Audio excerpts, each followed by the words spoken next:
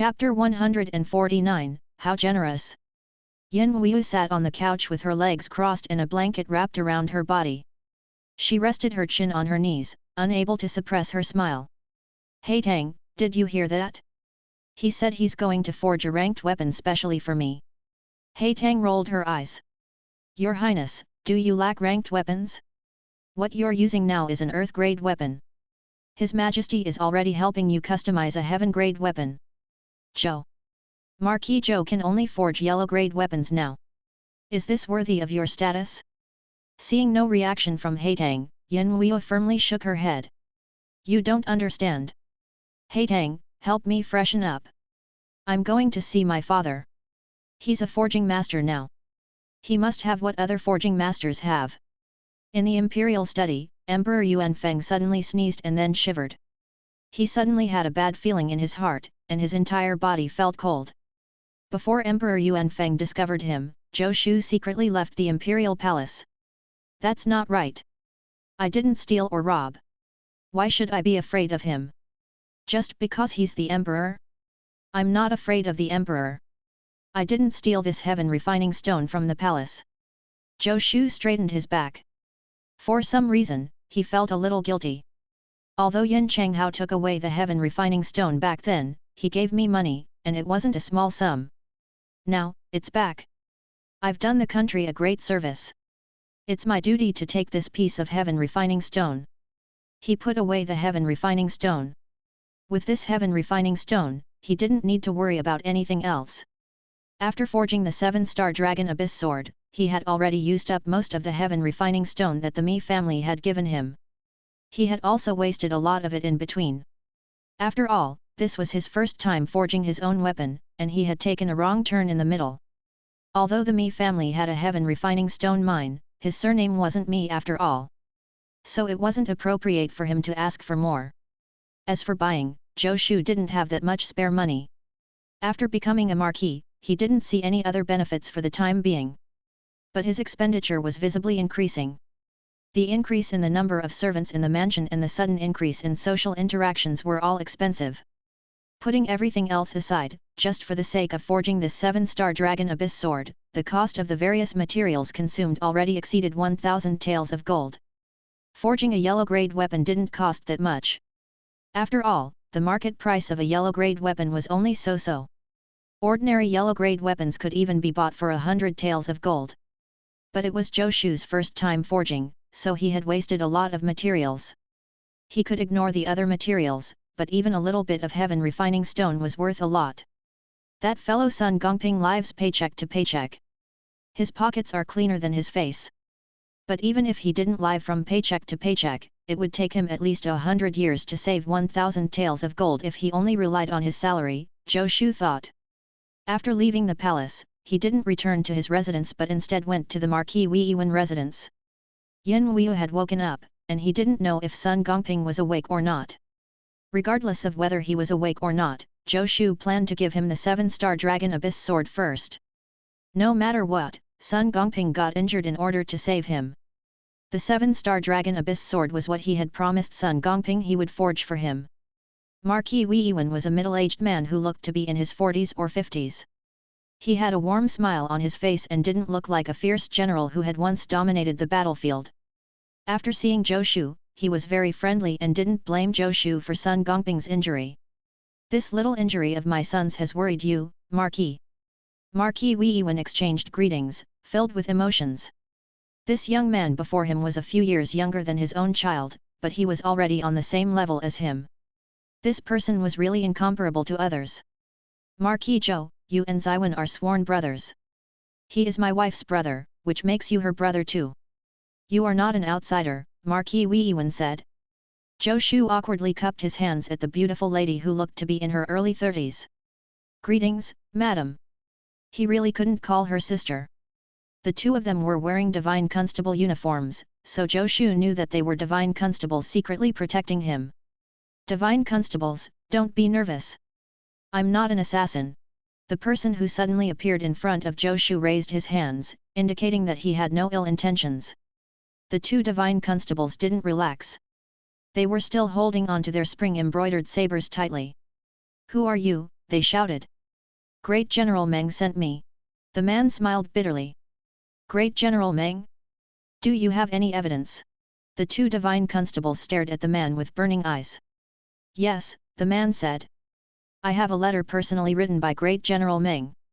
Then he slowly reached into his clothes, as if he was afraid that if he moved too quickly, the divine constables would attack him. A moment later, he took out a letter from his bosom and handed it to the two divine constables. This letter was written by the Great General to the Marquis. I was going to deliver the letter, but I saw the Marquis here. I wanted to come over and greet him. It's a misunderstanding. It's really a misunderstanding. The man smiled bitterly. Brothers, don't be nervous. Zhou Shu smiled and patted the shoulders of the two divine constables. Since he was sent by Great General Meng, it's fine. Marquis, that's not necessarily true. The death soldier that tried to assassinate you was from the Great General's residence. This matter has yet to be investigated clearly. A divine constable snorted. Zhou Shu was slightly stunned. He really didn't know about this. No one would tell him about the case. The messenger from the general's residence had a flash of shame and anger on his face, but he still said in a low voice, the Great General already knows about that matter. The Great General has already sent a petition asking for forgiveness.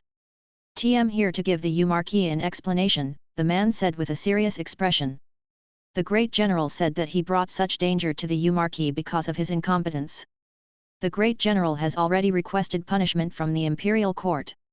For compensation, as long as you agree, Marquis, the Great General wishes to take you as his last disciple. The two divine constables were stunned.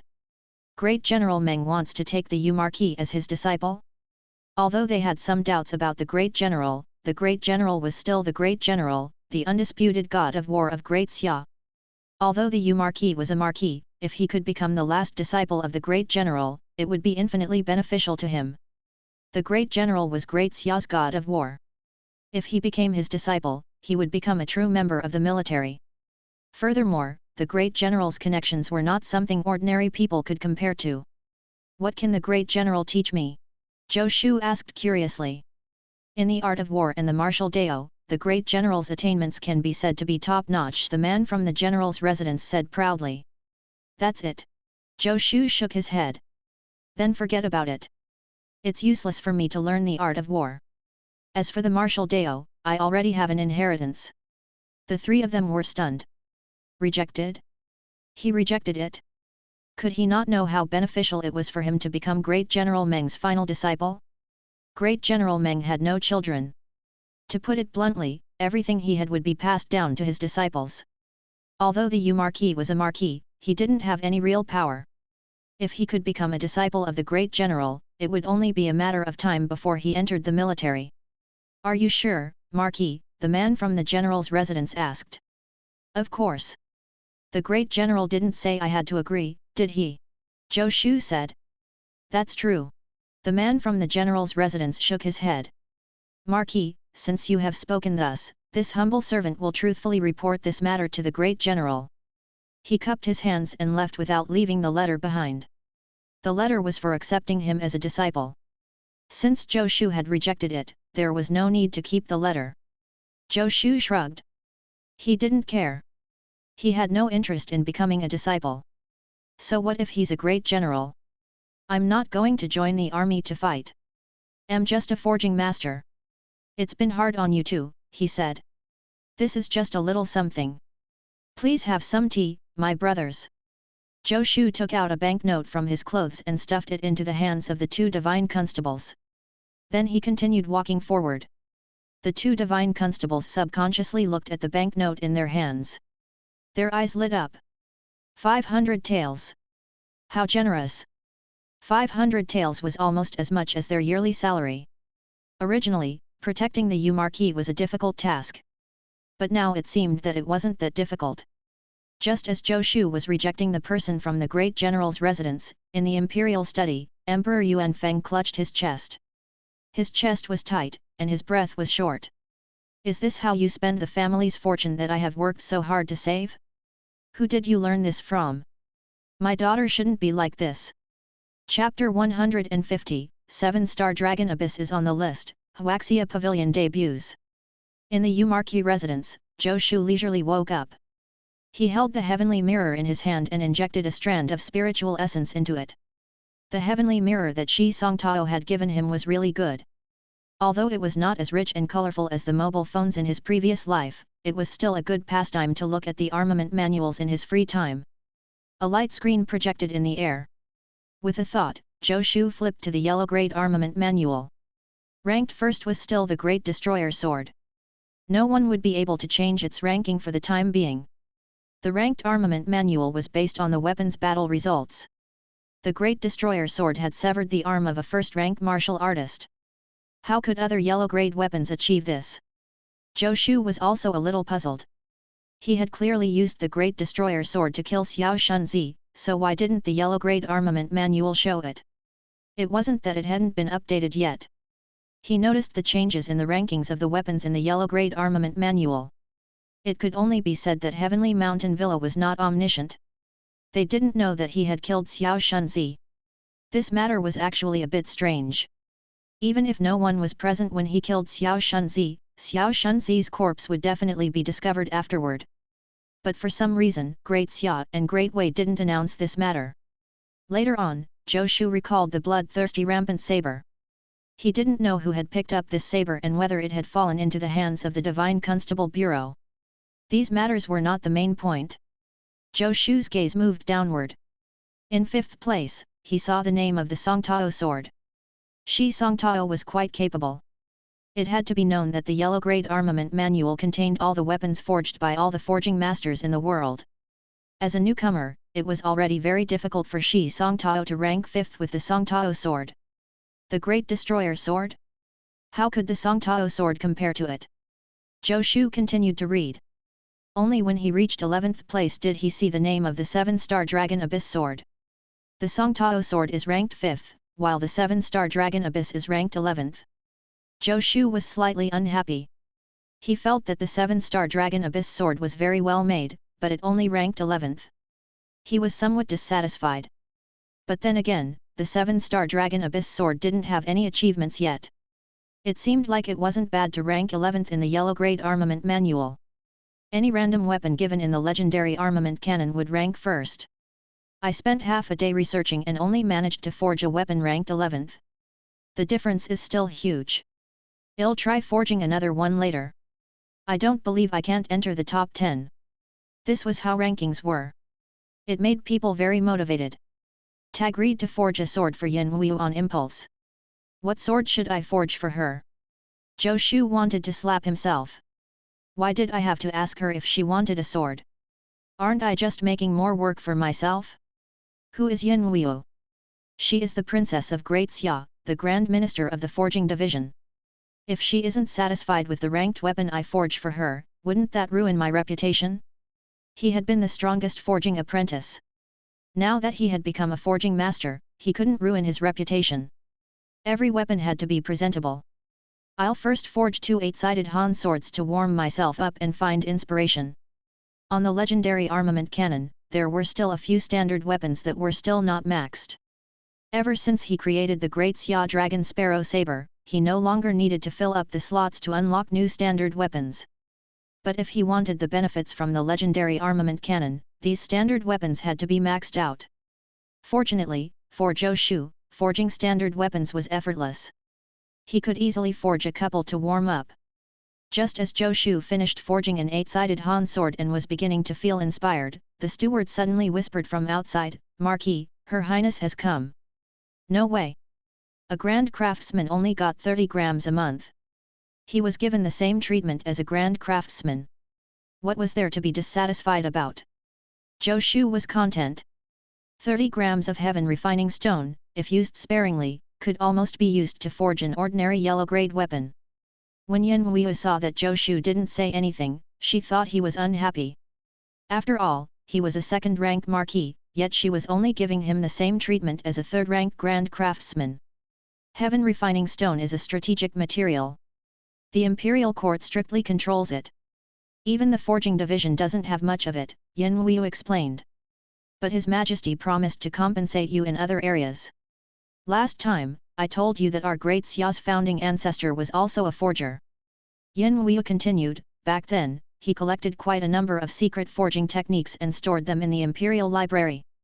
But the Imperial family doesn't have any forgers now, and those secret techniques are also hidden. His Majesty promised me to let you see those secret techniques.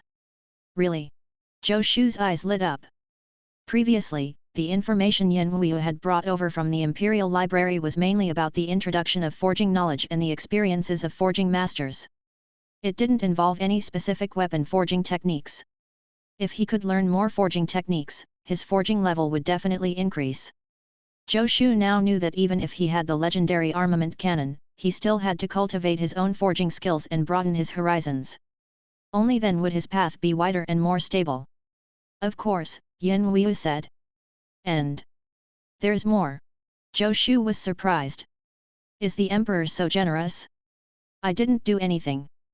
I just advanced to Forging Master, and the 7-star Dragon Abyss sword I forged was exchanged for half a street of shops. Why am I given such a generous reward?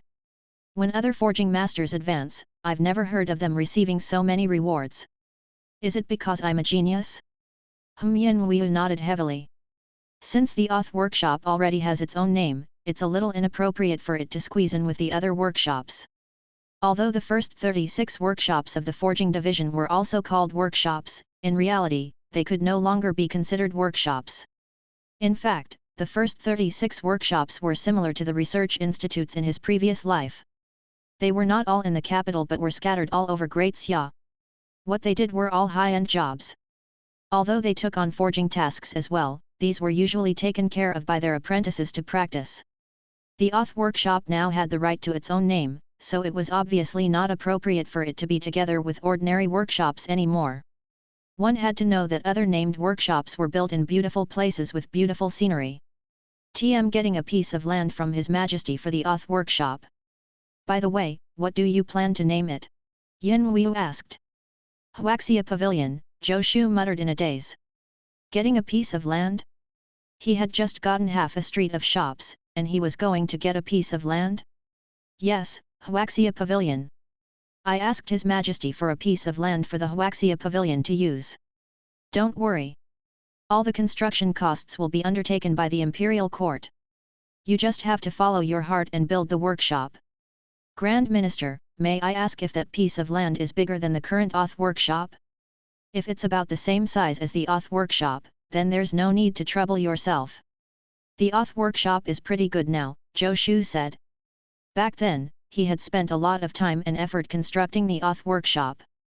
He didn't expect that he would move in less than a year. According to his original design, the construction of the Auth workshop had yet to be completed. Is it big? Yin Wu widened her beautiful eyes. There's no way to compare. She waved her hand, and Haitang, who had come with her, understood. She took out a map and spread it on the table. I've brought the map. You have to understand the terrain before you can decide how to build the Huaxia Pavilion. There will be people from the Ministry of Works coming over to help you draw the blueprint. In short, you can build whatever you want. You don't have to worry about money. The Imperial Court will take care of everything. Yin Wu waved her hand, and her slender fingers landed on a spot on the map. This place is a little far from the capital. It's 30 miles away, but it's still quite peaceful. The Country Protector Army's camp is not too far away.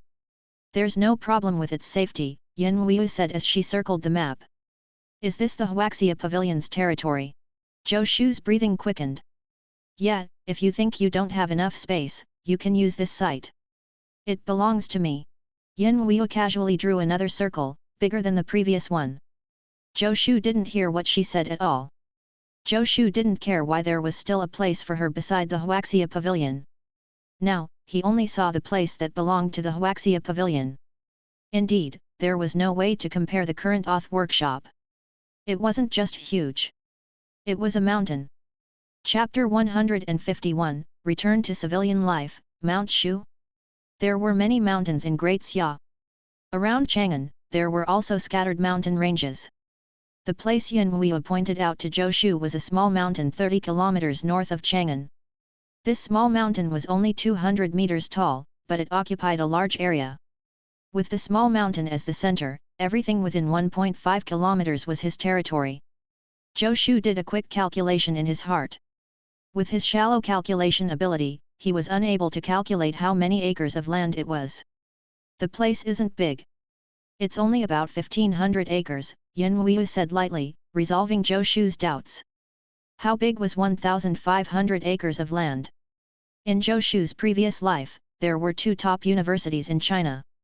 One of them occupied 1000 acres of land, while the other occupied more than 800 acres of land. The two of them added up to over 1500 acres. This was countless times bigger than the Auth workshop.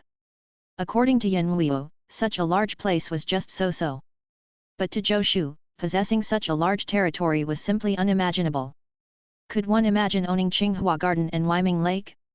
Such a big piece of land is mine. Zhou Shu gulped. It wasn't that he hadn't seen the world before. He was considered someone with status now. But some habits from his previous life were still deeply ingrained in him. As Chinese, he had an inexplicable attachment to owning land. That's a way to see it. Yin Wuyu nodded. The Huaxia pavilion belonged to Zhou Shu. As long as he was alive, this piece of land would be his. Huaxia, does it represent a prosperous Great Xia? Yin Wuyu pondered. If Yin Wuyu wasn't here, Zhou Shu would probably be laughing like a pig squealing right now. It was such a huge territory. He could build it however he wanted without paying for it.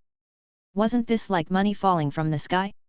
Grand Minister, don't worry. I will definitely forge the weapon I'm giving you well. I'll definitely make you the most outstanding heroine. Otherwise, it would be a waste of the territory you asked for to give me. Yin Wuyu pondered for a moment before saying, the surrounding land was all given to me by His Majesty. If you think it's not enough, I can give you my land. I don't have any other uses anyway. The surrounding land belongs to you, Grand Minister? Does this mean that we are fated to be neighbors again? Zhou Shu said subconsciously. Yin Wuyu blushed. Is this fate? Yes, it is indeed fate. Yin Wuyu wanted to flee from the scene but suddenly said, oh yes, I almost forgot. One more thing. There's more. Zhou Shu said in surprise. Isn't this surprise too much? He wouldn't be able to digest it anytime soon. There are no more rewards. Yin Wuyu shook her head. It's something else. Do you still remember that His Majesty issued a decree for you to participate in the Great Xia's military parade as a forging apprentice? Remember? I'm a forging master now. Do I not need to participate? Zhou Shu said. He was not very interested in participating in these activities. After all, he didn't care about the rewards given by Great Xia. Was he, Marquis Zhou, someone who lacked those things now? What is the point of competing? I'm not targeting. Of course not. You have to participate. Not only do you have to participate, but you have to win. Yin Wuyu said seriously. Why? Zhou Shu said helplessly. He really didn't want to be involved in this. His goal was to stay in the forging division and happily forge weapons while harvesting the benefits from the legendary armament cannon. There's no reason. I'm the Grand Minister. I have the final say. Yin Wuyu returned to being the swift and decisive Grand Minister and spoke resolutely. This sudden change made her look exceptionally charming. Zhou Shu was momentarily stunned. Under Zhou Shu's gaze, Yin Wuyu's unyielding attitude lasted less than 3 seconds before breaking. She fled with hatang, walking and shouting, don't think you don't have to listen to me just because you're a marquis. The Huaxia Pavilion is under the Forging Division. I'm the Grand Minister. You have to listen to me. You must win the parade. Yin Wuyu had already disappeared, and her voice was still coming from afar. Her voice was full of energy, and it seemed like her injuries were almost completely healed. Her recovery ability was indeed stronger than a 6th-rank martial artist. Sun Gongping had yet to wake up. Yin Wuyu ran back to the princess's residence, her pretty face still a little hot. Oh no, I forgot to tell him what to take note of during the military parade. Yin Wuyu suddenly exclaimed. There were countless thoughts in his mind, but he felt powerless as to how to implement them. He was not an architect in his previous life. When he built the Auth workshop, it was not a big place. It was fine if he just instructed the workers haphazardly. It was such a big place now.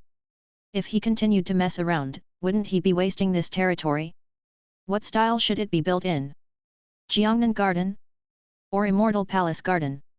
There were many beautiful buildings in Zhou Shu's mind, but he didn't know how those buildings were built or whether they could be displayed in this world. Why does building a house feel harder than forging? Zhou Shu rubbed between his brows, his head aching. He was a forging master. To him, forging was easy, but building a house was a completely different thing. Forging? Why can't I use the method of forging to build the Huaxia Pavilion? A thought suddenly appeared in Zhou Shu's mind. At the same time, he recalled a documentary he had watched in his previous life.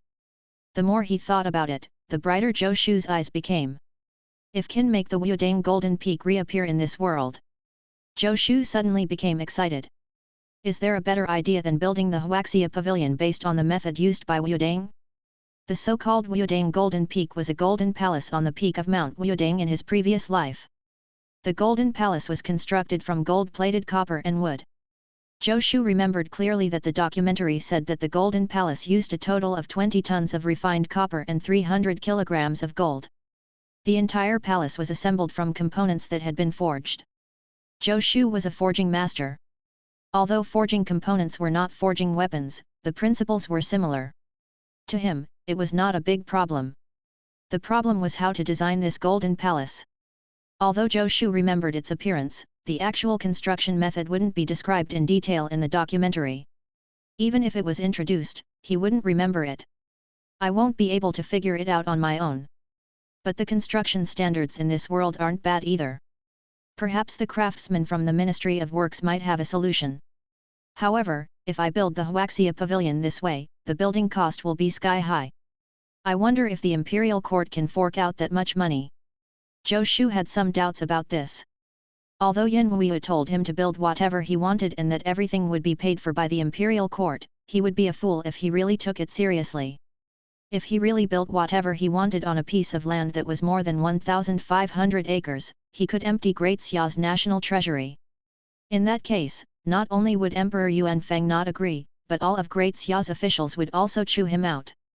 Even if the Imperial Court doesn't pay, I'll pay out of my own pocket to build the Wudang Golden Peak. Zhou Shu thought. It's just money.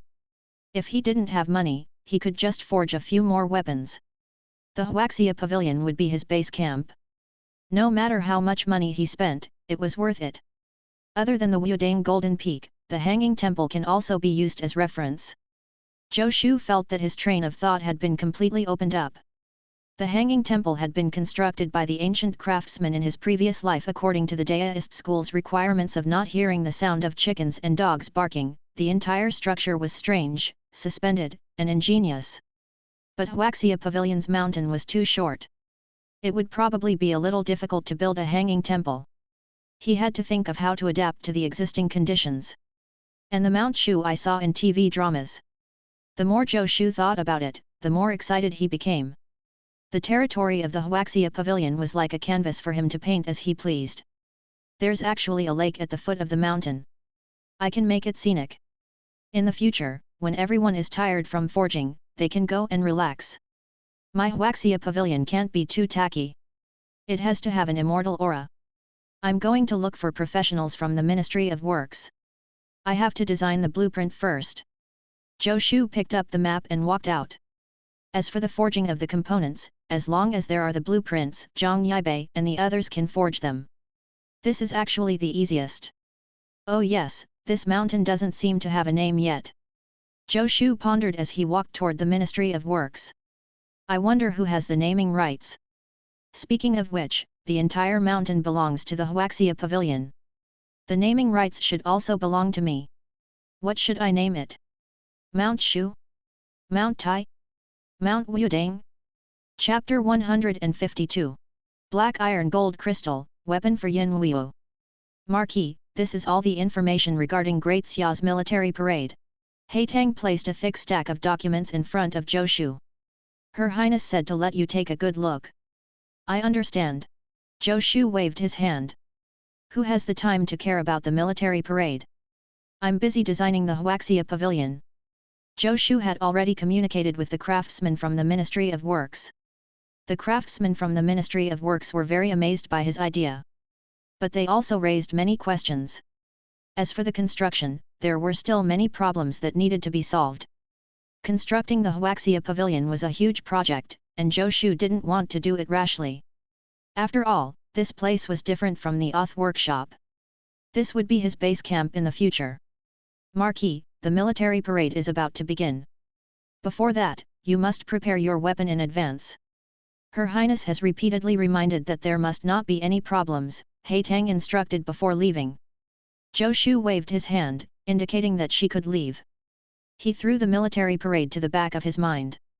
He started scribbling on his desk. He had to write down all his ideas and then hand them over to the craftsmen of the Ministry of Works to design the blueprints. This wasn't an easy job. Zhou Shu decided to focus on building the Huaxia Pavilion. Time flew when one focused on a task. For the next few days, Zhou Shu almost never left his residence. If not for an unexpected visitor, Zhou Shu might have continued to stay in his study. Speaking of which, ever since he became the Yu Marquis, the visitors had never stopped. Sometimes, there were 3 or 4 visitors a day. Sometimes, there were more than 10 visitors a day. Most of the time, Zhou Shu would let the steward deal with them. If he had to deal with these people every day, he wouldn't have time to do anything else.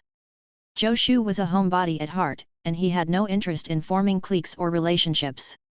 Besides, with his current status, he had the right to refuse.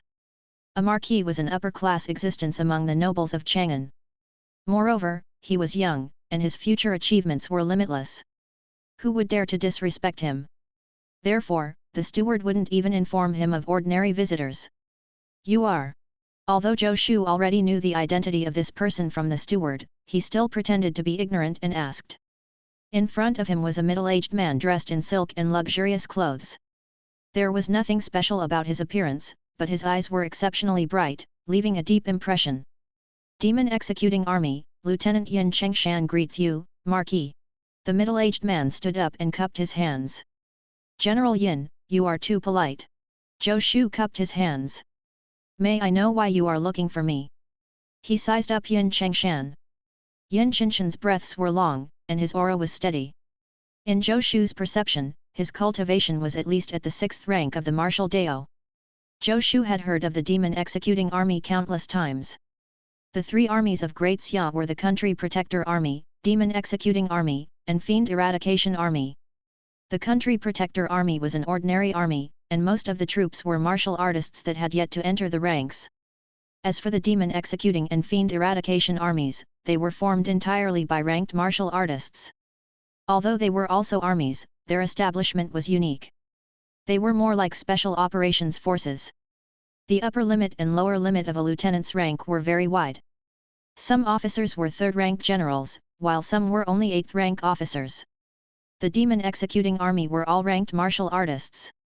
Everyone had an officer rank, and their ranks weren't low either. Yin Chengshan had a cultivation of the 6th rank of the martial Dao, and he was among the stronger ones in the Demon Executing Army. But Zhou Shu was not familiar with official positions and didn't know what rank Yin Chengshan was. Of course, no matter what rank he was, his rank was definitely not higher than Zhou Shu's.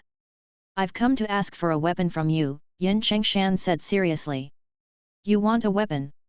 This was not the first time Zhou Shu had encountered such a thing.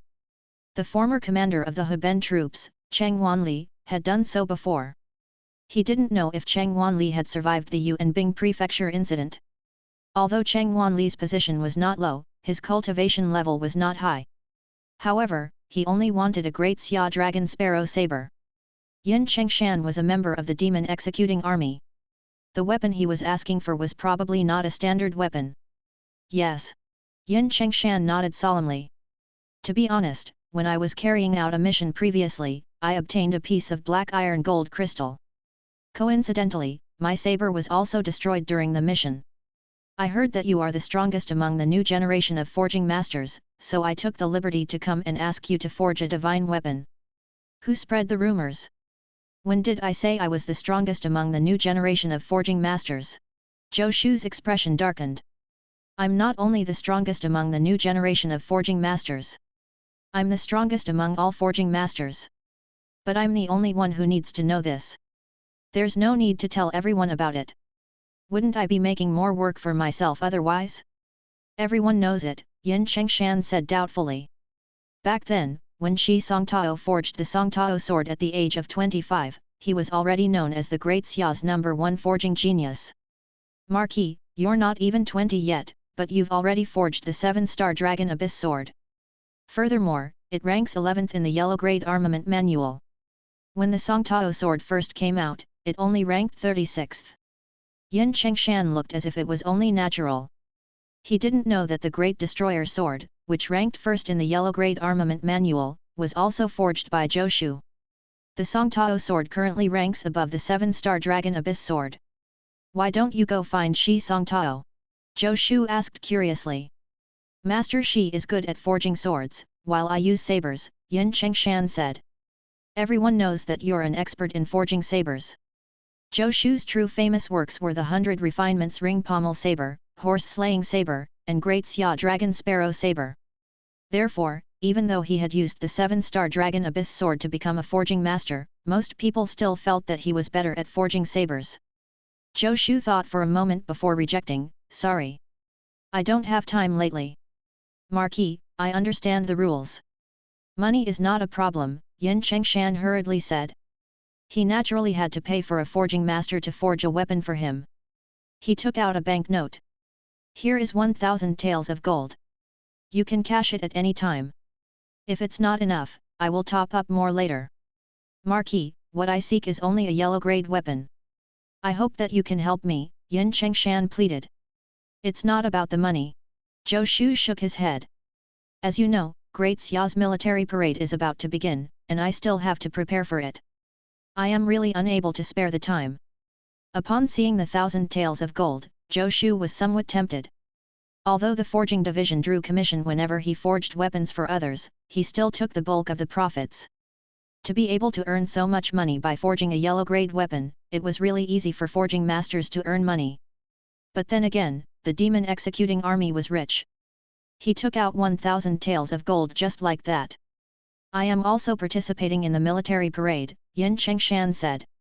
It takes place in 10 days or so. I'm not in a hurry. You can slowly forge it. Marquis, our demon executing army fights demons all year round. A good weapon concerns our lives. I will be extremely grateful if you can help me. It's still a no. Zhou Shu still shook his head. He still had a lot of things to do. He wasn't in a hurry to earn money. After all, the forging division didn't have any requirements for the Huaxia Pavilion's performance. But he couldn't break his relationship with the demon executing army. The demon executing army had many opportunities to kill enemies. In the future, he would definitely have to deal with the demon executing army. The demon executing army would be a good helper for obtaining rewards from the legendary Armament Canon. General Yin, it's not that I don't want to help you, but I can't help you for now, Zhou Shu said. I don't mind telling you, but the only yellow grade weapon I can forge now is the 7-star Dragon Abyss sword. How about this? When the military parade is over, I will continue to develop weapons.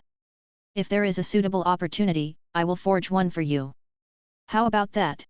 Zhou Shu didn't casually make a promise, nor did he directly agree to Yin Chengshan's request. He didn't even know what his next weapon would be, so why would he agree to Yin Chengshan? But if he really forged a suitable weapon, Zhou Shu wouldn't mind selling it to Yin Chengshan. What else could Yin Chengshan say? After all, he wasn't an ordinary forging master. He was the Yu Marquis. Even if he was an ordinary forging master, Yin Chengshan had to beg him. Alright, since that's the case, I won't disturb you any further. Yin Chengshan put away his banknote with slight disappointment, then cupped his hands and said, if you have any instructions, you can just send someone to inform me. I live at. Yin Chengshan gave him an address and then left. Zhou Shu sent him out.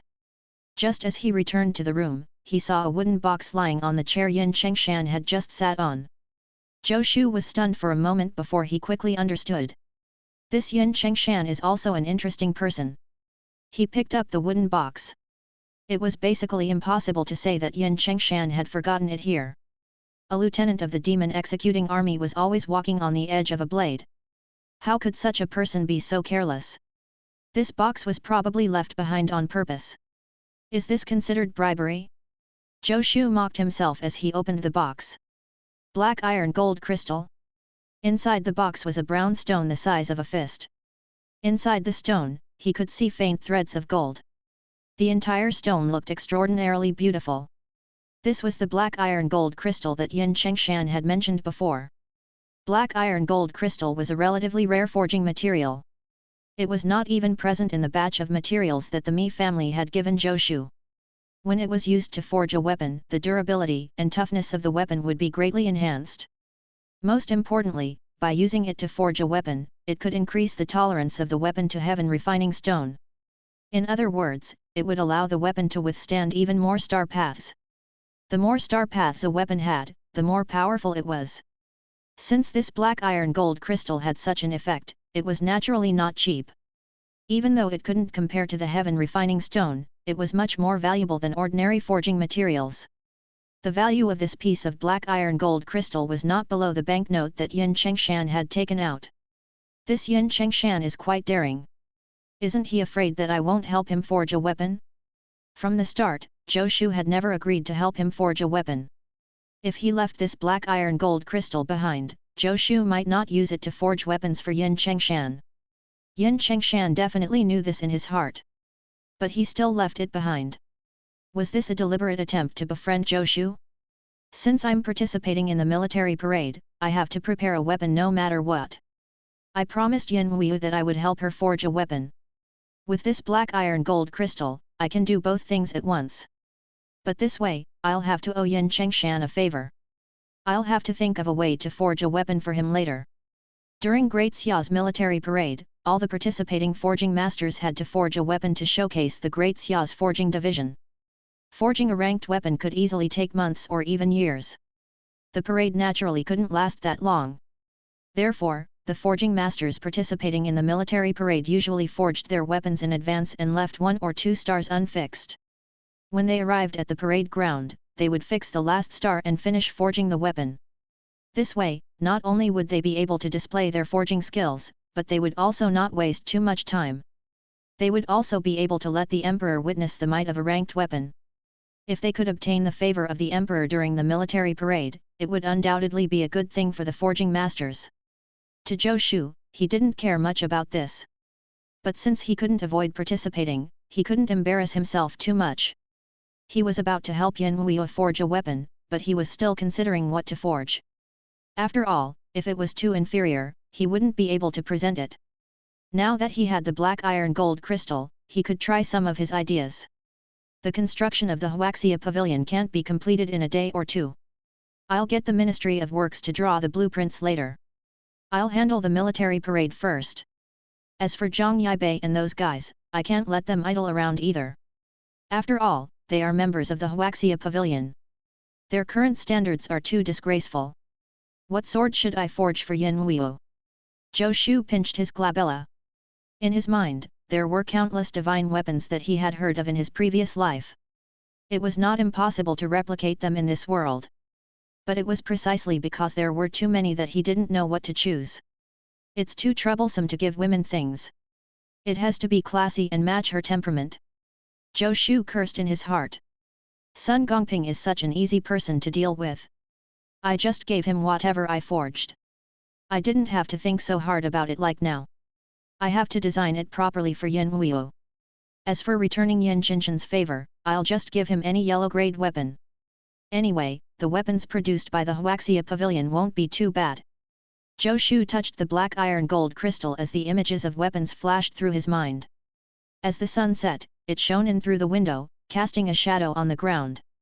Zhou Shu's expression suddenly changed as a thought appeared in his mind. Yes, that's it. Zhou Shu laughed loudly. Chapter 153. The Emperor came to guard the door. Zhou Shu had many forging materials in his mansion. Yin Weiyu had just given him a piece of heaven refining stone, big enough to forge a heaven-grade weapon. Now, with the black iron gold crystal given by Yin Chengshan, everything was ready. Since he already had a direction, what was left was to roll up his sleeves and begin forging. After Zhou Shu became the Marquis, the greatest benefit was that when he wanted to do something, he didn't need to think about anything else. He just needed to do it. He once again went into seclusion to forge, and the Marquis's mansion's doors were closed to visitors. In the imperial study of the imperial palace of Great Xia, Emperor Yuanfeng looked at the memorial on his desk and fell silent. After a long while, he let out a long sigh. Great companion, do you think I'm being too mean to the general? Other than the emperor, there was only Eunuch Zhao in the imperial study. Eunuch Zhao stood there without saying anything, as if he didn't exist. Ordinary people wouldn't notice him. Eunuch Zhao replied, Your Majesty, you worry too much. A death warrior came from the general's residence. It's only right for Your Majesty to send people to investigate. The great general has a clear conscience and will not blame Your Majesty for this.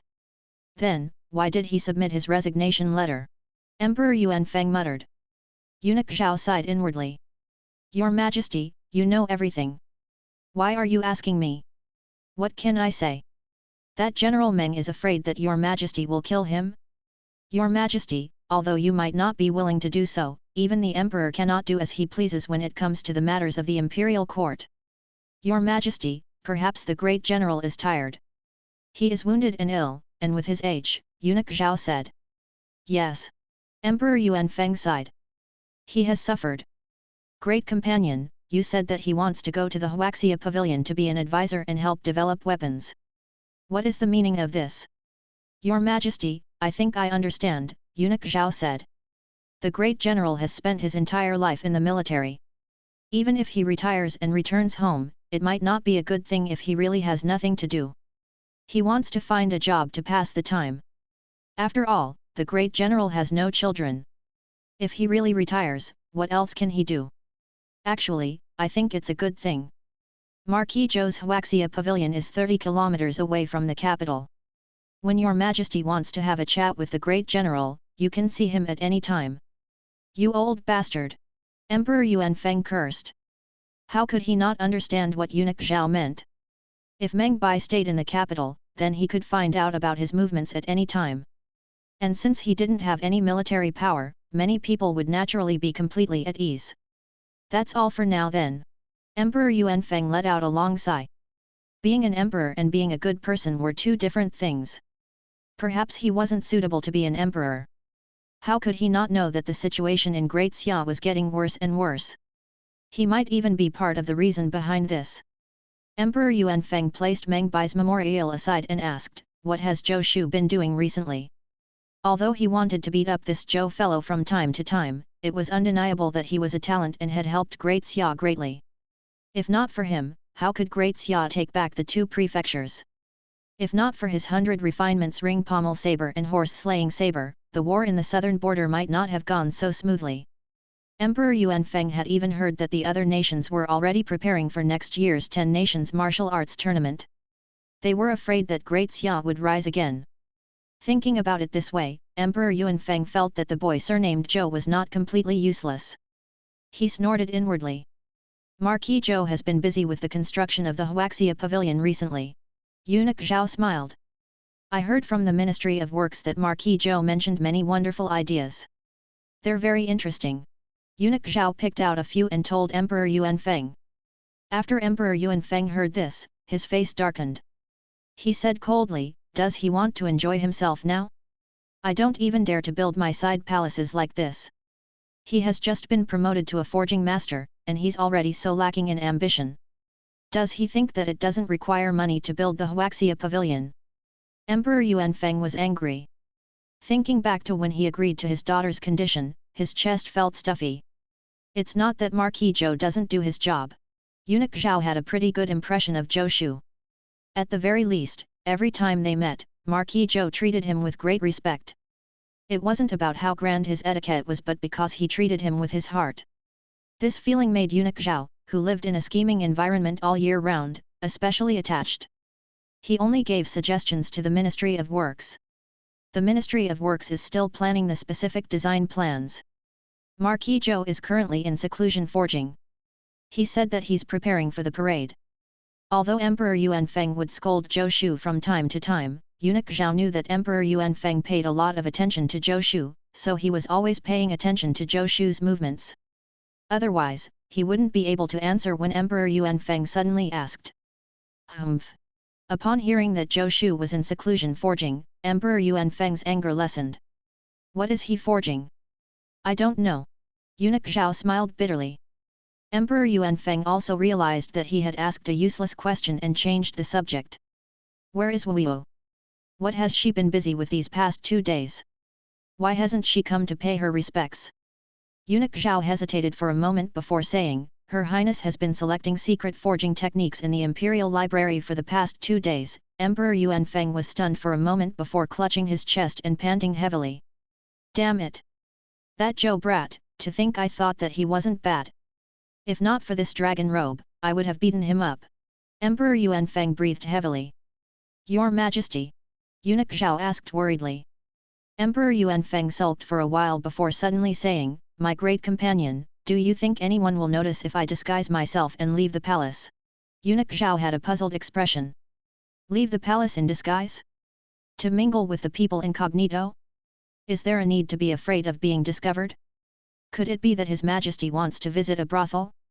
There was indeed an emperor in history who liked to do that. Eunuch Zhao looked at Emperor Yuanfeng with a strange expression. After serving this emperor for so many years, he had never realized that the emperor was interested in this. If your Majesty is really interested, my best to arrange, Eunuch Zhao said after hesitating for a moment. He prayed in his heart that the Empress wouldn't find out. The Yu Marquis's mansion. Crack. With a crisp sound, Zhou Shu looked at the broken tool in his hand and frowned. He had tried countless times. Every time he was halfway done, the weapon would break. According to my deductions, there shouldn't be any problems.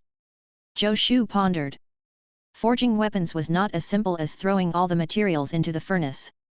Different materials would react differently when used together. He had to consider the nature of the materials after they mixed together and control the heat during the forging process. These were all related to the success or failure of the forging. The appearance of the weapon was not a problem. If a forging master wanted to, they could make all kinds of strange weapons. They could even be more flashy than the weapons in Zhou Shu's previous life's online games, but this was meaningless. It was the same for Zhou Shu now. He had already thought about what this weapon would look like after being forged. But in order to achieve that effect, he had to consider how to match and complement the materials. Not only did he have to consider the ratio of the materials, but he also had to consider how to fix the stars within the meridians of the weapon. For several days, Zhou Shu had tried countless times, but each time he encountered a different problem. This was actually the norm for a forging master. It was rare for a forging master to succeed every time they forged something. The birth of a ranked weapon was the result of repeated attempts by the forging master. Unless it was forged according to an existing forging formula, this step was unavoidable. Zhou Shu also understood this point. The legendary Armament Canon only recorded details of forged ranked weapons. He had to complete the first step himself. He calmed himself down and began to review what had gone wrong. After a long time, Zhou Shu activated the true fire again and began to forge. His movements were very gentle. Every time he placed a forging material, he would ponder for a moment and even write on the floor. In the forging room, the crackling sounds of the fire and Zhou Shu's muttering resounded. After an unknown period of time, clanking sounds came from the forging room again. Then Zhou Shu shouted, again. Zhou Shu's personality was a bit lazy. He liked to stay at home and didn't like trouble. Sometimes he liked to show off, and sometimes he wished that no one would recognize him. But it was undeniable that there was stubbornness and tenacity in his character. He could devote himself to anything that he had set his mind on. It was just like forging. Although he had failed countless times, he had never given up and continued to try. The steward looked at the untouched food at the door and sighed. It was time to worry again. Although the Marquis was a ranked martial artist, and he wouldn't starve to death if he didn't eat a few meals, every time he went into seclusion to forge, he wouldn't eat or drink. This made people's hearts ache. He shook his head and put down the fresh food, then picked up the untouched food and walked out. Just as he walked out of the small courtyard, he bumped into someone and hurriedly bowed. No need for formalities. Yin Wei waved her hand and looked at the food with a slight frown. Still not eating? Does he do this all the time? Not really. The steward thought about it. In the past, when the Marquis forged, it didn't take long. The last time he forged the 7-star Dragon Abyss sword, it had taken longer, but not as long as this time. The Marquis said that the sword he's forging this time is for your highness, so nothing must go wrong. He forbade any of us from disturbing him, the steward said hesitantly. Yin Weiu was stunned. For me? Not for the military parade. It serves the same purpose. Before the steward came to the Marquis's estate, he was a steward of the Mi family and had quite a bit of experience. Yeah, that's true, Yin Weiu said, her beautiful face slightly flushed. So Zhou Shu didn't sleep or rest, didn't eat or drink, to forge a weapon for me. He doesn't have to work so hard. As long as it's from him, I will like it. In the moonlight, Yin Weiu's face was slightly red. Her bashful look made the steward feel like he was looking at a fairy from the Moon Palace. He quickly lowered his head and thought, Her Highness and the Marquis. Could it be that he had just turned from the steward of the Mi family to the steward of the Marquis's residence and was going to turn from the steward of the Marquis's residence to the steward of the Prince Consort's residence? I'll go back first. Send someone to inform me when he comes out. Also, I've placed the documents I brought in his study. You must watch them carefully. Don't let anyone flip through them, understand?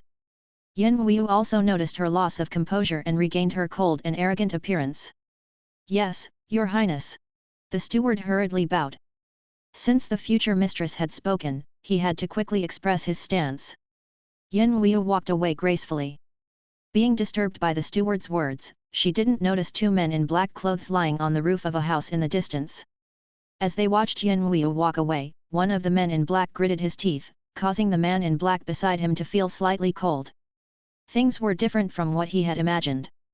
Who would have thought that a head eunuch like him, who could cause an earthquake in Chang'an with just a stomp of his foot, would one day be so sneaky as to be a night crawler? But thinking about the person beside him, he felt better. Humph, luckily I came.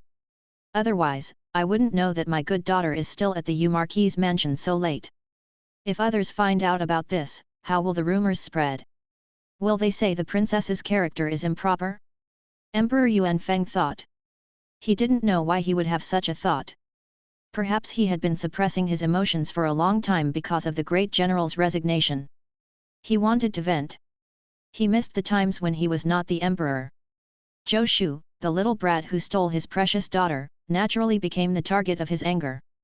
Emperor Yuanfeng was a first-rank martial artist. Even though his cultivation was not truly at the first rank of the martial dao, he was still a first-rank martial artist. Eunuch Zhao was also a true first-rank martial artist. He was very different from Emperor Yuanfeng, who had used special methods to increase his cultivation. He was a true first-rank martial artist.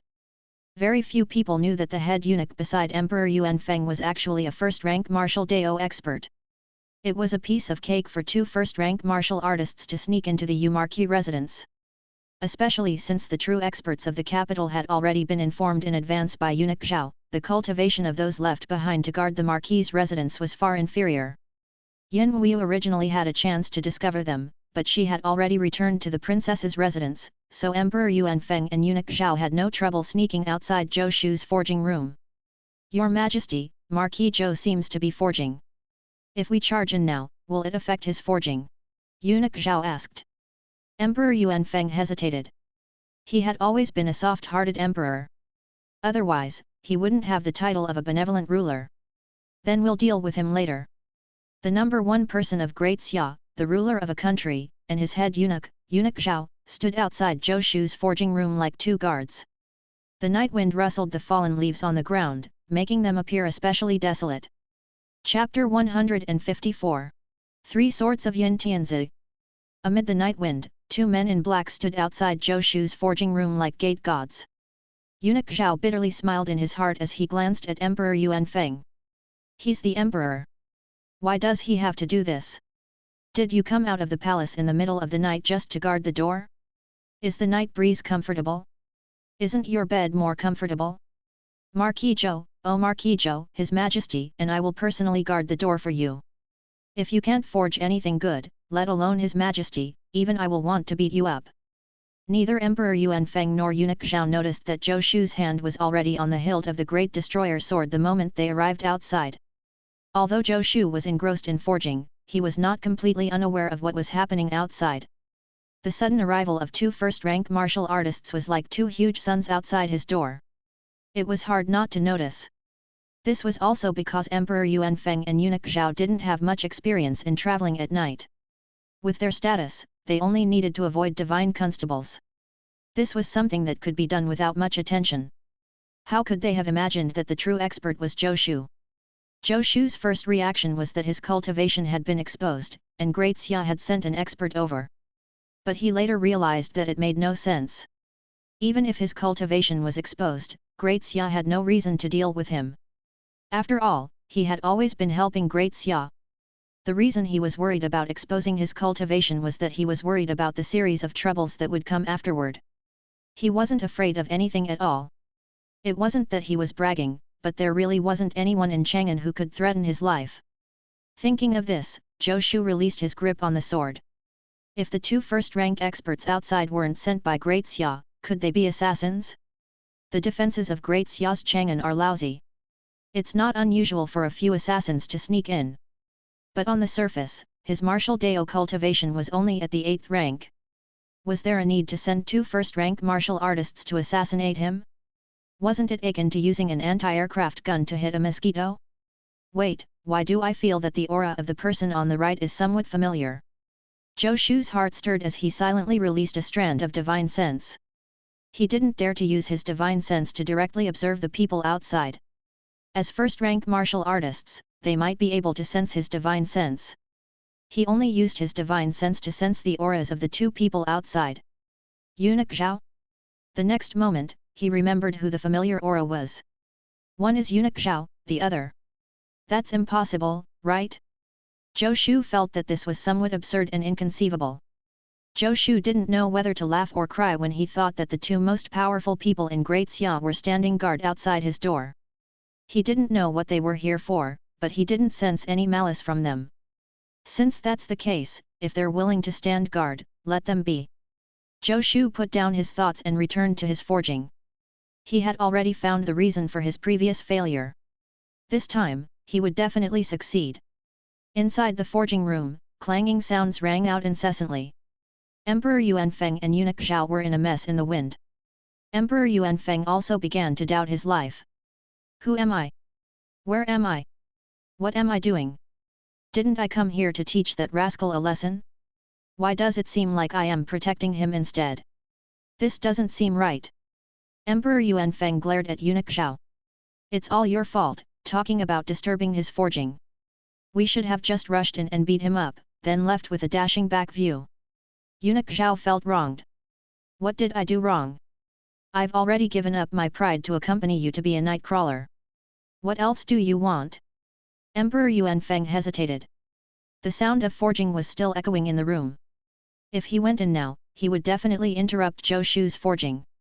Although Emperor Yuanfeng was not a forger, he knew that if Zhou Shu was interrupted during the process of forging, it was very likely that he would fail. He only wanted to teach this brat a lesson, not destroy his weapon forging. Furthermore, the weapon that he was forging was the property of Great Xia. But if he didn't rush in, was he going to wait here? How long would it take? Emperor Yuanfeng looked up at the sky. The sky in the east had already begun to brighten. It wouldn't be long before dawn arrived. He had to return to the palace before dawn. Otherwise, it would be too embarrassing if others discovered him. As an emperor, how could he disguise himself to beat up a subject? No, I'm not here as an emperor. I'm here as a father. Emperor Yuanfeng thought. Otherwise, why would I need to be so sneaky when dealing with a mere marquis? As Emperor Yuanfeng thought this, the clanking suddenly stopped. Emperor Yuanfeng and Eunuch Zhao looked at each other and saw the joy in each other's eyes. He stopped. If they rushed in now, they wouldn't have to be afraid of ruining his forging. Go! Emperor Yuanfeng mouthed to Eunuch Zhao. Eunuch Zhao understood. After a cold night, he was full of anger. Bang! Eunuch Zhao's spiritual essence erupted. He controlled his movement within a certain range, and then he kicked open the door of the forging room. Swish! In the room, Zhou Shu seemed to be given a fright. He stepped back in panic, then leaped 2 steps forward, extended his arms, and blocked Eunuch Zhao's path. Are you here to snatch the 3 swords of Yin Tianzi? Zhou Shu yelled. Don't even think about it. Unless I die. His righteousness moved heaven and earth. Hee hee. Eunuch Zhao laughed sinisterly. Following Emperor Yuanfeng's instructions, he raised his hand and reached out to Zhou Shu. Zhou Shu closed his eyes, looking like he was ready to die. Bang! With a muffled sound, a figure staggered a few steps. Eunuch Zhao turned his head and looked at Emperor Yuanfeng in disbelief. Your Majesty, didn't we agree to teach Marquis Zhou a lesson? Why did you hit me? Eunuch Zhao felt wronged. He could have avoided Emperor Yuanfeng's kick earlier. But the Emperor wanted to kick him. If he dodged, what if the Emperor sprained his ankle? Who are you? Zhou Shu opened his eyes again and glared at Eunuch Zhao and Emperor Yuanfeng. He righteously said, this is Great Xia's Chang'an, not a place where you can behave atrociously.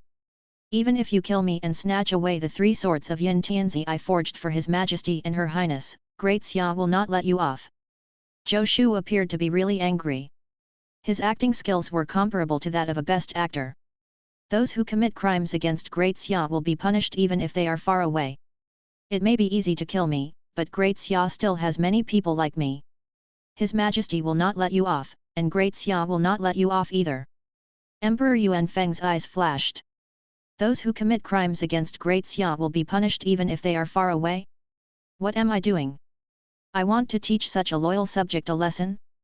Yuanfeng, oh Yuanfeng, has your conscience been eaten by dogs? What a good child! His loyalty to Great Xia is comparable to the sun and moon. No. How could I praise him? Emperor Yuanfeng snorted. He changed his voice and said in a hoarse voice, what did you say is the weapon you just forged? Why should I tell you? Zhou Shu said angrily. You're not even worthy to glance at my 3 swords of Yin Tianzi. Only the Emperor of Great Xia is qualified to have my sword. Emperor Yuan snorted coldly in his heart. This silly boy said he wouldn't tell me, but he just casually said it. If only everyone had brains. So, I still have some status in this kid's heart. The 3 swords of Yin Tianzi were specially forged for me?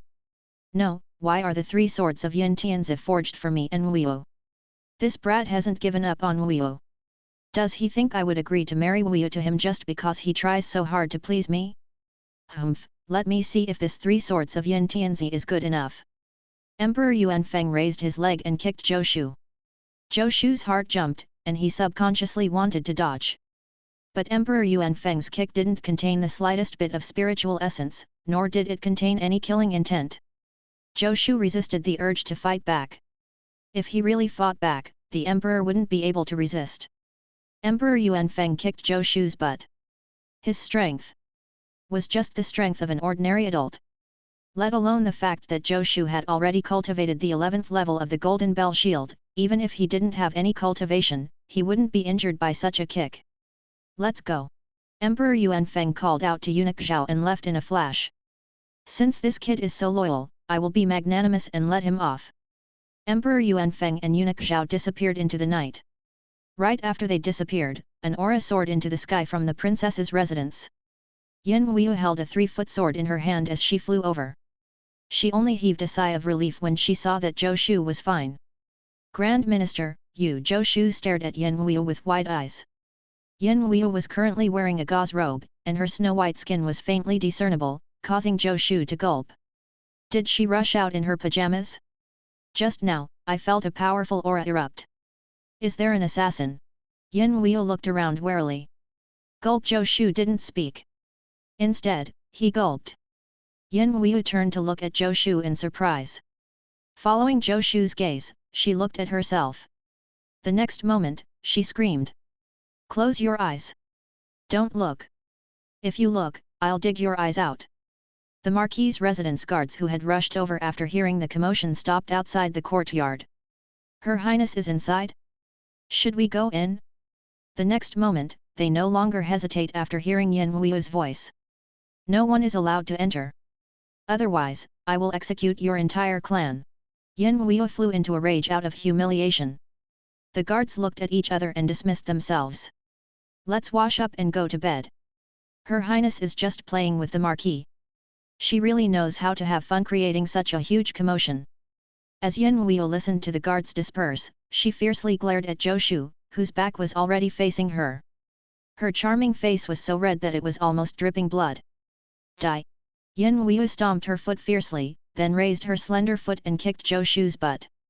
Then she turned into a wisp of smoke and disappeared into the princess's residence. Zhou Shu rubbed his butt. Who did my butt offend? I was kicked in the butt by 2 people in one night. But Yin Wu's kick felt more like a touch. Humph, I won't hold it against you. Otherwise, even though you are all first rank and second rank experts, the rebound of the Golden Bell Shield would have made you suffer. Then he chuckled. How satisfying. My acting went well this time. I didn't screw up. What are Emperor Yuanfeng and Eunuch Zhao thinking? They came to my mansion in the middle of the night and were stunned by my acting skills. I wonder what Emperor Yuanfeng was here for. It didn't seem like he was here to test me. Although Emperor Yuanfeng's and Eunuch Zhao's aura was overbearing, they didn't have much malice. Zhou Shu could still sense this. It was as if the 2 of them were purely out for a stroll. I can't figure out the higher UPS. And there's also Yin Wu. I didn't realize before that she was so big, so fair. He felt his nose heat up as he rubbed it. Zhou Shu shook these thoughts off his mind. Fortunately, my forging wasn't interrupted. Zhou Shu's gaze fell behind him, and a smile appeared on his face. I have already forged the sword body. Next, it's time for the positioning of the stars. I just have to leave out the last star and then fix it during the military parade. To other forging masters, the most difficult fixing of the stars was the simplest step for Zhou Shu. He gathered his thoughts and took out the heaven refining stone that Yin Wu had given him. Then he controlled the true fire to cut off a piece. Star fixing. Zhou Shu let out a low cry. In his consciousness, the sword transformed into a human silhouette, its bright spots clearly visible. Zhou Shu reached out his hand like a brush and began to move around the sword. The imperial palace of Great Xia. Emperor Yuanfeng and Eunuch Zhao had already changed back into their clothes. As for their night clothes, they had already been destroyed. Emperor Yuanfeng's expression was the same as ever, as if he hadn't stood guard in the wind outside Zhou Shu's forging room. Eunuch Zhao also had a calm expression. Was he kicked by the emperor? Nobody got kicked by the emperor. Great companion, what do the 3 swords of Yin Tianzi forged by Zhou Shu look like? Emperor Yuanfeng suddenly asked. Eunuch Zhao paused for a moment before speaking. I didn't see it either. At the time, he didn't care about the sword at all. He was stunned by the kick. Your Majesty, didn't you see the sword? Emperor Yuanfeng was also a little embarrassed. When he heard the name Yin Tianzi, he had subconsciously kicked his great companion away. Later on, he had only heard what the brat had said, and he had forgotten to see what the 3 swords of Yin Tianzi looked like. Your Majesty, Marquis Zhou forged the sword in preparation for the parade.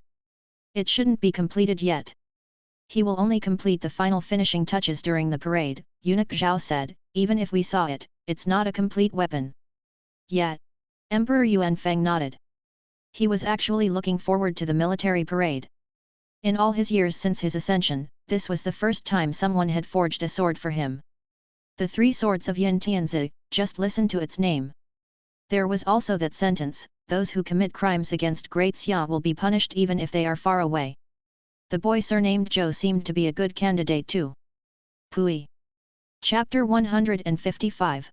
Do you know this sword? Zhou Shu, what is the weapon you've prepared for the military parade? Yin Wu asked nonchalantly, as if it was just a casual question. It's a secret, Zhou Shu said. He reckoned that Emperor Yuanfeng wouldn't tell anyone about the 3 swords of Yin Tianzi. There was no way he could explain how he knew.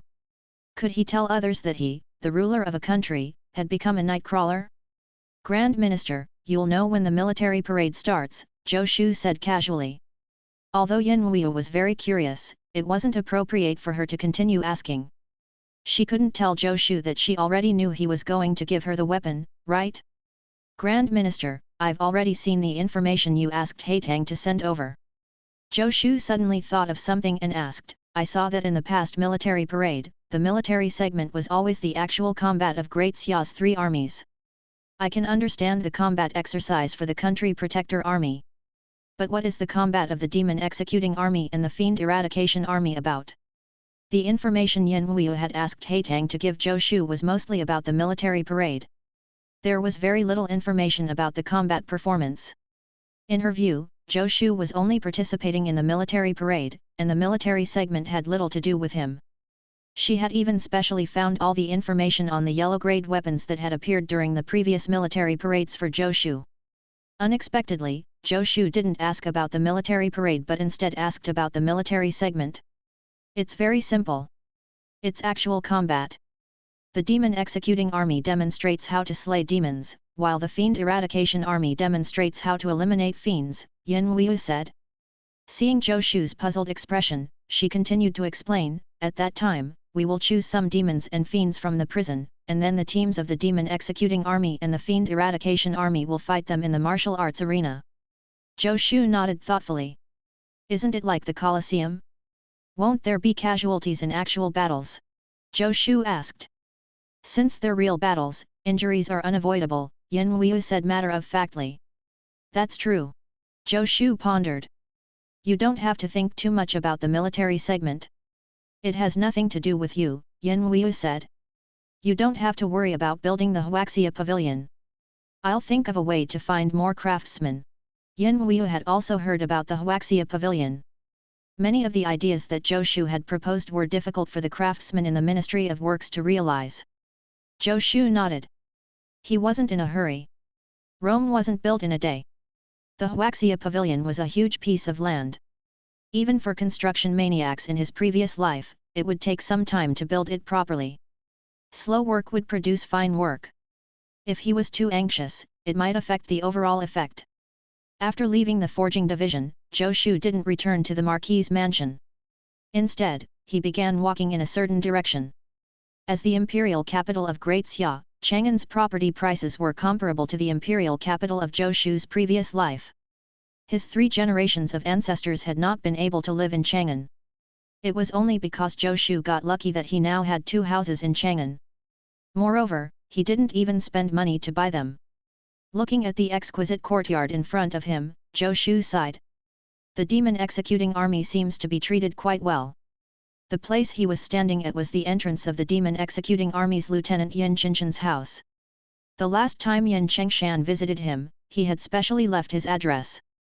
When Zhou Shu thought about how Yin Qingshan could easily take out 1,000 taels of gold and even have such a house in such a good location. If he had earned all this himself, then the Demon Executing Army was really treated quite well. Marquis. Zhou Shu knocked on the door. He didn't expect Yin Qingshan to be the one who opened the door. Seeing Zhou Shu outside the door, Yin Qingshan was overjoyed. General Yin, are you preparing to go out? Zhou Shu asked when he saw Yin Qingshan fully dressed. It's fine, Yin Qingshan hurriedly said. It's nothing important. Marquis, you bring light to my humble dwelling. Please come in, Marquis. Yin Qingshan enthusiastically invited Zhou Shu into the guest hall and then got someone to serve him tea. He even specially called his wife out to greet Zhou Shu. She was a gentle and refined woman, and her appearance and temperament were quite extraordinary. General Yin, you are so lucky, Zhou Shu praised with a smile. You flatter me, Marquis. Yin Qingshan smiled. Marquis, if you have any instructions, you can just send someone over. You didn't have to come over personally. Although Yin Qingshan was a 6th rank expert, and his official position was also 5th rank, in front of a 2nd rank Marquis, both his rankings were nothing in comparison. Therefore, Yin Qingshan's attitude was very humble. Moreover, he was the one who needed a favor from Zhou Shu. I happened to be nearby, so I decided to drop by. Zhou Shu smiled. The black iron gold crystal you left behind last time helped me greatly. I owe you a favor. Marquis, you're welcome. Yin Qingshan hurriedly said. It's my honor to be able to help you, Marquis. That being said, Zhou Shu shook his head and continued, I'm unable to help you forge a weapon for the time being. First, I might not have the time in the near future, and second, I don't know what weapon to forge for you. It's all right, Marquis. I'm in no hurry, really, Yin Qingshan hurriedly said. Although Zhou Shu still refused, Yin Qingshan was a smart person. He could naturally tell that Zhou Shu meant that when he was free, he would help him forge a weapon. You are a lieutenant of the Demon Executing Army. You fight with demons in order to protect the peace of Great Xia. How can you have no weapons? Zhou Shu shook his head. General Yin, the lives of your Demon Executing Army soldiers are very important to Great Xia. Marquis Yin Qingshan was touched. The Demon Executing Army had indeed fought with the demons who caused trouble all year round. It was not an exaggeration to say that they were walking on the line between life and death. Although the demon executing army enjoyed generous benefits, as ranked martial artists, they were also just making a living. Admittedly, they joined the demon executing army because they would be treated well. But it was undeniable that they also had the intention to protect the peace of Great Xia. Now that he had obtained Zhou Shu's approval, Yin Chengshan felt his heart race. He felt that all these years of fighting had been worth it.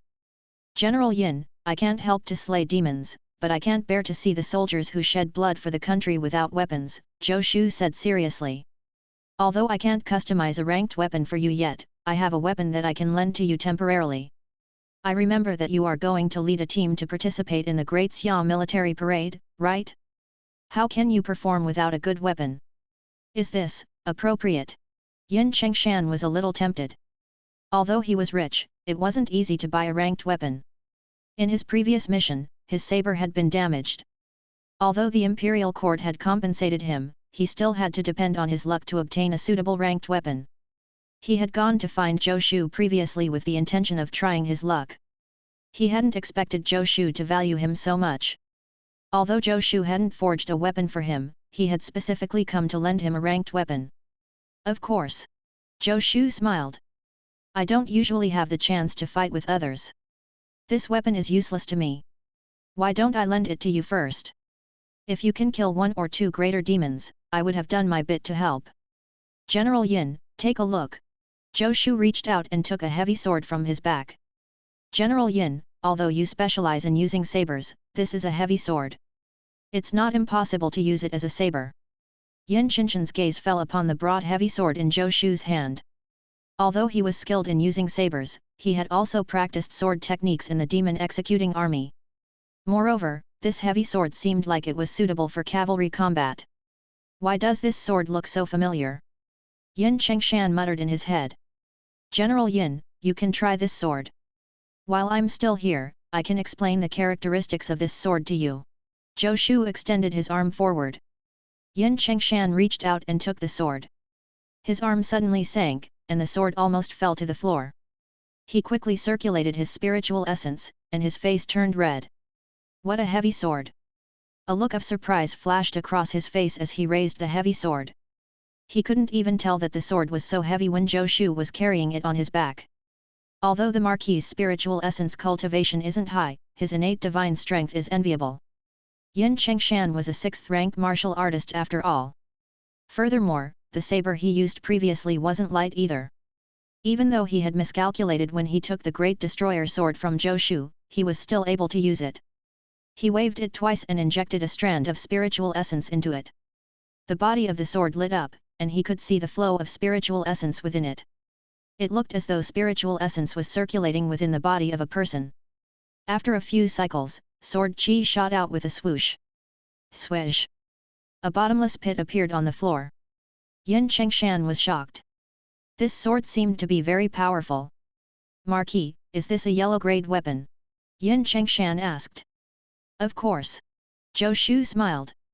General Yin, if you want to use an earth-grade weapon, I'm afraid it will take some time. Yin Chengshan smiled awkwardly. He was a little delusional. With his cultivation level, it was already not bad to have a yellow-grade weapon. Not to mention an earth-grade weapon, he didn't even dare to think about a black-grade weapon. Good sword. Yin Chengshan brandished it again for a while, then looked at Zhou Shu and said, Marquis, this is such a good sword. I'm afraid I will damage it. Damage. Zhou Shu shook his head and smiled. General Yin, do you recognize this sword? No. Yin Chengshan shook his head. Zhou Shu clasped his hands behind his back and calmly said, this sword is named Great Destroyer. Great Destroyer. Yin Chengshan was stunned for a moment before his expression changed. The Great Destroyer sword? The number 1 sword in the yellow-grade armament manual? The Great Destroyer sword that severed Great Wei's Imperial Preceptor's right arm. I don't think there's a second Great Destroyer sword in this world. Zhou Shu laughed. Yin Qinshan's face was full of shock, and his arms were trembling slightly. It was not because the Great Destroyer sword was too heavy, but because he was too excited. This was the Great Destroyer sword. It even cut off the arm of a first-rank martial artist. Could he, Yin Chengshan, damage it? I didn't expect that I would one day be able to use the weapon ranked first in the yellow-grade armament manual. Yin Chengshan had a thought. He was puzzled. Why was the Great Destroyer sword in the hands of the Yu Marquis? Don't ask me how this sword came about. I can only tell you that there is no problem with its origins. His Majesty also knows about it, Zhou Shu said. He didn't want too many people to know about his senior brother and junior brother's lies. Its current owner is me. General Yin, feel free to use it. Zhou Shu smiled. However, when you have your own ranked weapon, you will have to return this great destroyer to me. Of course, Yin Chengshan hurriedly said. He couldn't bear to reject it now. It was already a blessing of 3 lifetimes to be able to use the Great Destroyer sword for a period of time. Marquis, how can I repay such great kindness? General Yin, you fight for Great Xia. How can Great Xia disappoint you? It's just a sway. Even if I keep it, I won't be able to use it. General Yin, if you really want to thank me, I have a request, Zhou Shu said casually. Yin Qinshan's expression was serious as he said in a low voice, please speak, Marquis. As long as I can do it, I will not decline. It's not that serious. Zhou Shu smiled and shook his head. I've heard that the demon executing army will demonstrate slaying demons in front of everyone during the military parade. To be honest, General Yin, I have never seen a demon before. The next time you go to slay demons, I wonder if you can bring me along to broaden my horizons. When Zhou Shu heard Yin Wuyu talking about the actual combat segment of the military parade, he suddenly thought of lending the Great Destroyer sword to Yin Chengshan. With the Great Destroyer sword in his hands, he had not had the chance to complete any kills with it recently.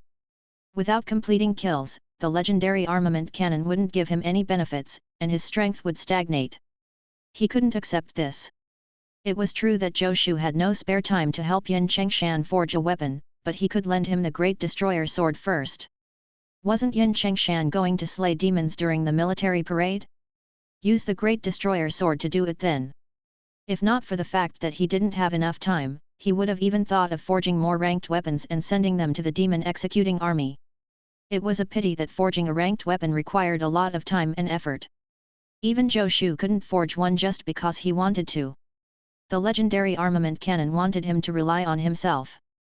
He had to spend a lot of time and effort to forge every ranked weapon. I see. Yin Chengshan laughed. He didn't expect Zhou Shu to say he wanted to see demons. If he wanted to see demons, wouldn't that be easy? The demon executing army didn't have anything else but demons. Marquis, that's easy, Yin Chengshan said. We have been practicing our demon executing in preparation for the military parade. If you have time, you can come with me. When we're practicing now, we'll also bring some demons who have been sentenced to death for practice. When you arrived earlier, I was about to go train. Now that I have your Great Destroyer sword, I want to familiarize myself with it. There's no time like the present. Do you have time today, Marquis? Yes, of course. Let's go now. Zhou Shu said excitedly. Chapter 156. The Great Destroyer Sword Slaying Demons. General Yin, how exactly do the demonic beasts that your demon executing army deals with look like? Can they transform into humans? Zhou Shu asked curiously along the way. He had heard of the demon executing and fiend eradication armies many times, but he knew nothing about them. He knew that demons, fiends, and other strange entities existed in this world, but he wasn't sure if it was the same as what he understood. He had been in this world for so long, but he had never seen a single demon, fiend, or strange entity. Previously, when he heard that Meng Bai's army went to the southern border to deal with the southern barbarians, he thought that the so-called barbarians were another race that was different from humans. It was only later that he learned that the southern barbarians were actually humans as well. However, they lived in the mountains and were uncivilized, so they were called barbarians. He wondered if these demons were just called demons. Transform into human form. Yin Chengshan shook his head. Legend has it that once a great demon's cultivation reaches a certain level, it can transform into human form, but I've never seen it before. In the history of the demon executing army, no one has seen it before. Actually, there's nothing special about the demon race. They are just slightly stronger than ordinary wild beasts and know how to absorb the spiritual chi of heaven and earth to cultivate. Most demons don't have much intelligence. They are far inferior to us humans. Yin Chengshan had a proud look on his face. Their demon executing army was responsible for dealing with the demon race. He had never taken the demon race seriously. Even though there were many powerful demons that were indeed much stronger than him. Hearing Yin Qinshan's introduction, Zhou Shu finally had a rough understanding of demons. In truth, it wasn't too different from his understanding of demonic beasts. The so-called demonic beasts were beasts that took in the spiritual qi of heaven and earth and possessed a certain level of strength. Of course, there were indeed some spiritual beasts in this world that were similar to the strange beasts that Zhou Shu had heard about in his previous life.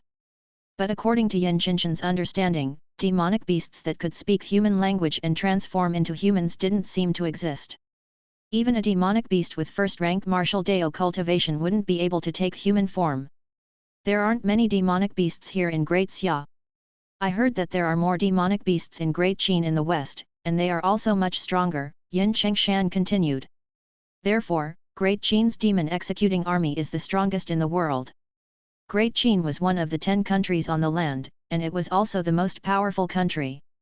In the past, Great Xia could still be compared to the Great Qin. But now that Great Xia had declined, it was already one of the weakest among the 10 countries. As for Great Qin, it was still the strongest of the 10 countries. Zhou Shu was deep in thought. Great Qin is very competitive. It seems there are more chances for battles there than in Great Xia. Maybe I should make a trip there to distribute some weapons. Zhou Shu loved giving his weapons to those battle maniacs, even if it was for free. With the weapons in their hands, they would become his workers. At that time, he would just relax and receive benefits from the legendary armament cannon. When I have the chance, I will make a trip to Great Qin. Marquis, we've arrived. The demon executing army's headquarters is up ahead. Yin Qinshan smiled. The headquarters of the demon executing army was located outside Chang'an. It was 10 times larger than Zhou Shu's Huaxia pavilion. Naturally, Zhou Shu couldn't possibly tour the entire demon executing army's headquarters. In reality, even if he wanted to, they wouldn't agree. The demon executing army's headquarters contained many secret locations. Even though Zhou Shu was a marquis, he was not allowed to enter without permission. But Zhou Shu wasn't here to visit the demon executing army's headquarters. He followed Yin Qinshan to the place where his team usually trained. The demon executing army's establishment was completely different from that of the country protector army. They were organized into small teams. A small team would have at least a few people and at most dozens of people. Usually, when they went on missions, they would usually go in teams. Taking Yin Qinshan as an example, the team he was in had a total of 13 people. In the team, Yin Qinshan, the team leader, was a 6th-rank martial artist. The other team members' cultivation levels ranged from the 6th rank to the 9th rank. With their strength, it wasn't too much of a problem for them to deal with the lower 3 ranks of demonic beasts. Under normal circumstances, they were only responsible for the lower 3 ranks of demonic beasts. The so-called lower 3 ranks of demonic beasts were actually 7th rank, 8th rank, and 9th rank demonic beasts. Captain. Yin Qinshan led Zhou Zhu into a place that resembled a small coliseum. This place was over 100 feet in radius and surrounded by tall stone walls. It looked exceptionally sturdy. Zhou Shu looked around curiously and heard Yin Qinshan introduce Zhou Shu to his team members. This is the Yu Marquis, the strongest forging master of our Great Xia, Yin Qinshan said. Greetings, Marquis. Everyone bowed excitedly. Our captain has such good people skills. He even invited this person. Is he going to customize weapons for us? It was no wonder these people were so excited. Although they were all ranked martial artists and elites of the demon executing army, Zhou Shu was much more famous than them. Relying on the Great Xia Dragon Sparrow saber, he had jumped from a mere forging apprentice to the Yu Marquis. He was practically the idol of all strivers. Especially after the news of him being promoted to a forging master spread, countless ranked martial artists wanted to curry favor with him. Establishing a good relationship with a promising forging master was like an additional life for a ranked martial artist. This was especially true for people in the demon executing army, who were constantly on the brink of death. A good weapon was their life. Zhou Shu's forging skills had already been proven. Which demon executing soldier wouldn't want Zhou Shu to forge a weapon for them? A demon executing soldier saw the sword hilt exposed behind Yin Qinshan and said enviously, "Captain, you have a new weapon? Did the Marquis personally forge it?" Yin Chengshan revealed a mysterious smile and didn't reply. The Marquis came this time to see our strength. Go get ready. We will begin today's training. Then he turned to Zhou Shu. Marquis, please move to the viewing platform. In a corner of the training ground, there was a tall spectator stand. This was probably where the demon executing army's upper echelons usually stayed when they came for inspection. Zhou Shu nodded. He came to see how the demon executing army killed demonic beasts. Of course, the most important thing was to give the Great Destroyer sword more opportunities to complete kills. As for making a move himself, Zhou Shu was not interested. He regretted not bringing some melon seeds with him. Yin Chengshan and the rest had already started to prepare for battle. They were all wearing the special armor of the demon executing army, and all of them were full of fighting spirit. Zhou Shu observed carefully. Yin Chengshan's team had 13 people, and there were only 7 of them using ranked weapons. The remaining 6 were actually using standard weapons. He frowned slightly. It seemed that the value of ranked weapons was higher than what he had previously understood. Great Xia's power in forging weapons was already very limited. If not everyone in the demon executing army could be guaranteed a ranked weapon, what about the other countries that were inferior to Great Xia? Ranked martial artists possess extraordinary statuses. Compared to ordinary people, they are already extraordinary individuals. Yet they are still unable to obtain a single ranked weapon. It appears that ranked weapons are even more precious than I imagined, Zhou Shu thought. He saw that 2 of the 6 poor fellows who didn't have any ranked weapons were using the Great Xia Dragon Sparrow saber. One of them was using the horse-slaying saber, while the other 3 were using the 100 refinements ring pommel sabers. Good heavens, they were all actually using the standard weapons Zhou Shu developed. No wonder they were so excited when they saw Zhou Shu. Zhou Shu carefully observed them. The Great Xia Dragon Sparrow sabers, horse-slaying sabers, and 100 refinements ring pommel sabers that they were using were not personally forged by Zhou Shu. Thus, even if they succeeded in completing enemies, Zhou Shu wouldn't benefit from it. When Zhou Shu thought of this, he was no longer interested in observing them. Instead, he focused his gaze on Yin Chengshan. This person was his designated worker. Release. Yin Chengshan arched his body slightly. His eyes were like lightning as he stared in a certain direction. He already had the Great Destroyer sword in his hand. In a corner of the training ground, there was an ear-piercing creaking sound. A metal door rose, and a roar resounded.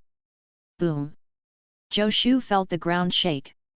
Then he saw a tall and sturdy black figure rush out from the iron gate and pounce toward Yin Chengshan and the others.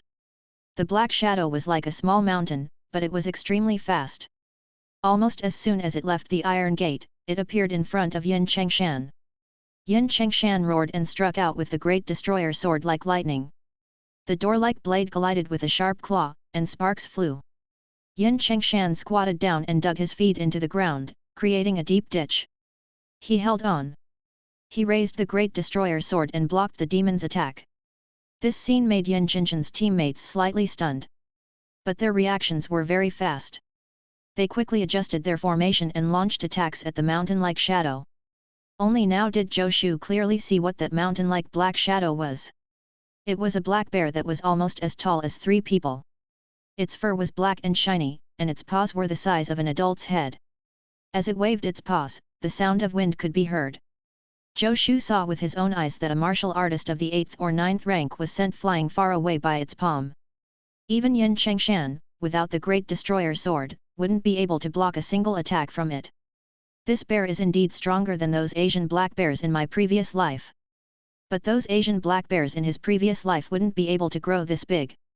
Furthermore, Zhou Shu could clearly see that the black bear's palm was emitting an almost undetectable light, causing the power of its every strike to multiply.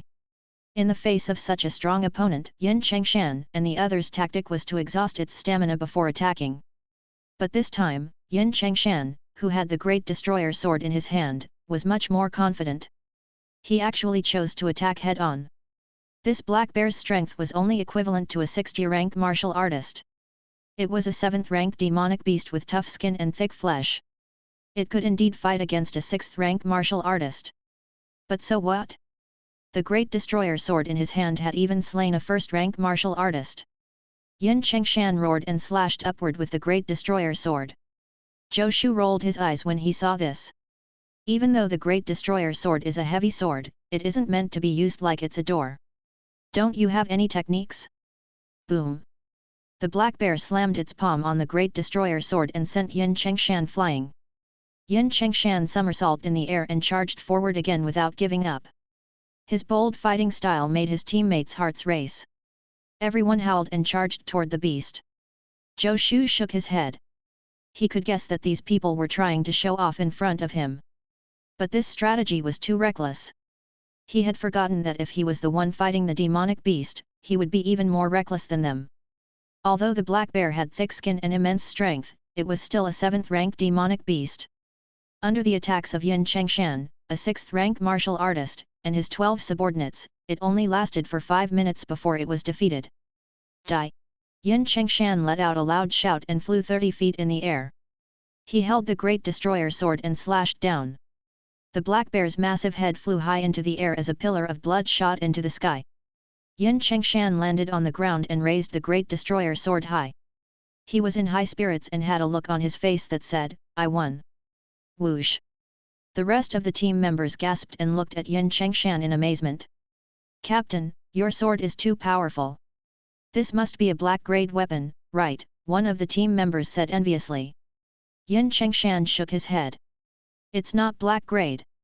Then he said proudly, "But it's not bad compared to ordinary black-grade weapons. Do you know the name of this sword?" Yin Chengshan was immensely proud of himself. This Great Destroyer sword was truly a sharp weapon for slaying demons. He felt that even if his sword technique was inferior to his saber technique, his strength would still be 3 times stronger when he held this Great Destroyer sword. "What's it called?" The team members were very cooperative.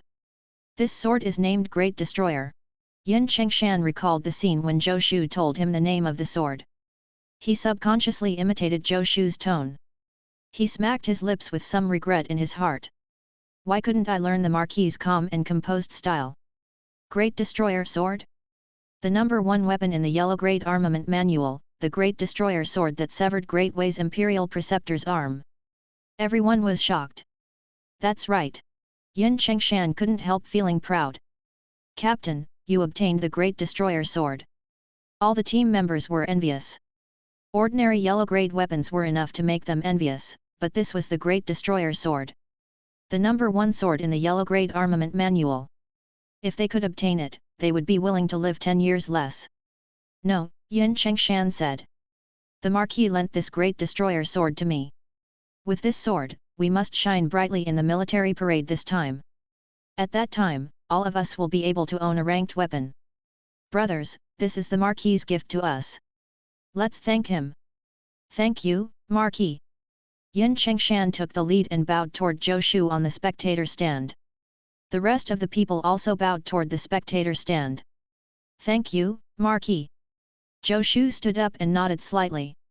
He had a carefree expression on his face.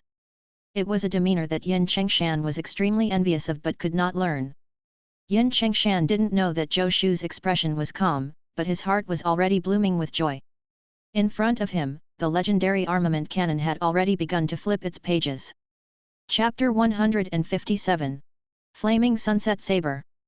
Boom! Zhou Shu stood in the stands, his clothes fluttering in the wind. He looked like an immortal. Yin Chengshan and the others looked at each other with astonishment on their faces. The Marquis had a breakthrough in cultivation?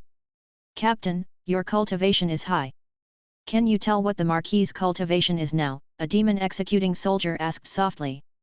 Previously, the Marquis should have been an 8th-rank martial artist, Yin Chengshan said. Zhou Shu had never concealed his spiritual essence cultivation. Yin Chengshan was a 6th-rank martial artist, so he could naturally tell that Zhou Shu's spiritual essence cultivation had only been the 8th rank. "If I remember correctly, the Marquis has only been in contact with the martial Dao for a few months," a demon-executing soldier who was more concerned about Zhou Shu's information said weakly. Zhou Shu's spiritual essence cultivation had never been a secret. Anyone who had a slight interest in him would know. Zhou Shu had never thought of hiding this. After all, he cultivated the Emperor Xian Jade book, which he had received openly. He wasn't afraid of letting others know. In a month, from entering the ranks to the 7th rank, is he a genius? Yin Chengshan and the others felt like covering their faces and crying. Comparisons were indeed odious. Not only was this Marquis's forging ability unparalleled in the world, but his martial Dao cultivation was also so heaven-defying. Seeing how he was able to gain an epiphany while they were killing demonic beasts, how could others compare to him? This is what it's like to be a genius. Yin Chengshan said, intentionally imitating Zhou Shu's temperament. Everyone, don't be discouraged. There are many geniuses in this world. Some people can become third-rank grandmasters in their teens. We might not be able to reach that level in our entire lives, but it doesn't mean we don't need to cultivate. No, the more this is the case, the more we have to work hard. The Marquis lent us the Great Destroyer sword, so this is our chance. As long as we shine during the military parade, the rewards from the Imperial Court will allow us to have ranked weapons. At that time, we can slay more demons, and our future will become brighter. With the Great Destroyer sword in his hand, Yin Chengshan seemed to grasp the entire world. Zhou Shu seemed to be lost in thought. In front of him, the legendary armament cannon had already flipped to the page of the Great Destroyer sword. The message was also floating in front of him. The Great Destroyer sword you forged effectively completed a kill. Your spiritual essence cultivation has increased by 100%. This was the real reason why he had broken through in public. He knew his own matters. Zhou Shu knew very well that he might have some talent in forging, but his talent in the martial Dao was truly inferior to that of ordinary people. Even for a cultivation technique like the Dragon Elephant Prajna Technique that anyone could cultivate, he had to achieve the maximum number of years of cultivation to level it up. The King of the Golden Wheel could reach the 10th level after cultivating for a few decades, but he needed 1,000 years of cultivation. What did this mean? This meant that 1 year of his cultivation was equivalent to others' 1 month or even a few days of cultivation. Such martial Dao talent could only be said to be so bad that it made one's hair stand on end. If he relied on himself to cultivate, he might not even be able to cultivate to the 7th rank of the martial Dao in this lifetime. Previously, he had broken through from the 9th rank to the 8th rank because of the Golden Bell Shield technique's breakthrough. It had also affected his absorption of spiritual essence. But this time, the legendary armament cannon actually directly increased his spiritual essence cultivation. The initial benefit from the Great Destroyer sword was the astounding Heavenly 18 Swords technique. But when he used the Great Destroyer sword to kill Xiao Shunzi, the astounding Heavenly 18 Swords technique had reached the perfection stage. At the time, Zhou Shu had thought that the astounding Heavenly 18 Swords technique had already been completed. If the Great Destroyer sword successfully completed kills in the future, wouldn't that mean that the legendary armament cannon wouldn't have any more rewards to give? He didn't expect the legendary armament cannon to reward spiritual essence cultivation. After completing the initial reward for each weapon, the subsequent rewards are all spiritual essence cultivation? This isn't bad. As Zhou Shu thought about this, he gradually restrained his aura, and the corner of his floating clothes slowly fell. Zhou Shu's gaze shifted to Yin Chengshan and the others below the stage. With a light step, he leaped down from the spectator's stand, his posture incomparably confident. All the generals are mighty. Zhou Shu applauded and praised. Yin Chengshan and the others were slightly embarrassed. If Zhou Shu hadn't broken through, they would have been very proud. They had performed extremely well just now, killing a black bear demonic beast with a cultivation level of the 7th rank without any injuries. It had to be known that this kind of demonic beast with coarse skin and thick flesh was exceptionally difficult to kill. In the past, at least a few of them would have suffered minor injuries. To be able to kill this black bear demonic beast unscathed, it was definitely an achievement for their entire team. But after seeing Zhou Shu's cultivation breakthrough, they could no longer be proud. He had only watched from the sidelines and directly advanced 1 rank. What was there to be proud of? Marquis, this Great Destroyer sword is too powerful. I don't know how to thank you, Yin Chengshan said seriously. If you want to thank me, use the Great Destroyer sword to kill a few more beasts, Zhou Shu said with a smile. The Marquis is great. Yin Chengshan thought Zhou Shu meant that he was repaying him for protecting Great Xia. The Marquis is a nationalist truly worried about the country. How lucky am I, Yin Chengshan, to be able to borrow the Marquis's sword. General Yin, I want to see the glory of the demon executing army again. Is it convenient? Zhou Shu laughed. Of course. I'll show you around, Marquis. You can go anywhere except a few places. Within the imperial study of the imperial palace of Great Xia, Emperor Yuanfeng was startled.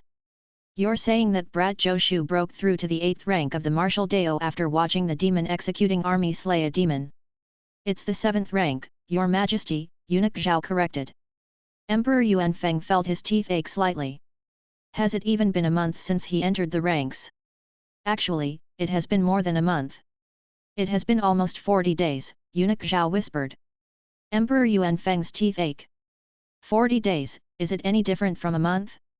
In such a short period of time, his cultivation rose 3 ranks consecutively. Is this boy a monster? Actually, his speed of improvement is not considered fast. Young Marquis Wei Yiwen entered the ranks about the same age as him, and he's already a 6th rank martial artist, eunuch Zhao said. Emperor Yuanfeng rolled his eyes. How can it be the same? How many heavenly treasures has that kid Sun Gongping consumed since he was young? He broke through quickly because of his solid foundation. What about Zhou Shu? He grew up in the forging division's workshops, so how could there be any heavenly treasures for him to consume? He is purely relying on his talent. Luckily, he's one of us. If he was an enemy, he would definitely become a big problem. Your Majesty, according to the rules, the imperial court has to reward him for increasing his martial Dao cultivation. How should we reward Marquis Zhou? Eunuch Zhao whispered. When the martial artists of the imperial court increased their cultivation levels, the imperial court would usually give them a reward. This was similar to Zhou Shu's previous life. The company would give employees a reward for obtaining certifications. It might not be much money, but the emphasis was on encouragement. Originally, the emperor didn't have to worry about such a small matter. However, Zhou Shu was not an ordinary person. He was the Yu Marquis. This was a little problematic. If he gave rewards according to the usual rules, would he be looking down on him? A 2nd rank marquis, if the reward was too little, would it seem petty? Therefore, the minister in charge of this matter came to eunuch Zhao to ask for his help in finding out the emperor's views. After all, the Yu Marquis was the emperor's favorite. No. I'm not giving him anything. Emperor Yuanfeng snorted coldly. Haven't I given him enough? My precious daughter is already almost his. Eunuch Zhao didn't know why Emperor Yuanfeng flew into a rage, but he didn't dare to speak. Yes, Your Majesty. I will relay your orders, eunuch Zhao whispered. Wait. Emperor Yuanfeng called out to eunuch Zhao just as he was about to leave. That Zhou brat, why should I treat him specially? Emperor Yuanfeng's expression was a little conflicted as he said, didn't he break through in his martial Dao cultivation? Go and give him the forging formula of the Flaming Sunset Saber as a reward. The secret forging formula of the Flaming Sunset Saber. Eunuch Zhao bitterly smiled in his heart. Your Majesty, the usual reward for an 8th rank martial artist advancing to the 7th rank is 100 taels of gold. A yellow-grade weapon forging formula is worth much more than 100 taels of gold. Isn't this considered special treatment? Your Majesty, even though you said you wouldn't reward him, your body is still very honest. Eunuch Zhao complained in his heart. But on the surface, he acknowledged respectfully and personally went to make arrangements. Originally, he didn't need to personally handle such a small matter, but it was obvious that the emperor viewed Marquis Zhou in a different light. He should take advantage of this moment to build a good relationship with him. Non. Zhou Shu returned to the Marquis's mansion from the demon executing army's headquarters still unsatisfied. He felt extremely emotional. Although the demonic beasts in this world were not as terrifying as the legends in his previous life, they were not to be underestimated. Yin Chengshan and the others were dealing with demonic beasts of the lower 3 ranks. Other than having greater strength and knowing some superficial spells, they didn't have anything else. But when it came to the middle 3 ranks, the demonic beasts' intelligence level was already very high, making them much harder to deal with. As for demonic beasts of the upper 3 ranks, other than not being able to take human form and not being able to speak human language, they were already similar to humans. Their intelligence was not inferior to humans. They could even learn the art of war. According to what Yin Chengshan and the others had said, the demonic beasts had even established a country near Great Qin, and they would launch beast tides to attack Great Qin from time to time, causing disturbances there. But due to the geographical environment of Great Xia, there were very few demonic beasts of the upper 3 ranks. Even demonic beasts of the middle 3 ranks were rare. This was also one of the reasons Great Xia's power was declining day by day. They were born in trouble and died in peace. Peace might not be a good thing for a country. Although there aren't many demonic beasts of the upper 3 ranks, killing demonic beasts of the lower 3 ranks is the same, Zhou Shu thought. My weapons in the hands of the demon executing army are much better than in the hands of the Divine Constable Bureau. The Divine Constable Bureau may not even kill a single person for months, but the demon executing army slays demons almost every day. Yin Chengshan said that their team has a mission once every 10 to 15 days, and they kill 3 to 5 demonic beasts each mission. They are good workers. As long as he gave them the weapons he forged, they would help him get benefits from the legendary armament cannon for free. He couldn't let go of such good workers. But I don't have many forging formulas right now. It seems like I have to work harder and forge more ranked weapons. After forging ranked weapons, the legendary armament cannon underwent a huge change. One of the changes was that the number of ranked weapons was no longer displayed. In other words, only the first ranked weapon would generate benefits. No matter how many of the same weapons Zhou Shu forged, only the first weapon was valuable to him. Under these circumstances, Zhou Shu didn't have any intention of forging more of the same ranked weapon. Forging one unique ranked weapon was enough. He now possessed the 7-star Dragon Abyss Sword, the Great Destroyer Sword, and the 3 swords of Yin Tianzi. The first 2 already had owners. 3 swords of Yin Tianzi could only be used after the military parade. I should take this time to develop and forge a saber for Yin Chengshan. Zhou Shu pondered. He could only lend the Great Destroyer Sword to Yin Chengshan temporarily. If he really gave it to Yin Chengshan, he wouldn't be able to explain it to Emperor Yuan Feng. The blueprints of the Huaxia Pavilion weren't completed yet, and he had nothing else to do. He could totally develop another weapon. But there were only a few days left before the military parade. He was not confident in developing a weapon in just a few days. Just as he was thinking, the steward came to report. Marquis, Eunuch Zhao is here. Eunuch Zhao, welcome. Zhou Shu smiled and went forward to welcome him.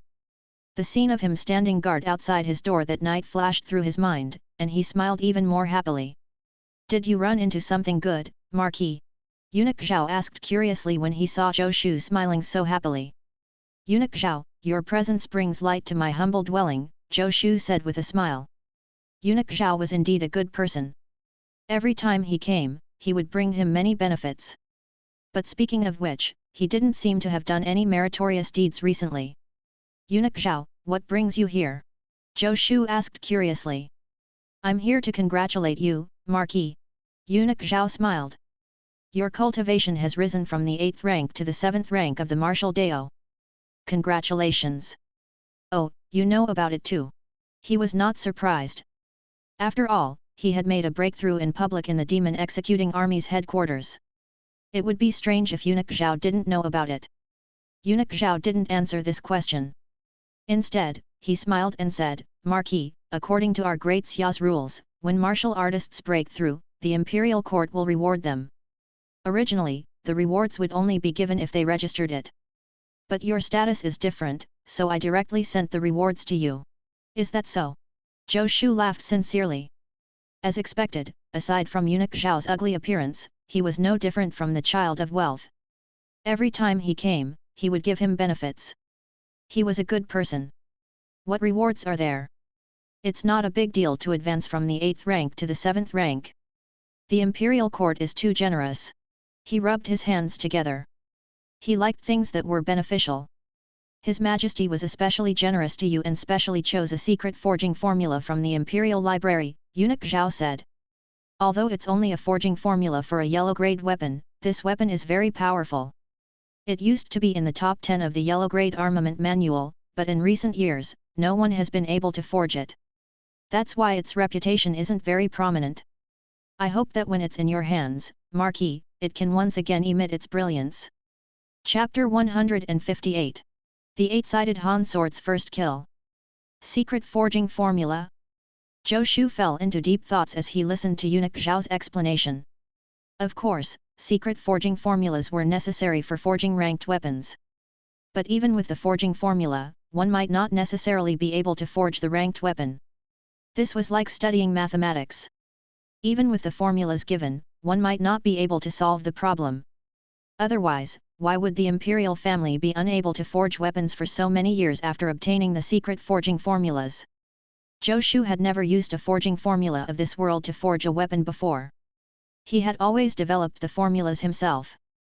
But since he had the secret forging formula, it would save him a lot of trouble. Zhou Shu reached out and took the secret forging formula from eunuch Zhao. The minute his hand touched the secret forging formula, he was stunned.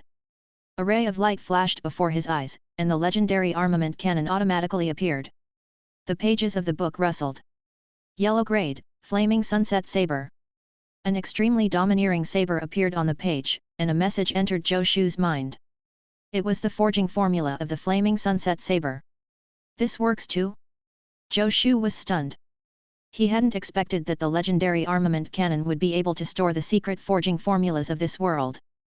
The main reason was that he had never come into contact with this world's secret forging formulas before.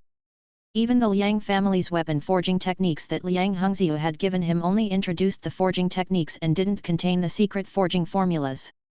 Yin Weiyu did say that she would help him find some secret forging formulas, but she hadn't sent them to him yet. Previously, when he forged the 7-star Dragon Abyss sword and the 3 swords of Yin Tianzi, he had figured them out by himself. Both times, the weapons were only recorded in the legendary armament cannon after it was forged, and the forging process was optimized. Right now, he had only come into contact with the forging formula of the flaming sunset saber, and it was actually directly recorded into the legendary armament cannon. Furthermore, he had directly mastered the most perfect forging process.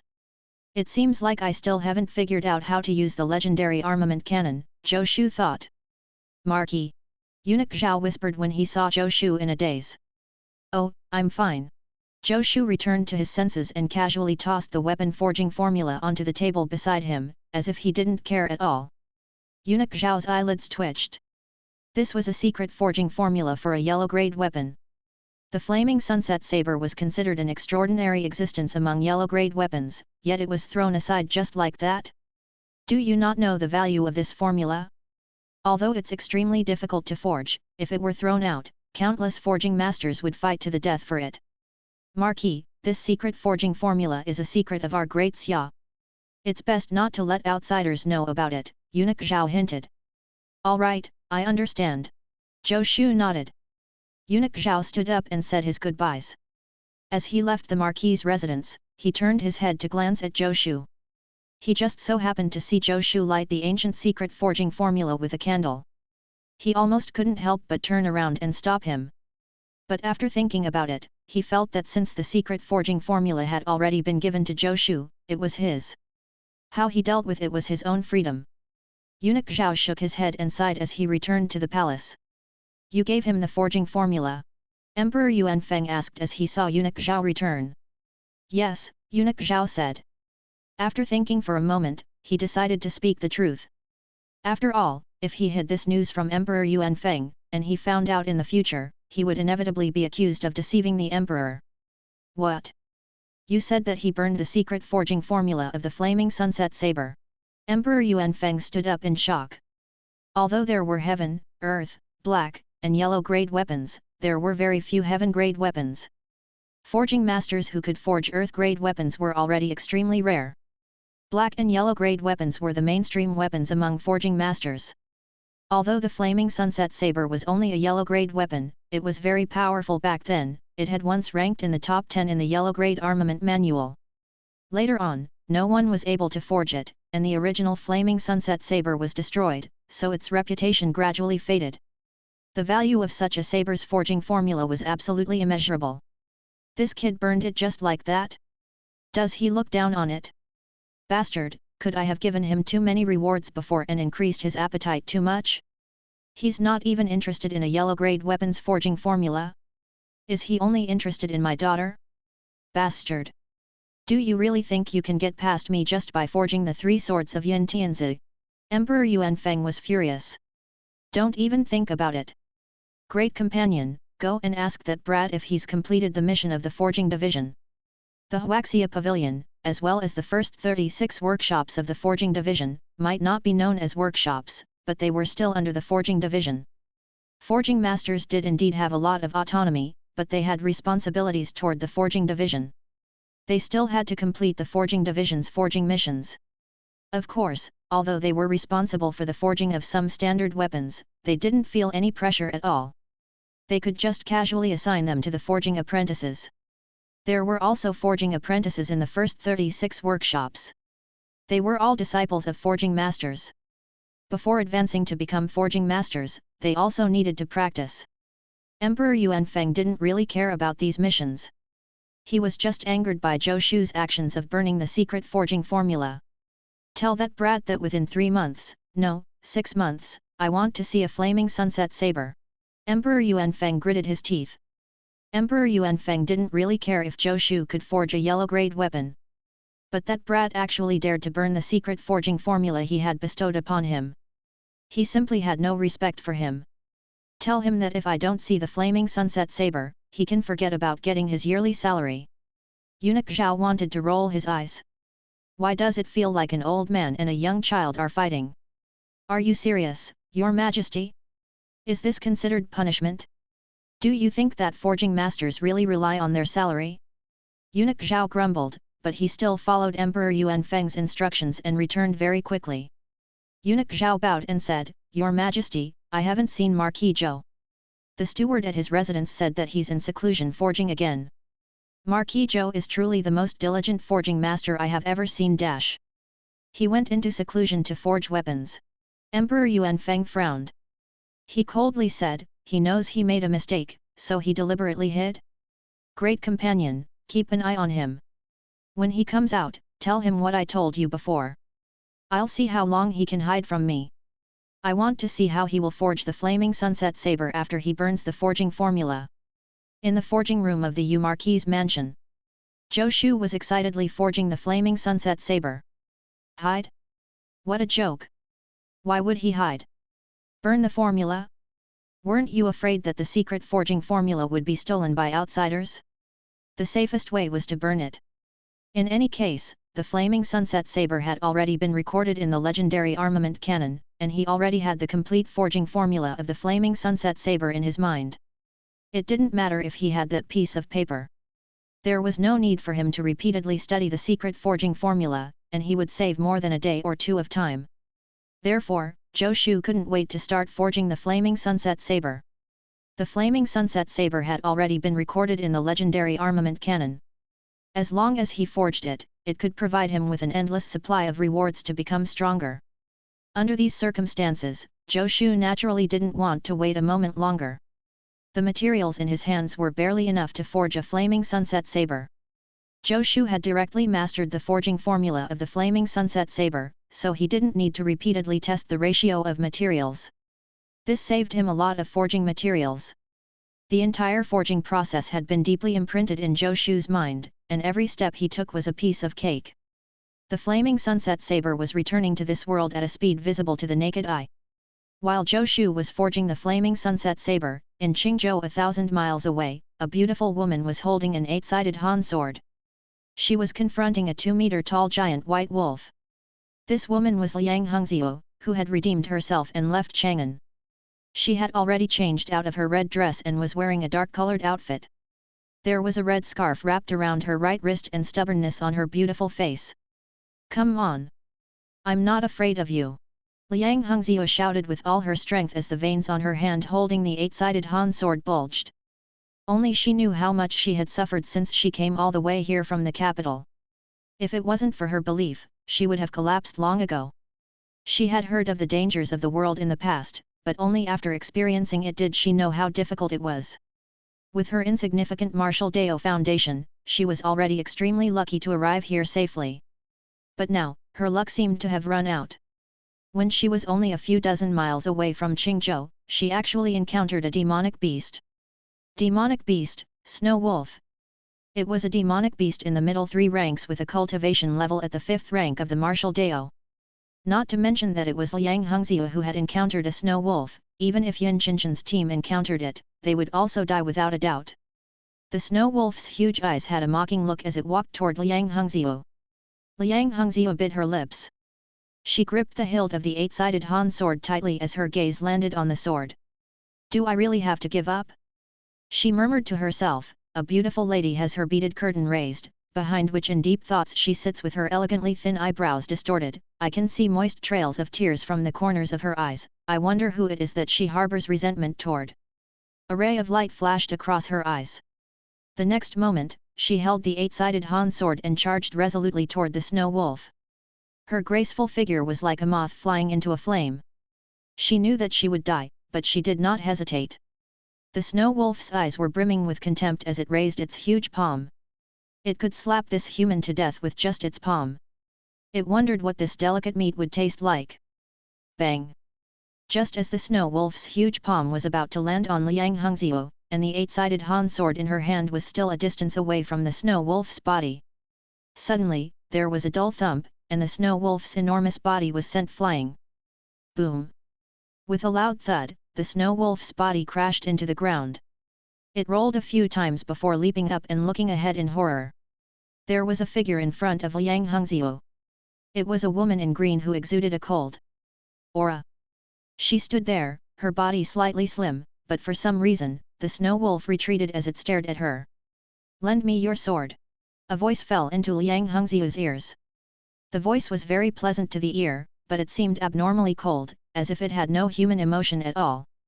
Liang Hengzhou subconsciously gripped the eight-sided Han sword in her hand tightly. She could lose her life, but not her sword. "Live or die, my sword will stay with me." This was what she had told herself when she had obtained this sword. Not getting the result she wanted, the green-clothed woman turned around and glanced at Liang Hengzhou. It was a devastatingly beautiful face. In terms of appearance, she was not inferior to Yan Wuyu at all and was even more beautiful than Liang Hengzhou. A strange look flashed across her eyes. "I'll just borrow it for a while. I won't damage it," she said coldly. Liang Hengzhou's hand felt lighter, and her expression changed drastically. Before she could say anything, a blinding white light flashed, and the eight-sided Han sword returned to her hand. The woman in green slowly turned around. She seemed to have moved just now, but she didn't seem to have moved at all. Liang Hengzhou was dumbfounded. She had no idea what had happened. At this moment, the eyes of the snow wolf, which was constantly retreating in the distance, were suddenly filled with terror before it crashed to the ground. Its enormous head had already been separated from its body. Blood gushed out, instantly dyeing the snow-white fur of the snow wolf red. The red was so bright that even Liang Hengzhou, who liked red, felt a little dizzy. Despite being in a desperate situation, you didn't give up. Even though you knew you were no match for your opponent, you refused to let go of the sword in your hand. Although you are a little weak, you are still a good swordsman. The green-clothed woman sized up Liang Hengzhou. "Are you willing to learn the sword Dao with me?" Liang Hengzhou blinked.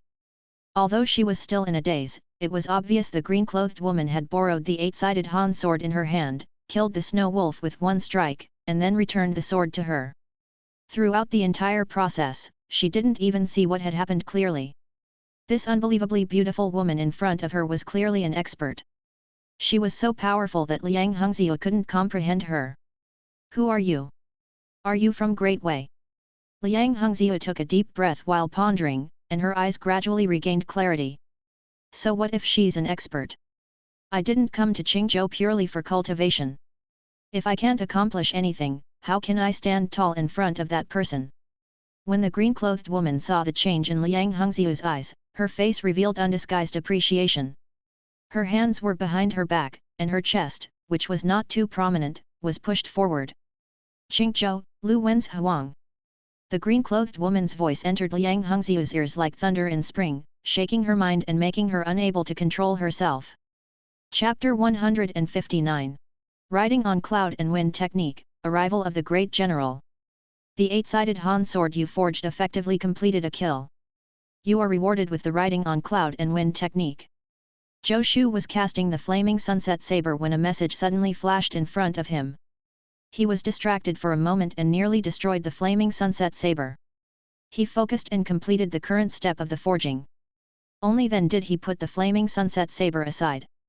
With a thought, the legendary armament cannon appeared in front of him. At the same time, figures flew through Zhou Shu's eyes. These figures walked with profound steps, as if they were treading on waves or riding on clouds. The riding on cloud and wind technique was an exceptional lightness skill. It was split into two levels, cloud riding and wind riding. Cloud riding required leveraging one's feet. After mastering it, one could ride on the clouds. After mastering wind riding, even if there was nothing to leverage on, one could still ride on the wind. Not only did the various profundities of the riding on cloud and wind technique appear in Zhou Shu's mind, but all the information regarding the riding on cloud and wind technique also appeared. After seeing the information, Zhou Shu revealed a pleasantly surprised expression. His current combat strength was comparable to a first-rank martial Dao cultivator.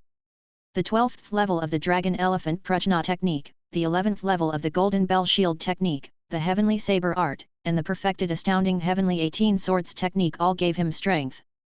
But to put it into perspective, his situation is somewhat similar to preaching by force. Fighting was not a problem.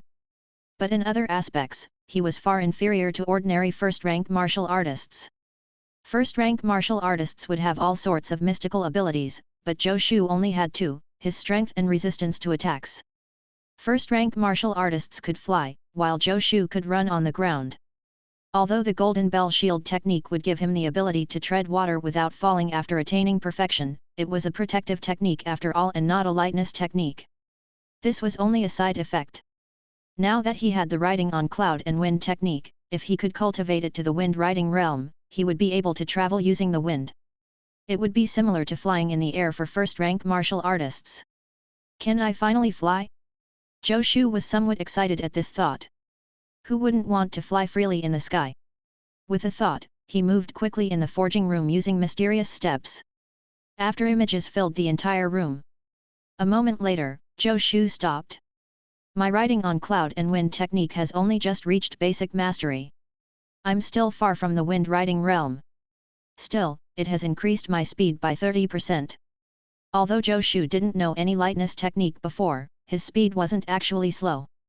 After all, the divine strength brought about by the Dragon Elephant Prajna Technique made him almost unparalleled. Under such circumstances, it was absolutely shocking that his speed could increase by 30%. The feedback from the 8-sided Han sword? Zhou Shu had previously asked Yang Hong to give the secret forging formula of the 8-sided Han sword to Emperor Yuan Feng. At the time, he had been worried that he wouldn't be able to leave Yu Prefecture after entering. After he returned to Chang'an, Emperor Yuan Feng returned the forging formula of the 8-sided Han sword to the Oth workshop. Zhang Yibei and the others were currently learning the forging process of the 8-sided Han sword. For the time being, they were unable to lead the other workshops into mass forging. Zhou Shu had created some 8-sided Han swords, but he had not distributed them. I've only given away one 8-sided Han sword, Zhou Shu thought. Liang Hengziu. She went to Qingzhou to join Lu Wenshuang's demon executing army. She succeeded so quickly? Or was her 8-sided Han sword stolen? Zhou Shu slightly regretted letting Liang Hengziu leave on her own. But at the time, he didn't think that there were demonic beasts in this world. It was his instinctive thinking that it was fine for a woman to travel far. After all, in his previous life, many women traveled far on their own. He had forgotten that this world was different from his previous world. It was too dangerous. Liang Hengziu was just a woman who was barely familiar with martial arts. It was really very dangerous for her to travel all the way to Qingzhou. I hope Miss Hengziu has good luck. Qingzhou was thousands of miles away. He also didn't know the route that Liang Hengziu took. Even if he was worried, it was beyond his reach. He could only pray for her. This riding on cloud and wind technique is really good stuff. Unfortunately, the 8-sided Han sword is a standard weapon. It's not appropriate to give it to the demon executing army. How can I get it to have the opportunity to complete kills? Zhou Shu knew his martial Dao talent very well. If he cultivated the riding on cloud and wind technique on his own, he probably wouldn't be able to reach the wind riding realm even when he died. Only by using the legendary Armament Canon would he be able to level up his riding on cloud and wind technique quickly and advance to the wind riding realm. But there are some people in the demon executing army that are unable to use ranked weapons. They're still using standard weapons. Zhou Shu remembered seeing a few people in Yan Qinshan's team using the standard weapons he had developed. There were quite a few of them in Yan Qinshan's team. There might be several more people in the demon executing army who didn't have ranked weapons. There should be some among them who use swords, right? Zhou Shu didn't want to look for Yan Qingshan and the others. The last time he saw them kill demonic beasts, he knew that they were actually good at using sabers. The Great Destroyer sword was a heavy sword after all. If they used the 8-sided Han sword, they might not be used to it, and they might encounter danger while killing demonic beasts. Zhou Shu wanted the demon executing army to work for him, but he didn't want them to be in danger. Later, I'll ask Yin Chengshan to introduce me to some demon executing soldiers who are good at using swords. But I still need to report this matter to the Grand Minister. After all, this can be considered the forging division supplying weapons to the demon executing army. However, I should forge the flaming sunset saber first. I can't give up halfway. Zhou Shu picked up his forging hammer again and began to forge the flaming sunset saber. He was engrossed in forging weapons while Chang'an was bustling about.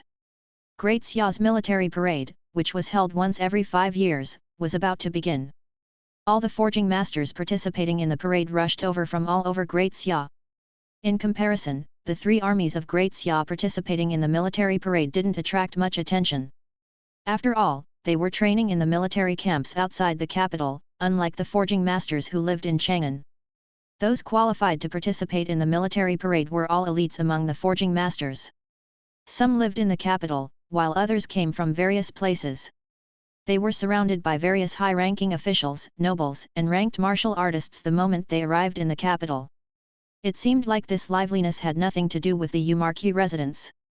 But in reality, almost every forging master that entered the capital would send a letter to the Yumarki residents. Some of them simply came to visit, while others directly issued a challenge. Since ancient times, there was no best scholar, nor was there a second best fighter. These forging masters were all exceptional, especially since they were invited to participate in the military parade. Originally, Zhou Shu was just a mere forging apprentice.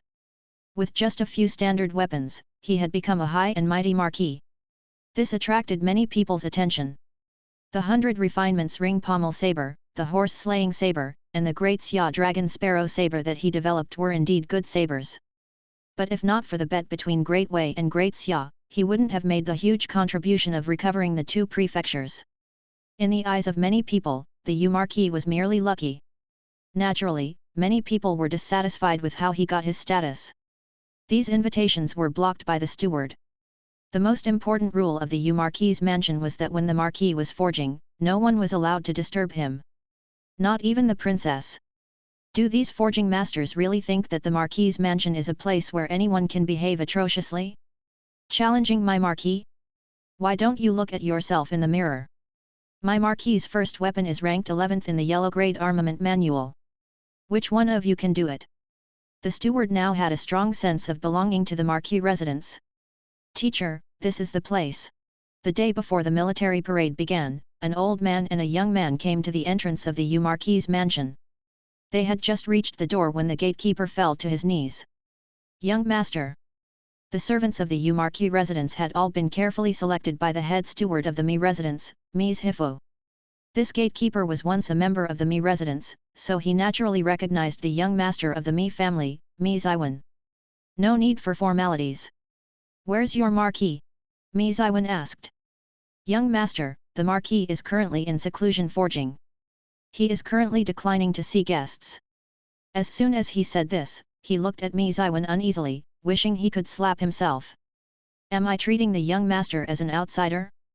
But thinking about it, the marquis and the steward had indeed instructed him to do so.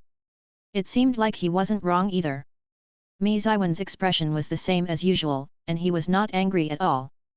The military parade is starting tomorrow.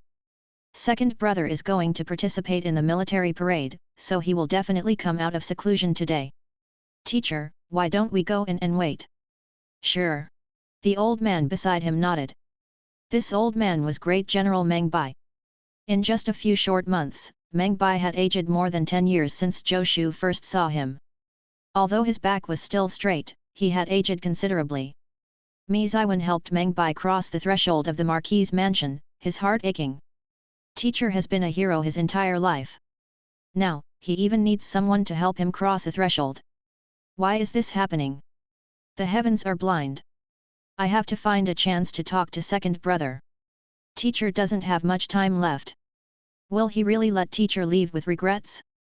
Is he really unable to forgive teacher and refuse to call him father? If Zhou Shu knew what Ms. Iwan was thinking, he would definitely spit water on his face. Boss, you can say whatever you want, but I can't randomly acknowledge someone as my father. At most, I can only acknowledge him as my godfather.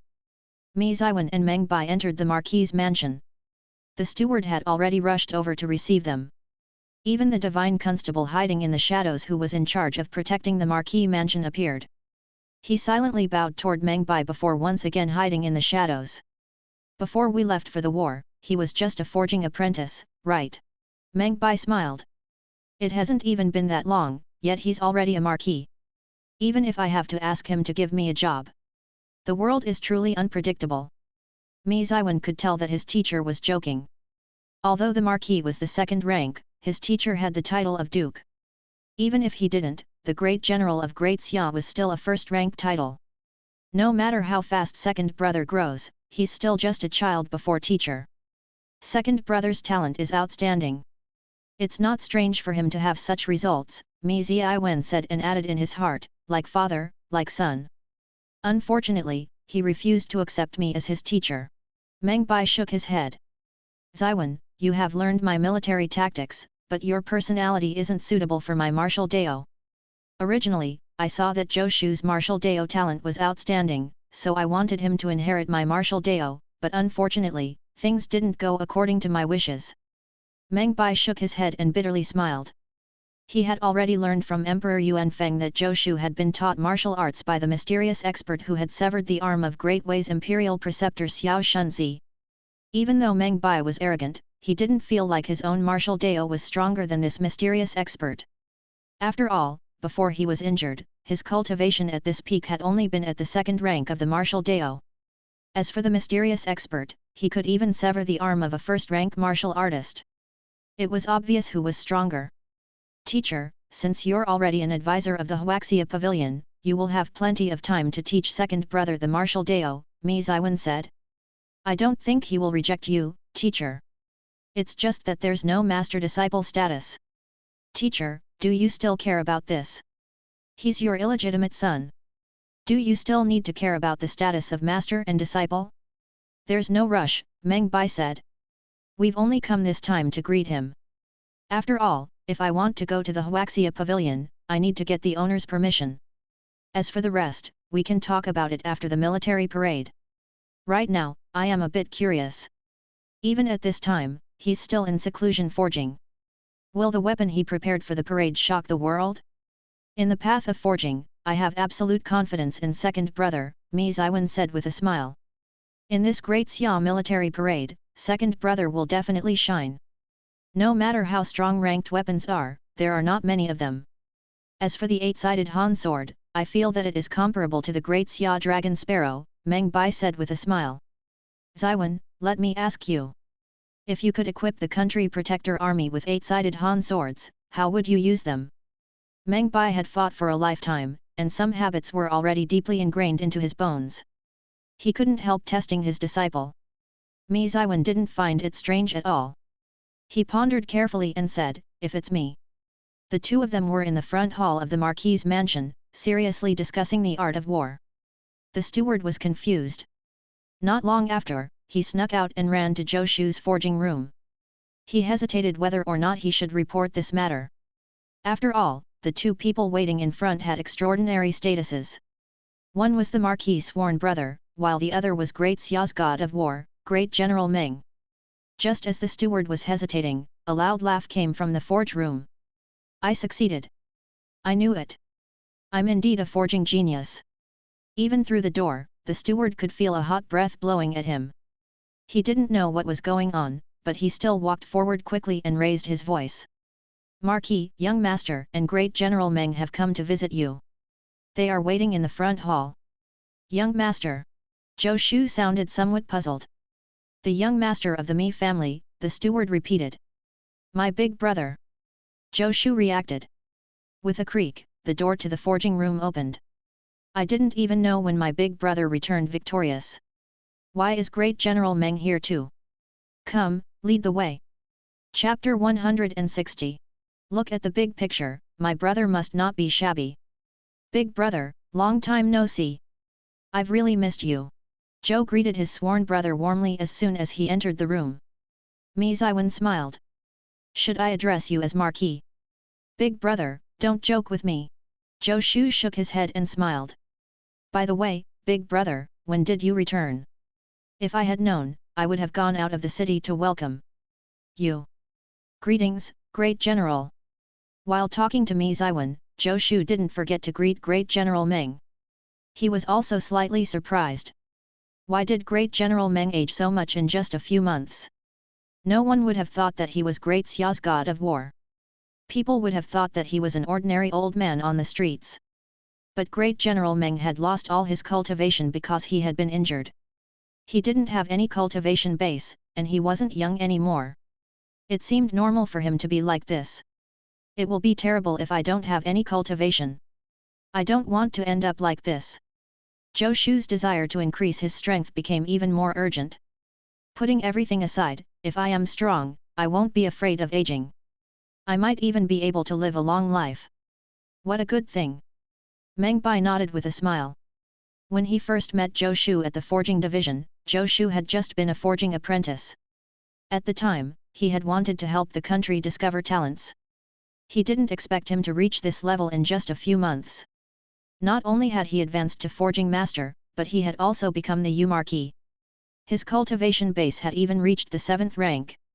Although a 7th rank martial artist couldn't be considered an expert, he had already reached a considerable rank. Just this point alone was enough for him to establish himself in Great Xia. Only after meeting Zhou Shu did Meng Bai discover that it seemed he really didn't need to acknowledge him as his teacher. But Zhou Shu was extremely polite to him. Rejecting to be his disciple was one thing, but disrespecting Meng Bai was another. After all, Meng Bai was Great Xia's god of war, right? Great General, what can I do for you? Zhou Shu said politely. Mi Ziwen looked at Zhou Shu, then at Meng Bai, and sighed inwardly. Both of them are maintaining a polite and distant attitude. How can they do that? How should I break this stalemate? It's nothing actually. Meng Bai smiled and shook his head.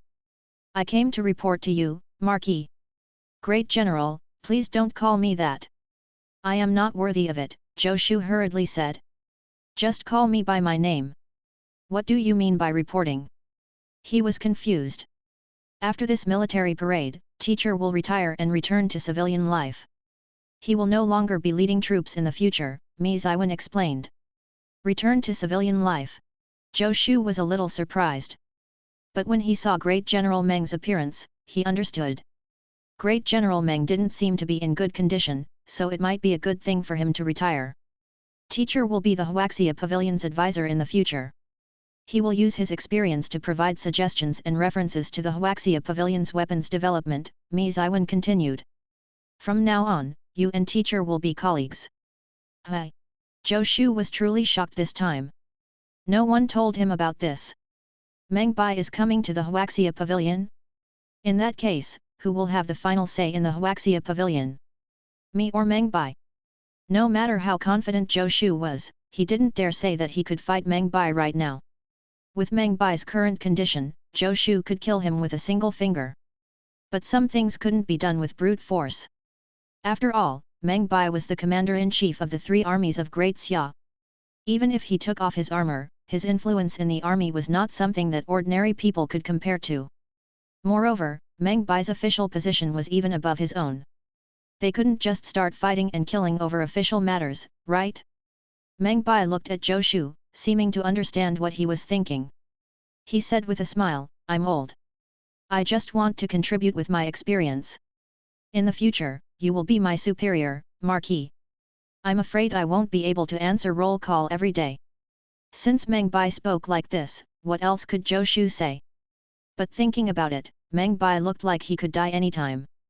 He probably didn't come to the Huaxia Pavilion with the intention to seize power. In any case, would the mighty Great Xia god of war come and attempt to take over a mere Huaxia Pavilion? This was equivalent to a national leader vying for the position of a company commander. It was utter nonsense. He might really be looking for a place to retire. Great General, actually, Zhou Shu felt relieved and smiled again. The Huaxia Pavilion hasn't been built yet. Not even a piece of tile has been laid. The Huaxia Pavilion was still in the midst of planning and was far from completion. From the looks of it, Meng Bai might not be able to wait until the day the Huaxia Pavilion was built. That's why even I am in the residence forging. Our Huaxia Pavilion is temporarily unable to provide you with workspace, Zhou Shu continued. I know. Meng Bai smiled. I've also heard a bit about your plans for the Huaxia Pavilion. If you don't mind, I actually have some experience with construction planning. How about you give me the blueprints of the Huaxia Pavilion? I came to the Huaxia Pavilion without any contributions. I should do my part to contribute to the Huaxia Pavilion. Great General Meng Bai was definitely a rare genius. Leading troops to fight also involved setting up camps. He had some experience in construction techniques and architecture. It could even be said that he was an expert in this field. Very few people knew that Great General Meng's painting skills were unparalleled. Isn't this too troublesome? Zhou Shu noticed that Mi Ziwen kept winking at him. He understood Mi Ziwen's winking as confirmation that Great General Meng was indeed an expert in construction. Even if he wasn't, the resources he could mobilize were probably not something he could compare to. In that case, why would he reject such a good opportunity? It's not troublesome, Meng Bai said with a smile. When you are old, you always have to find something to do, or else you will age even faster. Thank you, Great General. Zhou Shu was overjoyed. Great General, I still have some ideas about the Huaxia Pavilion. We can discuss it. Zhou Shu and Meng Bai discussed for a full 4 hours, and Meng Bai had a look of admiration on his face. No wonder you are able to develop weapons like the horse-slaying saber and the Great Xia dragon sparrow saber. Your thoughts are truly unrestrained and unpredictable, Meng Bai said. Great General, you flatter me. I just thought about them when I had nothing to do. I don't know if they can be realized. Zhou Shu smiled. He had seen too many exquisite buildings in his previous life. There were also television dramas and online games with beautiful Mount Shu scenery. They were all full of immortal aura. In any case, talk was free. He was just stating his thoughts. Whether they could be realized or not was something that the craftsman had to consider. It's a little difficult, but it's not impossible, Meng Bai said, his tone more confident than the craftsman of the Ministry of Works. Leave it to me, Meng Bai said indifferently, fully displaying his confidence. Great General Meng's words were a promise that the matter was resolved. In Great Xia, if Great General Meng couldn't resolve the matter, then even Emperor Yuan Feng wouldn't be of much use. Teacher, second brother, Mi Ziwen suddenly said. If we build the Huaxia Pavilion according to second brother's plan, I'm afraid it will cost a lot. Although the Imperial Court will bear the cost of building the Huaxia Pavilion, I'm afraid that the funding from the Imperial Court may be delayed. In that case, the Huaxia Pavilion's construction period will definitely be extended indefinitely. There was something he didn't say out loud. Meng Bai didn't have much time left, at most several years. If the Huaxia Pavilion was built too slowly, Meng Bai might not even be able to see its completion. This couldn't happen. I can't help with other things, so I'll contribute some money, Mi Ziwen continued. There are also some craftsmen in the Mi family whom I can transfer over. How about this? I'll contribute 100,000 taels of gold first. Let's build up the foundation of the Huaxia Pavilion, Mi Ziwen said casually. 100,000 taels of gold was like 10 taels of silver to him. Zhou Shu secretly clicked his tongue. As expected of my rich big brother, he offered 100,000 taels of gold just like that. Second brother, you're a marquis now. Isn't this residence a bit too shabby? You don't even have many maids. Mi Ziwen looked around. I'll get Steward Mi to send you another 100 maids later. Zhou Shu. 100 maids? To serve me alone? Do you have to be so extravagant? Why am I a little tempted? The maids of this world can warm the bed. No need, big brother. Zhou Shu was very conflicted as he refused. Women will only affect my forging. I don't need any maids. Besides, I often go into seclusion to forge. When the Huaxia Pavilion is built in the future, I'm afraid I won't have much time to stay at the Marquis's mansion. Just have them around. 100 people won't cost much, Mi Ziwen said calmly. What surprised Zhou Shu was that Meng Bai also seemed to feel like it was only natural. These despicable nobles. That's not right. I also have a noble status. Now. Damn, they led me astray. Say, can we not discuss this? Big brother, let's not talk about maids. Zhou Shu changed the topic. I recently forged a batch of 8-sided Han swords, but you should know that I have no way of selling them. Why don't you help me out, big brother? The two people in front of him were military big shots. If Zhou Shu wanted to promote his 8-sided Han swords, there was no one better than them. 8-sided Han swords. Mi Ziwen and Meng Bai looked at each other, and they both smiled. They were just discussing how to display the power of the 8-sided Han swords on the battlefield. What a coincidence! Second brother, what do you think? Mi Ziwen smiled. I think that weapons are used to kill enemies. They should not be left lying around serving only as decorations. A weapon should naturally be equipped with a fierce warrior. I want to equip the 8-sided Han swords to the soldiers fighting on the front line. Only in their hands can the 8-sided Han swords display its own might. That's not a problem. What I'm asking is, what do you think of the price of the 8-sided Han sword? Mi Ziwen smiled. The forging division's workshops sold weapons. Although a fee had to be paid to the forging division, Zhou Shu would still keep a portion of it. In other words, the higher the price of the weapon, the more benefits the workshop would receive. Although it was all Great Xia's money, there was a huge difference in who had it. Zhou Shu was one of his own, so Mi Ziwen wouldn't let him suffer. Price? Zhou Shu thought. An 8-sided Han sword, including iron and labor costs, would cost around 40 to 50 taels of silver. Among the standard weapons, only the Great Xia Dragon Sparrow Saber's price was higher than it. The cost of an 8-sided Han sword was comparable to the income of an ordinary forging apprentice for 1 to 2 years. The cost was 40 to 50 taels of silver, so selling them for 200 taels each shouldn't be too much. Zhou Shu was only a technical talent after all. He couldn't compare to those black-hearted businessmen. 200 taels each. Zhou Shu probed. 200 taels for one would be 20,000 taels of silver for 100. It was quite a big deal for the workshop. If he continued to supply them in the future, he would definitely be able to let the profits come rolling in the workshop. This was equivalent to earning more than 100 taels of silver for each 8-sided Han sword. 200 taels. Mi Ziwen frowned slightly. If it's too expensive, we can sell it cheaper. After all, we are all working for Great Xia, so it's fine for the workshop to suffer some loss, Zhou Shu said.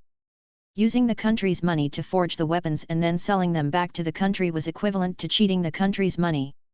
Zhou Shu still felt a little embarrassed. How about 150 taels? If it really doesn't work, 100 taels is also acceptable. Zhou Shu gritted his teeth. Standard weapons were different from ranked weapons. It was not unacceptable for a single weapon to have fewer profits. Second brother, second brother. Mi Ziwen shook his head with a bitter smile. Second brother, you're not far-sighted enough. 200 taels for one 8-sided Han sword. How can my brother suffer such a loss? Mi Ziwen said proudly, with the quality of the 8-sided Han sword, if the price is lower than 500 taels. I, Mi Ziwen, will be the first to disagree. How many 8-sided Han swords do you have? I want all of them. 500 taels each. Mi Ziwen said generously. In the future, this will be the price of the 8-sided Han sword produced by the forging division. Second brother, it's not that I want to interfere, but you have to be far-sighted. You're a marquis now. If you continue to be like this, others will only say that you're too shabby. We're worth this price, why can't we sell it at this price? In my opinion, even 500 taels for an 8-sided Han sword is too cheap. Aren't those ranked weapons worth at least 1,000 taels of gold? The might of an 8-sided Han sword on the battlefield is not inferior to ranked weapons. Zhou Shu opened his mouth. The 8-sided Han sword was, after all, a standard weapon. How could it compare to a ranked weapon? 500 taels? 10 times the cost? The scale is too big. Chapter 161. Has he ever made any mistakes in the path of the forging Dao? 8-sided Han swords costing 500 taels was actually not the most expensive standard weapon Zhou Shu had ever sold. Back then, he had sold the Great Xia Dragon Sparrow Saber to Cheng Wanli for 1,000 taels. But that was an exception. It didn't mean that it was common. Generally, there weren't many standard weapons that cost more than 100 taels of silver. 500 taels was a sky-high price. Zhou Shu hesitated for a moment before saying, "Big brother, you don't have to do this just to take care of me." He didn't care about money. What he cared about were the forging division's channels. If he lost these channels of distributing his weapons for a little money, the loss would be immense. Zhou Shu naturally wouldn't take the risk to do something like that. If he wanted to earn money, he could easily earn thousands of taels of gold from a ranked weapon. With the legendary armament cannon, Zhou Shu wasn't worried that there would be weapons that he couldn't forge. "You think I'm playing favorites?" Mi Ziwen shook his head with a smile. "You're wrong. You may be my second brother, but I wouldn't joke about the military expenses of the imperial court. The 8-sided Han sword is worth this price."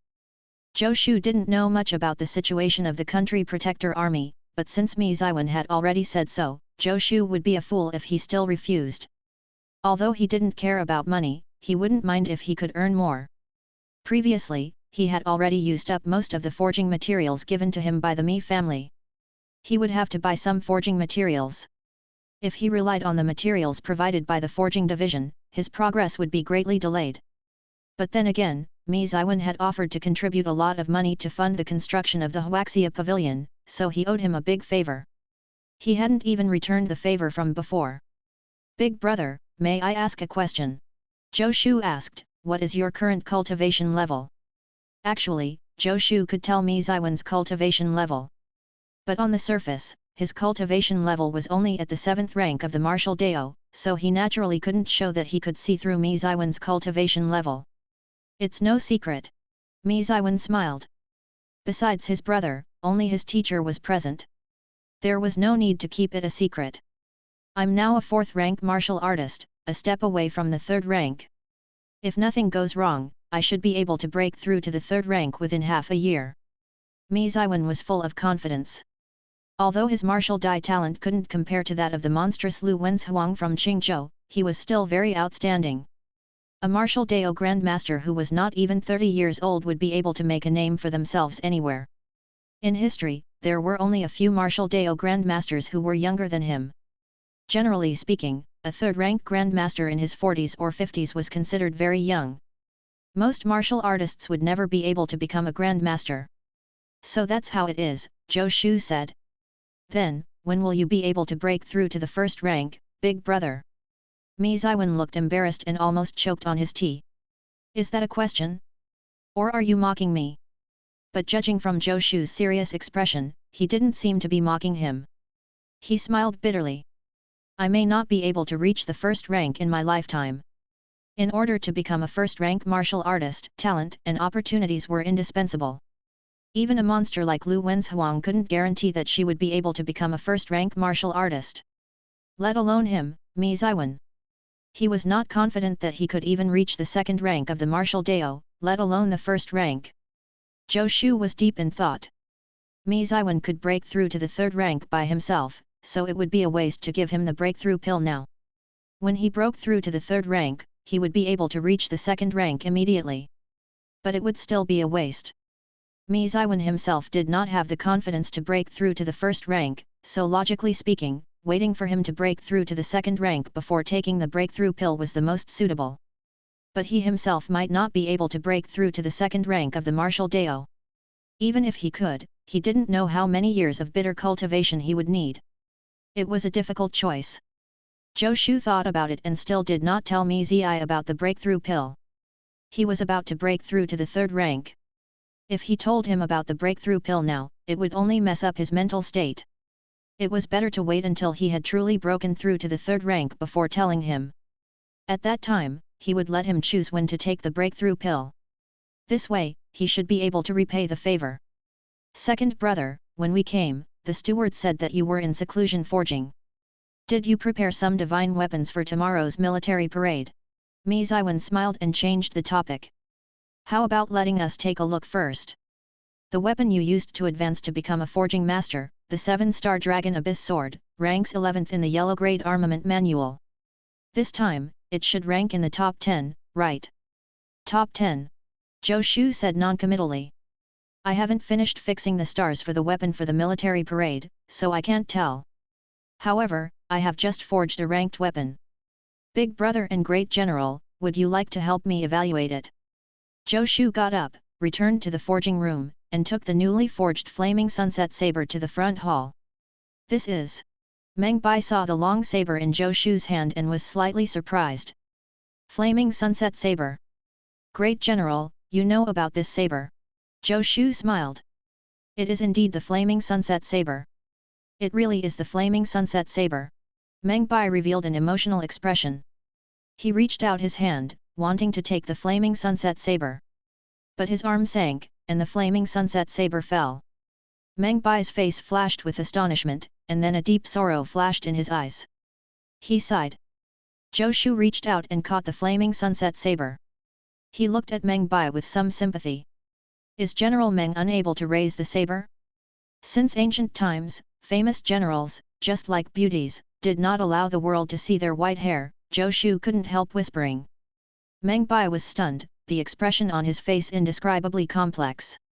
Since ancient times, famous generals, just like beauties, did not allow the world to see their white hair, Meng Bai repeated and then sighed. Seeing that the atmosphere was a little gloomy, Mi Ziwen hurriedly took the flaming sunset saber and said, "What is it about this flaming sunset saber?" Meng Bai knew this saber, but Mi Ziwen did not. After all, the flaming sunset saber hadn't appeared for many years. The flaming sunset saber was General Tong Wen's saber, Meng Bai said. Ever since General Tong died in battle and the flaming sunset saber was destroyed, although Great Xia has its secret forging formula, no forging master has been able to forge this saber for many years. I didn't expect to see this saber again in my life. Meng Bai sighed with indescribable emotions. Tong Wen was once a famous general of Great Xia.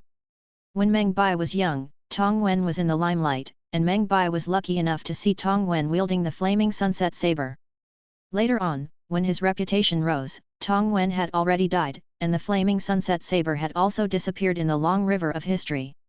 Now that he was in his twilight years, he was able to see the flaming sunset saber again. This was truly the cycle of life. General Tong Wen. Mi Ziwen nodded. He knew that Tong Wen was indeed a famous general, but he couldn't compare to Meng Bai. Even Mi Ziwen was stronger than Tong Wen back then. He was not such an impressive figure. Thinking about it, it made sense. If he was really a big shot, his saber wouldn't just be a yellow-grade weapon, even though the might of the flaming sunset saber was extraordinary. This saber is quite powerful. Back then, it once ranked in the top 10 of the yellow-grade armament manual, Meng Bai said. The fact that Zhou Shu was able to forge the flaming sunset saber meant that his weapon forging skills had already reached a high level. The flaming sunset saber was not easy to forge. Otherwise, its forging formula wouldn't have been stored away for so many years. Second brother, does this saber have a master? Mi Ziwen brandished the flaming sunset saber twice and smiled with appreciation. He himself did not lack ranked weapons, but he had many generals under him. Some of them didn't have a suitable weapon. If he could buy the flaming sunset saber, it would be pretty good. I'm sorry, big brother. This flaming sunset saber already belongs to someone, Zhou Shu apologized. He planned to sell this saber to Yin Chengshan. He had taken Yin Chengshan's black iron gold crystal back then, and he had to return the favor. Furthermore, the flaming sunset saber would be quite useful in Yin Chengshan's hands. There were many opportunities for the demon executing army to kill enemies, and he would receive a lot of feedback from them. Zhou Shu wouldn't let go of such a good worker. Big brother, if you need a ranked weapon, you can just go to the forging division to make an order. With your status, the forging masters will definitely fight to fulfill the order, Zhou Shu said with a smile. The Mi family was extremely wealthy, and Mi Ziwen was generous. How could he be lacking in ranked weapons? Since it already has an owner, forget it. Mi Ziwen shook his head. The three of them chatted for a while longer. Zhou Shu also heard quite a few interesting stories about the southern barbarians from Meng Bai and Mi Ziwen. As night gradually fell, Meng Bai's face was already revealing fatigue. His condition was a bit inferior to ordinary elders, and he was unable to stay up too late anymore. When Mi Ziwen noticed this, there was a wave of sadness in his heart. He stood up and took his leave, supporting Meng Bai as they left the Marquis's mansion. As he watched Meng Bai and Mi Ziwen get onto a carriage, Zhou Shu rubbed his chin with a thoughtful expression on his face. Meng Bai lost all of his cultivation because he was injured. Theoretically, his cultivation was still at the second rank of the martial Dao. The breakthrough pill could ignore all external conditions and raise the cultivation of martial artists below the first rank by 1 rank. Then if Meng Bai ate the breakthrough pill, what effect would it have? If he directly broke through to the first rank, would his cultivation recover and his injuries heal? It seemed to be a possibility. But he didn't seem to have such a deep friendship with Meng Bai. The breakthrough pill wasn't something that he wanted to let too many people know about. Otherwise, he would never have a peaceful day in the future. I'll think about it again in the future. Zhou Shu shook his head. Meng Bai is Big Brother's teacher. If he can fully recover, it will count as saving my own people, right? I'll think about whether I should let Mi Ziwen be a good person. Zhou Shu still had several breakthrough pills in his possession, and in the future, as long as the Automanatity Plume Sabers completed more kills, he would be able to continue receiving more breakthrough pills. Therefore, the breakthrough pills were not that precious to him. While Zhou Shu was thinking, the steward came up to him and said, "Marquis, Eunuch Zhao is here again." "Again? Why use the word again?" "Santa Claus is here again," Zhou Shu said casually. "Santa Claus?" The steward didn't understand. Of course, Zhou Shu wouldn't explain it to him.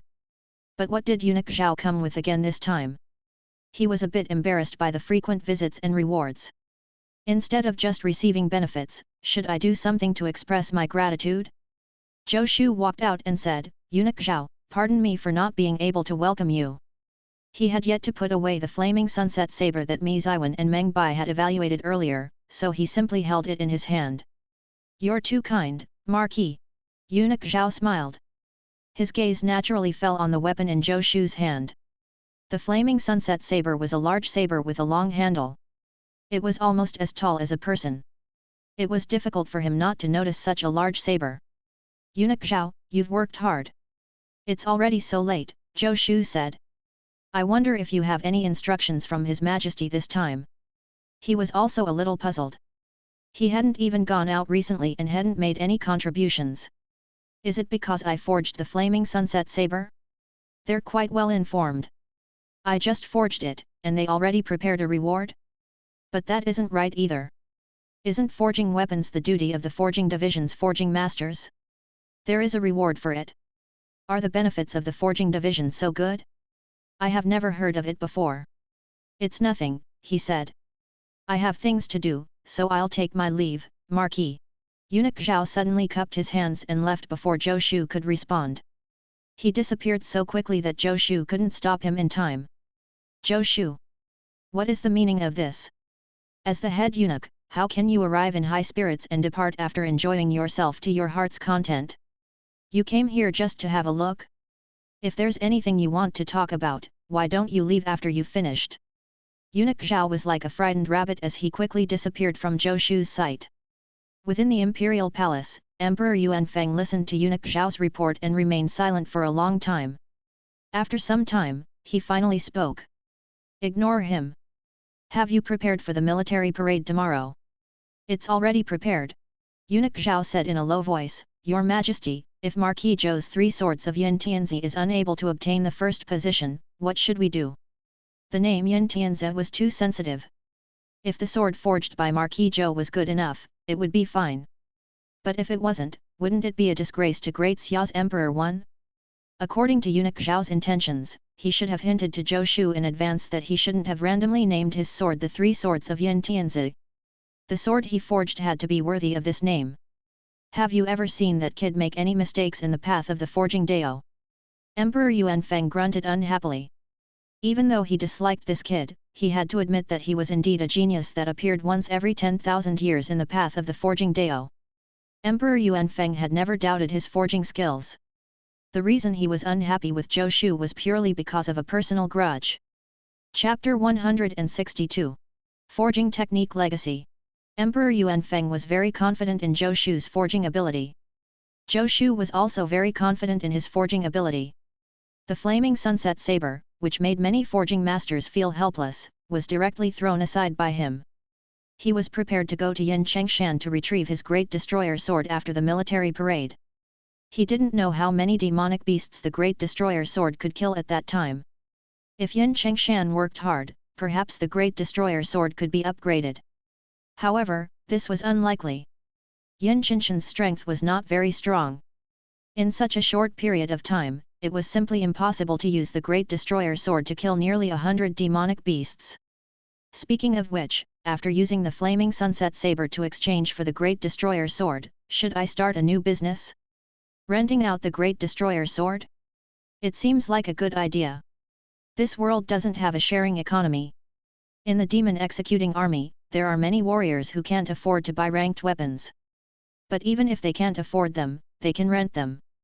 By renting out the Great Destroyer sword, not only will I be able to earn some money, but I will also be able to make others work for me.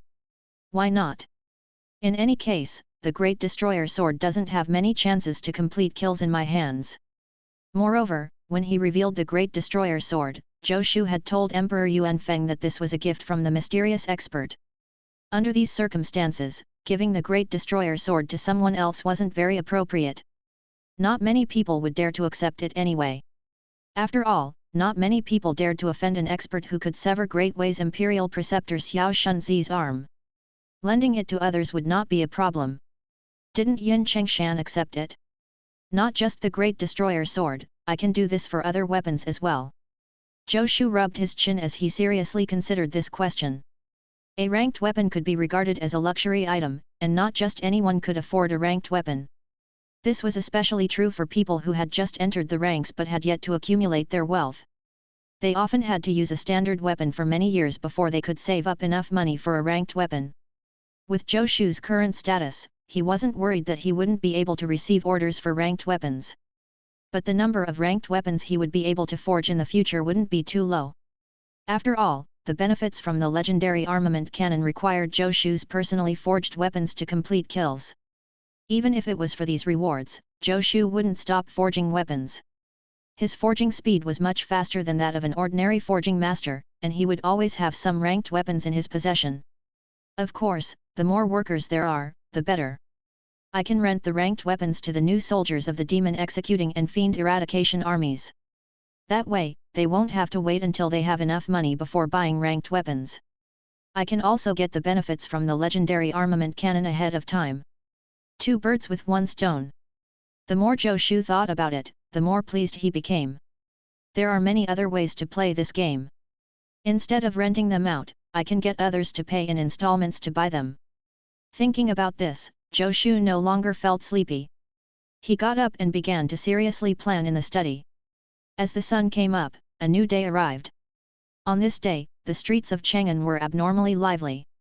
When the sun had just risen, carriages were already swaggering through the city. Suanwu Street, which was directly opposite the palace, had long been cordoned off.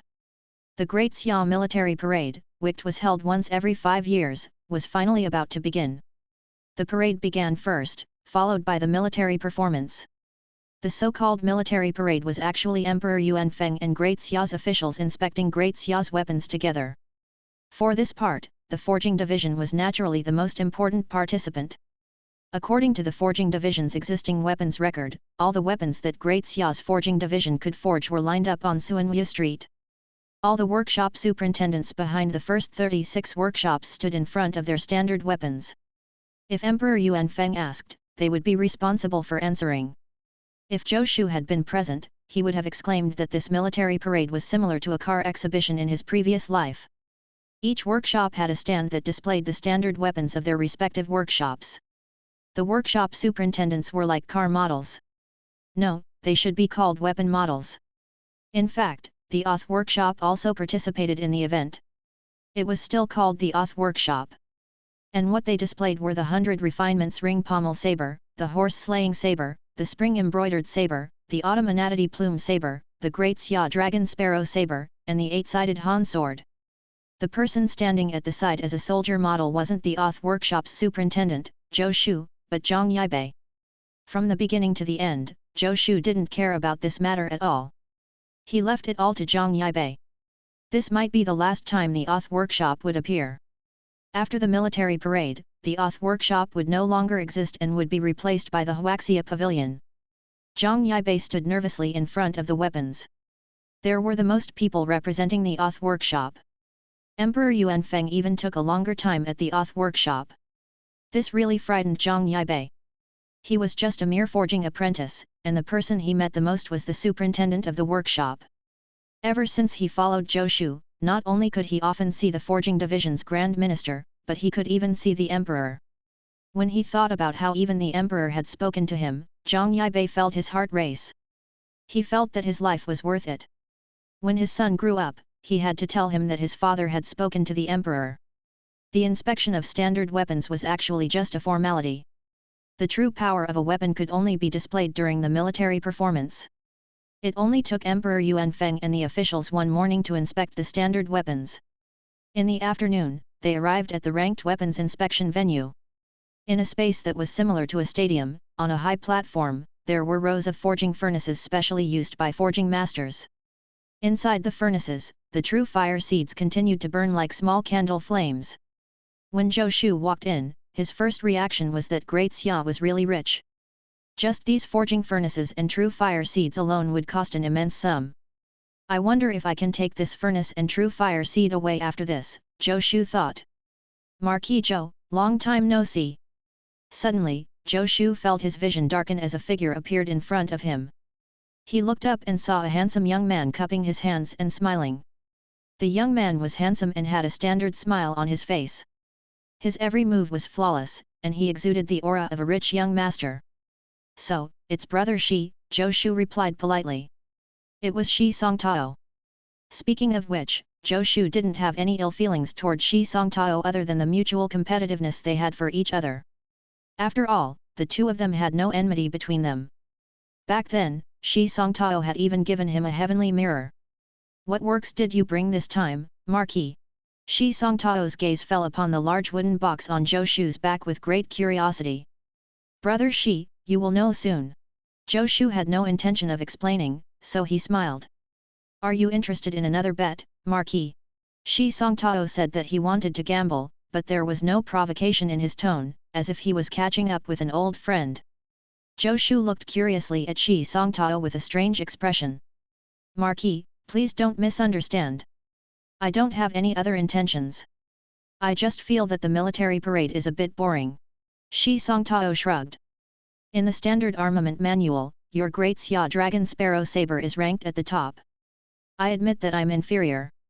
In the yellow grade armament manual, my Songtao sword has taken advantage of the time and ranks slightly higher than your 7-star Dragon Abyss sword.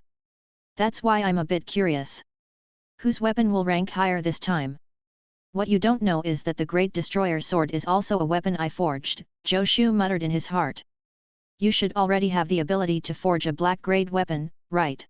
Zhou Shu said. There's no way to compare between the black grade armament manual and the yellow grade armament manual. Marquis, you have misunderstood. The weapon I brought this time is also a yellow grade weapon. It's not that I'm boasting, but the weapon I brought this time was forged after many years of hard work. It might not even be inferior to the number 1 sword in the yellow grade armament manual, the Great Destroyer sword, Shi Songtao said confidently. The main reason why the Great Destroyer sword could cut off Great Wei's Imperial Preceptor's arm is that the person who used it is strong enough. It's not that the Great Destroyer sword can't be surpassed. Zhou Shu nodded. Shi Songtao was right. Although the Great Destroyer sword was powerful, it didn't mean that it was the strongest among the yellow grade weapons. Using the same Great Destroyer sword, Zhou Shu could use it to kill Xiao Shunzi, but Yin Chengshan required effort even using it to kill a 6th-rank demonic beast. However, the records for the rankings in the armament manuals were also a factor. It wouldn't be easy for Shi Songtao to surpass the Great Destroyer sword. That was unless his weapon was much stronger than the Great Destroyer sword. But was that even possible? If it was really much stronger than the Great Destroyer sword, then it would at least be a black grade weapon.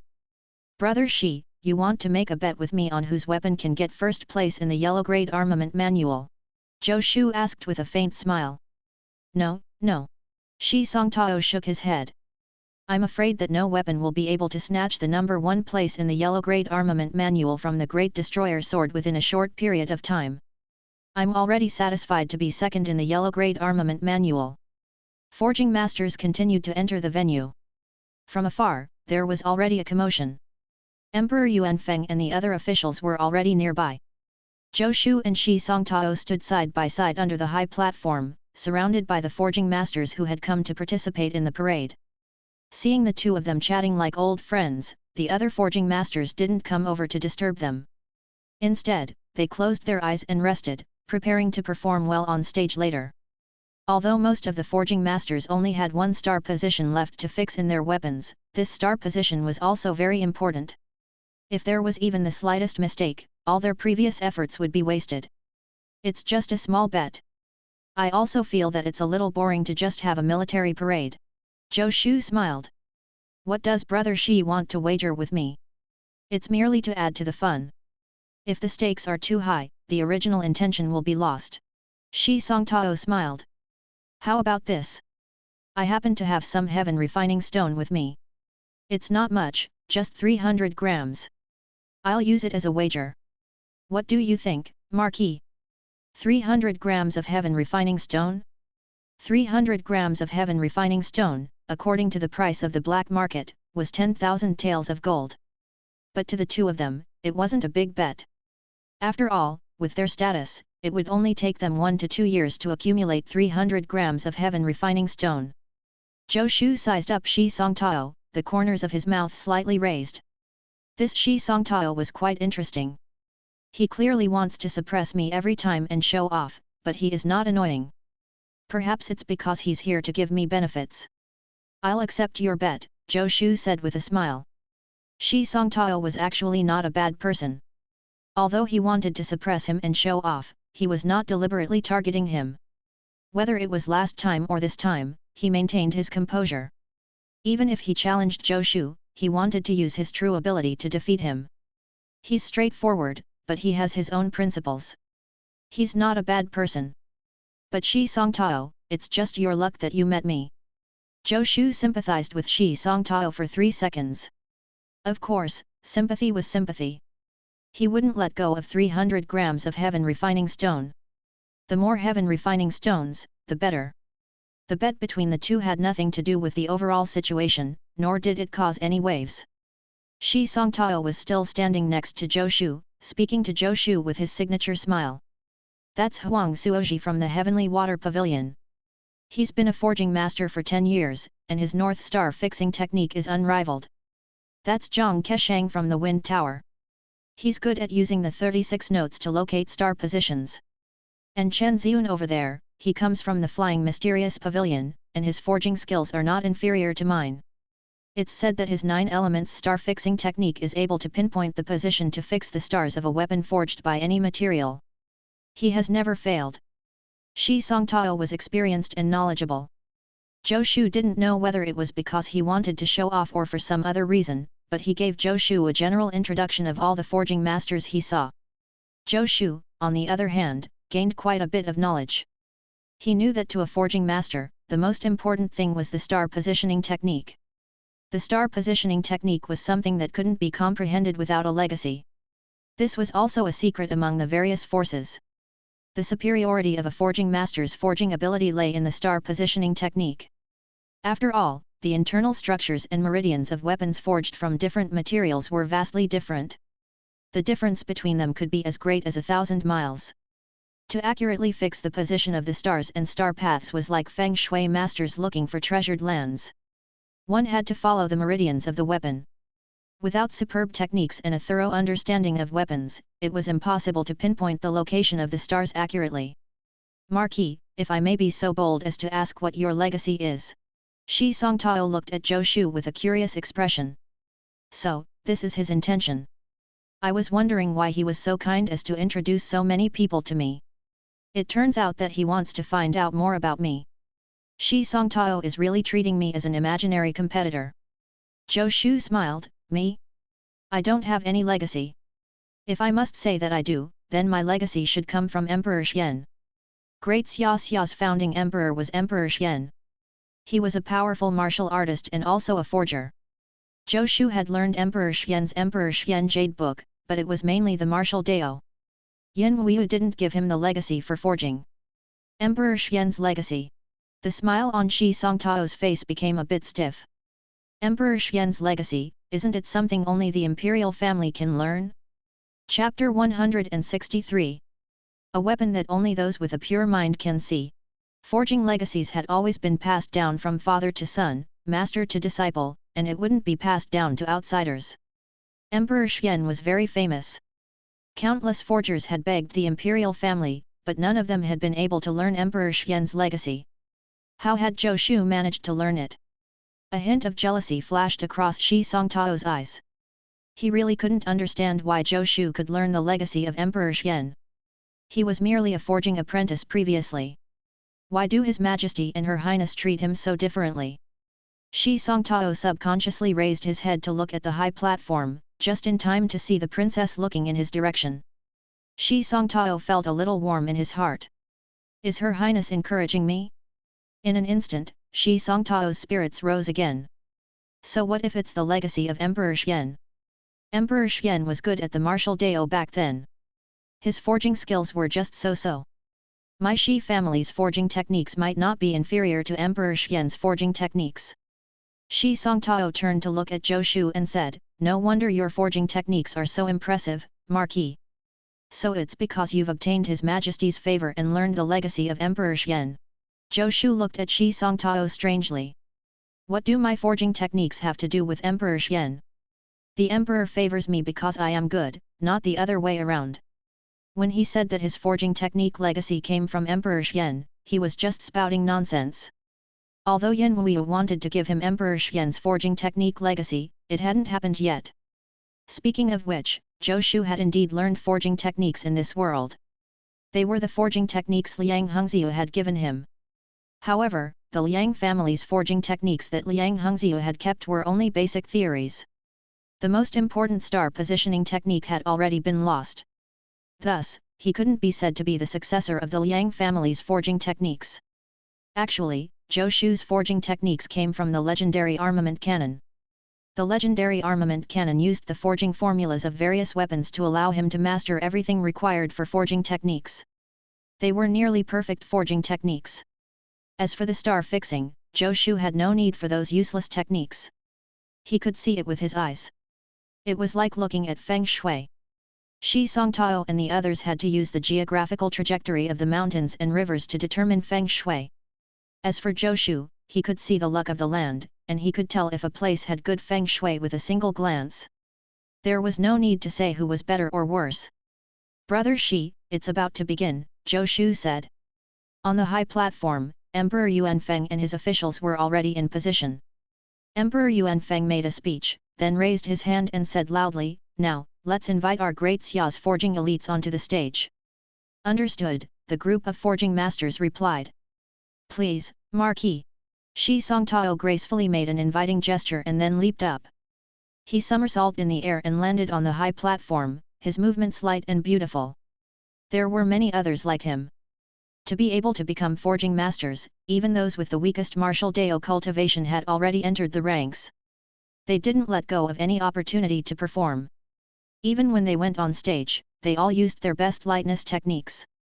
Just the act of going on stage made Zhou Shu feel like he was watching a show. In fact, it only took a moment for everyone to ascend the stage. As Zhou Shu watched in amazement, he was the only one left below the stage. Emperor Yuanfeng and the other officials all turned to look at Zhou Shu. Sitting next to Emperor Yuanfeng, Yan Wuiyu closed her eyes, unable to bear the sight. Did he forget why he's here? Why does he look like he's watching a show? Zhou Shu felt numerous gazes land on him. He also reacted. He was so engrossed in watching these people display their techniques that he forgot that he had to go on stage. Zhou Shu awkwardly smiled and raised his foot. The platform was as tall as a person. It was neither very tall nor very low. Actually, there were steps on one side, but none of the forging masters used the steps. Zhou Shu glanced at it. If he wanted to take the stairs, he would have to go around the other side. Everyone was waiting for him, so it would be a waste of time to go around. Thus, he directly raised his foot and stepped onto the high platform. As he walked, clouds seemed to appear beneath his feet. With every step he took, a cloud would drag his feet.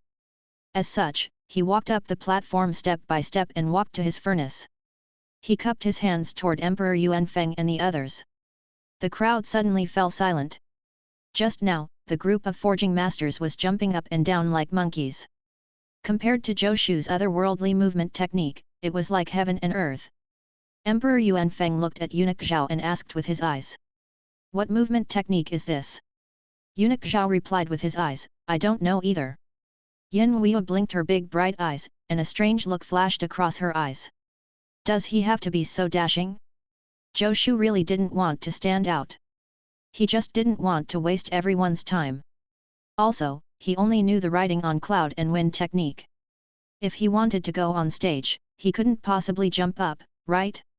This was the effect of the riding on cloud and wind technique. What could he do? Cough cough. Emperor Yuanfeng was the first to react. He cleared his throat and said, since everyone is in position, let's begin. There were more than 100 forging masters who had the qualifications to participate in the military parade. Naturally, Emperor Yuanfeng and the others couldn't inspect them one by one. Therefore, all the forging masters worked on their weapons at the same time.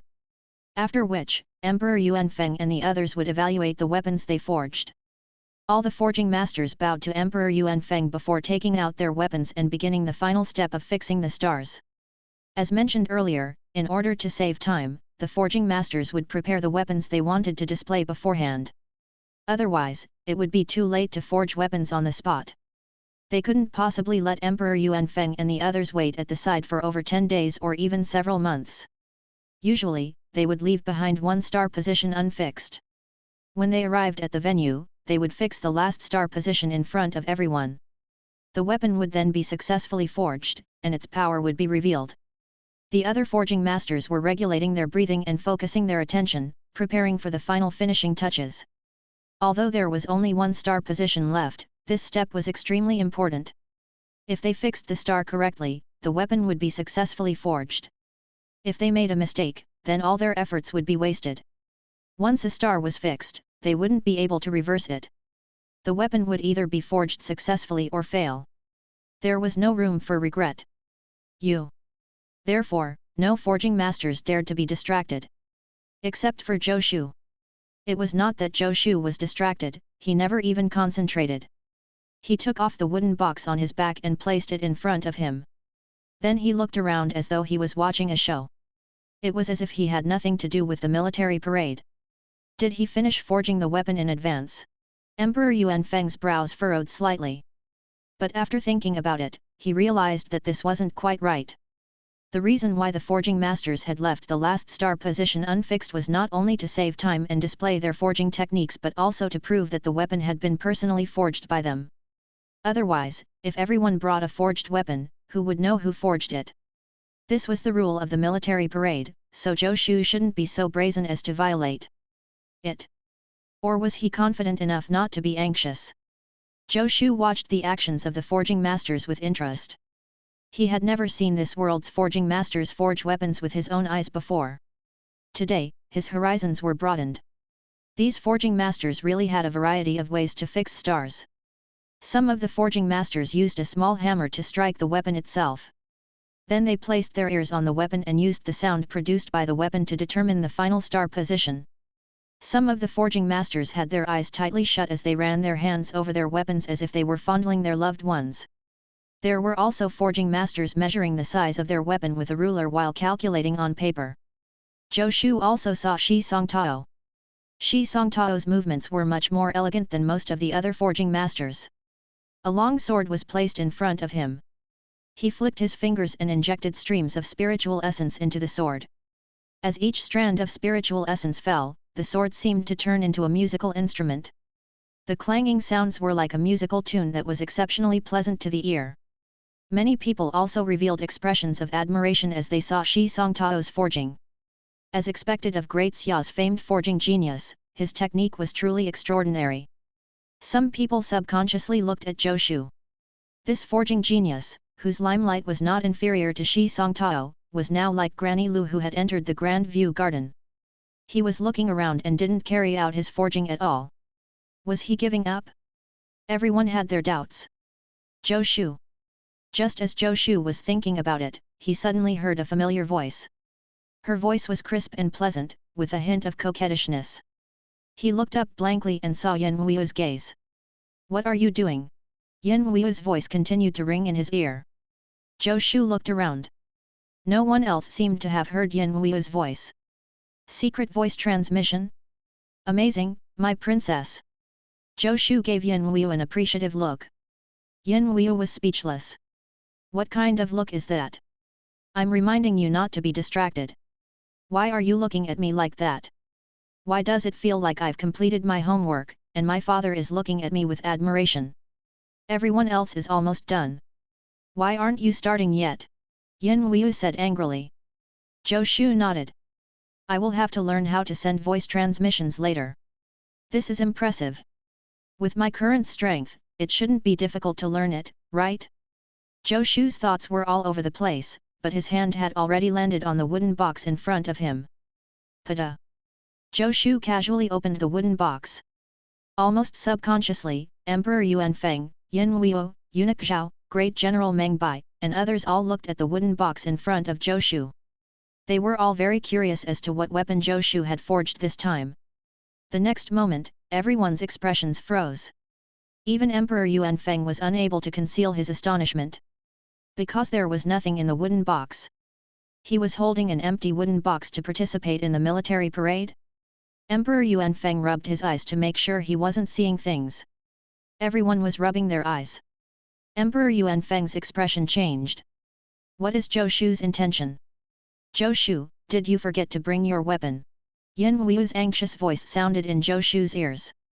Zhou Shu looked up and gave Yin Wuyu a reassuring look. Yin Wuyu understood the meaning behind his gaze, but the anxiety in her heart didn't lessen one bit. Don't worry. How can I be at ease? This is in front of the court officials. If something goes wrong, how will you be able to survive in the future? Or... The other forging masters were completely focused on completing their work. Emperor Yuan Feng and the others didn't speak, afraid that they would disturb the progress of the forging masters. Their attention was completely on Zhou Shu. He brought an empty wooden box to participate in the military parade? Or was this wooden box his weapon? Everyone wanted to see what Zhou Shu was up to. Under everyone's gaze, Zhou Shu began to move. He reached into the large wooden box and picked up something. But in everyone's eyes, he was just putting on an act. There was nothing in his hands. The next moment, Zhou Shu took out a heaven refining stone the size of a grain of rice and threw it into the true fire. Everyone stared with their eyes wide open. Was he putting on a full act? There was clearly nothing, yet he wanted to waste the heaven refining stone? Zhou Shu seemed completely unaware of everyone's doubts. His movements were casual, and a drop of heaven refining stone flew out from the true fire. Under Zhou Shu's control, it landed in the air. In everyone's eyes, Zhou Shu was completely messing around. There was nothing in his hands. Was he fixing stars in the air? Also, didn't he need to locate the stars? Did he take everyone here as fools? Anger flashed in the eyes of some of the officials. So the Yu Marquis is someone who gained reputation by deception. To let such a scoundrel rank high in the imperial court is simply the humiliation of Great Xia. After this military parade, we must impeach him. Just as some officials had such thoughts, the heaven refining stone had already been transferred into the air. Suddenly, like a drop of water meeting a sponge, it disappeared into the air. It felt as if it had truly fused with a weapon. Could he really fix stars in the air? Everyone's eyes widened. The next moment, it was as if everyone saw star paths emitting light appear out of thin air in front of them.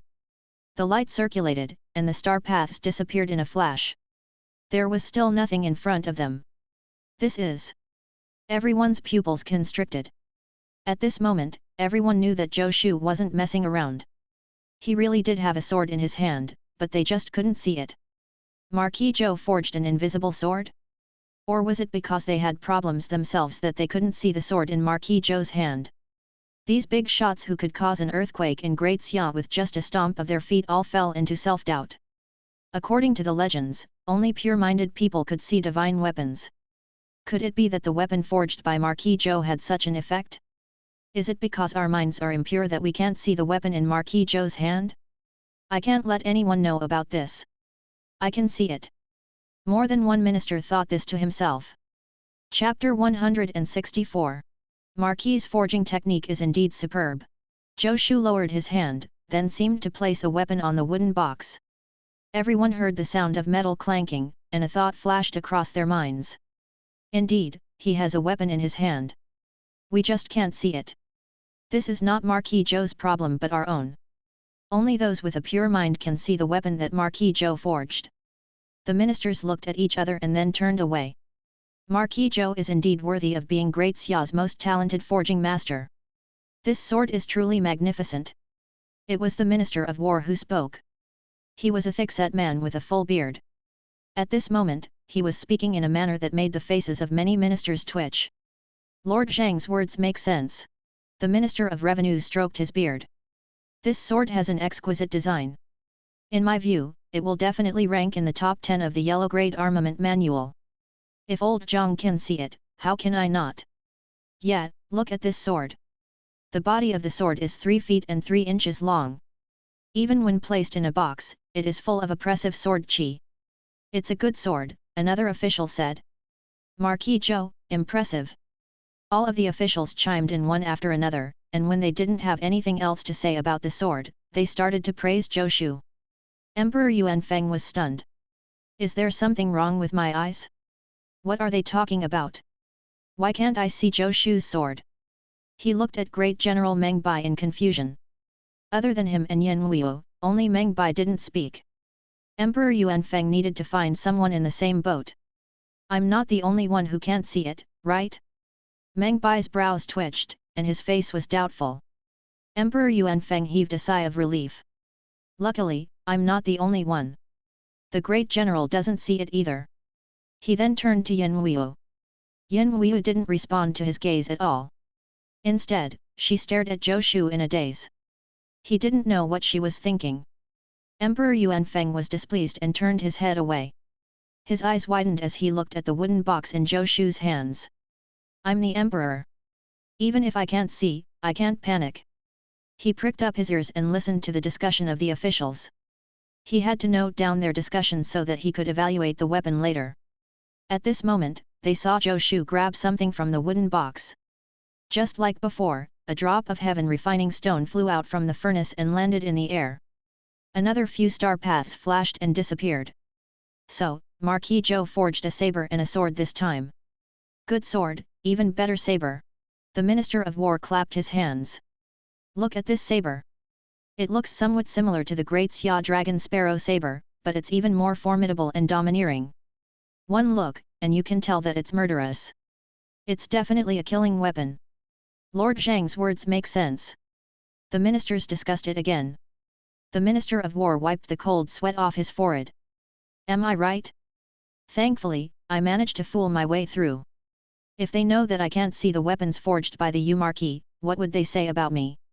Big Beard Zhang was ignorant and impure. This old man surnamed Zhang didn't even have a few tricks up his sleeves, yet he acted so elegant. Vulgar. The discussions of the ministers also fell into the ears of the forging masters on the platform. Some of the forging masters were distracted for a moment and almost fixed the star wrongly. At this moment, Shi Songtao had just finished his weapon. He put it down with great satisfaction. When he heard the discussions of the ministers, he subconsciously looked in Zhou Shu's direction. His heart skipped a beat. Am I seeing things? Why can't I see the saber and sword that everyone is talking about? In Shi Songtao's eyes, it was as if Zhou Shu was acting. His hands were gripping the air as he gestured. From the looks of it, he was indeed fixing the star on a weapon. But the problem was that he had neither a saber nor a sword in his hands. Shi Songtao rubbed his eyes hard. He even lost control of his expression and fell into deep self-doubt. At this moment, Shi Songtao was not alone. Many of the forging masters who had completed their work were like Shi Songtao. They wondered if after days of being too excited to sleep because of the military parade, they had some problems with their eyes. In the end, almost everyone who had completed their forging turned their gazes to Zhou Shu. Ding dang! Zhou Shu placed his hand on the wooden box, letting out a metallic clink. It sounded like the morning bell, stunning everyone. Indeed, Marquis Zhou has a weapon in his hand, but we can't see it. It's not Marquis Zhou who has gone crazy. It's us who have a problem. Zhou Shu reached into the wooden box again and seemingly picked up another weapon. The ministers glanced at the Minister of War, Big Beard Zhang. Cold sweat appeared on the Minister of War's forehead. Under his armor, his back was already drenched in sweat. Damn it! Why are all of you looking at me? Didn't I, old Zhang, prove that I can see? Why are you still looking at me? Do you all despise me just because I am uncultured? If you have the ability, let's go on stage and spar. I, old Zhang, am not afraid of you guys. His heart was in a mess, but he was extremely calm on the surface. I, old Zhang, have seen the world. I'm not even afraid of thousands of soldiers and horses. Why would I be afraid of pathetic people like you? Marquis Zhou is good at forging sabers and has also forged a divine sword like the 7-star Dragon Abyss sword. He's already forged a saber and a sword, so what else can he forge? Minister Zhang racked his brains. He had never used his brain cells like this in his entire life.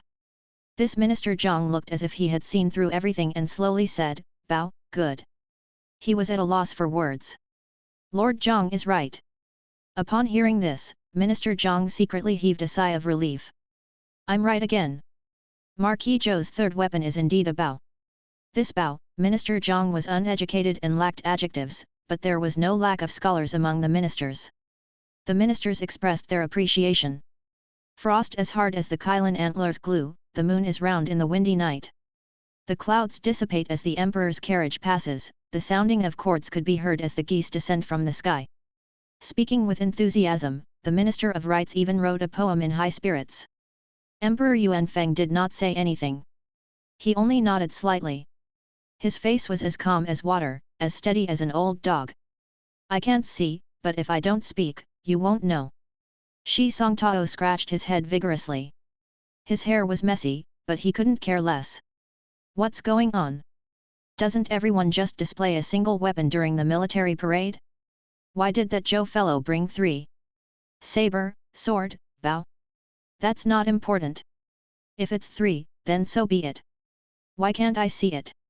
From their discussions, I can imagine how outstanding these 3 weapons were, but why can't I see them? Why? Why? Shi Songtao's eyes were brimming with tears. He didn't care about the outcome of the bet with Zhou Shu. He just wanted to know what was wrong with his eyes. If I can't even see the weapon, can I still forge weapons in the future? Can I still become the best forging master in the history of Great Xia? Will I be able to become a grand craftsman before the age of 30 and bring up a marriage proposal to His Majesty? I can't, not anymore. If I can't even see his weapon, I will be blind in the future. What else is there to talk about? God damn it! It's done. Zhou Shu fused the last drop of the heavenly refining stone into his weapon, and the corners of his mouth raised slightly. Although the possibility of a problem wasn't high, it was still a relief to have successfully fixed the last star position. I am indeed a genius. Zhou Shu was delighted. He was just about to put the sword back into the box when he suddenly heard a discussion. Previously, he had used his divine sense to pinpoint the location of the stars and didn't notice the commotion outside. Now that he heard the discussions of the ministers, he was also curious. Bow? Did someone make a bow? That's rare. I've never seen a ranked bow, Zhou Shu thought. Congratulations, Marquis. While Zhou Shu was thinking, he suddenly heard a loud voice. He looked at the source of the voice and happened to see a rough, bearded face. Lord, you are. I am Zhang Fuzi, the Minister of War, the bearded man said. Your forging skills are truly admirable, Marquis. 1 saber, 1 sword, 1 bow, they are all at the peak of perfection. Zhou Shu. He was confused. He could understand every word Zhang Fuzi said, but why didn't he understand when the words were connected? Saber, sword, bow? What is the meaning of this? Are you talking about me? I can understand the saber and sword, but what does this bow mean? I've never forged a bow before. In the past, I thought that forging masters were powerful enough.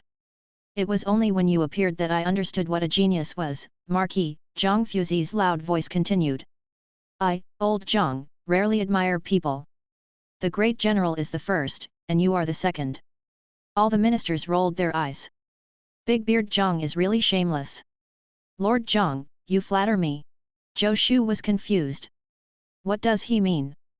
I subdued the Minister of War with just a few tricks? In that case, I'm excited. I haven't even used 1/10 of my real skills yet. Lord Zhang, how about we have a chat? Are the experts under the command of the Ministry of War lacking in ranked weapons? If you can't afford to buy, you can rent. Marquis Zhou, what is the name of this sword, saber, and bow that you've crafted? Are they a set of weapons? Another minister asked. Zhou Shu was puzzled. Before he could speak, another person said, definitely. According to the rules of the military parade, every forging master can only display one weapon. However, they are not restricted from displaying a set of weapons. A saber, sword, and bow can indeed form a set of weapons. If it's a set, it naturally doesn't violate the rules, a minister chimed in. I'm very curious. If it's a set, then is the weapon forged by the Marquis yellow grade or black grade? Or is it earth grade? If it's an earth grade weapon, then the Marquis should be considered a high-level forging master. If that's the case, then the Marquis should be the youngest high-level forging master in Great Xia. He's even younger than when Shi Songtao became a high-level forging master. Shi Songtao's face darkened as he rolled his eyes at the minister. Why did you drag me in? My path is already cut off. If you provoke me again, I will bring you along with me. The minister noticed Shi Songtao's gaze and smiled apologetically. Damn, I forgot that Shi Songtao is there. As the officials spoke one after another, Zhou Shu became more and more confused. Who are they talking about? It feels like it has nothing to do with me. Set of weapons? This is a good idea. However, there's no set in the legendary armament canon. He wanted to interrupt and ask, who are you talking about? Other than me, there are other forging masters who are also marquises? But as the officials spoke one after another, Zhou Shu was unable to find an opportunity to interrupt. After a long time, Emperor Yuan Feng coughed lightly, raised his hands, and gestured for everyone to be silent. Everyone, quiet down. His voice was not loud, but everyone could hear him clearly. This was the strength of a first-rank martial artist. As a false first rank, there was almost no chance for him to fight. One of the greatest benefits of being a first-rank martial artist was that he didn't need to shout in such a situation. Since all the forging masters are done, let's begin our evaluation, Emperor Yuan Feng said. He glanced guiltily at Zhou Shu. Bring up your weapons. All the forging masters presented their weapons. Zhou Shu also picked up the wooden box in front of him, wanting to bring it to the stage. Suddenly, Emperor Yuan Feng said, You Marquis, why don't you introduce the weapon you've forged? It has been so many years, but this is the first time someone has forged a weapon set in the military parade. Emperor Yuan Feng slowly said, Introduce yourself first so that everyone can have an impression. Sure. Zhou Shu didn't suspect anything else and agreed with a smile. He took 2 steps forward and placed the wooden box on the table. Pointing his finger, he said, The weapon I forged this time might be considered as a weapon set, but there's still a slight difference. Armament sets should be made up of different weapons. Strictly speaking, what he forged this time was not considered a set. It was even a little far-fetched to think of it as a set. Zhou Shu was just too lazy to take them apart, so he put them together. In a sense, this should be considered 3 weapons. The weapon I forged this time is called the 3 Swords of Yin Tianzi. Actually, it's made up of 3 swords. Speaking of which, it's slightly different from the rules of the military parade. But it's alright, Your Majesty. I don't want the reward for this parade. As soon as Zhou Shu finished speaking, the entire crowd instantly fell silent. 3 Swords of Yin Tianzi? 3 swords? Everyone's gaze landed on Zhang Fuzi, the Minister of War. Zhang Fuzi panicked. What are you all looking at me for? I was just making a wild guess. Didn't you all see it? I was wrong, but none of you corrected me. No, all of you agreed with me just now. All right, old Zhang, understand now. It turns out that all of you are out-and-out scoundrels who you couldn't see either. Zhang Fuzi straightened his back with a sense of righteousness. Why? Everyone can't see it, so why are you blaming me? My mind is impure, but how good can you guys be? Chapter 165. Night Practice, Shadow and Light Bearing.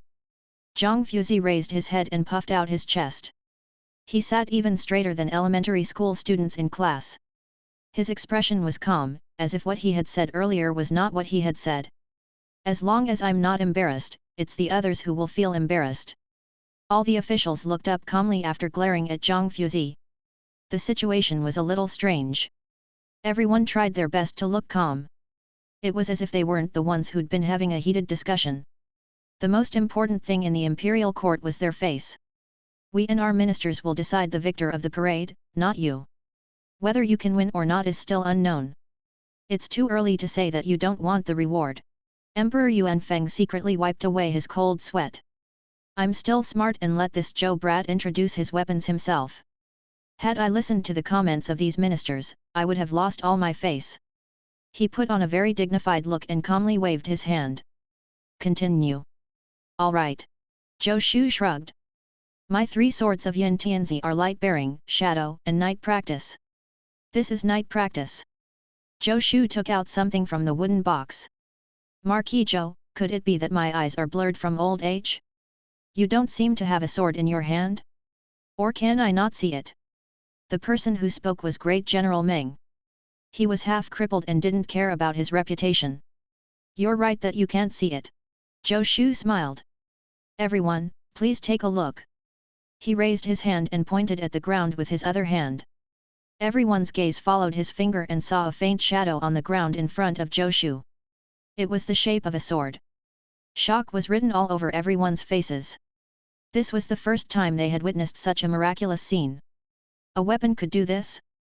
Shi Songtao's mouth was also wide open. He had never heard of any weapon that could leave a shadow even though it couldn't be seen with the eyes. The night practice sword, during the day, one will see the shadow but not the light. At night, one will see the light but not its shape, Zhou Shu said loudly. It's daytime right now, so I can't show everyone the situation at night. I can tell everyone that if it's nighttime, the night practice will look like a ball of moonlight. What a wonderful idea, Meng Bai said emotionally. Zhang Fuzi and the other officials were so shocked that they couldn't speak. The first sword of the 3 swords of Yin Tianzi was already so amazing. What about the other 2 swords? Emperor Yuanfeng gripped the armrest of his throne tightly. Such a magical sword is part of the 3 swords of Yin Tianzi, and it's named after me. Barely worthy of me. If he offers the 3 swords of Yin Tianzi to me later, I will pretend to decline first, then reluctantly accept them. Even though it's only a yellow-grade weapon, it's still a token of goodwill from him. If I reject it, he will be bitterly disappointed. However, I'm not the kind of person who likes to take advantage of others. I won't let my subjects suffer a loss if I accept something from them. Emperor Yuanfeng began to seriously consider what he should reward him. I've just conferred him the title of Marquis, so I can't promote him further. How about I reward him with some gold? It seems a little tacky. While Emperor Yuanfeng was struggling, Zhou Shu had already put down the night practice sword and taken out the next sword. In everyone's eyes, Zhou Shu had nothing in his hands. They couldn't see if Zhou Shu had a sword in his hand at all. It was just Zhou Shu's words. This second sword is called the Shadow Sword. At dawn when the sky is neither dark nor bright, a faint shadow of the sword appears in the north. The shadow of the sword only lasts for a moment, no one knows what it looks like. As Zhou Shu spoke, he raised his hand. At this moment, the sky was already close to dusk. The people standing on Zhou Shu's side raised their heads and looked north, just in time to see a faintly discernible sword shadow. They couldn't help crying out in alarm. The people from other directions didn't see anything and felt puzzled. We can only see it from the north. A minister had already left his seat and ran to Zhou Shun's side to look north. His expression changed slightly. He really saw a sword. Emperor Yuanfeng was eager to give it a try, but he was the emperor. How could he be like these people who had never seen the world? What have I not seen before? Isn't it just a sword? When Zhou Shu presents it to me, I will have time to play with it carefully. Everyone, let's continue. Zhou Shu placed the shadow sword back, then moved to another sword. This time, no one doubted whether Zhou Shu had a sword in his hand. He really had a sword in his hand. This third one is called light-bearing. It cannot be seen by sight, and one cannot tell if it is used. Marquis Zhou, if you can't see it, and you don't even feel that you have a sword in your hand when you use it, how do you know if it exists? Zhang Fuzi asked Zhou Shu what he meant and then frowned. As the saying goes, the usage depends on one's heart. Zhou Shu smiled. One cannot tell if it is used just means that the blade is extremely sharp. Before one can feel it, the blade has already sliced through the item. It doesn't mean that the user can't sense the sword's existence. The sharpness of the sword can't be proved by just your words, a discordant voice suddenly said. We can't even see your 3 swords of Yin Tianzi. How can you prove how powerful they are? That makes sense. Zhou Shu nodded and looked up at the stage. Grand Minister, may I trouble you? Zhou Shu said. Yin Weiyu was startled, but she still nodded. Say it. Grand Minister, come here. Yin Weiyu didn't hesitate and walked toward Zhou Shu. What do you want me to do? Yin Weiyu asked doubtfully. Please test the sword, Grand Minister. Zhou Shu smiled and extended his hand. Yin Weiyu was slightly puzzled. She looked at Zhou Shu's hand. Even though they were so close, she couldn't see the sword in Zhou Shu's hand. She tentatively reached out her hand and pressed it against Zhou Shu's. From afar, it looked like they were holding hands. Emperor Yuan Feng's eyelids twitched. All right, Zhou Shu, your reward is gone. I don't care for the 3 swords of Yin Tianzi anymore. When Shi Songtao saw this scene, his face instantly turned incomparably pale. In this world, although there was no such thing as the great defense for men and women, it was improper for men and women to touch each other. Her Highness held his hand in public. Shi Songtao seemed to hear the sound of his heart breaking. Yin Weiyu's little face blushed. She didn't know why she reached out her hand. When her hand touched Zhou Shu's palm, she felt her entire body heat up. But the next moment, the cold touch on her palm brought her back to her senses. She raised her head in shock, her bright eyes staring straight at Zhou Shu. Zhou Shu nodded slightly, an encouraging expression appearing on his face. Yin Weiyu nodded vigorously, then her arm trembled. Swoosh! With a light sound, countless dazzling sword lights appeared in the sky. Yin Weiyu was like a banished immortal, her figure becoming somewhat ethereal within the sword light. Crack! With a light sound, Yin Weiyu's arm dropped down. Not far away, several forging furnaces slid down at a visible speed. Everyone's gaze froze. Yin Weiyu didn't release an overly intense aura just now, but this sword strike actually directly cut apart several forging furnaces. One had to know that these forging furnaces were made of copper and iron, so their hardness was not inferior to ordinary standard weapons. Good sword! Yin Weiyu praised. The power of this sword isn't inferior to the 7-star Dragon Abyss sword you forged before. With the princess's verification, no one dared to doubt the power of the sword. Marquis, are your 3 swords of Yin Tianzi still yellow-grade weapons? Zhang Fuzi asked. Yes. Zhou Shu nodded. But they might become black or even earth or heaven grade in the future. This light-bearing sword has such power. What about the other 2 swords? How big is the difference between them and this light-bearing sword? Zhang Fuzi asked the question on everyone's mind. The 7-star Dragon Abyss sword ranked 11th in the yellow-grade armament manual. The power of this light-bearing sword was not inferior to the 7-star Dragon Abyss sword, which meant that it could already rank in the top 10 of the yellow-grade armament manual. If the other 2 swords had similar power, then that would be 3 swords ranked in the top 10 of the yellow-grade armament manual. If they were ranked according to the name 3 swords of Yin Tianzi, would they rank in the top 5? Or even the top 3? Some differences, but not much, Zhou Shu said. Actually, your highness flattered me too much. The light-bearing sword and the 7-star Dragon Abyss both have their own strengths, but I can't say that it is definitely stronger than the 7-star Dragon Abyss. Its strength depends on the bearer of the sword. The 7-star Dragon Abyss sword that I forged is not bad either, Zhou Shu said arrogantly. The swords that he, Zhou Shu, produced were not ordinary. Everyone sucked in a breath of cold air. They didn't hear what Zhou Shu said next. They only heard Zhou Shu say that the other 2 swords were not much weaker than the light-bearing sword. Would they really see 3 swords enter the top 10 of the yellow-grade armament manual at the same time? Some people were already looking at the forging masters who owned heavenly mirrors. All the forging masters were a bit embarrassed. Why did it feel like the military parade had become an evaluation especially for the Yu Marquis? But then again, the weapons he forged were not only powerful but also full of gimmicks. An invisible sword was so eye-catching. In comparison, there was nothing impressive about the weapons they forged. Lords, the yellow-grade armament manual is only updated once a day, a forging master said softly. The 3 swords of Yin Tianzi had just been forged, so it was impossible for it to be ranked immediately. It would take at least 1 day. Everyone felt a little regretful. They really wanted to see what rank the three swords of Yin Tianzi would rank in the Yellow Grade Armament Manual. The three swords of Yin Tianzi are indeed marvelous ideas. Good swords. Emperor Yuan Feng nodded slightly. He looked at Zhou Shu, his eyes indicating that he understood. Hurry up and offer it to me. I am ready. Thank you for your praise, Your Majesty. Zhou Shu cupped his hands and then turned to Yin Wuo. Grand Minister, I previously agreed to help you forge a weapon. Logically speaking, with your status and cultivation level, you should at least be equipped with an Earth-grade weapon. Unfortunately, I don't have that ability yet. The grade is not high enough, so I used numbers to make up for it. Zhou Shu smiled. I'll give the three swords of Yin Tianzi to you, Grand Minister. The weapons displayed in the parade belong to the Forging Master. Did I remember wrongly? No. Yin Wuo felt as if she had eaten honey. She nodded vigorously. These swords belong to you. You have the right to do what you want. Since you've said so, then I will not refuse. I will reluctantly accept the three swords of Yin Tianzi. Although they are a little weak, they are interesting. If you think they're weak, then give them to us. We don't mind. Many people screamed in their hearts.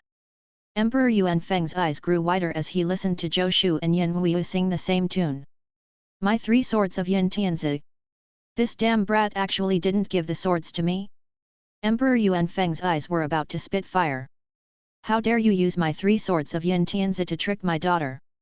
Do you really think I don't have a temper? Just because a tiger doesn't show its might, do you think I'm a sick cat? Quis. This is a military parade, not a place for you to fool around. Stand down. Emperor Yuan Feng said coldly. The three swords of Yin Tianzi are not one. In the history of my Grand Xia, there is no rule that allows three swords to participate in the military parade at the same time.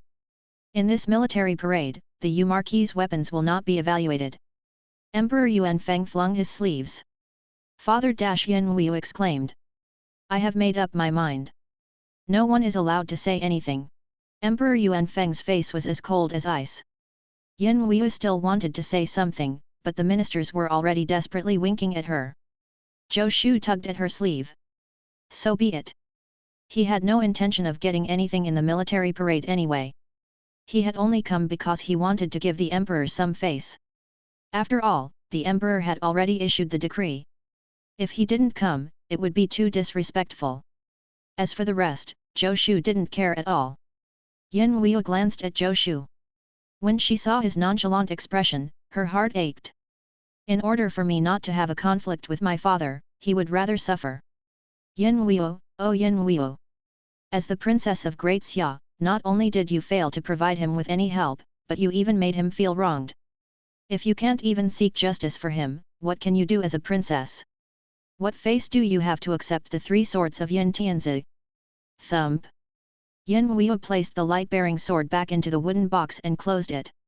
She grabbed the wooden box with one hand and pulled Zhou Shu's arm with the other as she walked out of the arena.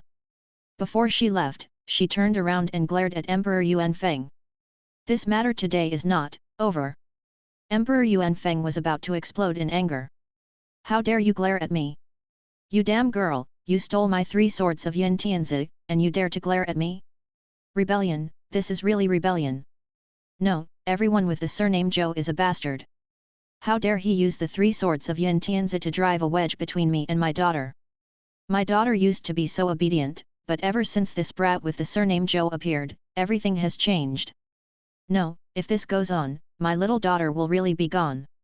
I can't let this brat hang around Wuyu anymore. I have to kick him out for a period of time. That's it. A thought flashed through Emperor Yuan Feng's mind, and his lips involuntarily curled up. Eunuch Zhao and the others felt their hair stand on end. Is His Majesty plotting something? Chapter 166. Emperor Yuan Feng's Revenge, a Promotion. Yin Wuo pulled Zhou Shu far away from the military parade ground before releasing her hand with a flushed face. Zhou Shu was a little depressed. In order to avoid being discovered by Yin Wuo, he couldn't resist forcefully. Why did she pull him away? He wanted to see what weapons the forging masters had forged. Ever since he came to this world, he hadn't had the chance to interact with other forging masters. This was such a good opportunity. But now, you pulled me out just like that. If I go back, wouldn't it seem too deliberate? Yin Wuyu turned to Zhou Shu and said with determination, Zhou Shu, don't worry. What is yours. No one can take it away. Without waiting for Zhou Shu to speak, she carried the wooden box containing the 3 swords of Yin Tianzi and fled. Zhou Shu was confused. What should I do? Speaking of which, Grand Minister, why did you bring me out? Couldn't you say this at the military parade ground? What should I do now? Return to the residence or return to the venue? The Grand Minister doesn't have any shortcomings. It was just that she occasionally does incomprehensible things. Zhou Shu shook his head. He had just come out, so it was not appropriate for him to return to the venue. Since that was the case, he might as well go home and sleep. He regretfully walked towards the Yu Marquis's mansion. He hadn't walked far when he suddenly saw a familiar figure. Divine Constable Yang! Zhou Shu shouted loudly and waved his hand. Yang Hong, who was patrolling the streets, heard someone call out to him and subconsciously turned around. When he saw Zhou Shu, his face revealed a pleasantly surprised expression. Greetings, Marquis. Yang Hong turned around and bowed. You're too polite, Divine Constable Yang. We're old friends. There's no need for such formalities. Zhou Shu smiled. This was the first time he had seen Yang Hong since their last meeting in Yu Prefecture. But he heard that after Yang Hong and the rest returned to the capital, they were placed under house arrest for a period of time. Looking at him now, he probably didn't suffer any abuse. Divine Constable Yang, you are already a Divine Constable. Do you still need to patrol the streets? Zhou Shu asked curiously. You don't know, Marquis. Yang Hong smiled and explained, patrolling the streets is also the daily work of the Divine Constable Bureau. The defense of the capital city used to only rely on the country protector army. Only a small portion of the palace guards are ranked martial artists. However, the capital has been in trouble one after another. His Majesty has decided to reorganize the guards for the sake of the capital's security, so we have to patrol the streets now. Zhou Shu nodded. He wasn't too interested in these things. But then again, there really weren't many guards in Chang'an. Divine Constable Yang, do you still need a ranked weapon? Zhou Shu's gaze fell on the saber hanging on Yang Hong's waist. It was a spring-embroidered saber. Marquis, Yang Hong was stunned. I haven't saved enough money. He felt a little embarrassed. Thinking back to the time when he first met Zhou Shu, he was just a mere forging apprentice. In the blink of an eye, not only did his cultivation base surpass his, but even his status far surpassed his own. He was truly incomparable to him. Although he was lucky enough to enter the ranks, he could not even afford a ranked weapon. But the last time he had returned from Yu Prefecture, he had made some contributions. When the imperial court rewarded him, he should be able to buy a ranked weapon.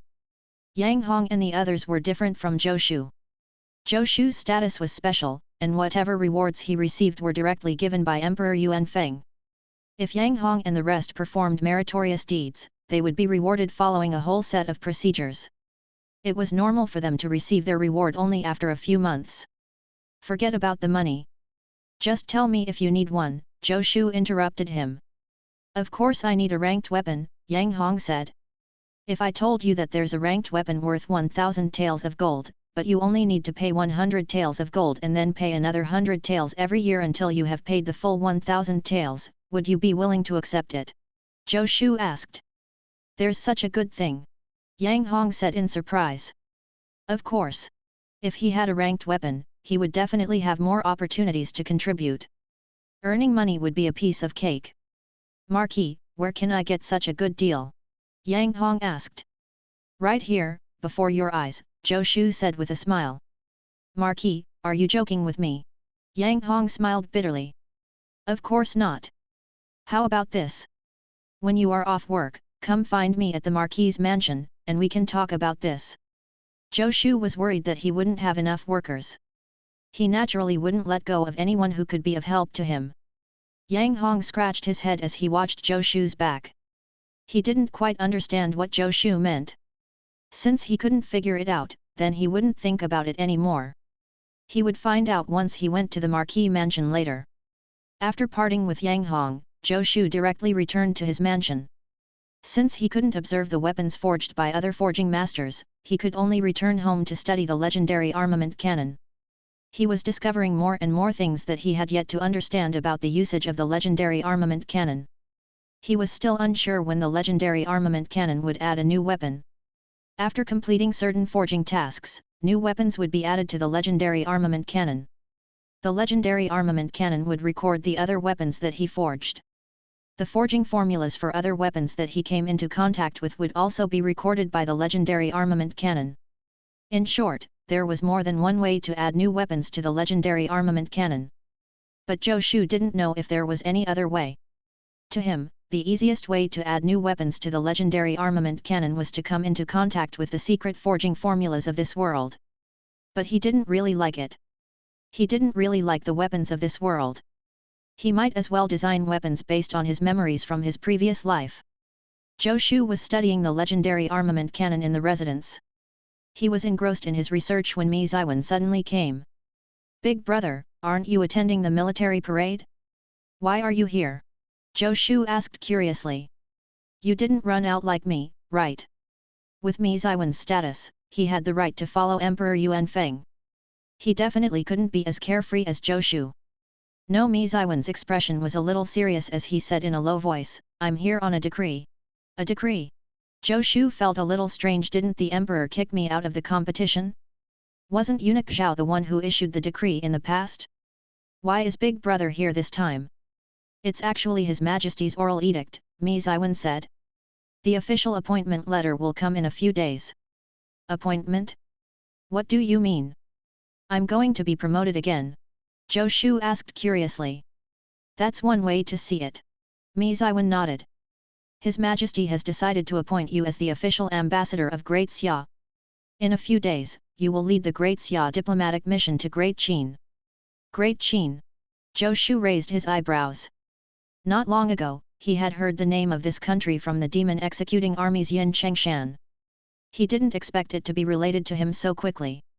Come to think of it, shouldn't it be proper officials for the diplomatic mission? He was not a diplomat. "Big brother, are you joking?" Zhou Shu said. "Lead the diplomatic mission to the Great Qin? I don't even know where Great Qin is, so wouldn't it be nonsense for me to lead the diplomatic mission to Great Qin?" He really thought so. Zhou Shu had never felt that he was as omnipotent as the protagonist in the transmigration novels he had read in his previous life. He knew that there were many things he didn't understand. He knew nothing about diplomacy. Besides knowing that there were more demonic beasts in Great Qin, he knew nothing about Great Qin. Most importantly, he didn't want to know about it. He just wanted to forge weapons quietly. No matter if it was Great Qin or Great Wei, it was best if they didn't provoke him. "I'm not joking. His Majesty's attitude is very firm," Mi Ziwen said in a low voice. Even the Grand Chancellor's doubts were dismissed by His Majesty. "It's been decided that you will be the envoy. There will not be any changes." Zhou Shu frowned. "What's wrong with Emperor Yuan Feng? Isn't he afraid that I won't be able to properly lead the diplomatic mission to Great Qin? It really can't be changed." Zhou Shu frowned. "His Majesty's words are to be taken seriously." Mi Ziwen shook his head. Zhou Shu was a little unhappy. He wondered if he should sneak into the palace at night and teach Emperor Yuan Feng a lesson. But he immediately rejected this thought. It was unknown how many first-rank experts were hidden in the palace. He wasn't even confident about defeating Emperor Yuan Feng and eunuch Zhao, both of whom were first-rank martial artists. Emperor Yuan Feng treated him quite well, so there was no need for him to fight to the death. If he really entered the palace, there was a high chance that he would be given the cold shoulder. Actually, this is a good thing. Mi Ziwen looked at Zhou Shu's frowning face and ever-changing expression. "Although you are now the Marquis, you do not have an official position. Although it is only a temporary position, when you return, His Majesty will definitely place you in an important position." "Big brother, do you think I need it?" Zhou Shu said. "My dream is to be a Marquis who has a good life. I'll forge weapons in my free time. I, the Marquis, am doing well. Why do I need an official position?" From beginning to end, he had no intention of working in bureaucracy. He planned to be a technical talent, a forging master, a grand craftsman, and even a divine craftsman. Wasn't that better than being a minor official? Even if you don't look at it from this angle, it's a good thing that you're going to Great Xia. Mi Ziwen shook his head and smiled bitterly. He didn't know whether his second brother was unambitious or indifferent to fame and fortune. But then again, at his age, he was already the Marquis. Even if he didn't do anything else in his life, it was enough. Do you know why we're sending the diplomatic mission to Great Xia? Big brother, if you don't tell me, how would I know? Zhou Shu said unhappily. He never cared about national matters. This time, we're sending a diplomatic mission to Great Xia for the 10 Nations Martial Arts Tournament, Mi Ziwen said seriously. Next year will be the year of the 10 Nations Martial Arts Tournament. The last martial arts tournament was held in Great Xia, and the location for this martial arts tournament has yet to be decided. This time, the various countries will send their diplomatic missions to Great Xia to determine the location of the martial arts tournament. What does that have to do with me? Zhou Shu had been a political idiot for 2 lifetimes. He couldn't be bothered to spend more time on this. He just wanted to forge. If anyone dared to look for trouble, he could just kill them with 1 strike. If 1 strike wasn't enough, he would add another strike. Mi Ziwen sighed helplessly. No wonder teacher has always been unwilling to acknowledge second brother. It seems like he knows second brother's character well and doesn't want to involve him in bureaucracy. With second brother's personality, it is indeed unsuitable for him to go into bureaucracy to scheme against others. Thinking about it, it is really a joke of fate. With second brother's personality, he actually became a marquis at such a young age. This is simply unimaginable. Perhaps this is a true genius, incomprehensible. Mi Ziwen shook his head and explained, second brother, if the 10 Nations Martial Arts Tournament can be held in Great Xia, we will have the upper hand as the host. At that time, we will naturally achieve good results. If we do well in the martial arts tournament, in the next 10 years, Great Xia will be able to receive more resources. This will be of great benefit to the development of Great Xia. What Mi Ziwen said was much more reliable than what Zhou Shu had heard before. Previously, he had heard about the 10 Nations Martial Arts Tournament from storytellers. There were more stories than the truth. Most of it was simply fabricated by the storytellers. Mi Ziwen was different. He came from an aristocratic family and was an important official of the imperial court, so he naturally had more insider news. I see, Zhou Shu said in a low voice. Big brother, are you saying that the imperial court sent out a diplomatic mission to try and get the 10 Nations Martial Arts Tournament to be held in Great Xia next year? Who has the final say on where the 10 Nations Martial Arts Tournament will be held? According to Zhou Shu's understanding, this 10 Nations Martial Arts Tournament was like the Olympics. Could it be that there was an organization similar to the organizing committee for the Olympic Games in this world? Was it so easy for the venue of the 10 Nations Martial Arts Tournament to reach an agreement? Furthermore, Mi Ziwen had mentioned the allocation of resources. This was something that he had never heard the storytellers mention before. What kind of resources would be allocated? Who was responsible for the distribution? He didn't think that the 10 countries would come to a gentleman's agreement.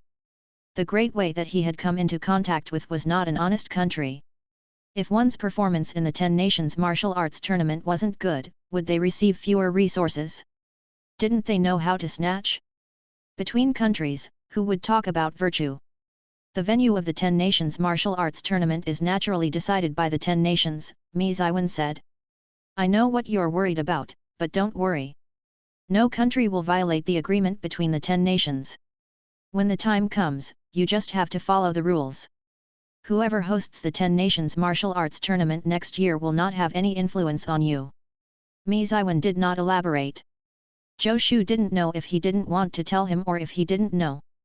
The possibility of the former was not high, but how could Mi Ziwen not know the inside story? Zhou Shu didn't believe that the 10 nations were all so particular about rules. Even on Earth in his previous life, countries couldn't be so particular about rules. Unless there was some force that forced them to obey the rules. But was there any power that could threaten the 10 nations? Big brother, is there really no way to reject this diplomatic mission? Zhou Shu said with his head lowered. Second brother, why do you keep thinking of refusing it? Mi Ziwen replied with a question, smiling bitterly. It will be very beneficial to you if you go to Great Xia. Just treat it as an exchange of forging techniques. Great Xia's forging techniques are also quite good. Chapter 167. With enough benefits, I can do anything. Even after Mi Ziwen had left, Zhou Shu hadn't agreed to become the official envoy of the Great Xia diplomatic mission. But whether he agreed or not didn't seem to matter. Unless he wanted to fall out with Emperor Yuan Feng, he had to obey the imperial decree. To Zhou Shu, what was important was not whether or not he wanted to fall out with Emperor Yuan Feng or whether he wanted to become the official envoy of this diplomatic mission. What he was considering was whether it would be good for him to be the official envoy. I won't do anything without benefits. Even when facing Emperor Yuan Feng, Zhou Shu had the confidence to say this. He had worked so hard to forge weapons and tried so hard to find workers to help him improve his strength. Wasn't it so he could have the ability to make decisions? Wasn't it so that he could say no when faced with certain situations? Great Qin. Earlier, Yin Chengshan said that the demonic beasts of Great Qin were rampant and that there would definitely be many chances to kill them. I never expected that the opportunity to distribute my weapons there would arrive so quickly. He tapped his fingers on the table. Distributing weapons to the experts of Great Qin was undoubtedly funding the enemy. But Great Qin and Great Xia weren't close, so there was no need to worry about Great Qin invading Great Xia. Furthermore, a few ranked weapons were not enough to affect the general situation of a country. It's not bad to go to Great Qin to find a few workers to earn benefits for me, but this diplomatic mission isn't a good job. Wasn't that fellow Xiao Shunzi the official envoy of a diplomatic mission before? In the end, he lost his head. Although if there was a war between two countries, there was a rule that envoys would not be harmed. But one could only hope that the other party would abide by the rules. If the other party really fought, all the rules would be useless. But then again, Xiao Shunzi's death was an accident, not a deliberate move by Great Xia. The strange thing was that even though he was dead, there was no news from Great Wei.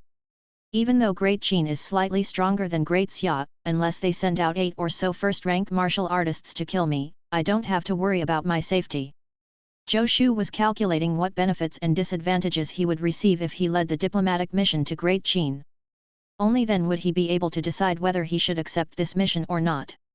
With his strength, he wasn't too worried about danger. After all, this diplomatic mission was for the 10 Nations Martial Arts Tournament.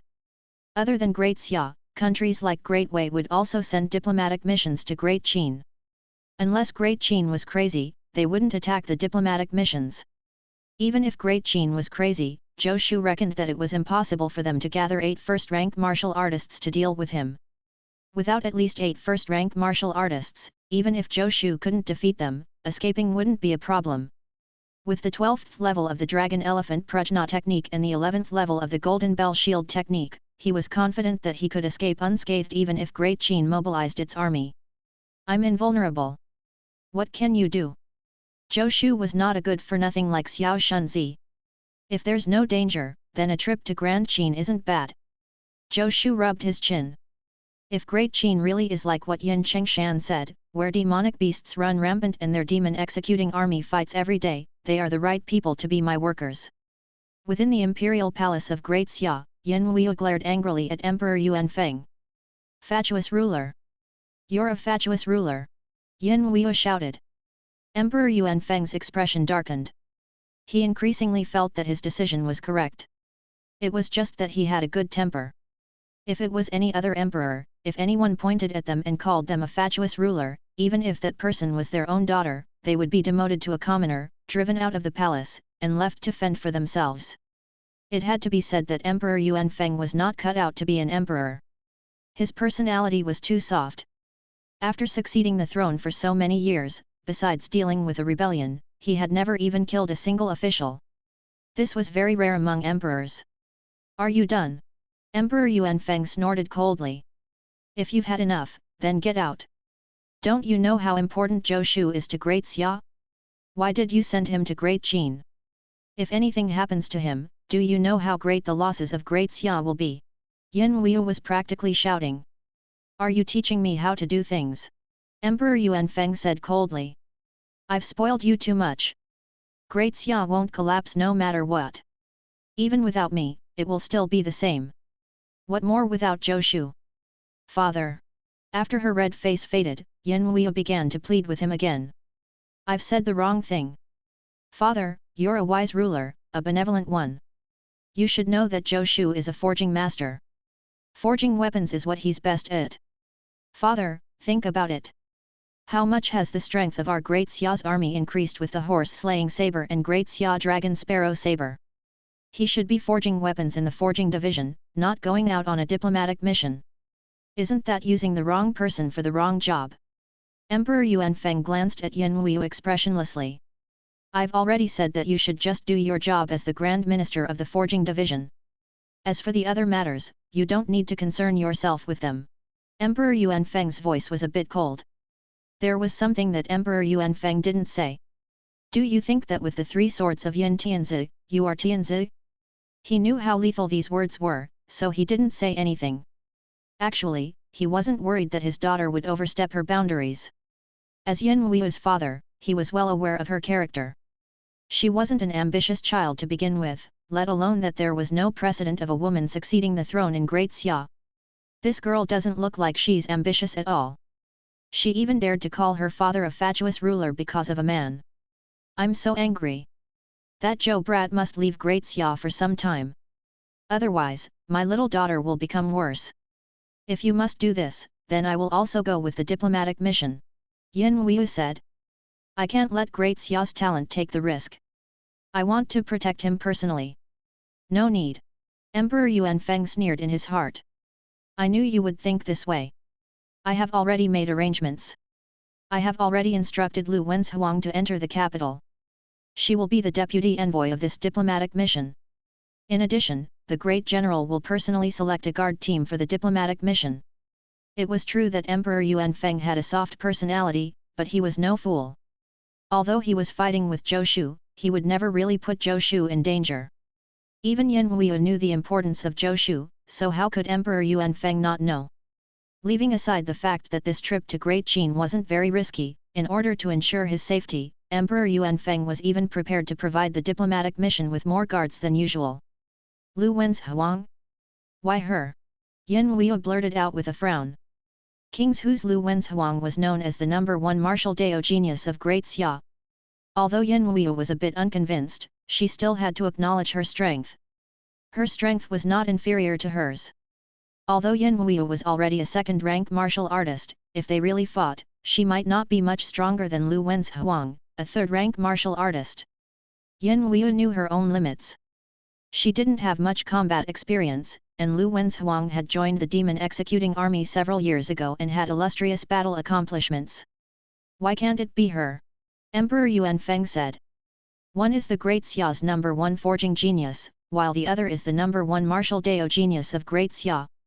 If the two of them join forces, the chances of them returning from this diplomatic mission victoriously will be even greater. Lu Wenzhuang is not the #1 martial Dao genius of Great Xia. I am. Yin Wuyu said indignantly. If not for the fact that Emperor Yuanfeng was afraid of Yin Wuyu attracting too much attention, she would be the youngest grandmaster in Great Xia. Besides, she was already a second-rank martial artist. Lu Wenzhuang had yet to break through to the second rank. Nonsense. When have you heard of a princess going to another country as part of a diplomatic mission? Emperor Yuanfeng slapped the table. I have already decided on this matter. I will not change my mind. You may leave. Just as Yin Wuyu was causing a ruckus in the imperial palace, Great General Meng Bai once again visited the Yu Marquis' mansion. Great General, if you have any orders, you can just send someone to inform me. Why do you need to personally make a trip? Zhou Shu looked at the old Meng Bai and sighed with emotion. Even the god of war can't beat time. No matter how much power you have, can you live forever? It's fine. It was along the way. There are some things I need to explain to you. Meng Bai smiled gracefully. You should already know that you will be leading the diplomatic mission to Great Qin as the envoy, right? Meng Bai went straight to the point. I came here to discuss with you about the guards of the diplomatic mission.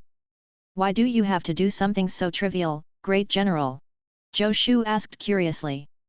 Doesn't Meng Bai want to retire and return to civilian life? Even if he doesn't retire, as the commander-in-chief of the 3 armies of Great Xia, he doesn't need to worry about a mere diplomatic mission. This isn't a small matter. Meng Bai shook his head. Marquis, you are the pillar of the country, and it isn't child's play to send a diplomatic mission to Great Qin. We can't allow any accidents to occur. Emperor Yuan Feng attached great importance to Zhou Shu's safety. What he didn't tell Yan Wu was that this time, not only did he send Lu Wenzhuang to protect Zhou Shu, but the Great Xia diplomatic mission also had a first-rank martial artist following them. Most importantly, Meng Bai, Great General Meng, would also accompany the diplomatic mission to Great Qin. Logically speaking, Great General Meng was the most suitable person to serve as the diplomatic envoy. But Great General Meng was not in good condition, so he couldn't work too hard. Furthermore, in name, he had been dispatched with the diplomatic mission to seek medical treatment in Great Qin. When Zhou Shu heard that Meng Bai was also going on the diplomatic mission, he couldn't help blurting out, "Isn't His Majesty going too far? Great General, you're already like this, yet he still wants you to go on the diplomatic mission."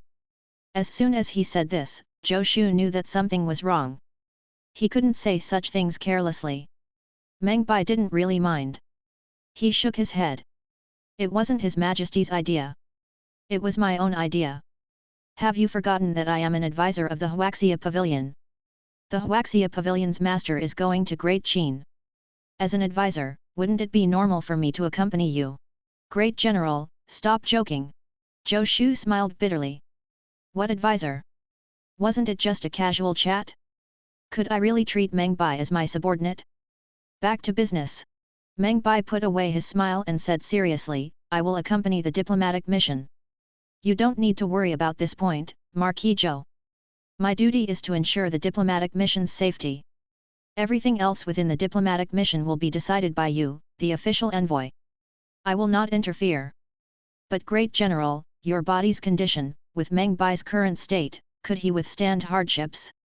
The journey from Great Xia to Great Qin was quite far." "It's okay." Meng Bai shook his head. "I won't die anytime soon. Nominally, I'm going to Great Qin to seek treatment. As long as you're okay. Great General, with you accompanying us, I don't have to worry about the safety of the diplomatic mission," Zhou Shu said. He never expected that Meng Bai would actually travel with him. Although Meng Bai looked as though a gust of wind could blow him away at any time, he was the god of war of Great Xia. Anyone who looked down on him would pay an unimaginable price. With Meng Bai around, Zhou Shu no longer needed to worry about the safety of the diplomatic mission. "Other than me, there are 2 other deputy envoys in this diplomatic mission. You should be quite familiar with one of them. It's Shi Songtao. The other one is Lu Wenzhuang from Qingzhou." "Shi Songtao? Lu Wenzhuang?" Zhou Shu was a little surprised. The standards of this diplomatic mission are very high. Needless to say, Zhou Shu had long heard of Shi Songtao's and Lu Wenzhuang's names. Back then, on the assassination list, these 2 were at the top. He didn't expect them to be his assistants. As for the accompanying guards, there will be a team from the Country Protector Army and the Demon Executing Army, Meng Bai said. "Marquis Zhou, if you have any followers, they can be part of the mission." "Followers? I don't have any." Zhou Shu shook his head, but he suddenly thought of something. "Great General, can I recommend a few people?" "Please speak."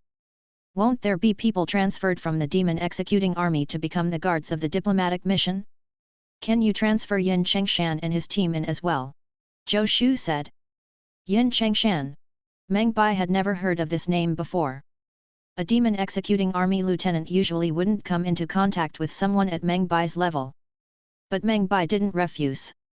He nodded and said, "I'll inform the Demon Executing Army later." Meng Bai was once the commander-in-chief of the 3 armies of Great Xia. In name, he had also been the highest-ranking commander of the Demon Executing Army. Although he had already resigned, transferring some people over was still a piece of cake. "What other requests do you have?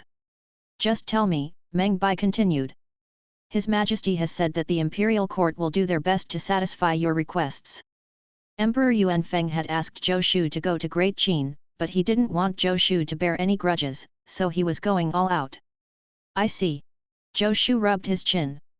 "Great General, although it isn't too risky to travel to Great Qin, there are still risks involved.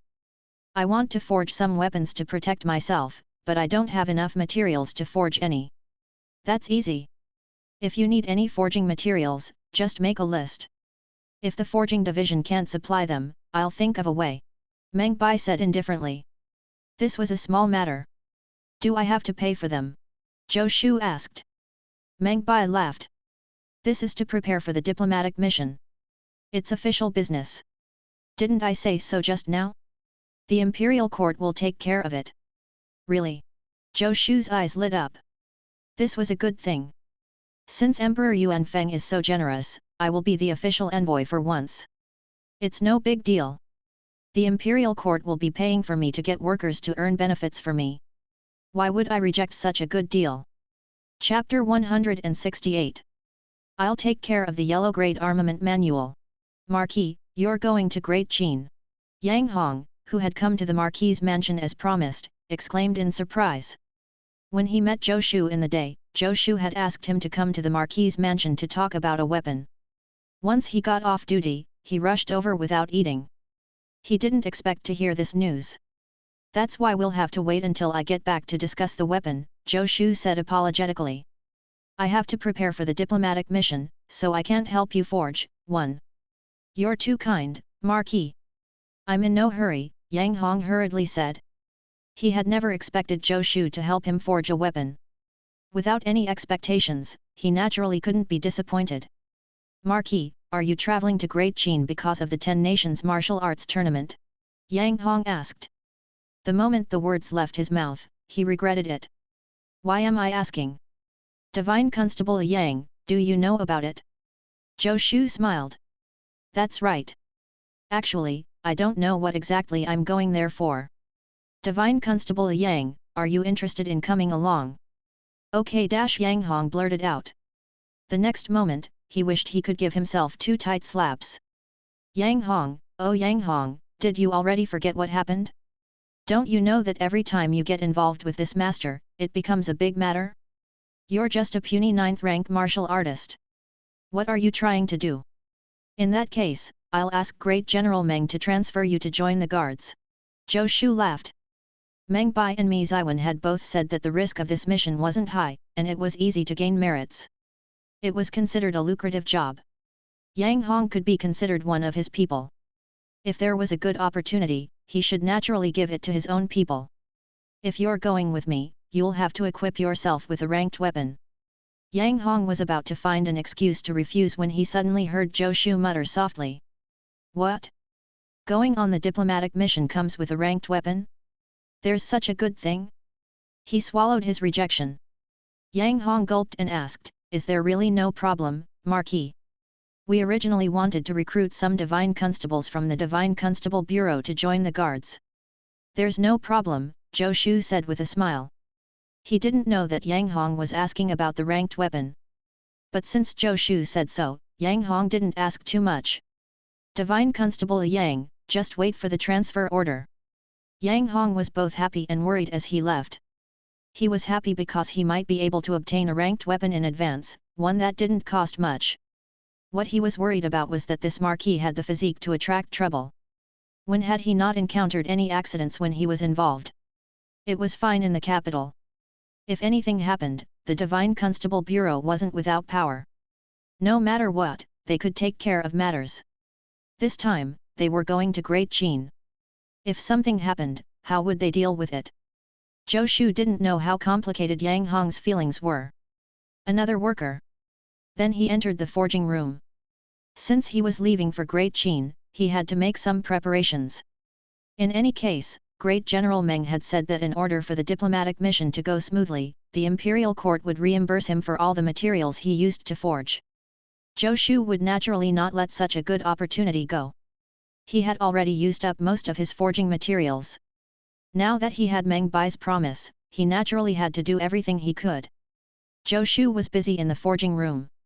Outside, Great Xia's military parade was still ongoing. The parade and the military performance were all major events in Great Xia, and everyone paid a lot of attention to them.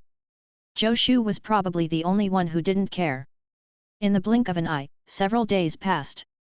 The military parade had already ended, and the military performance was also coming to an end. During this period of time, Yin Chengshan, who had performed spectacularly during the military performance, had specially come to the Marquis's mansion to express his gratitude. But he didn't see Zhou Shu. Not only Yin Chengshan, but there were also many people who came to pay a visit to the Marquis's mansion. The steward rejected all of them using the excuse that the Marquis was forging. Most people only politely left a message before taking their leave. Only one person remained. Master Shi, I really don't know when the Marquis will come out of seclusion. Why don't I immediately send someone to inform you after he comes out? The steward looked at Shi Songtao helplessly. This master had been waiting here for 2 days. He sat in the living room and refused to leave, and he refused to sleep in the guest room arranged for him. He didn't refuse to eat and drink. It wasn't that the Marquis's residence was unwilling to part with the money for the tea, but it was just that this master had been sitting here all this time. It didn't feel right. I'm fine. I'll wait here. Shi Songtao frowned. You're fine, but we're not, the steward cursed silently. It would be rude to leave the guest here alone. The steward was helpless. He could only apologize and run to Zhou Shu's forging room, hoping to find an opportunity to report to Zhou Shu. Steward! Steward! The steward had just arrived outside the forging room when he heard Zhou Shu shouting inside.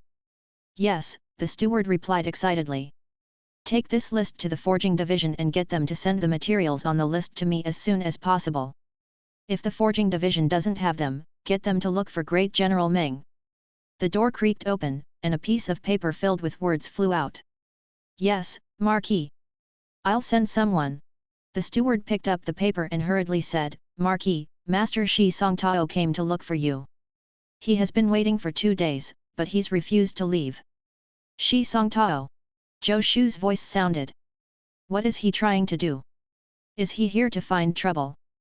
The steward thought for a moment and said, I don't know why he's here, but he's not looking for trouble. He's just sitting there, refusing to leave. He wants to wait until you come out of seclusion, Marquis. Forget it. I'll go see him, Zhou Shu said after a moment. The door of the forging room opened, and the steward seemed to see a mess in the forging room. There were several weapons lying around, but before he could take a closer look, the door closed again. Zhou Shu looked at his clothes. They were a little dirty and messy. After thinking about it, he didn't return to his room to change. Anyway, Shi Songtao isn't a beauty, so why do I have to care about my image? After meeting him, I will have to come back to forge. It's a hassle to keep changing clothes. Brother Shi, why are you looking for me? Zhou Shu quickly walked to the front hall. Before he arrived, his voice had already arrived.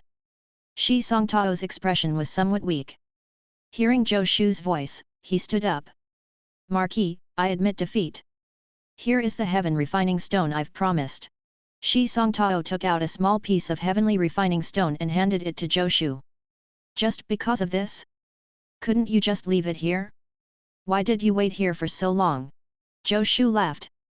Recently, he had been working hard in the forging room and didn't pay attention to the changes in the yellow grade armament manual. He didn't even know that he had defeated Shi Songtao. If Shi Songtao hadn't come to find him, he would have forgotten about the bet. Wasn't it just 300 grams of heaven refining stone? Zhou Shu really didn't think much of it. By the way, Brother Shi, what's my ranking in the yellow grade armament manual? Zhou Shu asked curiously. He hadn't looked at the heavenly mirror for the past few days, so he was really unclear about this. Shi Songtao's expression darkened. I've already admitted defeat. Do you still want to humiliate me? Light bearing, shadow, and night practice are ranked 2nd, 4th and 7th respectively. Shi Songtao said hoarsely. His newly forged sword did not even make it into the top 10. Even his Songtao sword was squeezed out of the top 5, almost falling out of the top 10. They're considered 3 separate swords. Zhou Shu mumbled, but this was normal. The name 3 Swords of Yin Tianzi had originally been used to trick Emperor Yuan Feng, who was eavesdropping that night.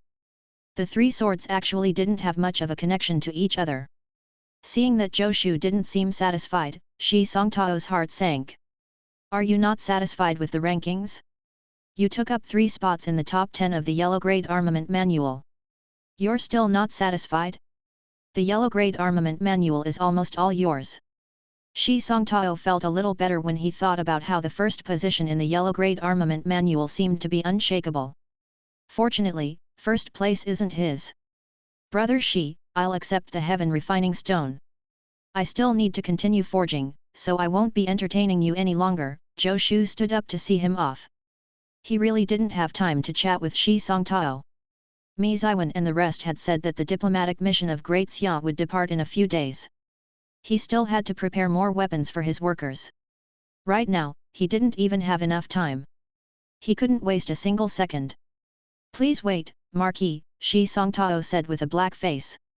When had he, Shi Songtao, ever been despised like this? He had been treated like a VIP wherever he went in the past. Unlike now, after waiting for 2 days, Zhou Shu looked like he was unwilling to talk to him. Speak your mind. I'm really busy, Zhou Shu said. Shi Songtao took a few deep breaths. He had to maintain his demeanor. Marquis, I've come for the matter of Great Qin. I wonder what your thoughts are on this trip to Great Qin? Do you have confidence in letting Great Xia host the 10 Nations Martial Arts Tournament? I have no thoughts nor confidence, Zhou Shu said straightforwardly.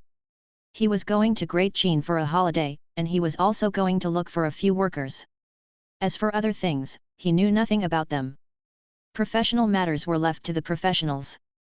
As for diplomacy, Great General Meng had said that there were professionals in the diplomatic mission. He was very clear about his own status. In the Great Xia diplomatic mission, he was a mascot. Marquis. Shi Songtao said seriously. This matter is of great importance. Please don't joke around, Marquis. I'm not joking. By the way, you're a deputy envoy of the diplomatic mission. What do you think? Zhou Shu remembered something. Shi Songtao took a few deep breaths again. Marquis, I want to ask you what weapon you're planning to forge this time. What do you mean? Zhou Shu asked curiously. Marquis, do you really not know anything about this diplomatic mission? Shi Songtao was a little confused. He even felt that he was speaking to the wrong person. Is this person really the envoy of the diplomatic mission? He hadn't been able to sleep well for the past few days because of the diplomatic mission, yet this person was so ignorant. Do I need to know? Zhou Shu asked. Shi Songtao, he was completely speechless. Marquis, do you know how the hosting country for the 10 Nations Martial Arts Tournament is decided? Shi Songtao said patiently. This diplomatic mission was extremely important to him. If he could make great contributions, as a vice-envoy, he could also advance further. Isn't it about who's stronger? Zhou Shu said. Isn't this like the Olympics of my previous world? Yes, it depends on who's stronger. But how is it decided? Great Qin is the strongest among the 10 nations. Does it mean the 10 Nations Martial Arts Tournament will always be held in Great Qin? If that's the case, then what meaning would there be for us to make an appearance? Shi Songtao said. Oh! Zhou Shu understood. He didn't care about politics, but it didn't mean he was a fool. You're saying that the venue of the 10 Nations Martial Arts Tournament is decided through the use of forging? It's just like us making a bet. Whoever wins will host the 10 Nations Martial Arts Tournament. The method used is different every time. This time, it is indeed decided through forging. Shi Songtao was already powerless to complain. With such a capable person as the envoy, what else could he do? According to tradition, the content of each competition is decided by the host of the last 10 Nations Martial Arts Tournament. This time, Great Qin has decided that the competition is related to forging weapons. Shi Songtao did his best to explain to Zhou Shu. This mission needed everyone's cooperation to complete. He didn't want Zhou Shu's actions to affect this mission. Comparing whose weapon is stronger? Zhou Shu asked. In that case, we have to send a grand craftsman. A heaven-grade weapon is definitely stronger than a yellow-grade weapon. Furthermore, wasn't it very easy to compare weapons? They just had to compare which nation had the most number of weapons on the armament manuals. Was there a need to go on a diplomatic mission? But then again, if they really competed like this, Zhou Shu could take on all the other 9 nations at once based on the yellow-grade armament manual. He alone occupied 4 of the top 10 in the yellow-grade armament manual. Was there a need to compete? Of course not. Shi Songtao shook his head. Great Qin has set up some checkpoints regarding forging for all the nations to solve. Is that so? Then, why are you asking me what weapon I'm going to forge? Zhou Shu said unhappily. Why are you so worried since we don't know anything now? No matter how Great Qin sets up the problems, we will definitely have to forge weapons in the end. As the saying goes, if we don't make preparations beforehand, everything will be ruined. If we don't make preparations beforehand, how can we return victorious? Shi Songtao said anxiously. Say, Brother Shi, you're thinking too much. There's also a saying, we'll deal with soldiers as they come. Do you understand? Zhou Shu patted Shi Songtao's shoulder. It won't be too late for you to worry after you find out what checkpoints Great Xia has set up. I don't have time to think about these things now. I plan on letting my weapons take up all the top 10 spots in the yellow grade armament manual first. I won't send you out. Bye. While speaking, Zhou Shu was already leaving, his back facing Shi Songtao as he waved his hand. Shi Songtao was a little confused. Why aren't you taking this seriously? You are the official envoy of Great Xia, right? If we succeed, your contribution will be the greatest. Why should I worry? Also, what do you mean by letting your weapons take up all the top 10 spots in the yellow grade armament manual? Could it be that you've forged more amazing yellow grade weapons? Are you really that productive? Chapter 169. Ask the Sword. Ranked weapons were completely different from standard weapons. Under normal circumstances, a forging master to be able to forge 1 or 2 ranked weapons in a year was already considered a high yield. Shi Songtao didn't believe Zhou Shu's nonsense about getting his weapons to take up the top 10 spots of the yellow grade armament manual. He had been a forging master for many years, but he had only forged a few yellow grade weapons. Although this had something to do with his desire for perfection and only forging top quality yellow grade weapons, it was mainly because forging a decent yellow grade weapon was not that easy. Zhou Shu had just forged the 3 swords of Yin Tianzi, so Shi Songtao didn't believe that he would be able to forge top-quality yellow-grade weapons that could rank in the top few spots of the yellow-grade armament manual in a short period of time. He lamented for a long time. Now that he had met such an irresponsible official envoy, he was very worried. Would he be able to make a contribution on this diplomatic mission? No, I can't rely on this unreliable official envoy. Everything depends on me. I, Shi Songtao, am the Great Xia's #1 forging genius. If the official envoy isn't reliable, as the deputy envoy, I have to be responsible for carrying the burden. The steward looked at Shi Songtao's back in puzzlement. Master Shi is really interesting. One moment, he's dejected, the next moment, he is full of fighting spirit. Is this a genius? It's really incomprehensible. My Marquis is also a genius. Why does he feel so normal? The steward shook his head and went about his work. In a courtyard in Qingzhou. The courtyard was very large, but the layout of the courtyard was very simple. It was almost empty. At this moment, there were many people standing in the courtyard. In front of the crowd was a slender woman in green. The woman in green was as beautiful as a painting, but she was expressionless, as if nothing in this world could stir her emotions. Her bright eyes swept across the people in front of her without any emotion. These people were all young women. These women were of all shapes and sizes. Some were beautiful, some were ordinary looking, and some were ugly. Their expressions were very solemn. They looked at the woman in green with eyes full of admiration. I've already taught you the basics. Now, it's up to your own cultivation, the woman in green said slowly. Her voice was very pleasant to the ear, like a stream of spring water flowing down from a snowy mountain. I will be away for a period of time, at least a few months, at most a year. Next, you can cultivate freely. All the supplies will be provided as usual. When I return, those who are ranked will enter the demon executing army. Those who are not will have to leave. With that, the woman in green turned and left the courtyard. In the courtyard, a beautiful woman with a red scarf tied around her wrist tightly gripped the hilt of her sword. I must succeed. Liang Hongzhou. Another few days passed. Zhou Shu was still locking himself in the forging room.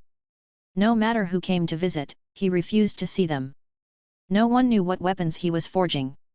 Shi Songtao hadn't been idle these days. He locked himself in his study and spent all his time reading the books on forging.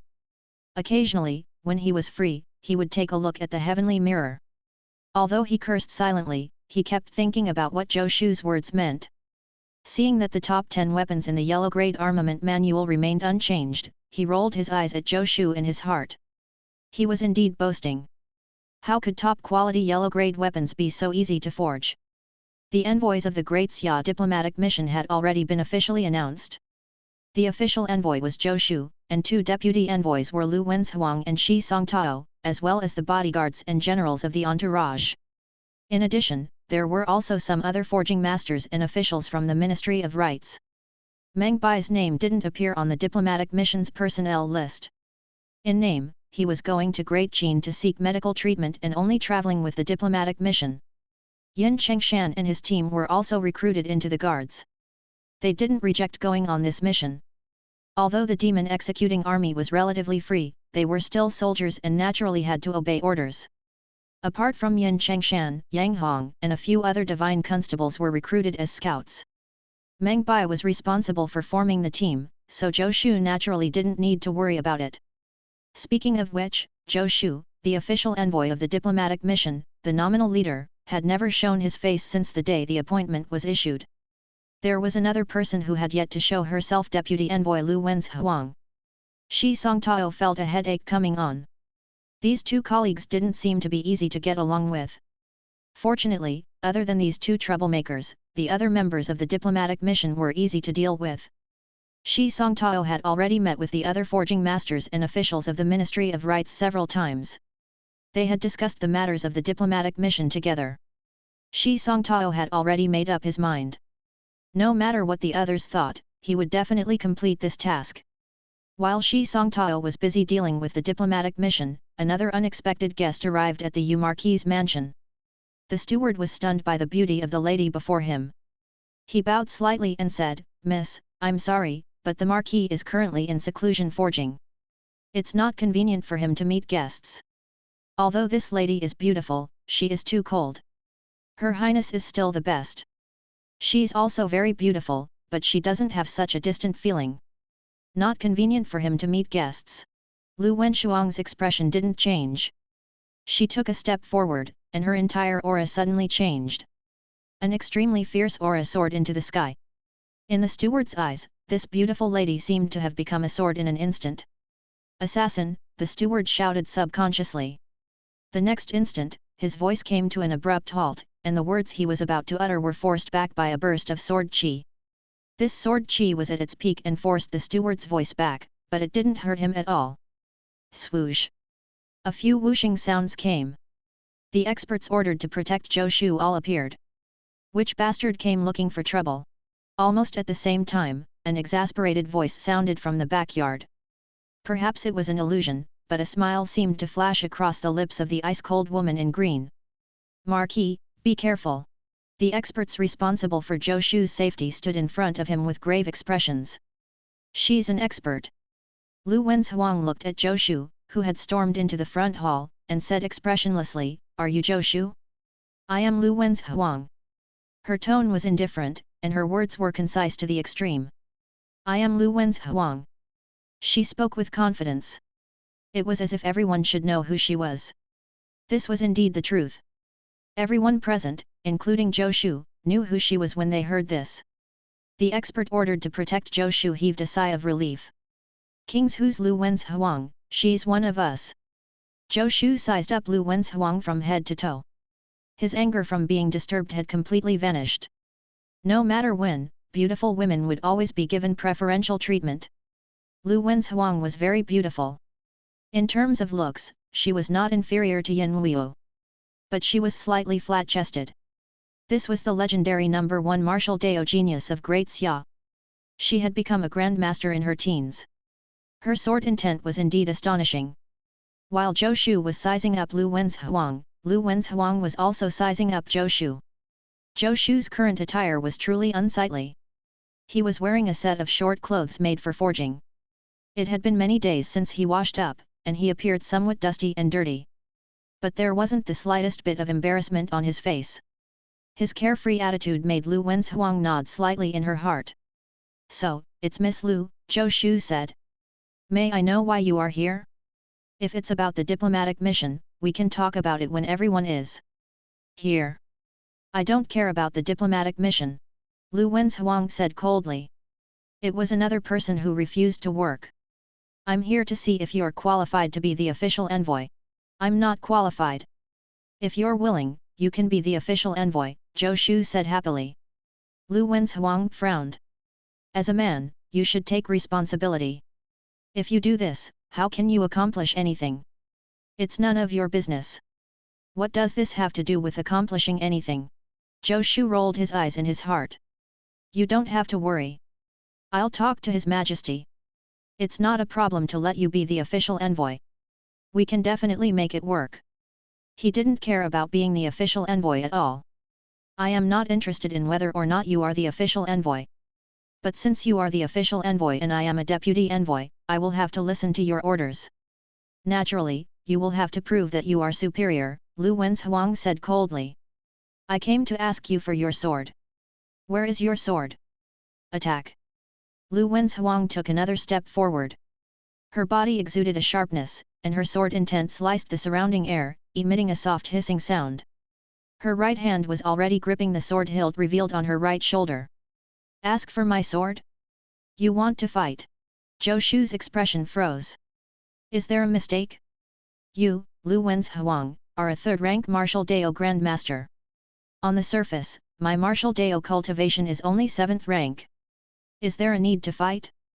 A third-rank martial artist had the ability to cut a 7th-rank martial artist into pieces with a single strike. I heard that you have a sword technique called the Astounding Heavenly 18 Swords, Lu Wenzhuang said. Let me see what kind of sword technique dares to be called the Astounding Heavenly 18 Swords. Don't worry. I'll suppress my spiritual essence to the level of an 8th-rank martial artist. Suppressing spiritual essence is enough? How can a 3rd-rank martial artist's understanding of the martial Dao compare to a 7th-rank martial artist's? Is this a joke? Miss Lu, I think you're mistaken. I'm a forging master. I'm only cultivating the martial Dao for fun. I'm definitely not your match, Zhou Shu said casually. He glanced at Lu Wenzhuang. If I didn't care about anything else, do you believe that I could pin you on my knee and spank you? He was not interested in fighting or killing. Lu Wenzhuang was indeed very powerful among the younger generation. She was a 2nd-rank martial artist who was not even 20 years old. In the entire land, there were not many people stronger than her at this age. But in Zhou Shu's eyes, she was still too weak. To Zhou Shu, not hiding his cultivation and attacking was like an adult bullying a child. It was meaningless. If he concealed his cultivation and made a move, wouldn't he be asking for trouble with his 7th-rank cultivation of the martial Dao? Before Zhou Shu could finish speaking, there was a soft swoosh as a white light pierced toward his chest. The white light was very fast and very decisive. Zhou Shu could sense that if he didn't dodge, this white light could really pierce through his heart. Is she serious? Zhou Shu's expression changed slightly. Lu Wenzhuang doesn't care about ethics. I haven't even agreed to it, and she's already attacked. And she's serious right from the start. If I don't fight back, is she really going to kill me? Zhou Shu had the golden bell shield to protect him. He wasn't afraid of Lu Wenzhuang killing him, but he didn't want to expose his golden bell shield technique in public. He took a step forward, and cloud chi seemed to ripple from the tip of his foot. He was already floating backward. Lu Wenzhuang thrust her sword. Her sword chi was contained, and the tip of her sword stopped only an inch away from Zhou Shu's chest. Marquis, someone suddenly shouted. Receive my sword. The sound of rushing wind rang out as Zhou Shu reached out his hand without even turning his head. A familiar feeling came from his hand. It was the Great Destroyer sword. While he was busy, Zhou Shu had the mood to turn around and take a look. No one knew when Yin Chengshan had arrived. He smiled at Yin Chengshan. Lu Wenzhuang frowned. He still dares to be distracted when competing with me. He's really courting death. With a cold harumph, Lu Wenzhuang thrust the sword in her hand forward, as if it was going to pierce Zhou Shu's heart. Astounding Heavenly 18 Swords. With the Great Destroyer sword in hand, Zhou Shu let out a loud shout, and a sword light suddenly appeared. Clank! Like the sound of metal colliding, everyone's vision was full of dazzling sword shadows. Even Zhou Shu and Lu Wenzhuang were nowhere to be seen. Everyone took 2 steps back involuntarily. The experts ordered to protect Zhou Shu all nervously gripped their weapons. They were hesitating whether they should attack. It's true that Miss Lu is one of us, but she attacked Marquis Zhou. Should we help? While they were still hesitating, the sword light had already retracted. Zhou Shu and Lu Wenzhuang were 5 steps apart. The sword in Lu Wenzhuang's hand had already returned to its sheath, while Zhou Shu's Great Destroyer sword was resting on the ground with both of his hands on the hilt. The two of them looked at each other as if they had never moved. Who lost? Who won? Everyone looked at each other. Someone with sharp eyes saw that there was a small cut on Zhou Shu's clothes. Marquis Zhou lost? Everyone was puzzled, but no one asked. You have the Great Destroyer Sword. Lu Wenzhuang suddenly said. The Great Destroyer Sword is not compatible with your astounding Heavenly 18 Swords technique. Zhou Shu nodded. The Great Destroyer Sword was a heavy sword, and it could only be used with enough strength. It was more suitable for sword techniques used in large-scale battles. As for the astounding Heavenly 18 Swords technique, although it had the reputation of being astounding, it was actually a sword technique that emphasized technique. It was more suitable for an agile and ethereal assassin. Using the Great Destroyer Sword to unleash the astounding Heavenly 18 Swords technique was actually a bit strange. Zhou Shu naturally understood this principle. Lu Wenzhuang was an expert in the use of swords, so she naturally could tell. Good sword play. Lu Wenzhuang continued, the person using the sword, average. After saying this, she turned around and left, leaving behind only a back view and the faint fragrance of a young girl in the air. Chapter 170. The person using the sword, extraordinary. There were clearly several people in the Yu Marquis' mansion, but they were so quiet that the sound of a single strand of hair falling to the ground was audible. The person using the sword, average. This sentence seemed to echo in the air. The experts ordered to protect Zhou Shu all had strange expressions on their faces. They cupped their hands and quickly disappeared. Zhou Shu could even hear their suppressed laughter. I was despised by a little girl? What does she mean by good sword and good swordsmanship, the person using the sword, average? This is clearly saying that I'm not good enough for the Great Destroyer Sword and the astounding Heavenly 18 Swords technique? Just now, I lost by a move because I didn't show my true ability. If I really wanted to make a move, you wouldn't be able to withstand even one move. Zhou Shu felt a little depressed. He didn't care whether he won or lost, but being looked down upon by a little girl made him a little unhappy. When he fought with Lu Wenzhuang earlier, he didn't even use the Dragon Elephant Prajna Technique. He had only used the strength of a 7th-rank martial artist. Even using the Great Destroyer Sword was a bit strenuous with such strength, so using the astounding Heavenly 18 Swords technique was naturally greatly affected. Although Lu Wenzhuang had also suppressed her cultivation to the 8th rank of the martial Dao, her cultivation in the sword Dao was almost flawless. It was not strange at all that Zhou Shu had lost. But he couldn't explain it. Unless he was willing to expose his strength and beat Lu Wenzhuang. But that would cause more trouble. Forget it. As a man, I won't argue with a little girl like you, Zhou Shu thought gloomily. After throwing that bit of unhappiness out of his mind, Zhou Shu looked at Yin Chengshan. Seeing Zhou Shu look over, Yin Chengshan hurriedly cupped his hands. Greetings, Marquis. General Yin, why are you here? Zhou Shu smiled. Oh right, aren't you part of the Great Xia diplomatic mission this time? He had been in seclusion forging. It had been a while since he had seen Yin Chengshan. He was still curious about Yin Chengshan and the others' performance during Great Xia's military parade. Yes. Yin Chengshan nodded. Originally, I wanted to come over a long time ago, Marquis, but you've been in seclusion all along, what a coincidence, Zhou Shu said as he raised the Great Destroyer Sword. You came at the right time. I'll take back this Great Destroyer Sword first. A hint of disappointment flashed across Yin Chengshan's eyes. He knew that Zhou Shu had lent him the Great Destroyer Sword. It was already a blessing for him to be able to use it for a period of time. He shouldn't have hoped for more. Zhou Shu continued with a smile, General Yin, you are a saber user. It's not suitable for you to use a sword. It just so happens that I have recently forged a saber. Try and see if it is suitable for you. Yin Chengshan was stunned, and then an expression of disbelief appeared on his face. Marquis dash. Don't say anything corny to me. I can't stand it. Zhou Shu hurriedly interrupted him. Then he asked the steward to retrieve the saber. The last time I took your black iron gold crystal, I said I would help you forge a weapon. Now is a good time. I feel that this saber is quite suitable for you. Yin Chengshan's expression was touched, and he seemed to want to say something. Zhou Shu continued, you don't have to be touched. I'm not a good person. I'll give you the weapon, but you have to pay. I should, Yin Chengshan hurriedly said.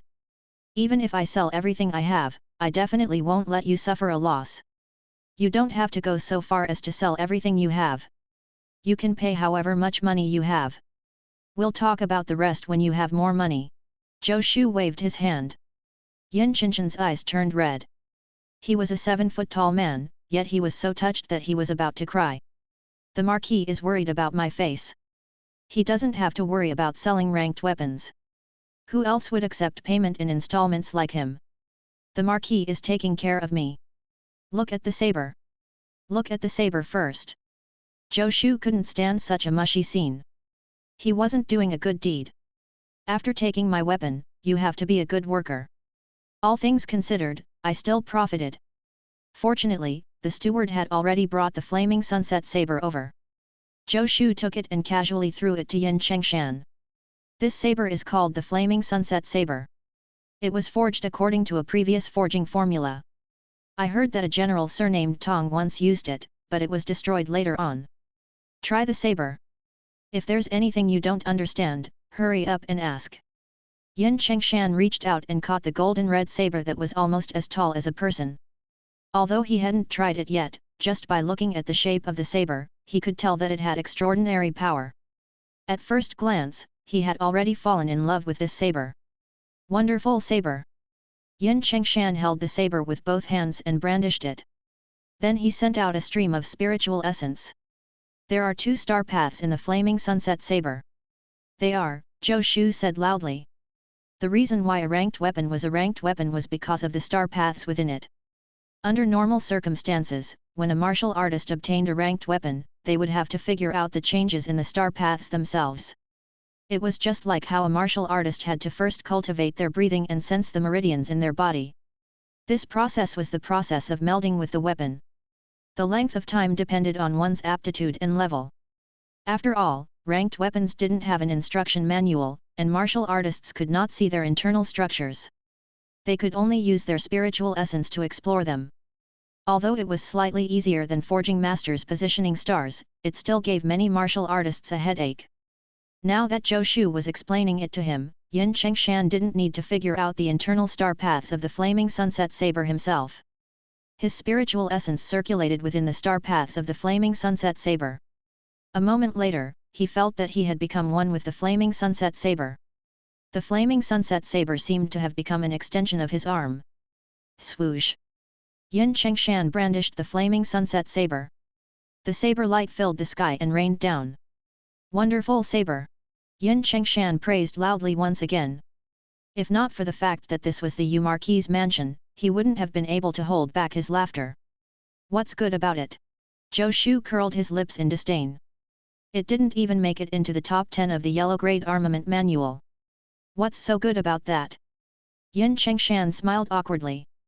It's not good if it doesn't make it into the top 10 of the Yellow Grade Armament Manual. The weapons I used in the past were probably ranked in the thousands on the Yellow Grade Armament Manual. Aren't those weapons rubbish to you then, Marquis? This flaming sunset saber is already good enough for me.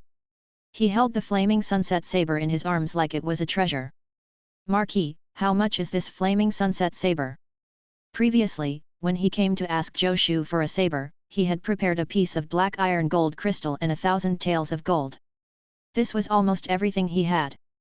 Originally, he only wanted to ask for an ordinary ranked weapon. Although Yin Chengshan didn't know the exact ranking of this flaming sunset saber in the Yellow Grade Armament Manual, he guessed that it would definitely enter the top 100. The top 100 weapons in the Yellow Grade Armament Manual were all extremely valuable. A piece of black iron gold crystal and 1,000 taels of gold were definitely not enough. Yin Chengshan was a little worried. I don't have enough money. What should I do? I can't give up on this flaming sunset saber, so I can only shamelessly accept the Marquis' kindness of allowing me to pay in installments. You can decide how much to give me, Zhou Shu said nonchalantly. He had never been proficient in the pricing of ranked weapons. In any case, it was fine as long as he didn't incur losses. He had never expected to earn money through forging weapons. To him, increasing his strength was the greatest profit. He just earned some money along the way. I'll decide how much to give you. Yin Chengshan was stunned and almost knelt down in front of Zhou Shu. The Marquis treats me with great kindness. Marquis, on this trip to Great Xia, my life is yours.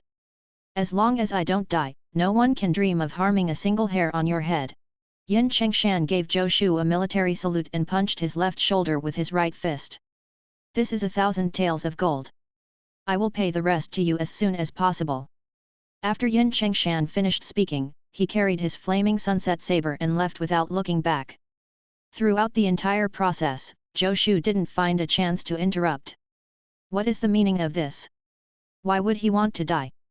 Zhou Shu looked at the steward and wondered. The steward was speechless. "I take back my words. So all geniuses are abnormal.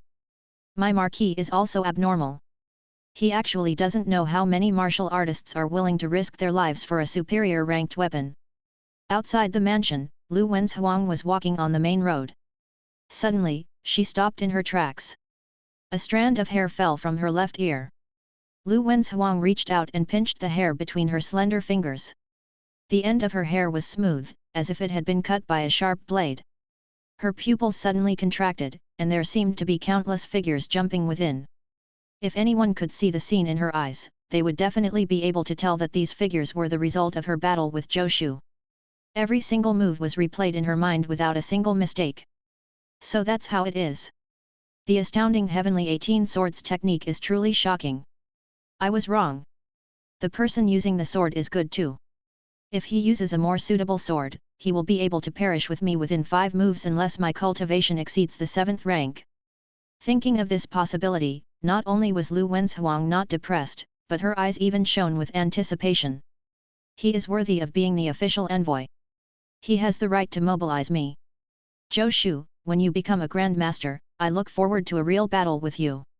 Lu Wenzhuang turned around and glanced in the direction of the Yu Marquis' mansion. Achoo!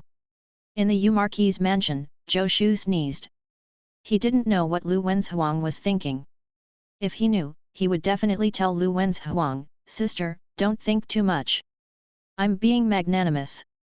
If you're more sensible, I'll teach you how to be a better person." After Yin Chengshan left, Zhou Shu did not immediately return to the forging room but asked the steward, "Steward, did anything important happen in the mansion in the last few days? There have been many people who came to pay a visit to you, Marquis. I've recorded their names. You can take a look," the steward said. "Then Eunuch Zhao from the palace came to deliver an appointment letter and asked me not to disturb you." Zhou Shu nodded. "Right, did Eunuch Zhao say when the Great Xia diplomatic mission will depart?" "It's the day after tomorrow," the steward said. "I was thinking that if you still didn't come out tomorrow, I would inform you." "So fast?" Zhou Shu was somewhat stunned. "It's not fast," the steward said. "You have been in seclusion for a month, Marquis. Has it been that long?" Zhou Shu had been immersed in the process of forging his weapons, so he had really neglected the passage of time. There was no sun or moon in the forging room. He had no idea how much time had passed. "It's a pity I didn't have enough time. I worked so hard, but I could only forge a few weapons," Zhou Shu thought regretfully. "Looks like I can only think of a way when we reach Great Xia. 4 standard weapons, he could forge hundreds of them in a month." Unfortunately, the forging process of ranked weapons was more than 100 times more complicated than standard weapons. Even Zhou Shu's forging speed was not that fast. This was under the premise that he didn't have to worry about the supply of materials. 1 month was still too short. If he was given half a year to prepare, perhaps he would be more satisfied. But this was obviously impossible. In another half a year, the 10 Nations Martial Arts Tournament would probably be carried out. At that time, it would be too late to go to Great Xia. "Steward, do we need to prepare anything? How's the weather over in Great Xia?" Zhou Shu asked casually while thinking about weapons. "All the miscellaneous items have been prepared. Someone from the princess's residence helped to prepare them," the steward said. Zhou Shu raised his head and asked, "The princess's residence? Has the Grand Minister been here recently?" "I have not seen Her Highness for a few days." The steward bowed. "After I leave, help me thank her." Zhou Shu pondered. "Although the princess's residence doesn't lack anything, when the time comes, you should also send some fruits and snacks over there. It can be considered a small token of goodwill from us." He had to return the favor. Since the princess's residence had helped him prepare his luggage, he had to show some gratitude. I understand. The steward nodded. Is there anything else? Zhou Shu continued asking. Sir Shi Songtao came again, the steward said. He said he hoped that you could make a trip to familiarize yourself with the diplomatic mission team before setting off. Where have the people of the diplomatic mission gathered? Zhou Shu asked. They were about to set off, so he really should meet with the diplomatic mission. After all, he was the leader. The steward gave him an address, which Shi Songtao had left behind. Zhou Shu nodded. In any case, they would leave the next day. It wouldn't be too late to meet with the diplomatic mission tomorrow. The Great General's residence has also sent someone over to invite you to go over before setting off, the steward continued. The Great General said that there are some things that he needs to explain to you. Get someone to prepare a carriage. I'll go to the Great General's residence to take a look later, Zhou Shu said. Great General Meng was the anchor for this diplomatic mission, so he had to meet him first. Yes. The steward agreed and instructed a servant to prepare the carriage. Master left some banknotes for you to use on the way. The steward took out a small wooden box and handed it to Zhou Shu. Inside the wooden box was a thick stack of banknotes. The denomination was 1,000 taels of silver. From the thickness, there were at least 20 bills. It was at least 20,000 taels of silver. Chapter 171. Do you mind changing your weapon? 1. Zhou Shu was already used to Mi Ziwen's wealth. He put away the banknotes and went back to his room to wash up. Then he changed his clothes and got into the carriage to leave. Soon after, he arrived at the Great General's residence.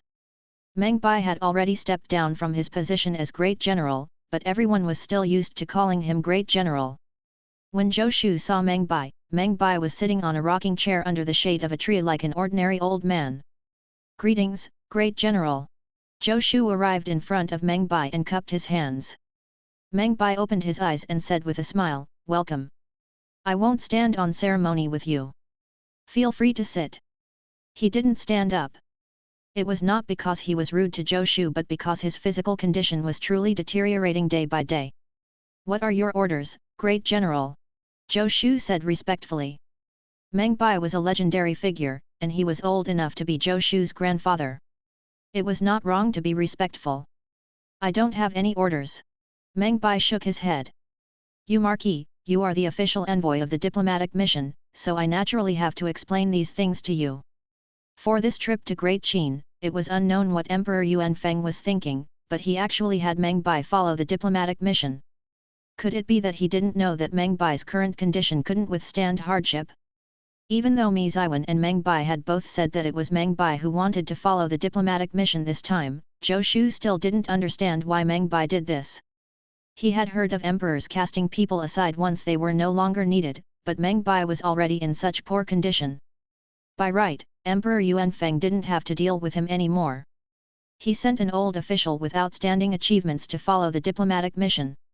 Was he not afraid that if Meng Bai died on the road, his name would be forever tarnished? Zhou Shu was puzzled, but he didn't ask Meng Bai. From Meng Bai's appearance, it really didn't seem like he was forced by Emperor Yuan Feng. There are a total of 2,000 guards in the diplomatic mission this time. The ones selected are elites from the Country Protector Army and the Demon Executing Army. There are also some people from the Divine Constable Bureau. The commander of the guards is General Chen Ji. He has followed me for many years and has always been reliable. He has never made any mistakes, Meng Bai said to Zhou Shu. Although he would move along with the diplomatic mission, considering his status and physical condition, it was impossible for him to be the commander of the guards. After hearing Meng Bai's explanation, Zhou Shu had a more direct understanding of this diplomatic mission. It had to be said that this diplomatic mission was an enormous entity. Apart from the 2,000 guards, the rest of the people, including Zhou Shu, the official and deputy envoys, the staff, and the servants and maids, numbered in the thousands. A diplomatic mission with more than 3,000 people gave Zhou Shu a headache just thinking about it. Fortunately, he was the leader and didn't need to worry about many trivial matters. "Great General, what do I need to do?" Zhou Shu really didn't know what he was supposed to do as the official envoy. Meng Bai had arranged guards, and Shi Songtao had arranged the other trivial matters in the diplomatic mission. After thinking about it, he still felt that he was most suitable as a mascot. "You don't need to worry about these trivial matters. The only thing you need to worry about is how to let Great Xia host the next 10 Nations Martial Arts Tournament, Meng Bai said. Great General, I can't guarantee that. Zhou Shu shook his head. He didn't even know what kind of challenges Great Xia had set up, so he naturally wouldn't take on everything. To put it bluntly, Zhou Shu didn't care whether or not Great Xia would be able to become the host of the next 10 Nations Martial Arts Tournament.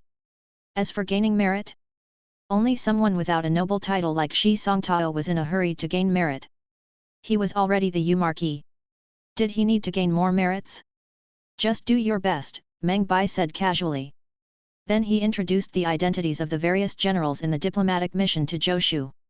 After Zhou Shu memorized them, before leaving, he finally couldn't help asking, Great General, let me say something more. Why do you have to follow the diplomatic mission? You have your mission, and I also have mine. These have nothing to do with you, so you don't have to worry. Meng Bai shook his head. You only need to treat me like an ordinary staff officer in the diplomatic mission. An ordinary staff officer? How can you be ordinary? Zhou Shu thought. But since Meng Bai isn't willing to say anything, I shouldn't probe further. Anyway, I'm just curious. Who cares what motives Meng Bai has, as long as it doesn't affect me? Zhou Shu was very clear about his decision. He was going to Great Xia to find workers. Everything else was up to fate.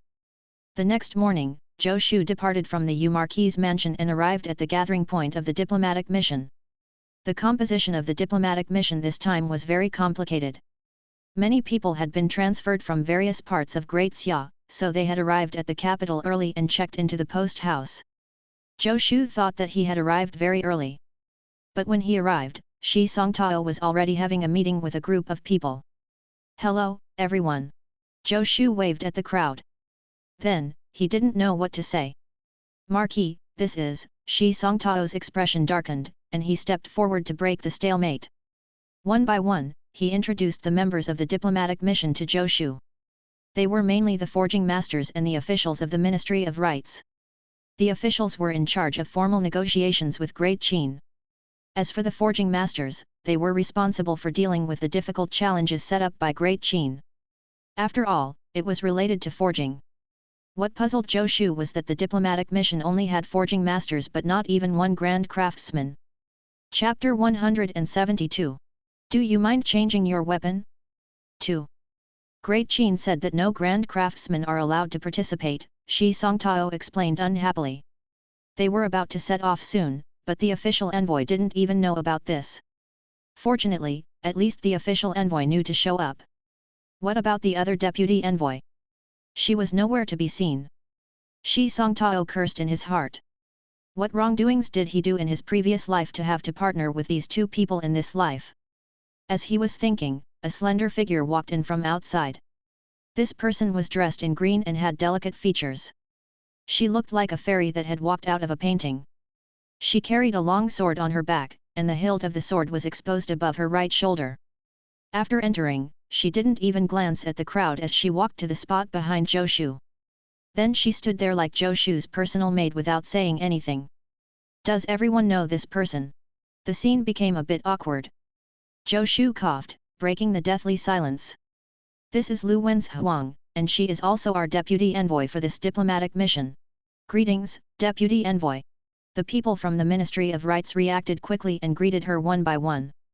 The forging masters were all stunned by Lu Wenshuang's beauty. Humph! Lu Wenshuang felt uncomfortable under their gazes and harumphed coldly. Everyone felt a sharp pain in their ears, as though their heads had been stabbed by a sword. They immediately woke up. All right, everyone knows each other now. In the following days, we must work together to complete this mission beautifully. Zhou Shu wasn't very good at speaking formally. After clapping his hands, he threw the scene to Shi Songtao and left. After leaving the post house, Zhou Shu realized that Lu Wenshuang was still following him. Zhou Shu turned around and asked curiously, Miss Lu, Deputy Envoy Lu, why are you following me? We are leaving officially tomorrow. You can do whatever you want to do today. You don't have to follow me. The mission I received was to keep you safe, Lu Wenshuang said coldly. From now on, I will follow you everywhere and protect you until we return from Great Xia.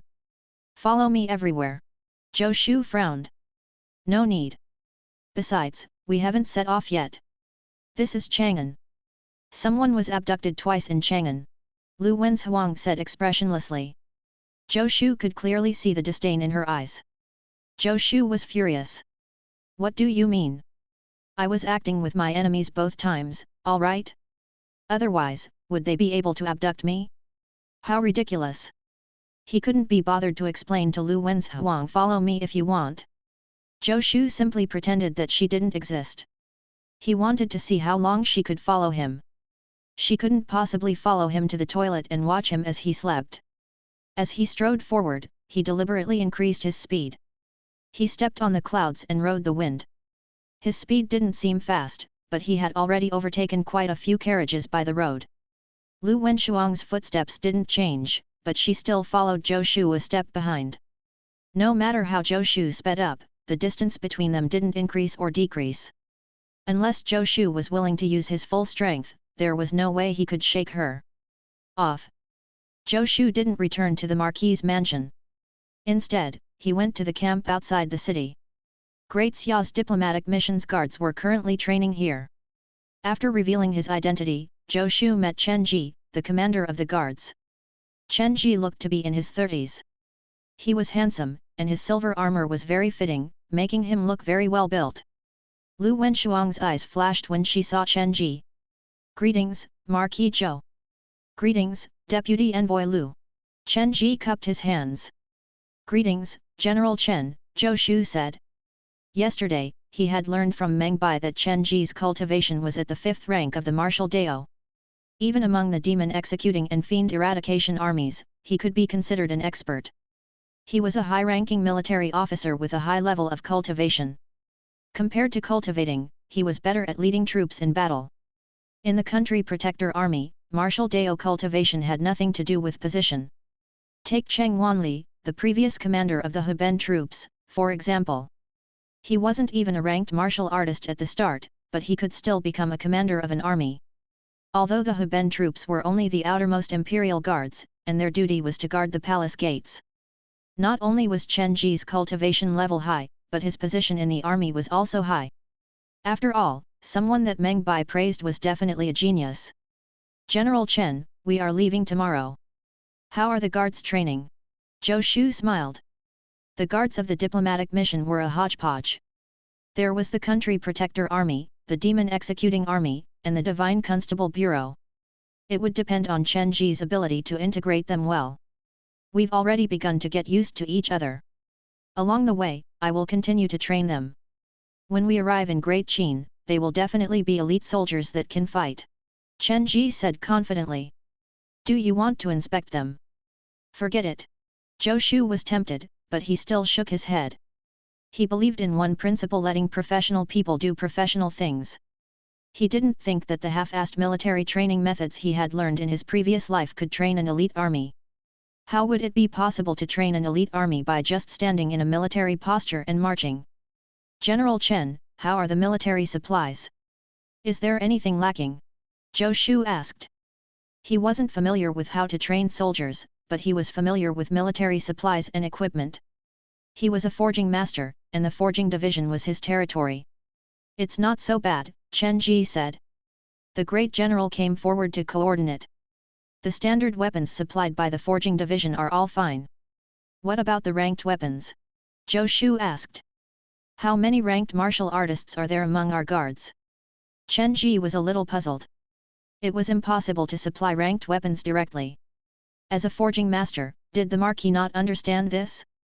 300 of the guards were transferred over from the Demon Executing Army. All of them are ranked martial artists. There are also 100 from the Divine Constable Bureau.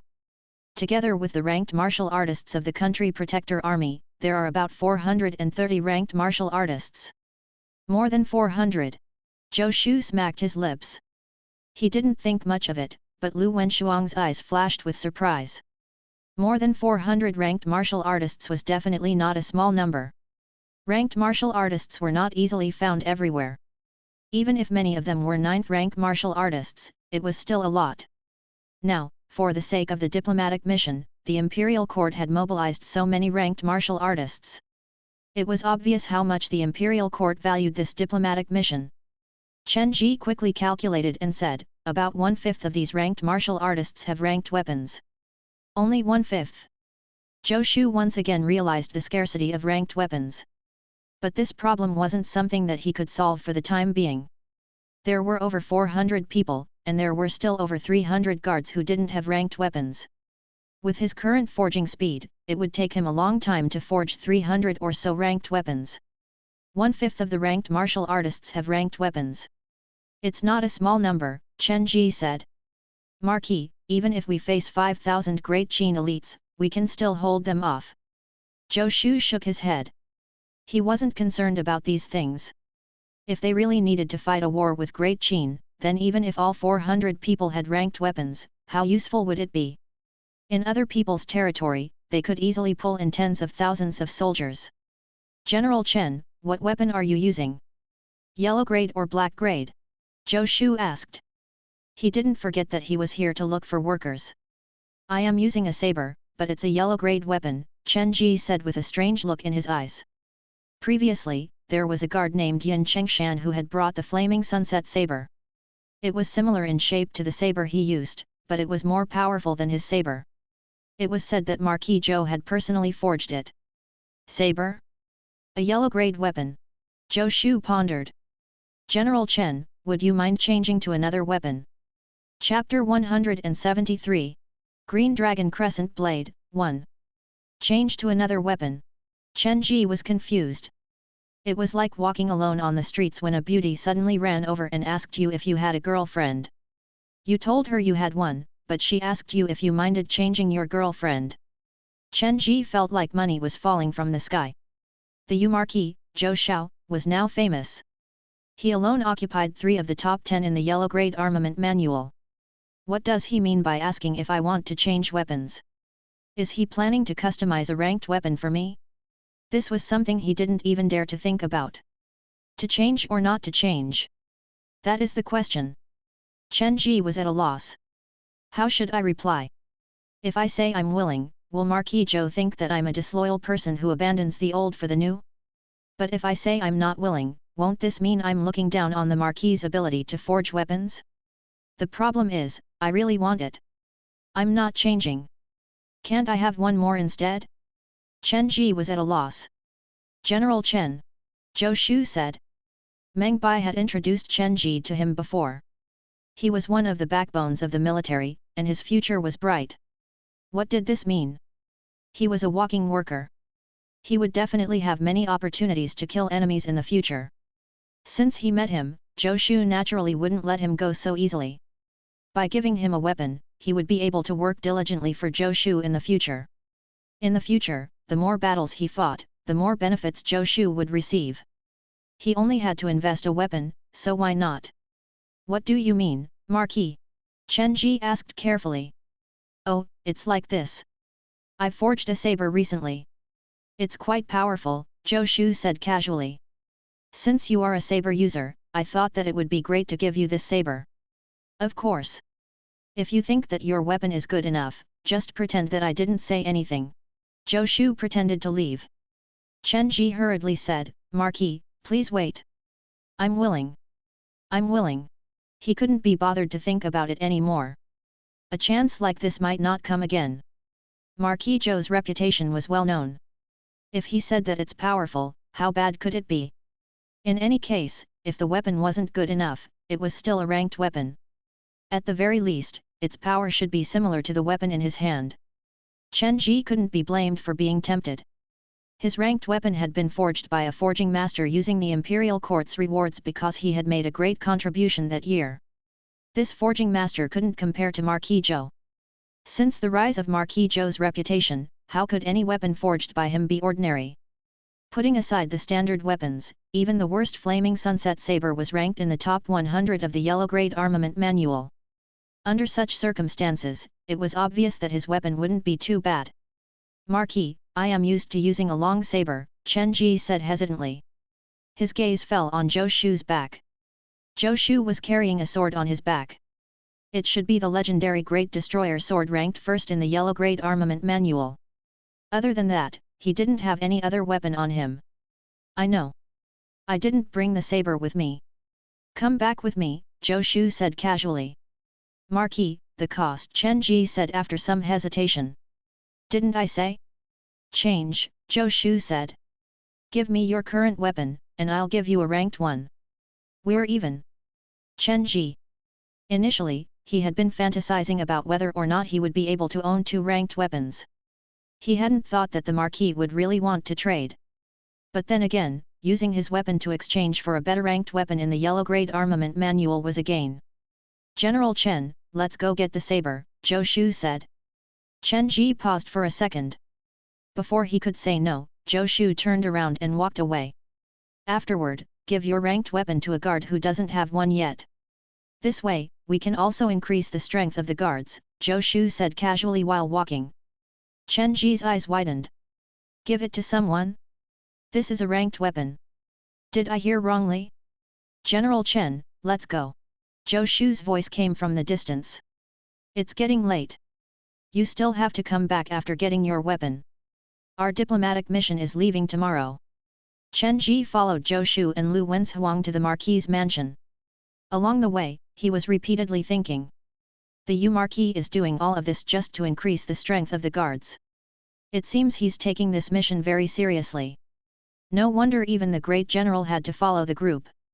It seems this mission is more important than I imagined. I have to make sure that nothing happens to the diplomatic mission. While Chen Ji was thinking, Zhou Shu had already retrieved a weapon from the forging room and returned to the front hall. As soon as Chen Ji saw the weapon in Zhou Shu's hand, his eyes were immediately attracted to it, and he couldn't look away. All the random thoughts in his mind vanished. All he could think about was the saber in Zhou Shu's hand. Chen Ji was not the academic type. His cultivation of the martial Dao had always been on the battlefield.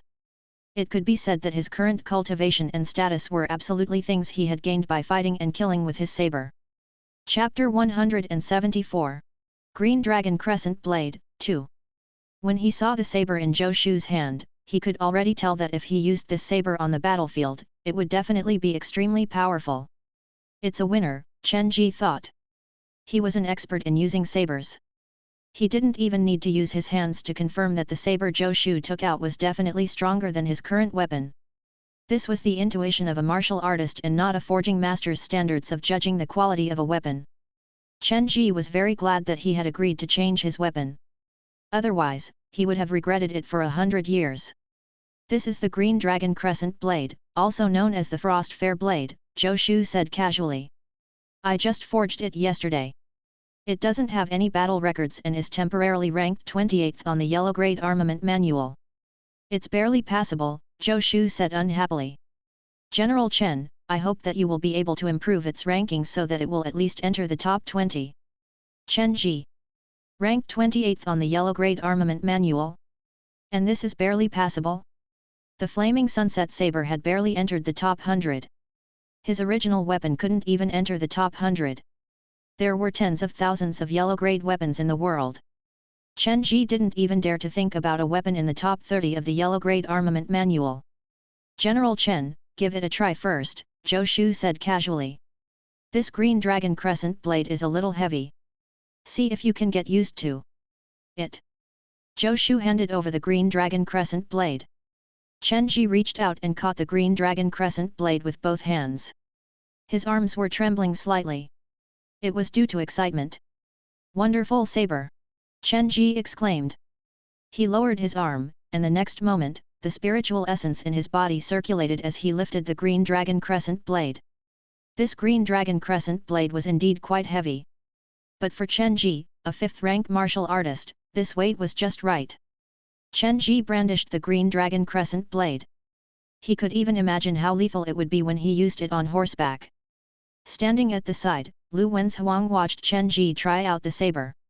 Her eyes flashed with surprise, but she said nothing. If it had been a sword, she would have wanted to try it. She was like a competent maid standing by the side. If one didn't pay attention, they might even forget about her existence. Chen Ji was extremely excited. He thanked Zhou Shu, then walked into the courtyard and performed a saber technique. Zhou Shu watched with interest. Compared to sword techniques, his saber techniques were stronger. The heavenly saber art technique was no joke. Naturally, he could tell that Chen Ji's saber skills were not top-notch. Every move he made was aimed at extreme lethality. There was even a faint shadow of heavenly saber arts moves. He was enlightened. Chen Ji must have comprehended the saber intent in the capital's saber cave. Zhou Shu had a deep understanding of the heavenly saber art technique, and the heavenly saber art technique focused on saber intent. It didn't focus on moves. If Zhou Shu was willing, he could also use the heavenly saber art technique with the green dragon crescent blade. He could even create some suitable moves for the green dragon crescent blade. He rubbed his chin and said, "General Chen, you should lower your hand slightly for this move." Chen Ji was stunned for a moment. He did as he was told and felt that his moves were much smoother. He glanced at Zhou Shu in surprise. Marquis Zhou's cultivation should be at the 7th rank of the martial Dao.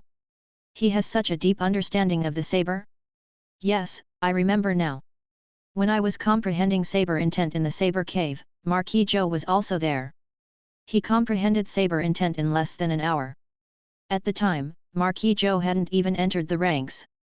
Zhou Shu didn't know that Chen Ji was one of the few people who had comprehended saber intent back then. At the time, Zhou Shu and Chen Ji didn't know each other. He didn't really care who was in the cave either.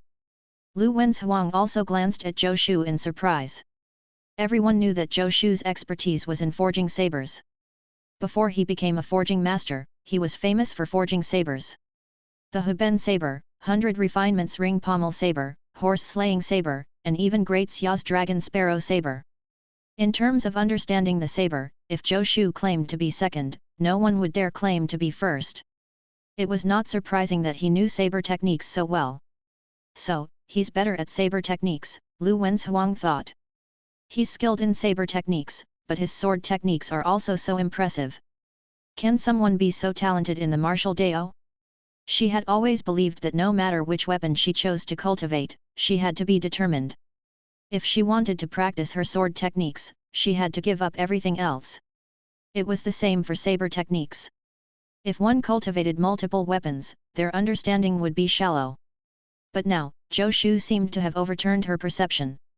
Zhou Shu didn't notice Lu Wenzhuang's expression. He discussed a few more moves with Chen Ji before speaking with a smile. With the green dragon crescent blade in your hands, General Chen, it should be useful. You flatter me, Marquis. Chen Ji was a little embarrassed. Marquis, this green dragon crescent blade is really too good. I can't dash. Before he could finish, Zhou Shu interrupted him. General Chen, you don't like it. I like it, but it's too valuable. My original weapon isn't worth, Chen Ji stammered. He held the green dragon crescent blade, and the veins on the back of his hand were exposed. He couldn't bear to part with it. But he couldn't pretend not to know. His original weapon was trash compared to the green dragon crescent blade. It wouldn't even be enough to exchange for the green dragon crescent blade's hilt. As long as you like it, Zhou Shu said. As a man, don't be so wishy-washy. If you like it, take it. If you really feel embarrassed, then use the green dragon crescent blade to kill more powerful enemies so that its ranking can increase as soon as possible. If it can rise to the top 10 of the Yellow Great Armament Manual, then you will have helped me. Zhou Shu waved his hand impatiently. Chen Ji. Don't worry, Marquis. I will definitely not disgrace the green dragon crescent blade. Within the Great Xia Imperial Palace, Emperor Yuanfeng looked at eunuch Zhao's message with a complex expression. The Zhou brat forged the green dragon crescent blade ranked 28th in the Yellow Great Armament Manual and gave it to Chen Ji. Emperor Yuanfeng said in a deep voice. Yes, Your Majesty, eunuch Zhao replied. He was also somewhat amazed. It had only been a month since the end of the military parade. He had heard that Marquis Zhou had gone into seclusion to forge weapons, but he had never imagined that in a short month, he would actually forge another ranked weapon. And it was ranked 28th on the Yellow Great Armament Manual. He was indeed a genius. Incomprehensible. Emperor Yuanfeng had a complex expression. This boy is truly a genius. Great companion, do you think my decision was a little hasty? Emperor Yuanfeng asked. Eunuch Zhao had served Emperor Yuanfeng for many years and naturally understood what he was asking. He shook his head. Although I don't know anything about forging, I also know that it is beneficial to have more experience and knowledge about forging. With Miss Lu's personal protection, the Marquis's safety shouldn't be a problem. What if Great Qin goes crazy and kills Lu Wenzhuang and the Zhou brat? Emperor Yuan Feng suddenly said. One was Great Xia's #1 martial Dao genius, and the other was Great Xia's #1 forging genius. If anything happened to them, wouldn't it be a great loss to Great Xia? I don't think so, Eunuch Zhao said hesitantly. There are first-rank experts protecting them in secret, and Great General Meng is leading them personally. If Great Qin wants to kill them, they will have to mobilize their army. Emperor Yuan Feng frowned. He regretted his decision a little, but the imperial decree had already been issued. It was too late to regret now. Arrange for a few more experts to follow them secretly. Also, get Mi Ziwen to lead the army and be prepared at any time. Emperor Yuan Feng said in a deep voice. Yes. Eunuch Zhao thought, if you knew this would happen, why did you make such a decision in the first place? Great companion, the Zhou boy is from the forging division, and he forged the green dragon crescent blade. Has he registered it with the forging division and handed over the commission? Emperor Yuan Feng suddenly said. Chapter 175. The Zhou boy is unscrupulous. 1. Eunuch Zhao really couldn't understand. His Majesty clearly values Marquis Zhou greatly in his heart, yet he keeps wanting to fight with him from time to time. Is this the legendary love-hate relationship? Eunuch Zhao didn't know what his master was thinking. He only knew to follow his master's instructions. If he wanted Marquis Zhou to stay far away from the capital, and he didn't want anything to happen to him, then he could only send more experts to protect him secretly. Eunuch Zhao also felt a headache. If Great Qin abided by the rules, then Great Xia's diplomatic mission had sufficient guards. If Great Qin didn't abide by the rules, then what was the point of sending a few more experts? How could they let a diplomatic mission escape in their territory? Of course, the possibility of something happening was very low. If Great Qin really annihilated the diplomatic mission of Great Xia with great fanfare, it would definitely incur the wrath of the masses. Even with the power of Great Qin, they wouldn't do such a thing rashly. Zhou Shu naturally didn't know about Emperor Yuan Feng's conflicted thoughts. But he was very conflicted right now. Lu Wenzhuang was an extraordinary woman. She did as she said and actually followed Zhou Shu closely. Although most of the time, she didn't speak and wouldn't affect Zhou Shu's actions, there were some situations that made Zhou Shu feel extremely uncomfortable. For example, when he went to the toilet, she guarded the door. For example, when he was sleeping, she sat on a stool outside Zhou Shu's door without fearing it would affect her reputation. Zhou Shu repeatedly tried to reason with her, but she only had one mission. Her mission was to protect Zhou Shu until he returned. During this process, she wouldn't leave Zhou Shu's side. Zhou Shu didn't know how Emperor Yuan Feng had given Lu Wenzhuang the order. He couldn't do anything to this extremely stubborn woman. Do you want to come up and sleep together? Zhou Shu shouted at Lu Wenzhuang. Lu Wenzhuang glanced at him expressionlessly. Zhou Shu was not happy at all. He turned around and fell asleep. I don't care.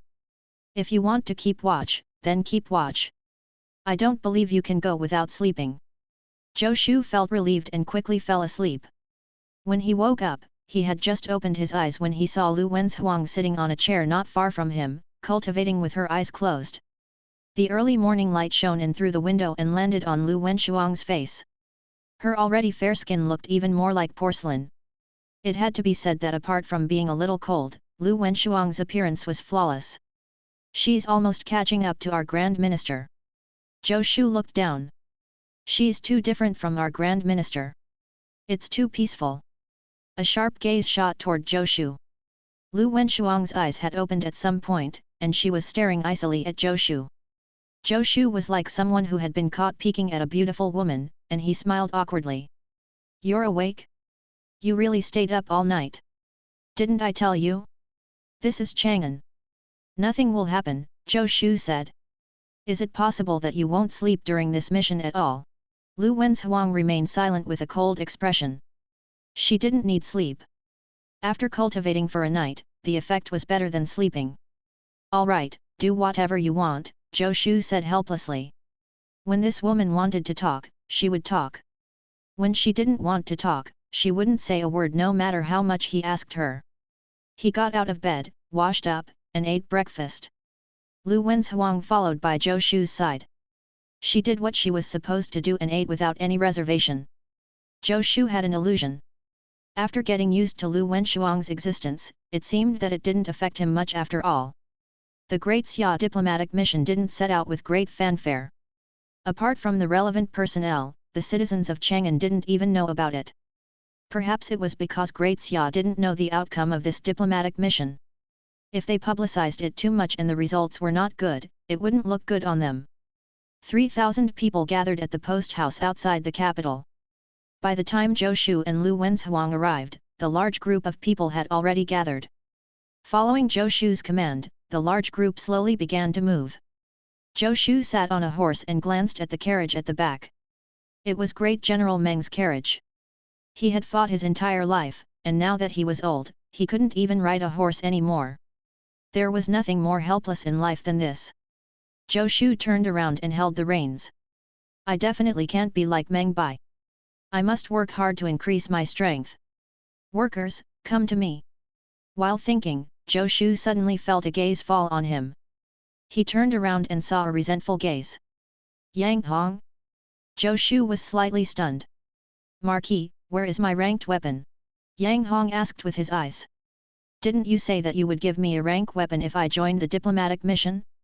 I waited until the flowers wilted. I still haven't seen my ranked weapon. Zhou Shu smiled faintly at Yang Hong and nodded. In Yang Hong's eyes, Zhou Shu was saying, don't worry. Leave it to me. He was shocked. I knew that the Marquis didn't forget me. Giddy up.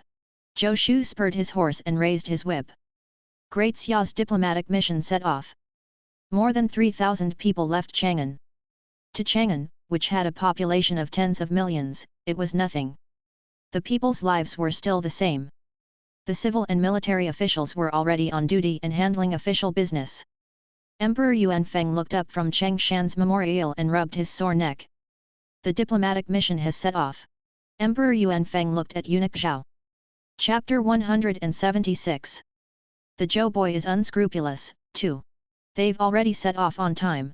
Eunuch Zhao knew what Emperor Yuanfeng wanted to ask and continued, the demon executing armies Lord Luoling and Lord Li Tongyang are already waiting at the border. They will secretly follow the diplomatic mission. Luoling and Li Tongyang were both first-rank martial artists. 2 first-rank martial artists were dispatched at the same time. In addition, there was Lu Wenshuang, a grandmaster, as well as hundreds of ranked guards. If nothing unexpected happened, protecting Zhou Shu wouldn't be a problem. Emperor Yuanfeng nodded. Where's Wuyo? Is she still mad at me? Eunuch Zhao hesitated. Perhaps Her Highness has too many official duties at the forging division. It had been several days since Yan Wuyo came to pay her respects. No matter how much work she has, can she have more than me? Emperor Yuanfeng snorted coldly. This damn girl, I really spoiled her too much in the past. Your Majesty, Her Highness is actually quite sensible, Eunuch Zhao whispered. Wasn't she the one who discovered Marquis Zhou's talent? Her Highness still has Your Majesty in her heart. She specially sent someone to bring the light-bearing sword and night practice sword into the palace. Oh! Emperor Yuanfeng was stunned. He looked at the wooden box Eunuch Zhao had brought over. This girl is actually willing to give me the light-bearing sword and night practice sword? Doesn't she treasure them a lot?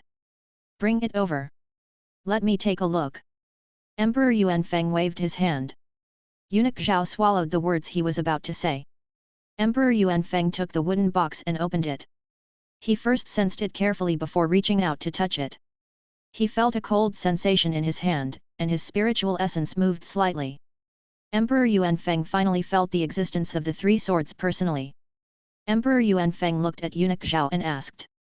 Great companion, do you think Wuyo colluded with the Zhou brat? This Zhou brat isn't stupid. He clearly named them 3 swords of Yin Tianzi, but he dared to risk universal condemnation to give them to Wuyo. Do you think he gave them to Wuyo so that she could in turn give them to me?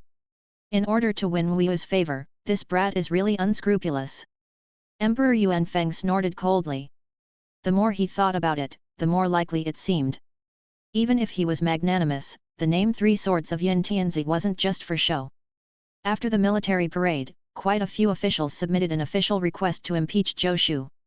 If it were any other emperor, they would have taken this brat away and interrogated him. But thinking about it this way, this brat gave 3 swords of Yin Tianzi to Wu Yu so that Wu Yu could personally give them to me. This way, Wu Yu wins my favor, and he wins Wu Yu's favor. This damn brat, he is really scheming. Eunuch Zhao. He felt that the emperor might be overthinking things, but what could he say? This is too tough. Your Majesty is wise. Eunuch Zhao could only agree. This girl dares to draw commission from my things.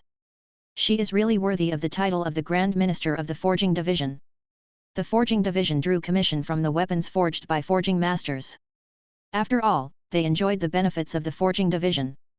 Previously, when Zhou Shu forged the Green Dragon Crescent Blade, Emperor Yuan Feng had asked if he had registered the weapons with the Forging Division for commission drawing. He didn't expect that his 3 swords of Yin Tianzi had contributed part of their cost to the Forging Division. 2 of the 3 swords were left. He didn't know whether to laugh or cry. Great companion, bring some lychees that the south offered as tribute to that girl, Emperor Yuan Feng said. By saying this, he clearly forgave Yin Wuyu and found a way to make up with her. Yes, Your Majesty. Your Majesty, when Her Highness sent someone to deliver the swords, she also sent a letter. Would you like to take a look? Eunuch Zhao said. Bring it over. Emperor Yuan Feng was in a great mood. The 3 swords of Yin Tianzi were only yellow-grade weapons. In terms of power, they were naturally inferior to heaven-grade weapons. But to Emperor Yuan Feng, the power of a weapon was not important. He didn't need to fight with anyone. The 3 swords of Yin Tianzi were invisible to the naked eye. How miraculous was this? This was why the emperor was interested in them. He took the letter from Eunuch Zhao, opened the envelope, and saw the elegant handwriting. She is indeed my daughter. Her handwriting is beautiful, like mine. Emperor Yuan Feng smiled happily. His gaze fell on the letter. The smile on his face gradually froze, and his expression turned uglier and uglier. A moment later, his expression turned furious. Thump! He slapped his desk hard. Eunuch Zhao was shocked. Your Majesty! Eunuch Zhao didn't know what had happened. This wretched girl is really trying to anger me to death. Emperor Yuan Feng angrily shouted. Look for yourself. He threw the letter in his hand away and slammed his palm on the desk. Cracks appeared on the hard wooden desk.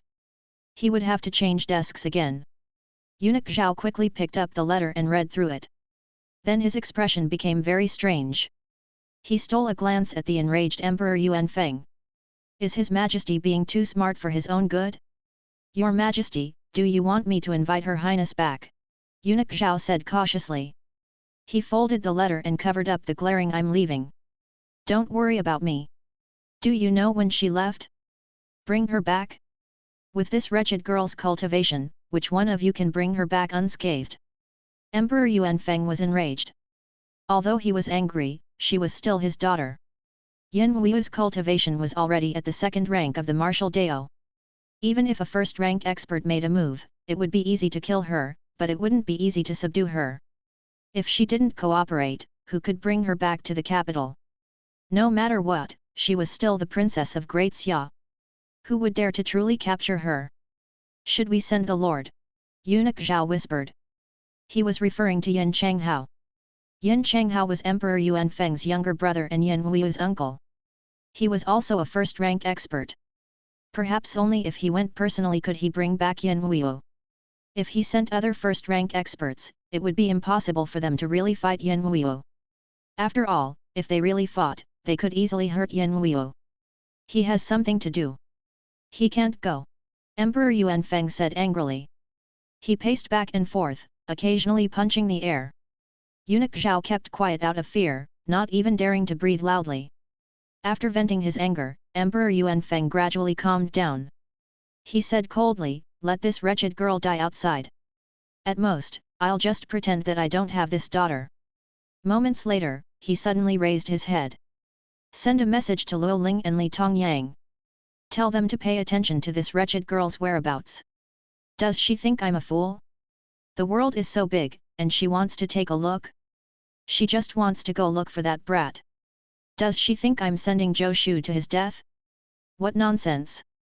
1,000 miles away from Chang'an, 2 unbelievably handsome young masters were riding their horses on the official road. Young master, do you think master will lose his temper? the attendant said with a worried expression. Don't worry. My father's temper will last for at most 3 days. Yin Wuyu said confidently. Father should have seen the letter by now, right?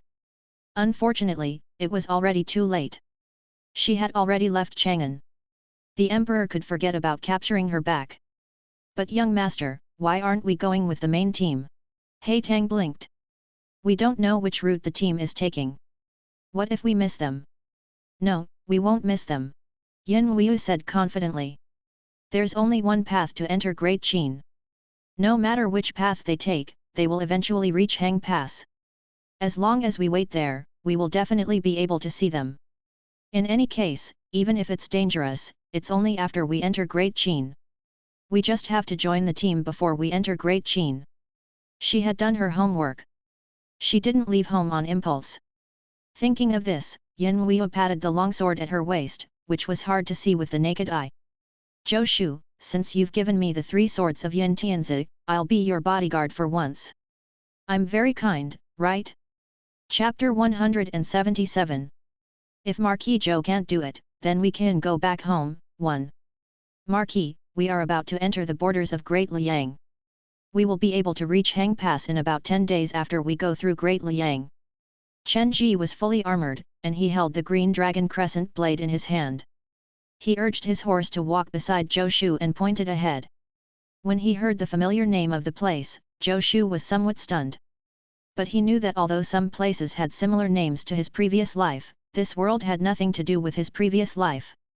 Everything was just a coincidence. Along the way, although Zhou Shu didn't have much interest in political geography, what he heard and saw with his eyes gave him a deeper understanding of this world and the situation of the 10 nations. Great Xia was located in the southeastern part of the continent. To the north of it was Great Wei, to the south was a continuous mountain range, to the east was the endless sea, to the west was Great Liang, and farther west was Great Qin. Great Qin was powerful, but it was actually not a big threat to Great Xia. If it wanted to threaten Great Xia, it had to first destroy Great Liang. But Great Liang wasn't a weak nation, and unless Great Qin mobilized all its forces, it was impossible to destroy Great Liang.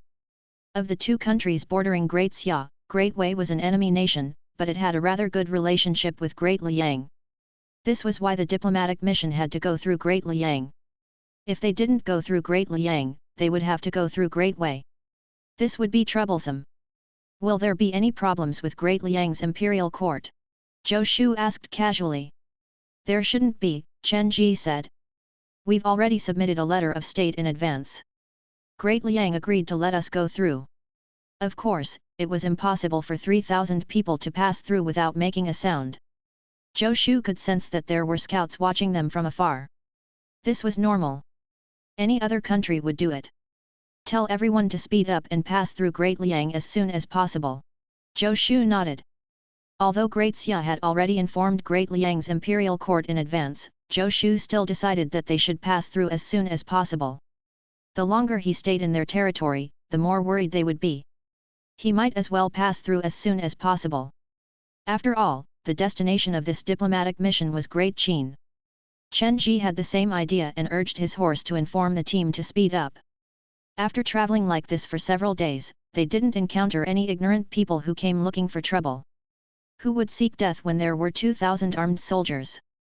Just as the diplomatic mission of Great Xia was about to leave the borders of Great Liang and Hang Pass was already in sight, an accident happened. Smoke and dust rose in front of them, and even the ground was shaking slightly, as if a large number of cavalry were galloping. General Chen! Zhou Shu shouted. He wasn't the only one who noticed the commotion. Chen Ji also noticed it. Chen Ji urged his horse forward and shouted. Everyone, get ready! Lu Wen's Huang also moved a bit closer to Zhou Shu, and her body was faintly emitting a sharp aura. Only in the carriage at the rear of the group, the carriage driver was sitting steadily on the carriage. Meng Bai, inside the carriage, didn't move at all. It was as if they didn't hear the commotion at all. The 2,000 guards had already formed a circle, protecting Zhou Shu and the others in the center. Their blades pointed outward as they prepared for battle. Just as they got into position, a large group of cavalry appeared in front of them. There were no less than 1,000 mounted soldiers, all of them fully armed. Halt! Chen Ji had already raised the green dragon crescent blade and pointed it forward. This is the diplomatic mission of Great Xia. If you take another step closer, we will treat you as our enemy. You will bear the consequences. Boom! Chen Ji's body erupted with a powerful saber intent, and the green dragon crescent blade glowed brightly. Worker, are you starting work now? Zhou Shu was not nervous at all. Instead, he was looking forward to the battle. He had forged the green dragon crescent blade in Chen Ji's hand. If Chen Ji killed enemies, he would receive benefits. Stop! When the opposing cavalry was still some distance away from the Great Xia diplomatic mission, a loud shout resounded, and the cavalry stopped their horses. Don't worry. We mean no harm. A general rode out. Identify yourself. Chen Ji remained unmoved. He pointed his green dragon crescent blade forward steadily. Great Liang's flying bear army, Han Daji. The cavalry general opposite raised his voice and cupped his hands at Chen Ji, indicating that he was unarmed. Chen Ji still didn't put down his saber. Great Xia's diplomatic mission behind him also didn't put down their weapons. So, it's General Han, Chen Ji said. Please forgive me for my lack of manners. May I know why you are here? Chen Ji's eyes shone brightly as he stared at Han Daji. If Han Daji couldn't give him a reasonable explanation, he would choose to attack without hesitation. He would disperse the opposing cavalry and rush into Hang Pass as quickly as possible.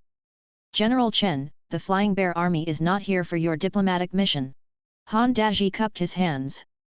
We came from Hang Pass and have an important matter to attend to. Please make way for us. Chen Ji frowned. Make way? Impossible. General Han, there are many ordinary people in the diplomatic mission of Great Xia. It's inconvenient for us to move. Your side is full of cavalry. Why don't you take a detour? This is Great Liang's land. There's no reason for us to take a detour, Han Daji said coldly as his face darkened. General Chen, step aside, or don't blame me for being rude. He raised his right arm, and the mounted soldiers behind him were ready to attack again. Chapter 178. If Marquis Zhou can't do it, then we can go back home, too. Chen Ji snorted. Make way? If they made way for them, the formation of the diplomatic mission's guards would definitely be messed up. Once the formation was messed up, if the other party took advantage of the opportunity to attack, the guards would definitely suffer heavy casualties. Under such circumstances, how could Chen Ji give in? General Han, are you trying to sabotage the diplomatic relations between Great Xia and Great Liang? Chen Ji said coldly. The situation is urgent. Anyone who obstructs our Great Liang's army will be killed without mercy. Han Daji shouted coldly. Say, a voice suddenly sounded. Instead of taking the time to quarrel, you would have long passed by if you took a detour. It was Zhou Shu who spoke. He said to Han Daji, if you want to pick a fight, just say it. Great Xia is not afraid. Han Daji's face darkened. Who are you? You have no right to speak here. Impudent! Chen Ji shouted angrily. The person in front of you is Great Xia's Marquis, the official envoy. If you dare to be rude again, I will kill you right now. His saber intent soared into the sky. Chen Ji's entire body seemed to have turned into a saber as his aura locked onto Han Daji. VDS. Han Daji didn't seem to have expected that the person who spoke in such a manner was actually the official envoy of Great Xia's diplomatic mission. He frowned slightly. Let me ask you again. Are you going to give way or not? Han Daji shouted. It wasn't a big deal to take a detour, but to make way for the people of other countries within the territory of Great Liang was a big deal. The location of Great Xia's diplomatic mission is the territory of Great Xia. The soldiers of Great Xia are still alive, and not a single inch of land has been lost. Chen Ji said coldly. With a clang, everyone in the Great Xia diplomatic mission drew their sabers. A biting cold killing intent soared into the sky and seemed about to condense. This was the first time Zhou Shu had seen thousands of people attack at the same time. He was amazed. Thousands of sabers were already so imposing when they were unsheathed at the same time. What about tens of thousands? What about 100,000? No wonder the country protector army was said to be the foundation stone of the country. When the number of ordinary soldiers reached a certain level, even a first-rank expert would have to retreat. Zhou Shu estimated that if he encountered an army of more than 10,000 soldiers, even he wouldn't be able to face it head-on. He would only be able to rely on the Golden Bell Shield technique to escape. To directly defeat an army of 10,000 soldiers, even if it was only the country protector army, wasn't something a single person could do. Although first-rank martial artists had all sorts of mystical abilities, in the end, they also had mortal bodies. Han Daji didn't expect the Great Xia diplomatic mission to reject him like this. He felt like he was riding a tiger and couldn't get off. It would be embarrassing if they took a detour. If they didn't take a detour, would they really fight with the Great Xia diplomatic mission? Everyone was just bragging a little. How could they really fight? General Han, can you give me some face? Suddenly, a voice came from the Great Xia diplomatic mission. It wasn't loud, and there were a few coughs in between. But Han Daji was a ranked martial artist. With his sharp ears and eyes, he could still hear the voice. Speaking of which, your teacher Bao Bigong and I have some friendship. Han Daji's expression was slightly startled as he blurted out, Great General Meng. Meng Bai, the god of war of the Great Xia, was known by all soldiers, regardless of friend or foe. Has General Bao been well? Meng Bai continued. Han Daji seemed to be overwhelmed by this unexpected greeting. He hurriedly cupped his hands and said, Thank you for your concern, Great General Meng. My teacher has been well. His teacher, Bao Bigong, regardless of achievements, merit, or reputation, couldn't compare to Meng Bai. Meng Bai was a famous general of the 10 countries. His teacher, Bao Bigong, was not even considered one of the top generals in Great Liang. The two of them were on completely different levels. Although they belonged to different countries, Han Daji, as a soldier, was in awe of an existence at the peak of military power.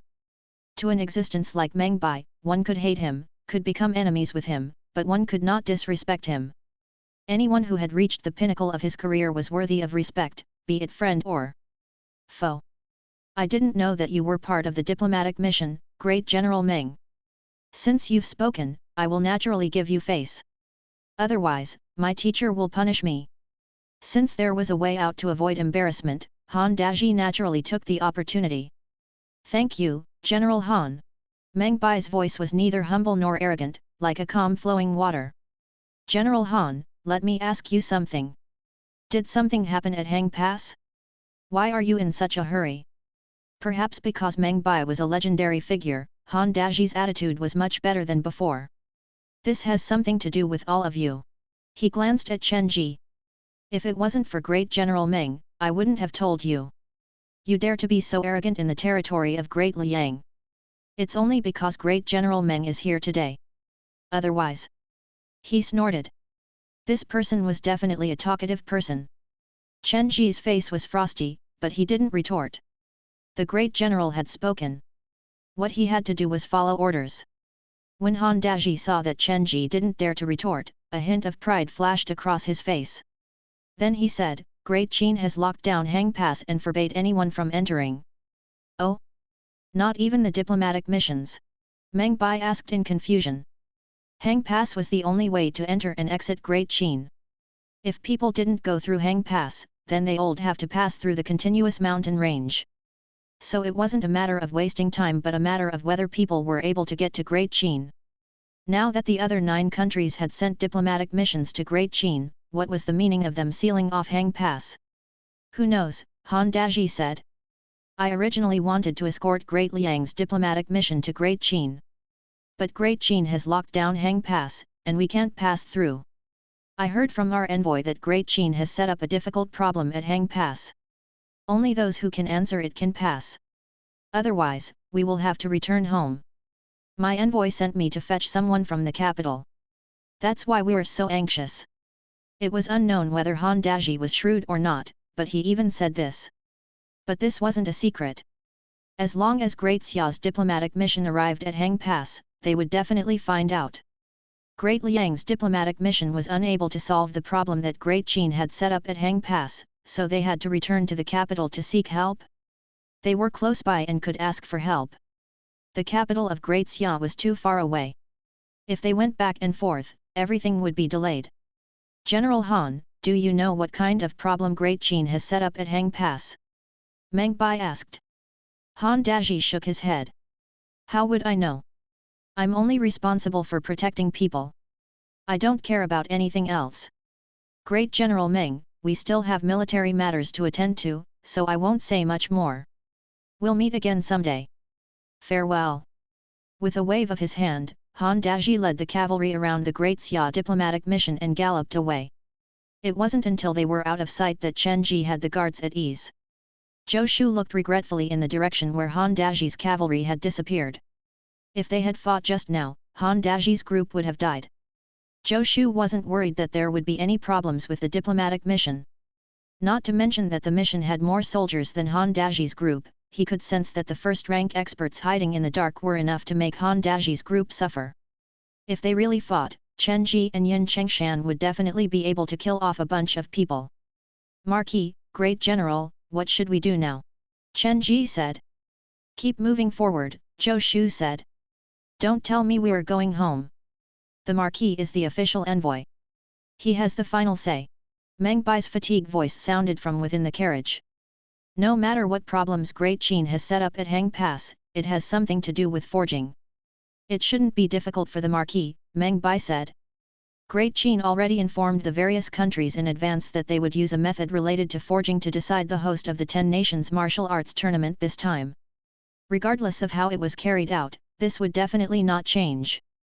Zhou Shu was Great Xia's #1 forging genius.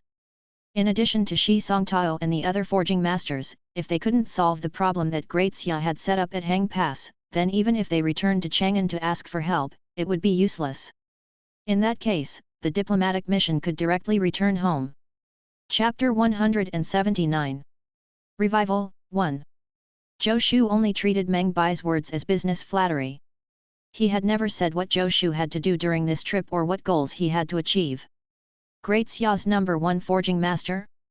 Zhou Shu wasn't the kind of person who would get arrogant just because someone praised him. He wouldn't do anything that didn't benefit him. After the small interlude with Han Daji, the Great Xia diplomatic mission's speed increased. In less than a day, they arrived outside Hang Pass. The so-called Hang Pass was actually a canyon. The canyon was as long as 100 miles. On both sides of the canyon were towering cliffs and precipices. The wonder of creation was astonishing. When Great Xia's diplomatic mission arrived outside Hang Pass, many people had already set up camp there. Shi Songtao was experienced and knowledgeable, so he gave Zhou Shu a simple introduction. There were the diplomatic missions from Great Liang, Great Wei, Great Xia's archenemy, and 3 other countries. The diplomatic mission from most of the 10 countries had arrived. Zhou Shu also saw what Han Daji meant by Hang Pass being blocked. At the entrance of Hang Pass, there were Great Qin soldiers wearing black armor guarding it. They were so densely packed that it was impossible to see their heads. The entrance to Hang Pass was only so wide. Now that Great Qin soldiers were guarding it, it was impossible for even one man to pass through. If the diplomatic missions from the various countries wanted to go through, they had to get permission from the other party. Deputy Envoy Shi, go and ask how we can go through. Zhou Shu was already quite proficient at being a leader. It was very simple. He wouldn't do anything that others could do. He would just treat himself as useless. Shi Songtao didn't refuse. He was already used to it. Most of the time, he had the illusion that he was the leader of the diplomatic mission. He did everything. Shi Songtao brought 2 officials from the Ministry of Rights to communicate with Great Qin, while Zhou Shu curiously sized up the diplomatic missions from the other countries. His gaze landed on the camp of the Great Wei diplomatic mission. Just as he was observing the Great Wei camp, a person suddenly walked out of the central army tent. Upon seeing this person, Zhou Shu's pupils suddenly contracted. His body, which was sitting on a horse, straightened up. Lu Wenzhuang noticed Zhou Shu's reaction and thought that there was an enemy. She raised her right hand and grabbed the hilt of the sword revealed above her shoulder. She instantly became a sharp sword. The next moment, a puzzled expression appeared on her face. She didn't sense any enemies nearby. Following Zhou Shu's gaze, they saw a tall and slender young man in white nodding toward them. You know him? Lu Wenzhuang said. Zhou Shu glanced at her. Lu Wenzhuang was not a talkative person. Along the way, she had spoken less than 10 sentences. Shen Yu. Zhou Shu frowned. He was once the deputy envoy of the Great Wei diplomatic mission to Great Xia. I've met him a few times. Zhou Shu's tone was very calm, but his heart was already in turmoil. Shen Yu. It's Shen Yu. He remembered that during the Yu Prefecture incident, Yang Hong had once told him that after the Divine Constable Bureau chased after the Great Wei diplomatic mission, they had met Shen Yu. At the time, he didn't think much of it, thinking that the Divine Constable Bureau saw someone disguised as him. After all, this world also had disguising techniques. Yang Hong and the others were not very familiar with Shen Yu, so it was not difficult to deceive them. Looking at it now, Yang Hong and the rest indeed saw Shen Yu. Zhou Shu never thought that he would see Shen Yu again. Back then, Shen Yu had indeed died under his great destroyer sword. Even the legendary armament cannon had given him benefits, so how could he not have died? If the one who died under his sword wasn't Shen Yu, then who was it? Although they were far away, Zhou Shu was certain that the person in the camp of the Great Wei diplomatic mission was indeed Shen Yu, the one who had competed with him in forging. But at the time, there was no problem with the aura of the Shen Yu he killed. He was very sure that this person was Shen Yu. Two Shen Yus? Deputy Envoy Lu, is there any revival technique in this world? Zhou Shu asked in a low voice. No, Lu Wenzhuang said coldly. If there was no revival technique, what was going on? Even if Shen Yu had a twin brother, their auras couldn't be exactly the same. It was impossible that Lu Wenzhuang wouldn't know the existence of a revival technique in this world. Lu Wenzhuang was not an ordinary person. She was the eldest daughter of the Lu family of Qingzhou, the #1 martial Dao genius of Great Xia. If a revival technique really existed, it was impossible for her not to know. In the Great Wei camp, Shen Yu cupped his hands toward Zhou Shu as if they were old friends reuniting. Zhou Shu's expression became rather ugly. If Shen Yu really came back from the dead, will my secret be safe? After Shen Yu cupped his hands toward Zhou Shu, he leisurely walked into another tent. From beginning to end, his attitude was very friendly and didn't seem threatening at all. Zhou Shu frowned in thought for a moment, his expression grim as he arrived in front of Meng Bai's carriage. Great General, I have something to discuss with you. Zhou Shu said in a low voice. Come up. Meng Bai's voice sounded. The coachman, who had been guarding the carriage all this time, opened up a gap. Zhou Shu jumped onto the carriage. Chapter 180. Revival, 2. He turned around and said to Lu Wenzhuang, guard the surroundings and don't let anyone approach. Lu Wenzhuang nodded in agreement. Zhou Shu entered the carriage and pulled back the curtains. Meng Bai, wrapped in a blanket, looked at Zhou Shu somewhat strangely. Did you find out the questions set by Great Qin? Meng Bai said. Deputy Envoy Shi went to ask around. Zhou Shu shook his head. Great General, I have something very important to ask you. Is it convenient here? Just say it, Meng Bai said. My carriage is specially made. The soundproofing is quite good. Zhou Shu nodded and lowered his voice. Great General, I saw Shen Yu. Shen Yu. Meng Bai was a bit confused. The son of the Minister of War of Great Wei, Shen Yu. I know he's the son of the Minister of War, Meng Bai said. He was part of the diplomatic mission from Great Wei. Meng Bai knew the Minister of War of Great Wei very well. Furthermore, he knew about the matter of Mi Ziwen, so he naturally knew that the Minister of War had a son called Shen Yu. Great General, you know that I was abducted by Great Wei's imperial preceptor once, right? Zhou Shu said.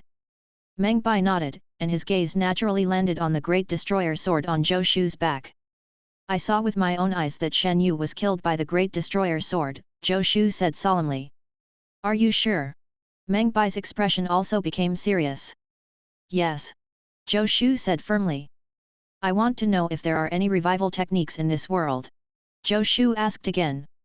He really wanted to know what was going on with Shen Yu. If he really came back from the dead, would his secret be exposed? Should he kill him again? Meng Bai revealed a thoughtful expression and then shook his head. To come back from the dead is unheard of.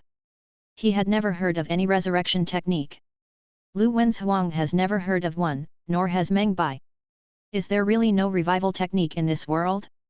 Zhou Shu furrowed his brows tightly. He had already started to plan to kill Shen Yu again. The most important thing now was to confirm that if Shen Yu really came back from the dead, did he remember that Zhou Shu had killed him? If he revealed his secret, how should he deal with it? Don't worry about this first, Meng Bai said. Regardless of whether or not Shen Yu revived from the dead, this matter shouldn't have happened recently.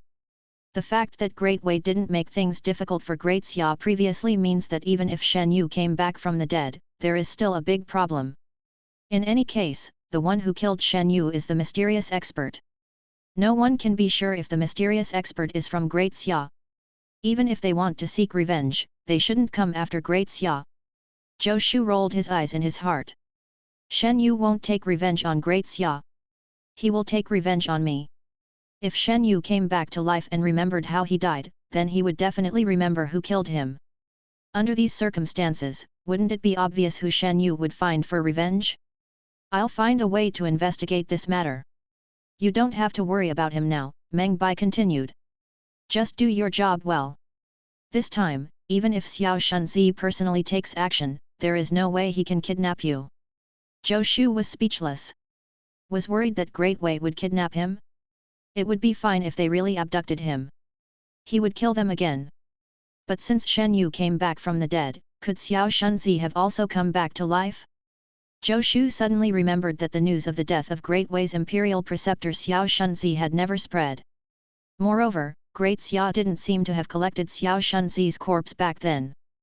Back in Yu Prefecture, after killing Xiao Shunzi, he had been busy saving the princess and Sun Gongping and hadn't thought of destroying his corpse to erase all traces. Now that he thought about it, he was indeed a little hasty back then. Something's not right, Zhou Shu thought. He remembered that after Xiao Shunzi's death, his bloodthirsty rampant saber was still left at the scene. But afterward, he didn't hear that Great Xia had obtained the bloodthirsty rampant saber. If Great Xia really obtained a heaven-grade weapon, he would have definitely heard about. Could Xiao Shunzi also not be dead? No, it's impossible for him not to die. The legendary Armament Canon gave me feedback about it. He might have come back from the dead. What kind of secret is Great Wei hiding that can allow people to come back from the dead? If they really mastered such a technique, wouldn't they be invincible? Does this method have something to do with the situation of the Yu and Bing prefectures? Zhou Shu recalled that when Great Wei suddenly lost the Yu and Bing prefectures to Great Xia, it was a little strange. If not for Zhou Shu unraveling the fog of the Yu and Bing prefectures, perhaps no one would have been able to walk out alive. Zhou Shu frowned as he pondered. Then Shi Songtao's voice came from outside. Marquis, Great General, I've already asked about the questions set up by Great Qin. Meng Bai patted Zhou Shu on the shoulder and said, all right, let's not think about Shen Yu for now. Let's deal with the diplomatic mission first. Zhou Shu nodded. He opened the curtain of the carriage. How do they want to play? Shi Songtao's expression darkened. Is this a game? Great Qin has set up a total of 9 checkpoints from Hang Pass to Great Qin's capital. If the diplomatic mission from each country wants to reach Great Qin's capital, they have to clear all the checkpoints. Those who can make it to the capital of Great Qin are qualified to compete for the host of the 10 Nations Martial Arts Tournament. If not, they will be eliminated. According to their rules, the diplomatic missions of the various countries can only send 9 people to pass through the checkpoints at most. The others will wait outside Hang Pass, or they can head to Great Qin's capital to wait. Shi Songtao briefly explained the procedure. Zhou Shu and Meng Bai both frowned. The diplomatic mission had to be divided into 2 groups. At most, 9 people would go and challenge the checkpoints, but the rest couldn't tag along? Wouldn't this mean that the challengers couldn't bring any guards with them? What if the process was dangerous? Challenging the trial is voluntary, at our own risk, Shi Songtao continued. Meng Bai frowned. Zhou Shu's significance to Great Xia was extraordinary. If he went with the diplomatic mission to Great Qin, the danger would be within control. But if they were separated, the danger would be completely uncontrollable. If something happened to Zhou Shu, even if Great Xia obtained the rights to host the 10 Nations Martial Arts Tournament, it wouldn't be worth it. Meng Bai followed the diplomatic mission, disregarding his own condition, to ensure that nothing unexpected happened to Zhou Shu. If necessary, he even decided to use himself as bait to ensure Zhou Shu's safety. Meng Bai, Great Xia's god of war, was enough to attract all the firepower. As long as he appeared, the enemy would probably focus their attention on him. At that time, Zhou Shu's chances of escaping would greatly increase. But now that Great Qin was playing this game, his plans were completely disrupted. For 9 people to challenge the trial, there had to be a forging master among them. After all, the setup of the checkpoints was related to forging. This way, how many guards could he place among the 9? Under such circumstances, it was impossible for Great Xia to send a first-rank martial artist to protect Zhou Shu and the others. A first-rank martial artist protecting a forging master? Wasn't that telling the enemy how important Zhou Shu was? Wouldn't the enemy try to kill him? For a while, Meng Bai was a bit hesitant. Should they continue forward, or should they give up now and return home? As Meng Bai pondered, he heard Zhou Shu ask, "Did they say what the 9 checkpoints are?" "I don't know the rest, but the first checkpoint is to identify forging materials," Shi Songtao said. "Great Qin has set up an army camp in Hang Pass. There are various forging materials in the camp. The first task is to choose some forging materials and bring them along. The first checkpoint's forging materials will be the foundation for the next few checkpoints. There won't be any more opportunities to replenish the materials later on. If the need to forge arises, you can only use the materials obtained from the first checkpoint. I feel like we have to select as many materials as possible during the first checkpoint. Otherwise, it will be troublesome if we don't have enough materials." Chapter 181. Breakthrough Pill. I really admire your confidence. 1. Choose the forging materials and bring them along? Isn't the first checkpoint set by Great Qin too easy? A thought flashed across Zhou Shu's mind, but he immediately denied it. The first checkpoint seemed simple. It was merely to select some forging materials. But on further thought, it was not simple at all. The number of materials he chose would directly affect the following 8 checkpoints. The rules of Great Qin stated that only 9 people could go through the trial. This meant that the materials they could carry were limited. With limited forging materials, and not knowing what the following 8 checkpoints encompassed, how many forging materials would he have to bring? How would he match each material? Theoretically speaking, the higher one's cultivation was, the greater their strength would be and the more items they could carry. In order to bring more forging materials, apart from the forging masters, the rest would have to be martial artists with high cultivation. Although forging masters were also martial artists, and their cultivation might not be low, there were not many forging masters with extremely high cultivation and extremely strong forging techniques in any country. This was a matter of teamwork. In short, although the first checkpoint seemed simple, it was actually very difficult. If he handled it well, he would get twice the results with half the effort. If he didn't handle it well, things might get tough later. Since Zhou Shu had thought of this, Meng Bai, who was proficient in the art of war, naturally thought of it as well. Great Qin was well versed in the art of war. Deputy Envoy Shi, did Great Qin prohibit us from carrying weapons? Zhou Shu asked. No. There are no other rules for the other members of the diplomatic mission. Those going through the trial can only bring 1 weapon each to protect themselves, Shi Songtao replied. He had also been thinking of strategies. If there were 9 people, he would definitely have to join them. He, Shi Songtao, had come to Great Qin to gain merits. How could he sit aside and watch? He, Zhou Shu, and the other deputy envoy, Lu Wen's Huang, would already take up 3 spots. He didn't know how the following checkpoints were set up, so they would definitely need a few more forging masters. Great General, what do you think we should do? Zhou Shu shamelessly asked Meng Bai. Arranging soldiers was Meng Bai's expertise. When it came to professional matters, he naturally had to ask the professionals. Zhou Shu was confident in himself, but he didn't know what checkpoints Great Qin had set up. Even if he used his toes to think, he knew that it definitely wouldn't just be forging. Zhou Shu wasn't afraid of forging. In fact, he was even willing to teach Great Qin. But if there were other things, he might not be able to settle them himself. According to Zhou Shu's character, he should have directly led the team to Great Qin to wait. As for going through the trial, wasn't there still a diligent fellow like Shi Songtao? But this would seem like bullying. As the official envoy, how could he not do anything? Therefore, Zhou Shu still decided to play with them. Isn't it just challenging the trial? It's no big deal. Meng Bai pondered. Wait, first let me think about it. The diplomatic missions from the various countries had yet to take action. This meant that everyone realized that although the first checkpoint seemed simple, it was actually very troublesome. Therefore, they were still considering it. Great Liang had even sent people back to seek help. In other countries, there were probably many people who had such thoughts. Zhou Shu nodded.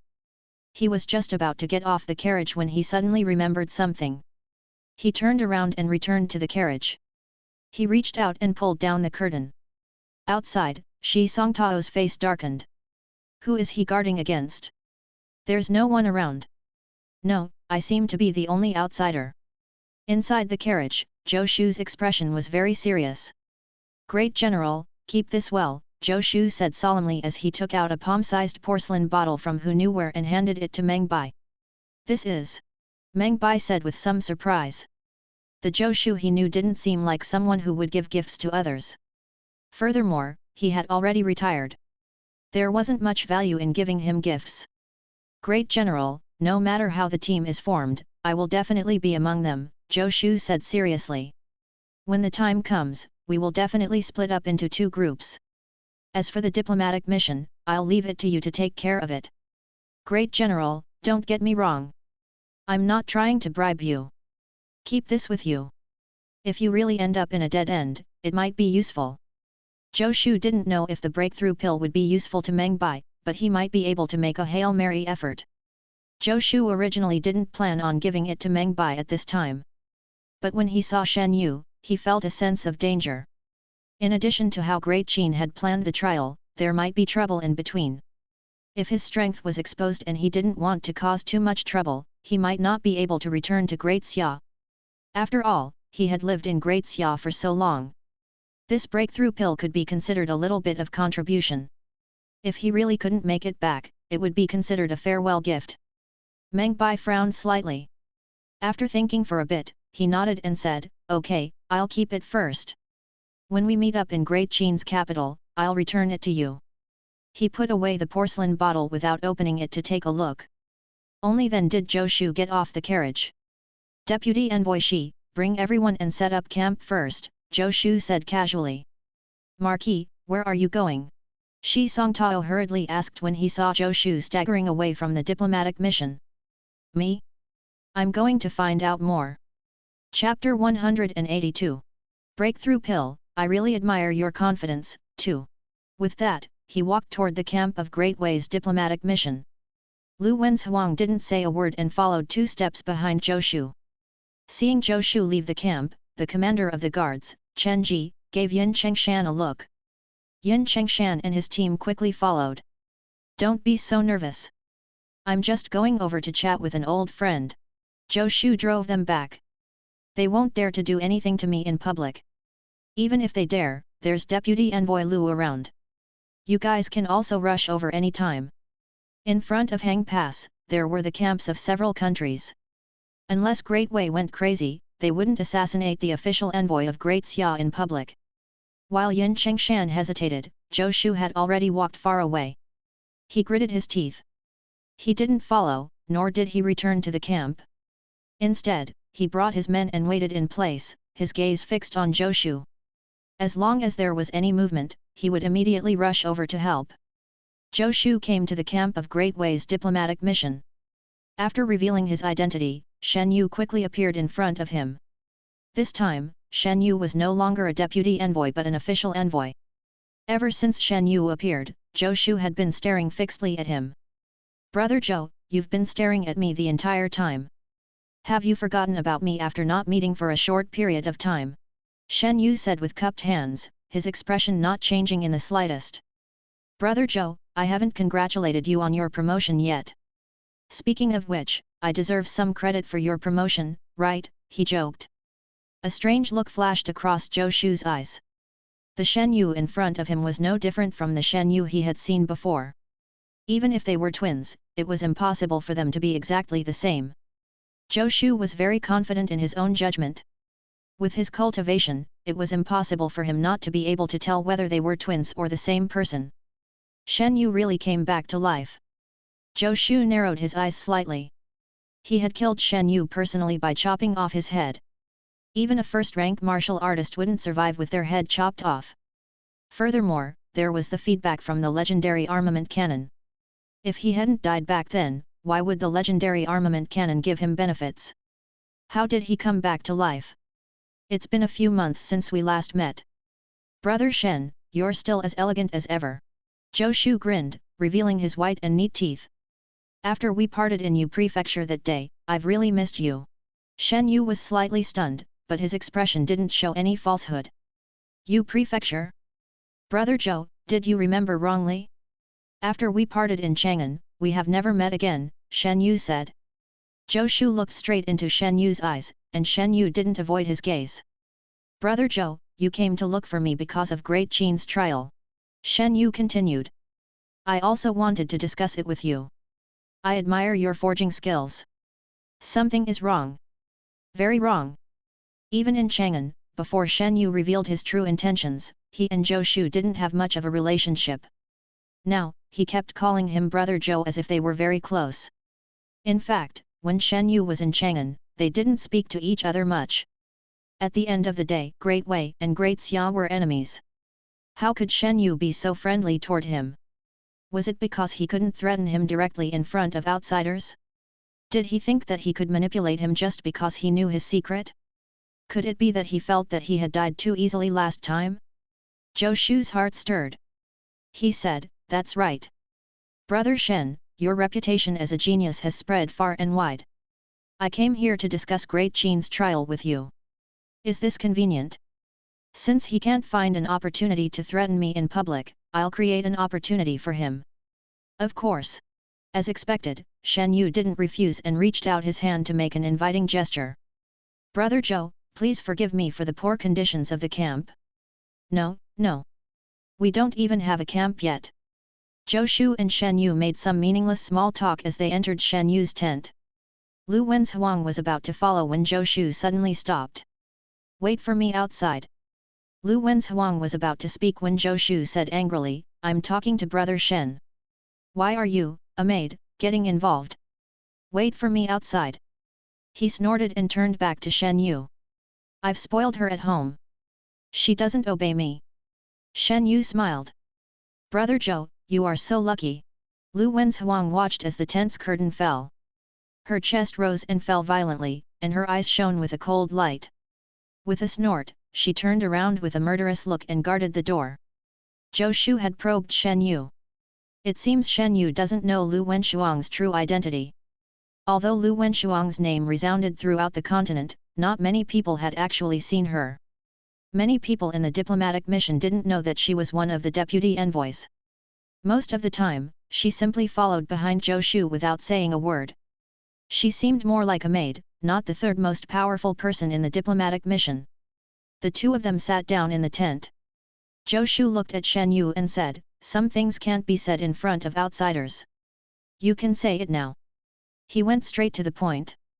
It was as if he wanted to see what this Shen Yu was up to.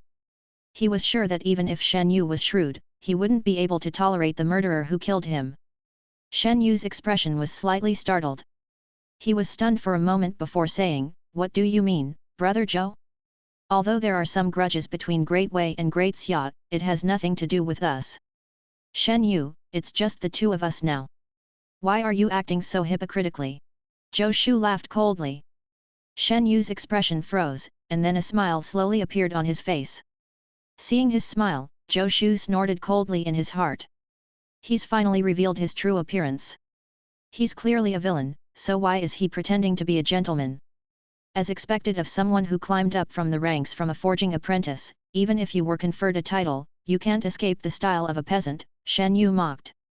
You belong to the upper class, but the head of an upper class person isn't any heavier than the head of a peasant.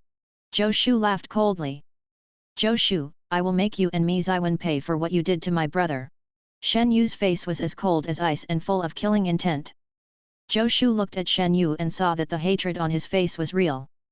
But his hatred is because of his brother? Zhou Shu knew who Shen Yu's elder brother was. His elder brother was the spy who had been lurking around Mi Ziwen. Later on, he was killed by Mi Ziwen. Because of this, Shen Yu hated Mi Ziwen and even hated Zhou Shu, Mi Ziwen's sworn brother. The problem was, if he wanted to hate someone, shouldn't he hate Zhou Shu more? He had killed him before. Does he not remember dying? Or maybe he doesn't remember me killing him. Shen Yu, how does it feel to die? Zhou Shu suddenly said. Shen Yu's expression froze again. He frowned and said, Zhou Shu, what nonsense are you spouting? There was disgust and impatience in his eyes. Seeing Shen Yu's expression, Zhou Shu was almost certain that Shen Yu didn't remember dying. Shen Yu, is Xiao Shunzi dead? Zhou Shu probed again. Shen Yu's eyes were cold. Zhou Shu, do you think you can look down on my teacher just because he lost an arm? Who do you think you are? You're just a mere marquis. Upon hearing that Xiao Shunzi was also alive, Zhou Shu let out a sigh of relief. It sounded like Shen Yu didn't know that he had severed Xiao Shunzi's arm. Although he didn't know what had happened, it seemed that after they came back to life, they forgot what had happened before they died. They probably didn't remember that they had died once, nor did they remember Zhou Shu's true strength. It made sense. If Shen Yu remembered, how would he dare to be alone with him? Did he not know that Zhou Shu could easily kill a noob like him? I'm nobody. At the very least, I'll win you all again and make you scram with your tails between your legs, Zhou Shu said calmly. Haha. Shen Yu suddenly laughed out loud. Zhou Shu, do you think you can win against me? The last time we bet on the 2 prefectures, did you really think you won with your own ability? If I were you, I would return home right now. Otherwise, you will be the one embarrassed. Don't blame me for not warning you. Shen Yu said confidently. Zhou Shu looked at him like he was an idiot. I really admire your confidence. I'm just waiting to see how you'll embarrass me. Chapter 183. Another fight, candidates for the trial, 1. Young master, are we lost? Haitang, dressed as a male attendant, repeatedly looked at the map in her hand and asked for the umpteenth time. Yin Weiu, who was also dressed as a man and was unbelievably handsome, was speechless. She didn't want to admit it, but it seemed, they were really lost. Stop looking. It's not like you can understand it. Yin Weiu snapped. It's better to find someone to ask for directions. Your Highness, you can't read the map either, Haitang muttered in her heart while carefully putting the map into her bag. But there's no one here in the wilderness, Your Highness. There were no outsiders here, and Haitang forgot to change the way she addressed the princess. We have asked for directions several times. We are indeed going in the direction they pointed. How would I know? Yin Weiu said helplessly. If she knew, would they have lost their way? Suddenly, Yin Weiu's expression changed. Haitang, don't worry about anything later. Keep walking in the direction of the sunset. Remember, no matter what happens, don't look back. Yin Weiu said solemnly. She raised her right hand and grasped the hilt of the sword exposed above her right shoulder. With a clang, she unsheathed the sword.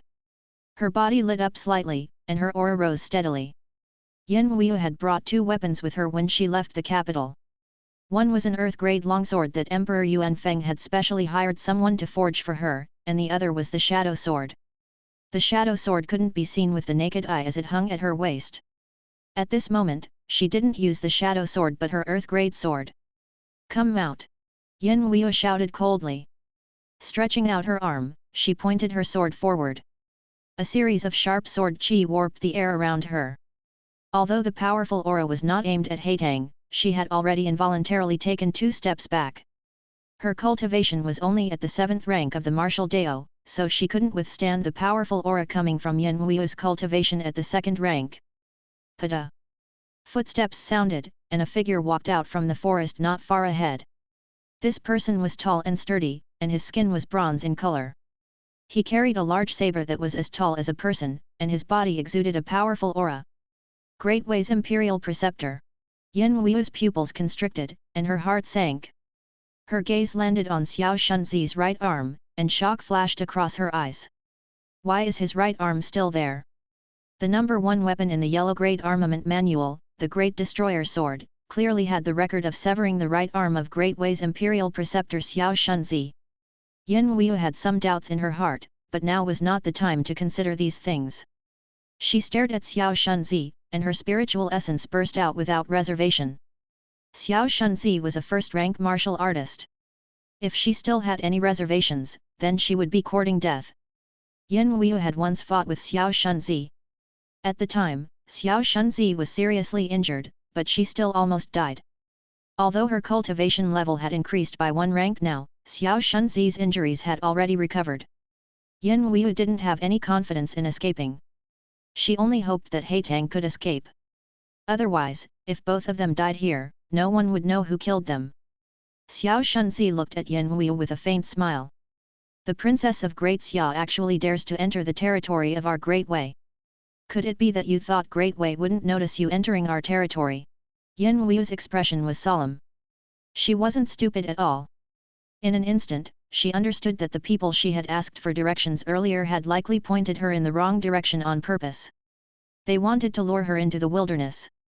Otherwise, if they were in the middle of a bustling city, even if she wasn't Xiao Shunzi's match, with her second-rank martial Dao cultivation, Great Wei would incur enormous losses. There were no problems in this barren wilderness. Xiao Shunzi could completely let loose and kill her. After Yan Wu thought through all this, she didn't regret intentionally going through Great Wei to avoid her father's pursuit. If she could do it again, she would still leave the capital. Great Qin wasn't a good place. She didn't feel at ease letting Zhou Shu go to Great Qin alone. His cultivation was only at the 7th rank. Just like Haitang, he was too weak. Yan Wu took a deep breath, and her expression became incomparably determined. I absolutely can't admit defeat. I still have to catch up to the diplomatic mission.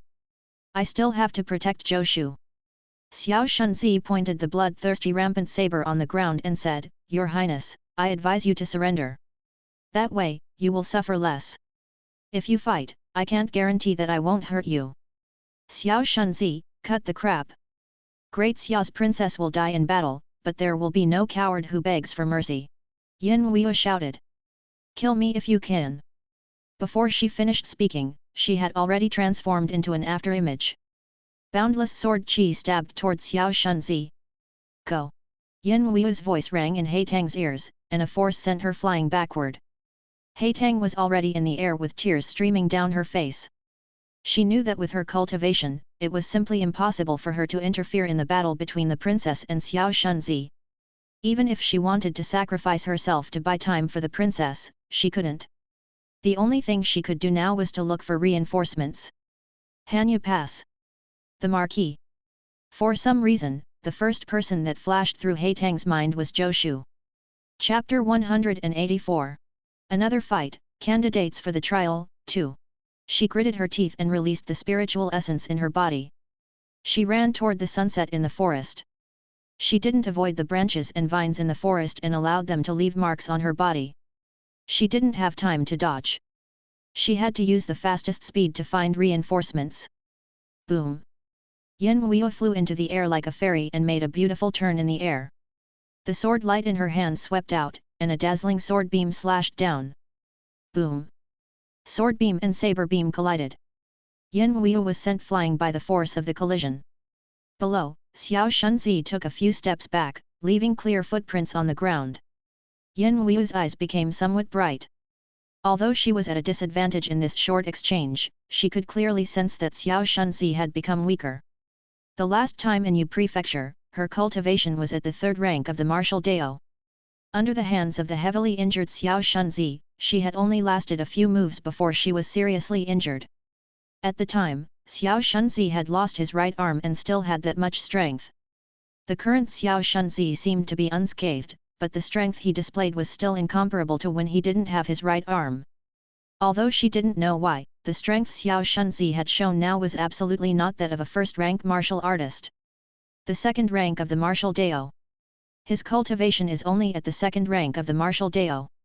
Even if he's stronger than me, there is still a limit to his strength. We are both at the 2nd rank. Does he think he can kill me? Yan Wu felt a sense of pride. The longsword in her hand returned to its sheath with a clang, and she casually tore off a corner of her clothes. She tied her loose hair behind her back, looking valiant and heroic. Tici. So what if you're Great Wei's imperial preceptor? Yan Wu shouted. Her right hand once again grasped the hilt of her sword and unsheathed it. Sword chi crisscrossed and slashed at Xiao Shunzi. Xiao Shunzi's expression was gloomy. The bloodthirsty rampant saber also transformed into saber beams that blotted out the sky and charged forward. If he wasn't worried that too many people would know about his fallen state, he wouldn't have come alone. He didn't expect the princess of Great Xia to be a 2nd-rank martial artist. How old was she? Lu Wen's Huang, who was known as the #1 martial Dao genius of Great Xia, was only at the 3rd rank. This princess of the Grand Xia has truly hidden herself well. But so what if she's a 2nd-rank martial artist? If I can't even take down a junior, my 100 years of cultivation would have been wasted. Rumbling sounds echoed in the forest as sword chi and saber beams wreaked havoc. Everything within a radius of several miles became a mess. The destructive power of a battle between 2 2nd-rank martial artists was truly shocking. If this had happened in the city, countless innocent commoners would have been shredded into pieces by the sword chi and saber beam. This was also why Xiao Shunzi had thought of a way to lure Yin Wuyu to this place before taking action. Martial artists above the 3rd rank had already entered another realm. It wasn't easy to capture or kill experts at this level. While the battle was taking place in the forest of Great Wei, the diplomatic mission of Great Xia had already set up camp at Hang Pass hundreds of miles away. Zhou Shu, Lu Wenzhuang, and Shi Songtao, the top 3 members of the Great Xia diplomatic mission, had gathered together in a rare meeting. There was also Great General Meng Bai. In just a short period of time, Meng Bai seemed to have aged a bit more than when he just left the capital. He would cough every now and then. This made Zhou Shu worry if he could survive the journey to the capital of Great Qin. He was now even more curious why Meng Bai had to follow the diplomatic mission. With Meng Bai's condition, even if he didn't die before they achieved victory, there was a high chance that he wouldn't be able to return to Chang'an. He looked like he could die at any moment. Every time he coughed, Zhou Shu would feel fear and trepidation. There were many times when he wanted to ask Meng Bai why he didn't eat the breakthrough pill and give it a try. But the effect of the breakthrough pill was also a huge problem. If others knew about it, he would definitely become the target of all the martial artists in the world. At that time, who knew how many people would come looking for him? Even if he said that he didn't have any breakthrough pills, they wouldn't believe him. At that time, not only would people come to beg him, but there would be many people who would use underhanded means against him.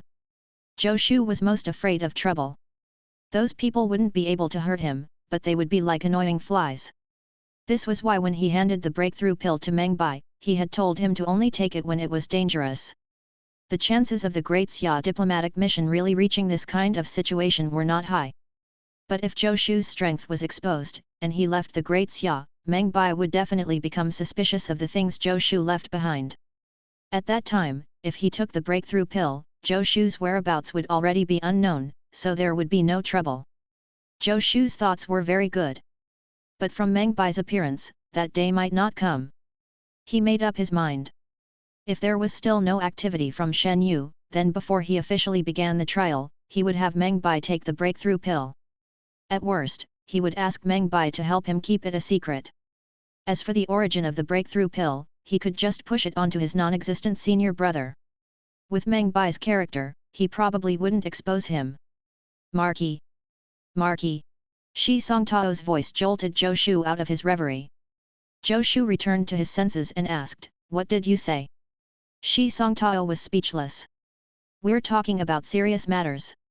Is it really appropriate for you to be so distracted?" He helplessly repeated what he had just said. "I think that since Great Qin said that the trial this time is a test of forging skills, then the martial strength of the 9 people passing the trial isn't the most important.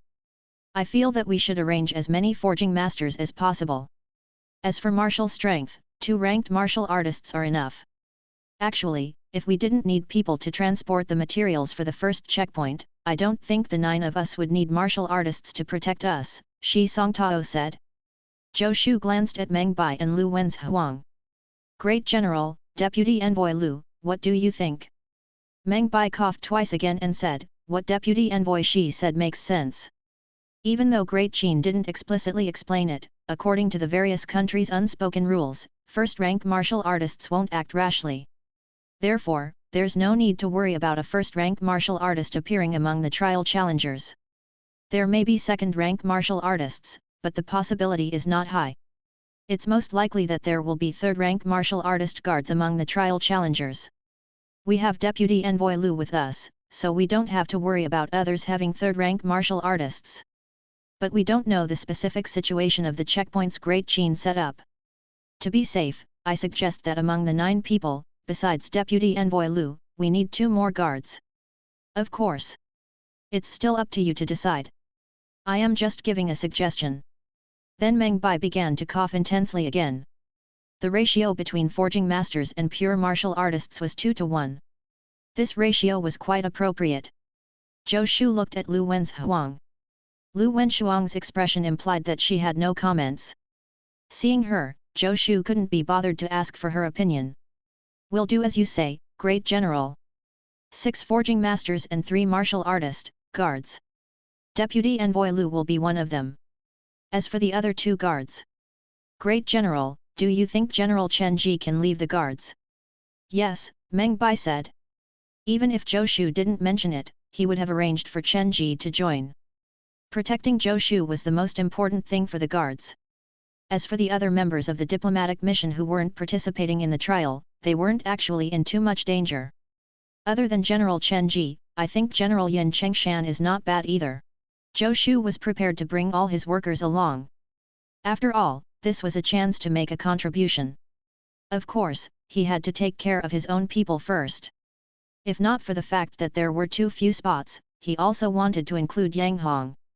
As for the forging masters, Deputy Envoy Shi and I count as 2. As for the other 4, Deputy Envoy Shi, you can decide, Zhou Shu said nonchalantly. I knew it. Shi Songtao said in his heart. Zhou Shu, this boss who left everything to others, had never cared about anything before. Shi Songtao was already somewhat surprised that he chose 2 guards this time. Got it. I'll pick a few people later and then let you determine the final candidates, Marquis, Shi Songtao said in a muffled voice. He had no choice since he was the deputy envoy. All right, let's go. Zhou Shu clapped his hands. Great General, rest early. The terrain of Hang Pass is quite interesting. I'll go take a look. Chapter 185. Who said I only have one weapon? 1. What can you tell? Lu Wenzhuang's cold voice sounded in Zhou Shu's ear. With her personality, for her to ask this question, it was enough to see that she had reached her limit. In other words, Lu Wenzhuang didn't have much patience. But no matter how patient someone was, they couldn't stand being in the wind on this mountain. It had already been half a night. Zhou Shu was standing on the mountaintop, looking at something. I can't go back. Zhou Shu sighed. What do you mean? Lu Wenzhuang frowned. You don't understand. Zhou Shu shook his head. Although the name was the same, Hang Pass was not the same. Just like this Great Qin, it wasn't related to the Great Qin in his memories at all. This was not Earth. Zhou Ziyu just lamented that he could never go back to Earth, and then he laughed. In essence, he was someone who went with the flow. He didn't really feel sad. If he couldn't go back, then so be it. After all, he was living quite well in this world. Roar! Just as he was about to descend the mountain with Lu Wenzhuang and return to the camp, the roar of a wild beast suddenly came from afar. Such sounds were very common in the nearby mountains. 3. There were many demonic beasts in the mountains of Great Qin, and the diplomatic missions of the various countries at the foot of the mountain were already used to it. The demonic beasts in this mountain were spiritually intelligent. They wouldn't just run out of the mountain forest. If the demonic beasts didn't run out, people naturally wouldn't be so bored as to run into the mountains to slay them. It doesn't seem too far away. Zhou Shu looked in the direction of the voice and suddenly had a thought. Deputy Envoy Lu, are you interested in killing demonic beasts for fun? No, Lu Wenzhuang said coldly. Zhou Shu. This woman is too boring, far worse than the Grand Minister, Zhou Shu complained inwardly. I am, he said. Since we have nothing to do, I'll be a demon executing general for once. Zhou Shu laughed loudly. Without waiting for Lu Wenzhuang to object, he strode toward the source of the roar. Although he didn't like to be sad, when he heard the familiar name of Hang Pass and saw a completely different scene, he was still a bit disappointed. His complicated feelings made him want to vent. This demonic beast came at the right time. Zhou Shu used his riding on cloud and wind technique and moved forward extremely quickly without his feet touching the ground. Upon seeing Zhou Shu's movement technique, Lu Wenzhuang, who was following closely behind him, had a strange look flash across her eyes. Originally, when Lu Wenzhuang learned that Zhou Shu had obtained the Great Destroyer Sword and also learned the mysterious expert's astounding Heavenly 18 Swords technique, she had thought that Zhou Shu was a sword expert. After she exchanged moves with him, she thought Zhou Shu's sword cultivation was very outstanding and admired him greatly. Later on, she discovered that Zhou Shu was more skilled in saber techniques. Now, his movement technique was also so impressive. The more she interacted with him, the more she felt he was unfathomable. Lu Wenzhuang didn't know how dangerous this thought was. She only dutifully acted as a bodyguard and followed Zhou Shu closely. Soon, the two of them saw the roaring demonic beast. It was a greenish-black demonic wolf that was as tall as a human. When they saw the demonic wolf, they also saw blood. This figure was lying on the ground, their fate unknown. The demonic wolf opened its bloody mouth and was about to eat that person. Zhou Shu frowned and shouted, "Save him!" He no longer had any intention of slaying demons. If not for the fear of exposing his strength in front of Lu Wenzhuang, he would have already attacked. But with Lu Wenzhuang around, he didn't have to worry about not being able to save the person. As expected, before Zhou Shu finished speaking, a sword light had already brushed past him. The next moment, the demonic wolf's massive head was already flying high into the air. The blood on its neck froze for a moment before gushing out. It was obvious just how fast Lu Wenzhuang's sword was. With a flash, Lu Wenzhuang arrived in front of the fallen figure. She squatted down and reached out to feel this person's breathing.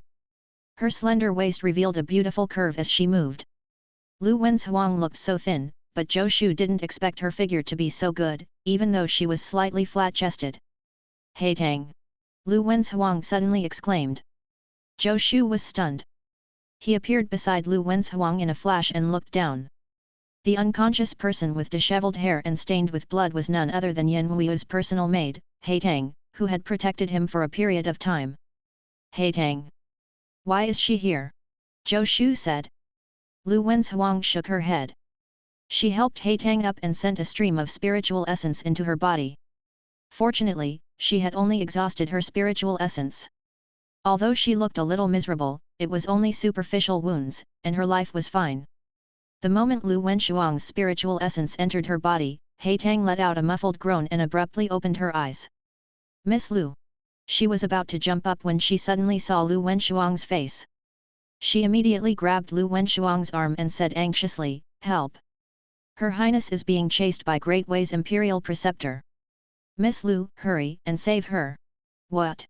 Before Lu Wenzhuang could say anything, Zhou Shu loudly said, "Xiao Shunzi is chasing after the Grand Minister." Only then did Hey Tang notice Zhou Shu's existence, and she became even more excited. "Marquis! Marquis! Quickly go and save Her Highness. We were originally going to catch up to the diplomatic mission. Her Highness wanted to follow you to Great Xia to protect you. We didn't expect to encounter Great Xia's Imperial Preceptor on the way." Chapter 186. Who said I only have one weapon? 2. Where is the Grand Minister now? Zhou Shu asked with a dark expression. "I don't know. I ran all day in the direction of the sunset." Hey Tang was anxious to get up. But halfway up, she exhausted her strength and fell back down. Zhou Shu's heart sank. "It's been an entire day? Deputy Envoy Lu, please send her to the camp. I will go and save her," Zhou Shu said coldly. Hey Tang had headed toward the sunset, which meant she came from the east. Before he could finish, a gust of wind blew past him. Lu Wenzhuang was already several hundred feet away, heading east. "Your cultivation is insufficient. It's useless even if you go." Lu Wenzhuang's voice came from afar.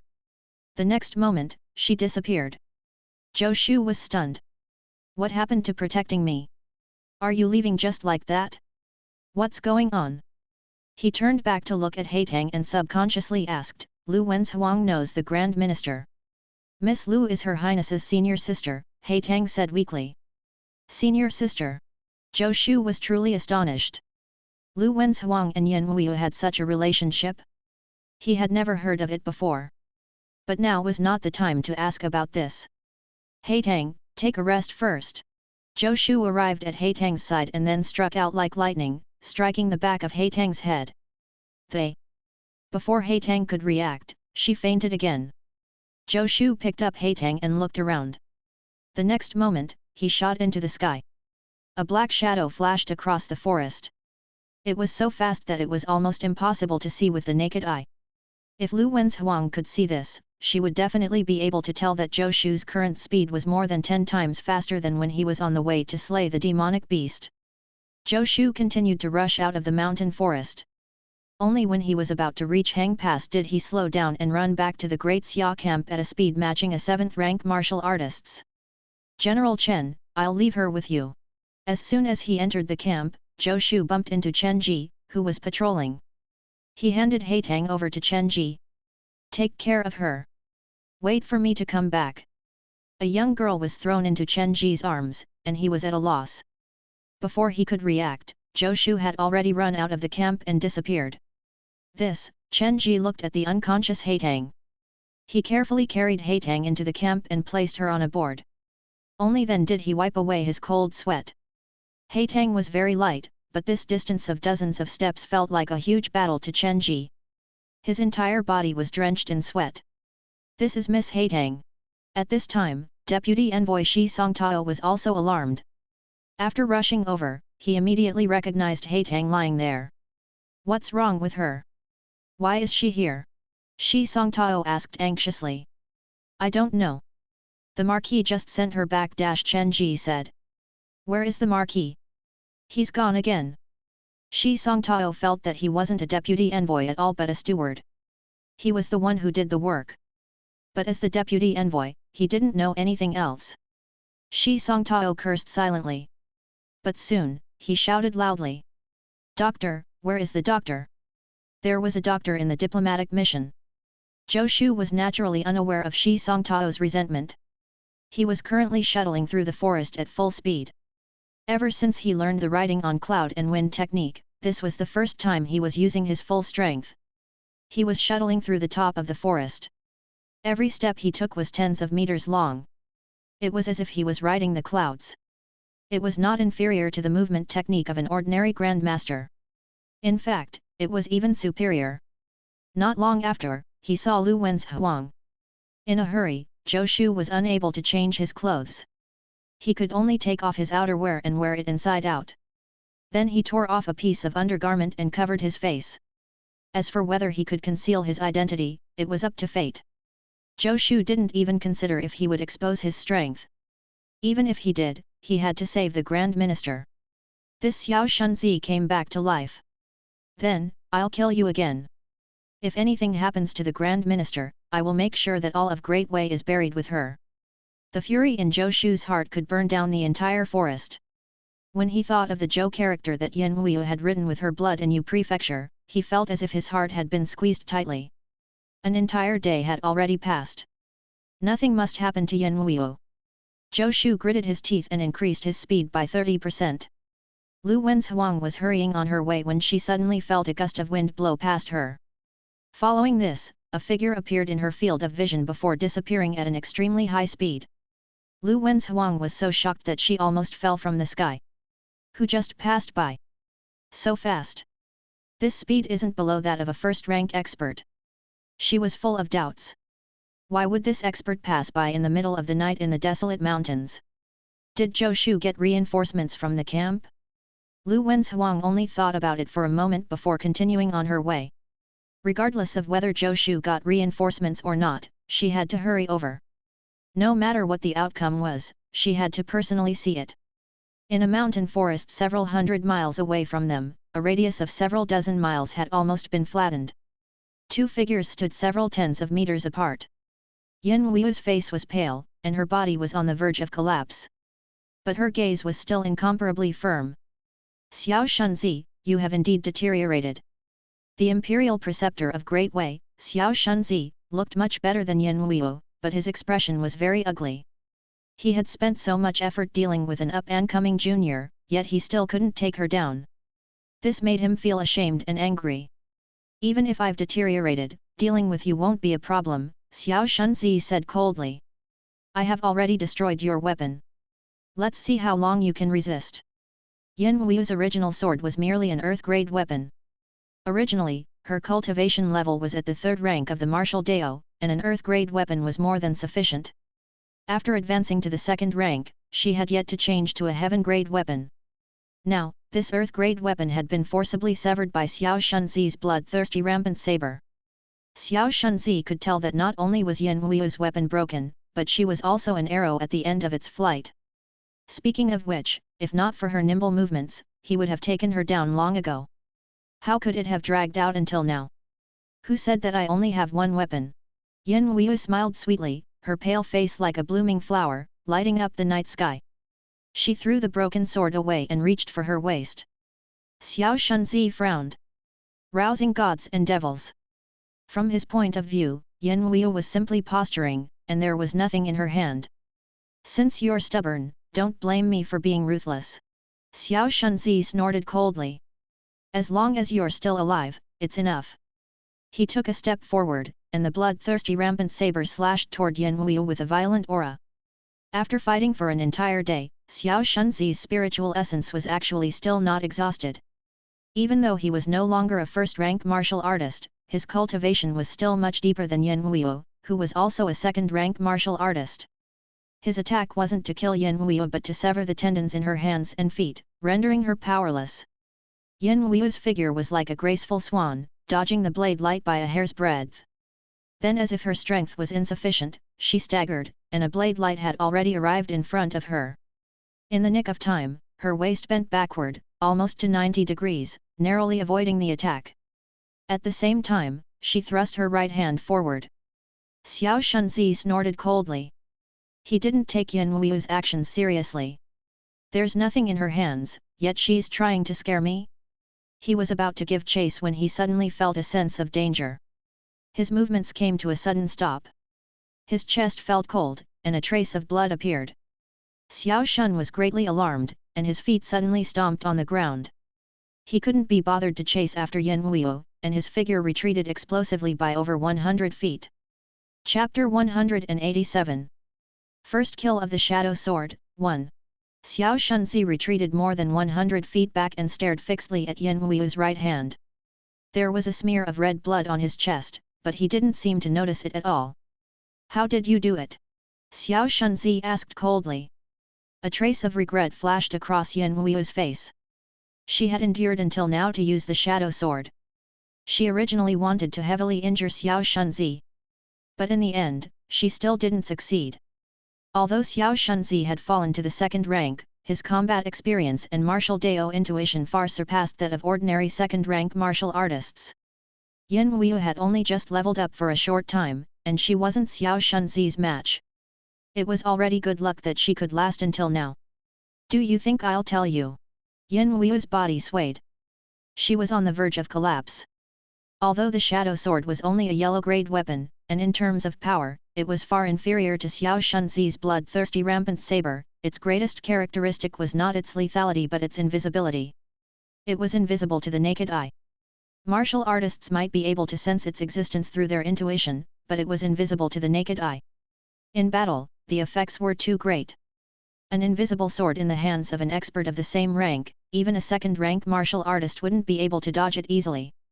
Xiao Shunzi's expression was ugly. He originally thought that capturing the princess would be an easy task, but he didn't expect that it would be full of twists and turns. First, he didn't expect Yin Weyu to already be a second-rank martial artist. Second, he didn't expect her movement technique to be so good that she could fight him for an entire day. Now, Yin Weyu had an invisible weapon in her hands. It was beyond his expectations. A weapon that couldn't be seen with the naked eye was truly unheard of.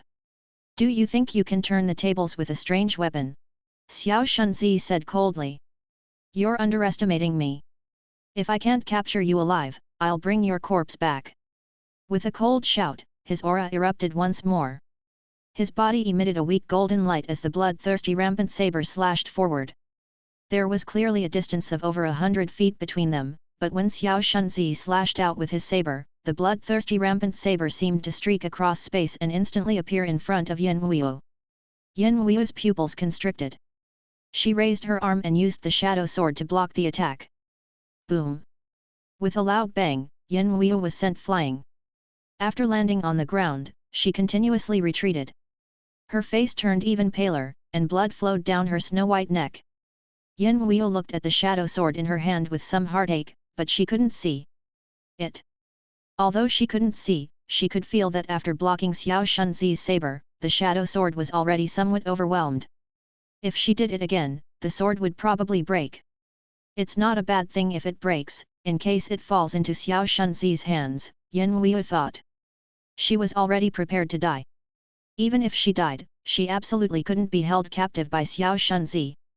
Although she couldn't bear to part with the shadow sword, rather than letting Xiao Shunzi take it away after she died, it was better for her to leave with the shadow sword. Yin Weyu raised her arm again and injected her remaining traces of spiritual essence into the shadow sword. Bright rays of light appeared in the sky, forming a beautiful outline. It was the shadow sword. A hint of surprise flashed across Xiao Shunzi's eyes. This was his first time seeing such a weapon. This is the newest weapon developed by Great Xia? Did Zhou Shu forge it? Xiao Shunzi asked in a low voice. Zhou Shu's name had already spread throughout the various countries. Even though Xiao Shunzi didn't remember that he had once died at Zhou Shu's hands, he still knew about Great Xia's famed forging genius. Yin Weyu didn't say anything. Her expression was incomparably firm, and the aura she exuded was extremely heroic. Swish! The sword chi tore through the sky as Yin Weyu became one with the sword, seemingly entering a profound state. An extremely dazzling sword light collided with Xiao Shunzi. Xiao Shunzi gave a cold snort. Without hesitation, he roused his true essence and slashed out with his blade. Boom! With a loud bang, the shockwave produced by the explosion spread out. The ground within a radius of a few hundred feet seemed to have been plowed through. The soil flew, and all the vegetation turned into nothingness. Yin Weyu's body was like a fallen leaf in the wind as she was tossed high into the air, appearing exceptionally weak. A bitter smile appeared on her face. Am I going to die? It's not fair. I have yet to see Zhou Shu become a grand craftsman. I have yet to see him make a name for himself in the 10 nations. I have yet to see him cross that boundary. I have yet to see him surrounded by his children. The light in Yin Weyu's eyes gradually dimmed, and she slowly closed her eyes. Boom! A figure appeared in the distance, approaching at an inconceivable speed. Xiao Shunzi's pupils constricted, and his expression instantly became incomparably solemn. He had just raised the bloodthirsty rampant saber in his hand when this figure had already rushed forward. It was Zhou Shu, who had rushed all the way here. Zhou Shu leaped up and caught Yin Weyu in his arms before slowly landing on the ground. Yin Weyu had already fainted, and her breathing was extremely weak. Looking at her pale little face, Zhou Shu could no longer suppress the anger in his heart. He suddenly raised his head and looked at Xiao Shunzi, the killing intent in his eyes almost tangible. Xiao Shunzi's heart thumped, and he actually involuntarily took a step back. After taking a step back, he came to his senses and felt a little angry. Who are you? Xiao Shunzi shouted coldly. Chapter 188. First kill of the Shadow Sword, 2. Xiao Shunzi. Zhou Shu said coldly. He slowly squatted down and carefully placed Yin Weyu on the ground before taking the shadow sword from her hand. Wait for me, Zhou Shu said gently. He stood up again and looked at Xiao Shunzi. Xiao Shunzi! Zhou Shu shouted again. It's the second time.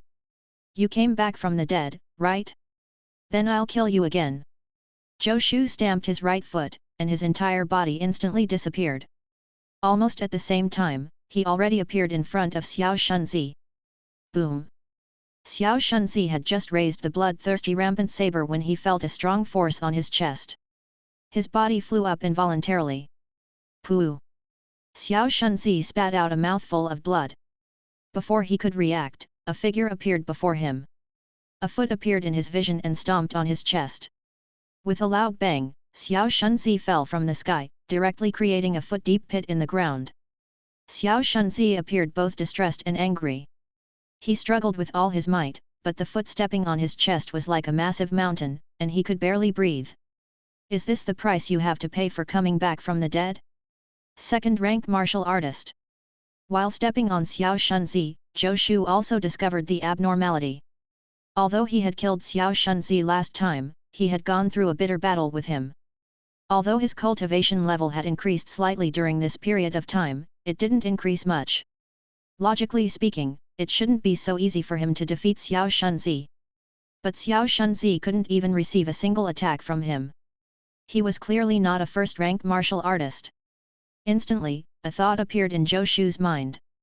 It seems that after Xiao Shunzi came back from the dead, his cultivation level fell a rank.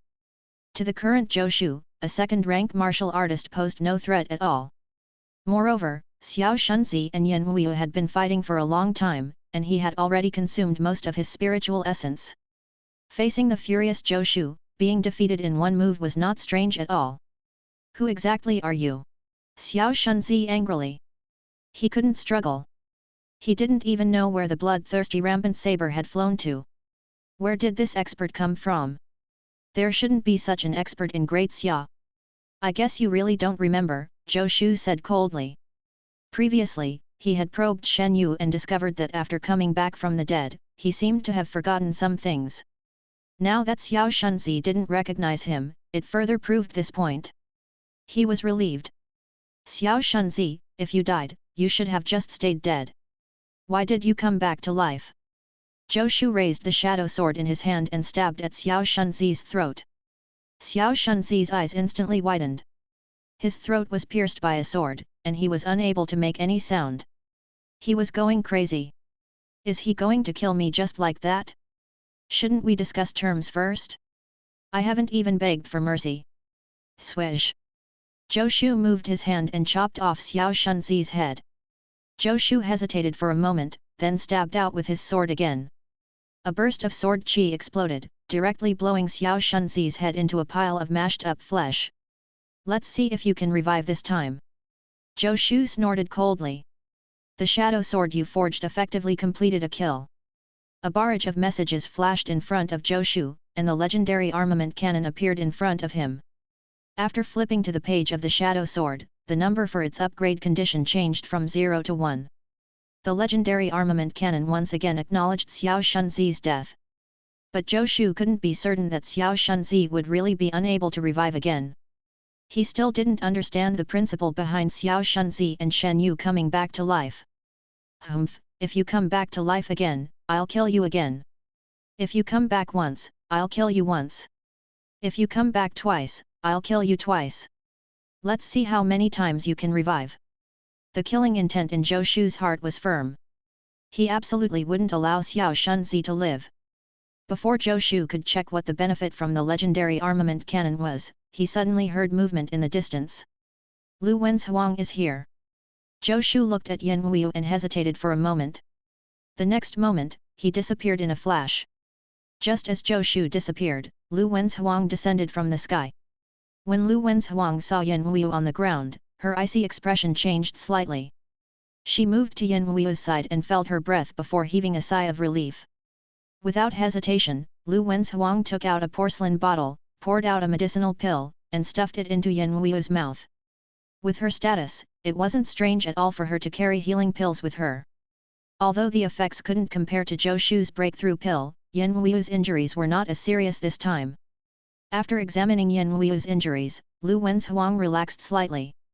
Only now did she have the mood to look at the headless corpse in the distance. The pile of flesh at the side should be the head. The head seemed to have been blown up by sword chi. The astounding heavenly 18 swords technique? Lu Wen's Huang was very sensitive to sword intent. Just by sensing it, she felt that it was very familiar. Isn't this the astounding heavenly 18 swords technique that Zhou Shu used? But compared to the sword intent Zhou Shu had used to spar with her, the difference was like the difference between heaven and earth. It's that expert. Lu Wenshuang's pupils constricted as the silhouette of a peerless swordsman appeared in her mind.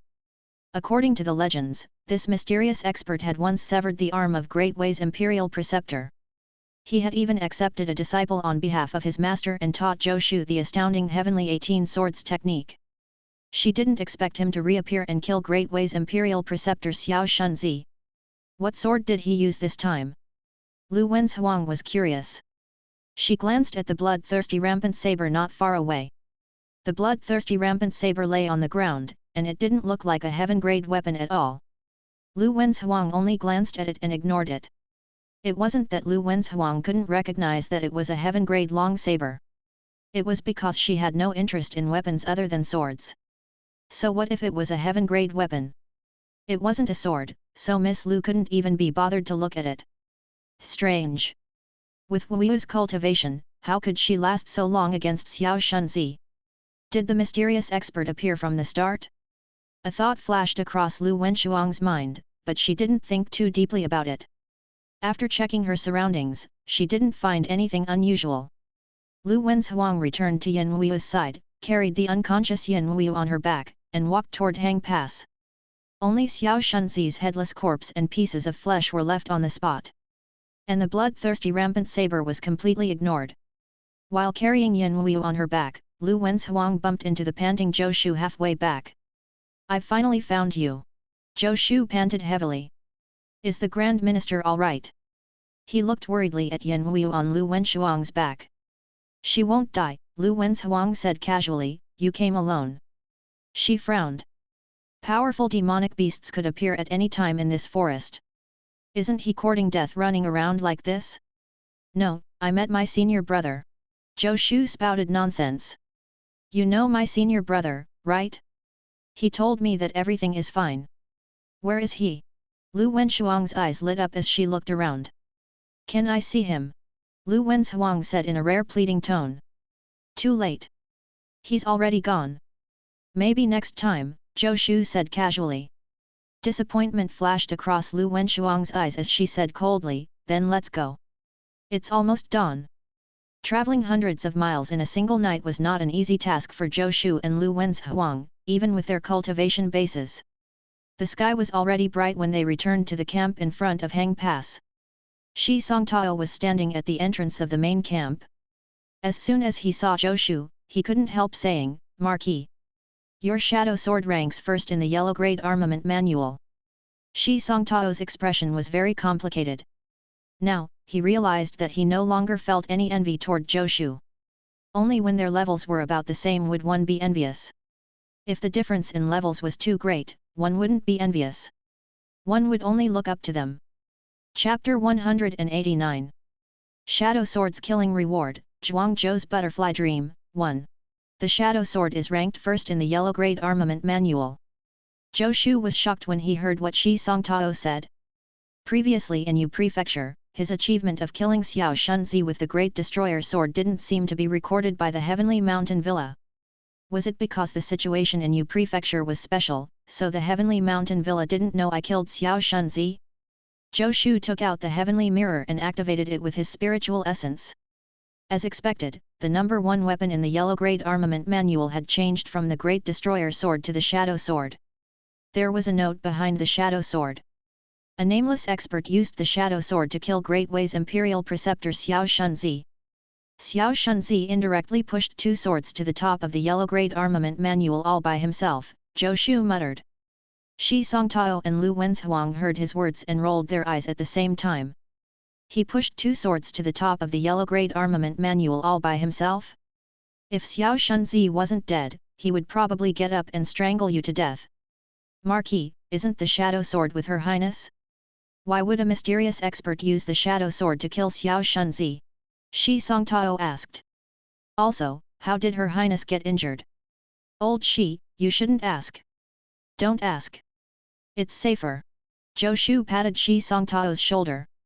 While Shi Songtao was still in a daze, he had already walked into the camp. Lu Wenzhuang had long carried Yin Wu back to Zhou Shu's tent. Come to think of it, she didn't even have her own tent in the camp. It wasn't because she didn't deserve one but because she didn't need it. She stayed by Zhou Shu's side to protect him, and at night, she also meditated within 3 steps of Zhou Shu. What else could Zhou Shu say when he saw Lu Wenzhuang unceremoniously place Yin Wu on his bed? He could only help to serve tea and water. Later, Haitang came, and they didn't even need him to serve tea and water. He was directly chased out. Seeing that Yin Wu's life was no longer in danger, Zhou Shu didn't get angry from being chased out. He found a place outside the tent, sat down, and began examining the benefits from the legendary armament cannon. After killing Xiao Shunzi, the legendary armament cannon had given him feedback. At the time, he didn't have the time to look carefully. After escorting Yin Wu and Lu Wenzhuang back, he didn't have time to look either. Now that the dust had settled, he could finally take a look at his gains. Speaking of which, although Xiao Shunzi was detestable, he allowed 2 of his weapons to reach the top of the yellow grade armament manual and also contributed 2 waves of benefits to him. If he continues to come back to life, I'll be able to continue killing him and receiving benefits from the legendary armament cannon, Zhou Shu thought somewhat nonsensically. It was a pity that Xiao Shunzi didn't revive on the spot, or else he could have killed him continuously like a monster spawn. Zhou Shu flipped through the information that had appeared in his mind, and a look of surprise gradually appeared on his face. There's something so amazing. The shadow sword had successfully completed a kill, and the reward was the Zhuangzhou Butterfly Dream Technique. The information that appeared in his mind was the Zhuangzhou Butterfly Dream Technique. Zhou Shu had naturally heard of Zhuangzhou's dream butterfly in his previous life. Once, Zhuangzhou dreamed he was a butterfly flitting and fluttering about, happy with himself and doing as he pleased. He didn't know that he was Zhuangzhou. Suddenly he woke up and there he was, solid and unmistakable Zhuangzhou. But he didn't know if he was Zhuangzhou who had dreamt he was a butterfly, or a butterfly dreaming that he was Zhuangzhou. Between Zhuangzhou and the butterfly there must be some distinction. This is called the transformation of things. This was the beginning of Zhuangzhou Butterfly Dream Technique. One day, Zhuangzhou slept on the grass and had a dream. In his dream, he became a butterfly. The butterfly fluttered in the air and wandered around. He was so happy that he forgot his original appearance and that he was transformed from Zhuangzhou. After a while, Zhuangzhou suddenly woke up, but the dream was still clearly imprinted in his mind. When this Zhuangzhou butterfly dream technique was used, it was through a medium, using a dream realm to look back at a person's experiences. For example, Zhou Shu could use the Zhuangzhou's butterfly dream technique to experience everything that a person had experienced using a person's hair through a dream. Of course, to experience a person's complete life was something that Zhuangzhou's butterfly dream technique could only achieve after cultivating it to the extreme. Zhou Shu's Zhuangzhou butterfly dream technique had only just reached basic mastery. At most, he could only go back a few months' worth of experiences. In fact, he might not even be able to go back a few months. He might only go back a few days. But even so, this skill was already abnormal enough. Zhou Shu could even imagine that if he cultivated the Zhuangzhou butterfly dream technique to a certain level, he would be able to know practically everyone's secrets. For the simplest example, if he used Meng Bai's hair and the Zhuangzhou butterfly dream technique, then he could experience Meng Bai's entire life in his dreams. He could experience everything Meng Bai had learned in his life, martial arts, cultivation methods, battles he had experienced, and so on. This was practically equivalent to him transforming into Meng Bai and experiencing everything he did for an entire lifetime. Wouldn't he be able to completely grasp the military tactics and martial arts that Meng Bai grasped in a dream? Also, if he used the hair of Emperor Yuan Feng and the Zhuangzhou butterfly dream technique, then the harem of 3,000 beauties in the inner palace. I can't think about this. I can't think. Of course, this didn't mean that the Zhuangzhou butterfly dream technique was flawless. The Zhuangzhou butterfly dream technique was not just to observe a person's past but to immerse oneself in it. Chapter 190. Shadow Sword's Killing Reward, Zhuangzhou's Butterfly Dream, 2. It meant that Zhou Shu would become a completely different person in his dream. After waking up, these dreams would still remain clear in his mind. This could easily cause problems in his self-awareness. Was he Zhou Shu or the person in his dream? Otherwise, Zhuangzhou's butterfly dream technique wouldn't exist. It was unknown if Zhuangzhou had become a butterfly or if the butterfly had become Zhuangzhou in the dream. If one's mental strength was insufficient, and they recklessly used the Zhuangzhou butterfly dream technique, the only result would be a state of confusion and madness. But I have the visualization of the 5 mountains' true form that can suppress one's consciousness. I won't lose my mind so easily. It's a perfect match for Zhuangzhou's butterfly dream technique, Zhou Shu thought. I wonder how far my Zhuangzhou butterfly dream technique can trace back. Suddenly, Shi Songtao walked past him.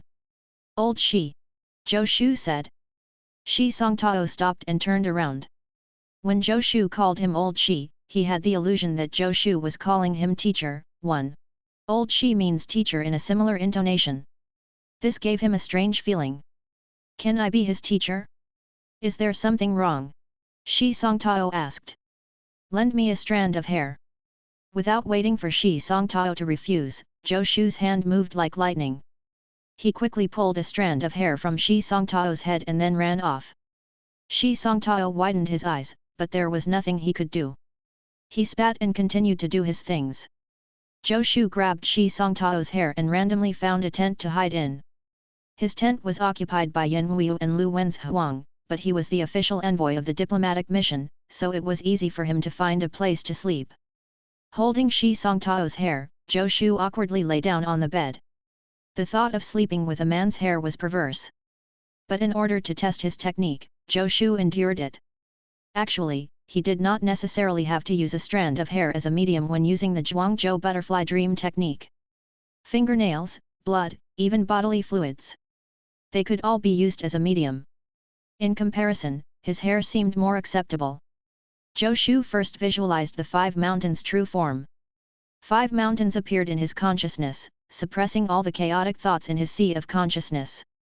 Then he began to activate the Zhuangzhou butterfly dream technique. A faint white light began to emanate from his body as Shi Songtao's hair suddenly began to burn. In the blink of an eye, it transformed into a streak of white light that dissipated between Zhou Shu's eyebrows. A strange power seemed to envelop Zhou Shu's body. His breathing gradually became steady and long, as if he had fallen asleep. At the same time, the layer of faint white light on the surface of his body didn't disappear.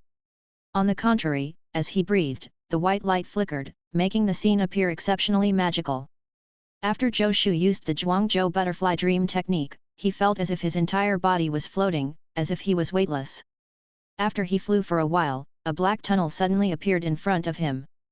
Before he could react, he was sucked into the tunnel. He felt the world spinning around him. When he opened his eyes again, he was greeted by the sight of snow. Zhou Shu felt very strange. He seemed to have become a completely different person. He clearly knew everything that was happening, but at the same time, he also had a thought that belonged to him. But this thought had no intention of interfering with the body's original thoughts.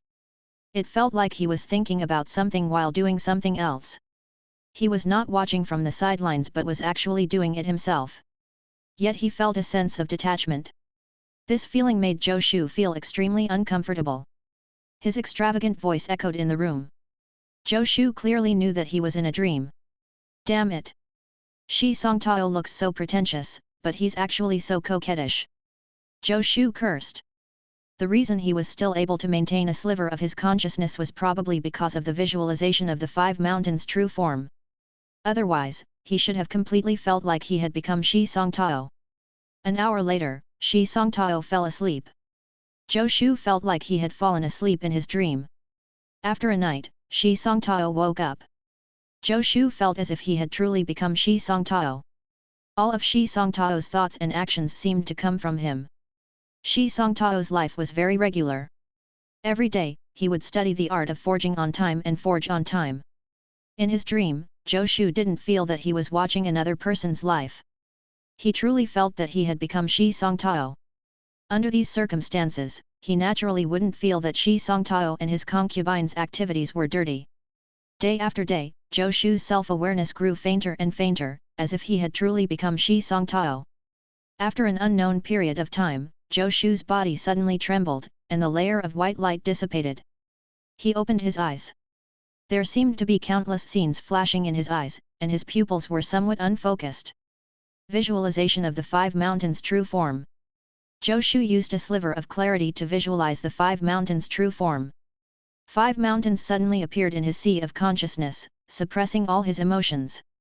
After a long while, Zhou Shu let out a long sigh of relief. His eyes gradually regained clarity. What a terrifying technique! Zhou Shu thought in fear. When he just woke up, he almost thought he was Shi Songtao. Even now, the scene in his dream was still clear in his eyes. It was as if he was recalling his own experiences. If not for the visualization of the 5 mountains' true form, he might really have suffered from schizophrenia. Zhou Shu felt terrified just thinking about it. If his mental strength wasn't enough, and he recklessly used the Zhuangzhou butterfly dream technique, he really might become the person in his dreams. In the dream, I became Shi Songtao, Zhou Shu thought. But right now, I haven't completely mastered his forging skills and martial dao. He carefully analyzed his gains this time. In reality, he had experienced 1 year of Song Shi Tao's life. Putting aside the trivial matters of his life this year, at most, it would be a wet dream. Zhou Shu wouldn't develop any feelings for Shi Songtao's concubines just because of this. Shi Songtao himself might not have any feelings. What Zhou Shu was concerned about was the knowledge he had obtained from his dream. He also discovered that he didn't grasp all of Shi Songtao's forging techniques and martial dao cultivation. What he grasped was only what Shi Songtao had learned in the past year. In other words, unless he learned it from the life he had experienced in the dream, he wouldn't be able to obtain what the person in the dream had learned in other times, much less directly obtain the cultivation of the person in the dream. This was also normal. Otherwise, wouldn't he be able to grasp all the knowledge of the person just by entering their dreams? From the looks of it, only by experiencing the learning process in the dream would he be able to grasp that portion of knowledge instead of directly grasping it from the memories of the person in the dream. Even so, the Zhuangzhou butterfly dream technique is abnormal. Zhou Shu was extremely shocked. This Zhuangzhou butterfly dream technique was as abnormal as he had imagined. Shi Songtao won't be able to hide anything from me in the future. Although it seemed a little perverted when he thought about it in detail, this was what Zhuangzhou butterfly dream technique was about. If I can get Shen Yu's hair, nails, blood, and so on, then won't I be able to know the secret of his and Xiao Shunzi's resurrection? If I obtain the medium of the higher UPS of Great Qin, there won't be any secrets to the setup of the 9 checkpoints. Zhou Shu's eyes lit up. This was a good idea. Chapter 191. A Big Fish, Great Qin General, 1. The hair of a Great Qin General. Shi Songtao warily looked at Zhou Shu, and his body involuntarily shifted backward. He remembered that Zhou Shu had pulled a strand of his hair. Does Marquis Zhou have a special fetish? Shi Songtao's body shifted backward again. I must keep a distance from him in the future. I was wondering why he was looking at me so strangely. Zhou Shu didn't notice Shi Songtao's movements. He looked at Shi Songtao with a strange expression because when he first saw Shi Songtao, he had the feeling that he was mistaken. Zhuangzhou butterfly dream technique must not be used recklessly. If I use it too often, will I become a pervert? Zhou Shu cursed in his heart. I have a use for it. Just tell me if you are able to get it, Zhou Shu said. This concerns whether we can achieve a complete victory on this diplomatic mission. If you can obtain it, I will give you big credit later. Shi Songtao frowned. Can a single strand of hair affect our victory? Do you think I'm a 3-year-old? I don't believe you. Suddenly, the expression on his face froze. He looked at Zhou Shu with fear in his eyes, and his body began to move once more. Marquis, are you trying to use black magic to control a person? According to the legends, there was black magic that could curse a person through their skin, hair, blood, and so on. When he thought about how Zhou Shu had pulled a strand of his hair, Shi Songtao felt his entire body go numb. He wished that he could get farther and farther away from Zhou Shu. Marquis, I didn't offend you. Shi Songtao shouted. Even though he had a small conflict with Zhou Shu in the beginning, they hadn't completely fallen out. Moreover, from then on, he never caused trouble for Zhou Shu again. Furthermore, ever since he joined the diplomatic mission, he had always been willing to do anything. Without him, how could Zhou Shu be so relaxed? Zhou Shu rolled his eyes. In his dream, he had transformed into Shi Songtao for a year, so he had a deep understanding of him. With a single glance, he knew what Shi Songtao was thinking. What are you thinking? I don't know black magic. Even if I do, what makes you think you're worth me casting black magic on? Zhou Shu said. Cut the crap. Just tell me if you can do it. No. Shi Songtao said firmly. If you can't, then get lost. Zhou Shu said unhappily. He didn't have much of a good impression of this fellow who appeared to be serious on the surface but was actually indulging in debauchery every night. Shi Songtao walked out with a black face. Do you have to be so arrogant? You're just a little more handsome than me, and your forging skills are a little better than mine, and your martial dao talent is a little bit stronger than mine. So what? If not for you, I, Shi Songtao, would be the main character. Shi Songtao silently cursed in his head. I come from a prestigious family and was once the #1 forging genius of Great Xia. Now, I've been reduced to a worker. Every day, I have to conscientiously handle the various miscellaneous tasks of the diplomatic mission. Zhou Shu sent Shi Songtao away and returned to his tent to take a look. Yin Weiyu still hadn't woken up and was lying on the couch like a sleeping beauty. Lu Wen's Huang was no longer guarding her. Instead, she returned to Zhou Shu's side as a guard. After confirming that Yin Weiyu's life was no longer in danger, she naturally remembered her duty. Seeing Yin Weiyu's peaceful sleeping face, Zhou Shu finally pulled himself out of that dream. This is reality. I am Zhou Shu. How can Shi Song Tao compare to me? How can those ordinary people by his side compare to my Grand Minister? After walking out of the tent, Zhou Shu arrived in Meng Bai's tent. When Zhou Shu walked into Meng Bai's tent, Meng Bai's legs were covered by a blanket, and he was reading a book. Seeing Zhou Shu walk in, he placed the book on his knees and said, "Is there something you need from me?" In this diplomatic mission, in terms of status, other than Yin Huiyu, Meng Bai was the one with the highest status. Although he had stepped down from his position as the commander-in-chief of Great Xia's 3 armies, he still had the title of a duke, which was 1 rank higher than Zhou Shu's title. But Meng Bai knew his place. In the diplomatic mission, he rarely appeared in front of everyone. Even when it came to the diplomatic mission's matters, he almost never interfered. Most of the time, Meng Bai remained completely invisible.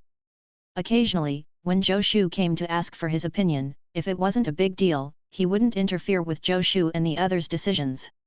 After Zhou Shu greeted Meng Bai, he sat down across from him and went straight to the point. "Great General, do you have any acquaintances in Great Qin?" "Great Qin?" Meng Bai was a bit confused. "You Marquis, what do you want to do?" "I do know some people in Great Qin. However, if you want to inquire about the 9 checkpoints, then don't waste your energy. Great Qin is the most united of the 10 countries.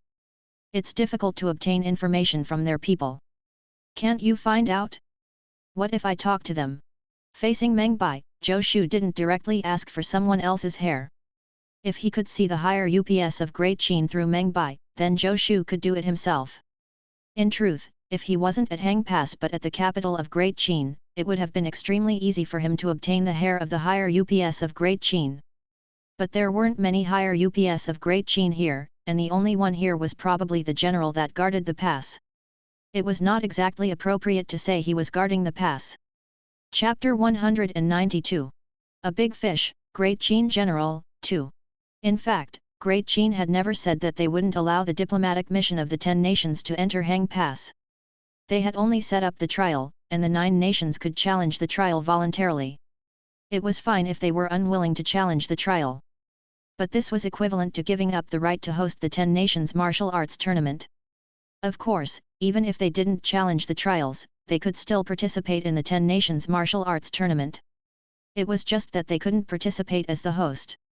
It was precisely because of this that the current army of Great Qin stationed at Hang Pass wasn't the true elites of Great Qin, and the general wasn't necessarily a higher-up of Great Qin. He might not even know the specifics of the 9 checkpoints. Even if Zhou Shu obtained the hair of this general, what use would it be? Meng Bai's status was different. The one he knew was definitely an absolute higher-level person in Great Qin. Only such a character could have access to Great Qin's true secrets. "I can't get any information." Meng Bai shook his head.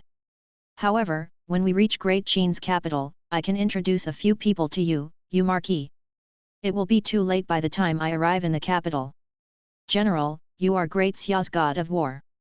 Before you arrive at Hang Pass, won't Great Qin send someone important to welcome you?" Zhou Shu asked. Meng Bai couldn't help laughing. "I'm already old and weak. Moreover, I'm not an official member of the diplomatic mission, so why would Great Qin welcome me? You Marquis, what exactly do you want to do? Why don't you just say it? Perhaps I can think of a way." Zhou Shu was going around in circles. Meng Bai wasn't stupid, so he naturally knew that Zhou Shu was planning something. Zhou Shu scratched his head. He definitely couldn't tell him about Zhuangzhou butterfly dream technique. That would be too shocking. He could only think of another way. "Great General, do you know that I have a senior brother?" Helpless, Zhou Shu could only bring out his undeserved invincible senior brother. "Oh!" Meng Bai nodded, indicating for Zhou Shu to continue. Meng Bai naturally knew about the senior brother Zhou Shu spoke of. He was the one who had severed Xiao Shunzi's arm. Of course, Zhou Shu's words, regardless of whether it was Emperor Yuan Feng or Meng Bai, they merely just listened to him. As for whether they believed it, no one knew. "My senior brother told me that Great Qin's actions this time are slightly strange. There might be a huge problem within it," Zhou Shu said. "That's why I was wondering if I could meet someone who knows about it. Even if I can't get any concrete information, I might be able to use some indirect methods." "Your senior brother told you that there's a problem with Great Qin?" Meng Bai said with a low voice. Regardless of whether the matter of his senior brother was true or false, he felt that Zhou Shu shouldn't be joking. Actually, Meng Bai also felt that Great Qian's methods were a bit strange.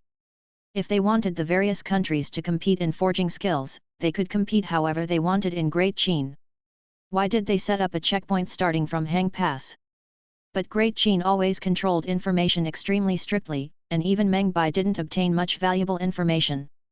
You don't have to worry about Great Qian playing any tricks, Meng Bai said with a low voice. No matter what checkpoints they set up, it won't affect the 10 Nations Martial Arts Tournament. They wouldn't dare. Great General, is there anything else to be said about this 10 Nations Martial Arts Tournament? Zhou Shu asked, puzzled. He didn't know why Meng Bai said Great Qian wouldn't dare. It's a long story. You'll find out later. Meng Bai shook his head. You don't have to think too much about the matters of Great Qian. As for whether or not you'll be able to obtain the right for Great Xia to host the 10 Nations Martial Arts Tournament, it's up to fate. There's no need to force it. After walking out of Meng Bai's tent, Zhou Shu looked in the direction of Hang Pass. Meng Bai couldn't obtain what he wanted here either, so he could only give the general at Hang Pass General a try. Although Meng Bai and Emperor Yuan Feng said it was up to fate, Zhou Shu felt that since he was already prepared to take action, it would be too embarrassing if he lost. Since he was here, there would be no second outcome. He had never lost in the path of forging. At present, there was an army from Great Qian at Hang Pass, as well as diplomatic missions from various countries. Even with Zhou Shu's cultivation, he didn't dare to forcefully attack Great Qian's guarding general. But it didn't seem like there was a need to use force. After all, he only needed a strand of the other party's hair. Zhou Shu arrived in front of Hang Pass and announced his identity to the Great Qian guard. Soon, a person dressed like a general arrived in front of him. Are you the official envoy of the Great Xia diplomatic mission? Have you decided on the candidates of your team? The general thought that the Great Xia diplomatic mission had decided on who was going to challenge the trial. We are still deciding. Zhou Shu shook his head. I'm here because I have something to ask you, General. Didn't I already explain the rules to you? The general said impatiently. It's very simple. Every country will send out 9 people to challenge the trial, whereas the others can head to Great Qian's capital to wait. Those who succeed in the trial will have the qualifications to compete for the hosting rights of the 10 Nations Martial Arts Tournament, whereas those who fail will lose the right to compete. General, you're mistaken. Zhou Shu smiled. I'm not here to ask for guidance on the rules. I just want to ask, General, do you know the details of these 9 checkpoints? I know, but I won't tell you, the general said. You can only know the contents of the next checkpoint after passing through one. I'm glad you know, General. Zhou Shu suddenly reached out and patted the general's shoulder. When he reached out, the general had already sensed it and instinctively wanted to dodge. But Zhou Shu's seemingly slow movements landed right on his shoulder, and he was completely unable to dodge. After Zhou Shu patted the general on the shoulder, he turned and floated away. The general still hadn't reacted. The general only returned to his senses when Zhou Shu was far away. He shook his head, looking puzzled, wondering why he hadn't avoided Zhou Shu's action. Perhaps it was because the other party had no hostility. After all, the official envoy of Great Xia was only a 7th-rank martial artist, while he was already a 4th-rank martial artist. How could he not be able to dodge the other party's actions? The general shook his head and turned around to return to the camp. What are you going to do? Lu Wenzhuang suddenly said. When Zhou Shu patted the general's shoulder, he had pulled out a strand of hair from the general's head. The general didn't notice, but Lu Wenzhuang had seen it clearly. Would you believe me if I told you I'm going back to bed? Zhou Shu didn't explain and smiled. He had obtained this general's hair very easily. He just didn't know what his status in Great Qian was like and how many secrets he knew. Lu Wenzhuang frowned slightly. She watched as Zhou Shu casually entered a tent. A moment later, he began to snore. He's still cultivating while sleeping? When Lu Wenzhuang saw the faint white light appear on Zhou Shu's body, a trace of surprise flashed through her eyes. She had even forgotten about the strand of hair. Along the way, she had never left Zhou Shu's side. She had never seen him work so hard before. Does he want to sharpen his spear in the face of imminent challenge? Lu Wenzhuang didn't think in any other direction. In this world, there were also cultivation techniques that could be cultivated while sleeping. Zhou Shu didn't appear special to her. Even as a forging master, he's working so hard. I should cultivate harder. Lu Wenzhuang found a place and sat cross-legged. Soon, she entered a state of cultivation. The seemingly sleeping Zhou Shu transformed into a black armored general in a dreamland. His name was Wang Xin, the grandson of Great General Wang Muji. This Great Qin general was equivalent to the commander-in-chief of the Great Xia's 3 armies. Wang Muji was equivalent to Meng Bai in Great Xia. Even though his grandson's current position wasn't high, he would definitely be able to come into contact with the secrets of Great Qin. Initially, he thought that the other party was just an ordinary guard general. He didn't expect him to have such an identity. A thought flashed through Zhou Shu's remaining consciousness. I actually caught a big fish. Chapter 193. 10 Imperial Cauldrons, Great Qin's Crisis, 1. Whoosh. Zhou Shu suddenly sat up, gasping for breath like a drowning person who had just breathed in fresh air. Lu Wenzhuang also opened her eyes and looked at Zhou Shu in surprise. At this moment, the layer of white light on Zhou Shu's body had already disappeared. In its place was a cyclone visible to the naked eye. The vital qi of heaven and earth surged madly into his body. His cultivation had broken through. Lu Wenzhuang's icy expression finally changed. After receiving the appointment as a deputy envoy of Great Xia's diplomatic mission, Lu Wenzhuang had read up on Zhou Shu. More than half a year ago, Zhou Shu was just a forging apprentice in Great Xia's forging division. How much time had passed? Half a year? In less than a year, he had advanced from an ordinary person to a 6th-rank martial artist. A 6th-grade martial artist was already considered a master. They could call themselves an expert anywhere. If she hadn't seen it with her own eyes, Lu Wenzhuang wouldn't believe that a person could break through after sleeping. She was known as the #1 martial Dao genius in Great Xia. There was no doubt about her martial Dao aptitude. Even for her, it took her 1 year and 2 months to go from the 9th rank to the 6th rank. This didn't include the time she had spent cultivating before she entered the ranks. Before Zhou Shu became famous, he didn't have the privileged conditions that she had. In other words, Zhou Shu had relied on himself to reach the 6th rank. Lu Wenzhuang could no longer hide her shock.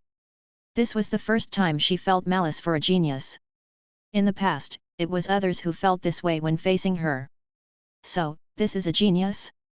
Boom! Zhou Shu's aura continued to rise, finally breaking through a node. After his aura reached its peak, it began to fall and gradually stabilized. His spiritual essence cultivation had already broken through to the 6th rank of the martial Dao. At this moment, Zhou Shu was still not finished. He was still sitting on the couch with his aura fluctuating.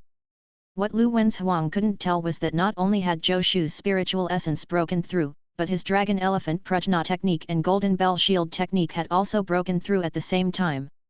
They actually broke through without receiving benefits from the legendary Armament Canon. Before this, Zhou Shu's Dragon Elephant Prajna Technique had already reached the 12th level, and he was only a step away from the 13th level, perfection. The Golden Bell Shield Technique was similar. It was not far from the 12th level. Ever since the end of the war in Great Xia's southern territory, the Haben saber and the horse-slaying saber had completed very few kills. It took a long time to receive benefits from the legendary Armament Canon. Zhou Shu originally thought that it would take very long to reach perfection in the Dragon Elephant Prajna Technique and Golden Bell Shield Technique. Who would have thought that just by using the Zhuangzhou Butterfly Dream Technique to enter a dream, these two cultivation techniques would reach perfection at the same time? This was the real surprise. Previously, when he used Shi Song Tao as an experiment, Zhou Shu had already understood that what he brought back from the dream was only experience. His cultivation level couldn't be brought back, and the memories of the person he became in the dream couldn't be brought back. He had entered Shi Song Tao's dream and recalled Shi Song Tao's experiences in the past year. After he woke up from his dream, all he remembered was the information Shi Song Tao came into contact with during this year. He couldn't remember the information about Shi Song Tao's childhood. It was the same for Wang Xin. He recalled Wang Xian's experiences in the past year and lived 1 year as Wang Xin. This immersive experience and the strong sense of identity isolation after waking up from a dream made Zhou Shu feel so confused that he wanted to kill himself. Unbearable pain. He gasped for breath, but the pain in his mind lasted an hour before it eased. It was extremely painful for Zhou Shu to enter two people's dreams within such a short period of time. If not for the visualization of the five mountains' true form stabilizing his consciousness, he might have already collapsed and turned into a lunatic. The Zhuangzhou butterfly dream technique was incredibly powerful, but the repercussions were also tremendous. Every time he entered a dream, he would become another person. It was easy for him to lose himself. In the end, he wouldn't even know who he was anymore. I can't use the Zhuangzhou butterfly dream technique for the time being. Zhou Shu felt that if he used the Zhuangzhou butterfly dream technique again in the near future, he might really go crazy. He could only wait for his visualization of the five mountains' true form to advance further before using it. Perhaps it would be better. Zhou Shu slowly opened his eyes. He didn't immediately get up but instead sat on the bed and pondered. As for Lu Wen's Huang, Zhou Shu chose to ignore her. The last time I entered the dream, my cultivation level didn't change much. Shi Songtao is too second-rate, Zhou Shu cursed. They are both geniuses, but the difference between them is extraordinary. Actually, to say Shi Songtao was second-rate was being a bit of a bully. Shi Songtao was usually very diligent. In the past year, he had never stopped his practice of forging. However, Zhou Shu's forging skills were too strong, so he didn't gain much from it. But Wang Xin was different. Wang Xin was the grandson of Great Qin's general Wang Mu. He was also a famous young general in Great Qin. In the past year, he had spent most of his time fighting demonic beasts. This was an extremely novel experience for Zhou Shu. Speaking of which, although Zhou Shu's cultivation was high, his battle experience was actually not that rich. Other than the Emperor Xian Jade Book, the rest of Zhou Shu's cultivation techniques came directly from the legendary Armament Canon. Chapter 194. 10 Imperial Cauldrons, Great Qin's Crisis, 2. It wouldn't be an exaggeration to say that he had reached the peak of his cultivation techniques. Although there was no problem with his mastery of the cultivation techniques, he didn't have much battle experience after all. This time, he had fought against demonic beasts almost every day. His battle experience had skyrocketed. Conversely, his combat experience gave him a deeper understanding of the martial Dao. This kind of epiphany-like experience resulted in his successive breakthroughs after waking up from his dream. At the end of the day, be it the Dragon Elephant Prajna Technique or the Golden Bell Shield Technique, they had just both been a step short of reaching perfection. After an epiphany, breaking through was a matter of course. Wang Xin was the complete opposite of Shi Songtao. Shi Songtao was diligent and hard-working, but he also enjoyed spending a lot of time with women. But Wang Xin was a martial arts fanatic. This year, other than cultivating to slay demonic beasts, he led troops to slay demonic beasts. He didn't get close to women at all. He was even more of a monk than a monk. In short, he was either fighting or on the way to battle. There was a reason why Great Qin was so formidable. In Wang Xin's dream, many of the soldiers that Zhou Shu had seen were like Wang Xin. A breakthrough in cultivation is just a pleasant surprise. Wang Xin's greatest value is not his battle experience but the information he has.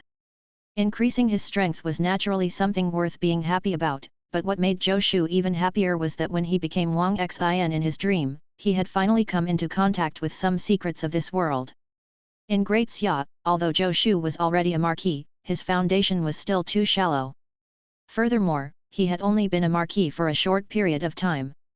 There were many things that he had yet to come into contact with. Even Meng Bai was secretive about the matters of the 10 Nations Martial Arts Tournament and had never told him too much. Wang Xin was different. He was the grandson of Great Qin's General Wang Mu, and he was nurtured as an heir. He was naturally qualified to come into contact with these secrets. In the year that he became Wang Xin, Zhou Shu had personally attended a few high-level court meetings in Great Qin. It was also from this that he was able to see the truth of this world. No wonder the 10 nations are competing for the right to host the 10 Nations Martial Arts Tournament, Zhou Shu thought. Besides other reasons, in the next 10 years, the vital qi of heaven and earth of the place where the 10 Nations Martial Arts Tournament is hosted will be several times richer than elsewhere. The cultivation of martial artists was to absorb vital qi of heaven and earth into the body. In places with rich vital qi of heaven and earth, a martial artist's cultivation speed would definitely be faster.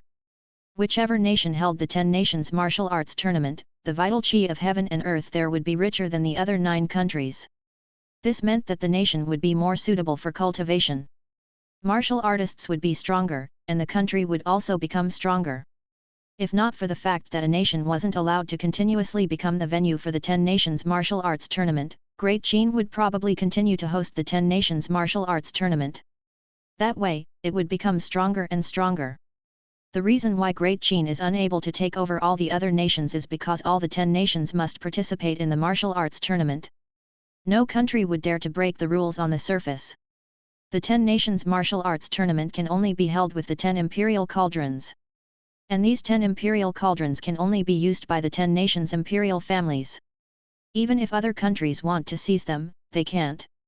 In the year that he had transformed into Wang Xin, Zhou Shu had also learned about this information that ordinary people wouldn't be able to know.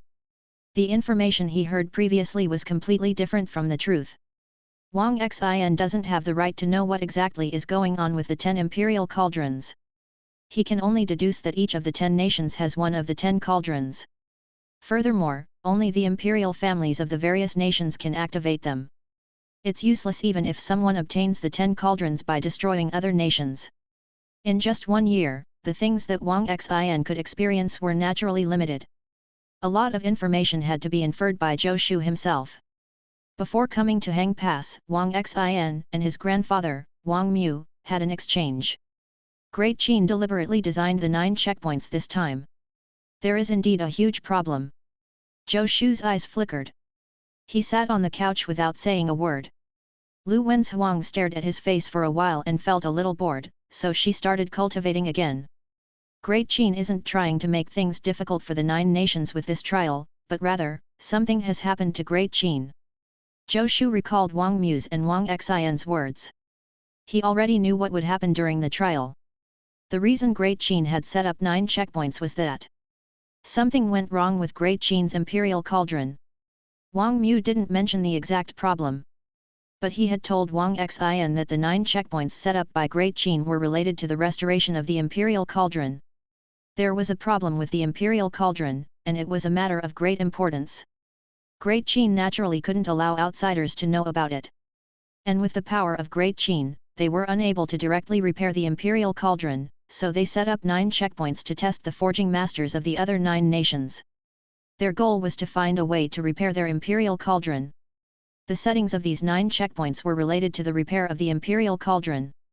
If the forging masters of the 9 nations could resolve some of the problems during the process of challenging the trial, they would be able to give Great Qin's forgers a revelation and give them a chance to repair the Imperial Cauldron. To put it bluntly, they had set up 9 checkpoints to test the forging masters of the other 9 nations after identifying the problems they couldn't solve. Great Qin has a good idea. They got the 9 countries' forging masters to help them solve the problem for free and also solved the problem of the host of the 10 Nations Martial Arts Tournament. It's killing 2 birds with 1 stone. But even Great Qin's grand craftsmen are unable to repair their Imperial Cauldron. How effective can a group of forging masters be? Zhou Shu couldn't help complaining inwardly. There might be other problems, but Wang Xin hadn't experienced it, so Zhou Shu didn't know. Something actually went wrong with Great Qin's Imperial Cauldron, Zhou Shu thought. The 10 Imperial Cauldrons were related to whether or not the 10 Nations Martial Arts Tournament could be held normally. If something went wrong with Great Qin's Imperial Cauldron, then the 10 Nations Martial Arts Tournament would be ruined. This was definitely an earth-shattering matter. If the other 9 countries found out, they would probably attack Great Qin. Should I tell Meng Bai? Zhou Shu hesitated for a moment, but in his heart, he rejected this idea. If this matter was really leaked out, it might be a world war. The 10 Imperial Cauldrons are also weapons, Zhou Shu thought. What grade of weapons are they? Is it also because of them that the vital chi of heaven and earth in the hosting nation is so rich? Zhou Shu didn't care much about the political situation of the nations. His interest was in weapons. The 10 Imperial Cauldrons sounded very interesting. It was unknown what grade of weapon they were. Zhou Shu had the urge to take them and study them. He thought back to when he was in Yu Prefecture and the strange mirror that had once made a short appearance in the legendary Armament Canon. Divine Artifact. Could the 10 Imperial Cauldrons also be divine artifacts above heaven grade? Apart from the time in Yu Prefecture, Zhou Shu had never heard of the existence of divine artifacts from anyone else. Not to mention divine artifacts, even heaven-grade weapons were extremely rare in the 10 nations. What Zhou Shu could see was that only some first-rank experts had heaven-grade weapons. Most second- and third-rank martial artists only used earth-grade weapons. Divine artifacts seemed to be a little far from the martial artists of the 10 nations. The 10 imperial cauldrons are kept a secret within the imperial families of the 10 nations. If not for the problem with Great Qian's imperial cauldron, Wang Xin might not even know of their existence. Under normal circumstances, wanting to study them is impossible. No matter how good Emperor Yuan Feng is, he won't give me this chance. But now is a good opportunity. If I'm able to prove myself in the trial, then Great Qian might ask me to help repair their imperial cauldron. Isn't this an opportunity to come into contact with an imperial cauldron? Even so, we still have to be on guard against Great Qian killing us to silence us. It's quite troublesome. But it's not impossible. If I have the chance to come into contact with a divine artifact, even if I have to take some risks, it's worth it. Zhou Shu made up his mind. His eyes flashed with determination. In that case, let's have some fun. Let Great Qian experience a miracle. Chapter 195. Yin Wu awakens, and the trial begins. 1.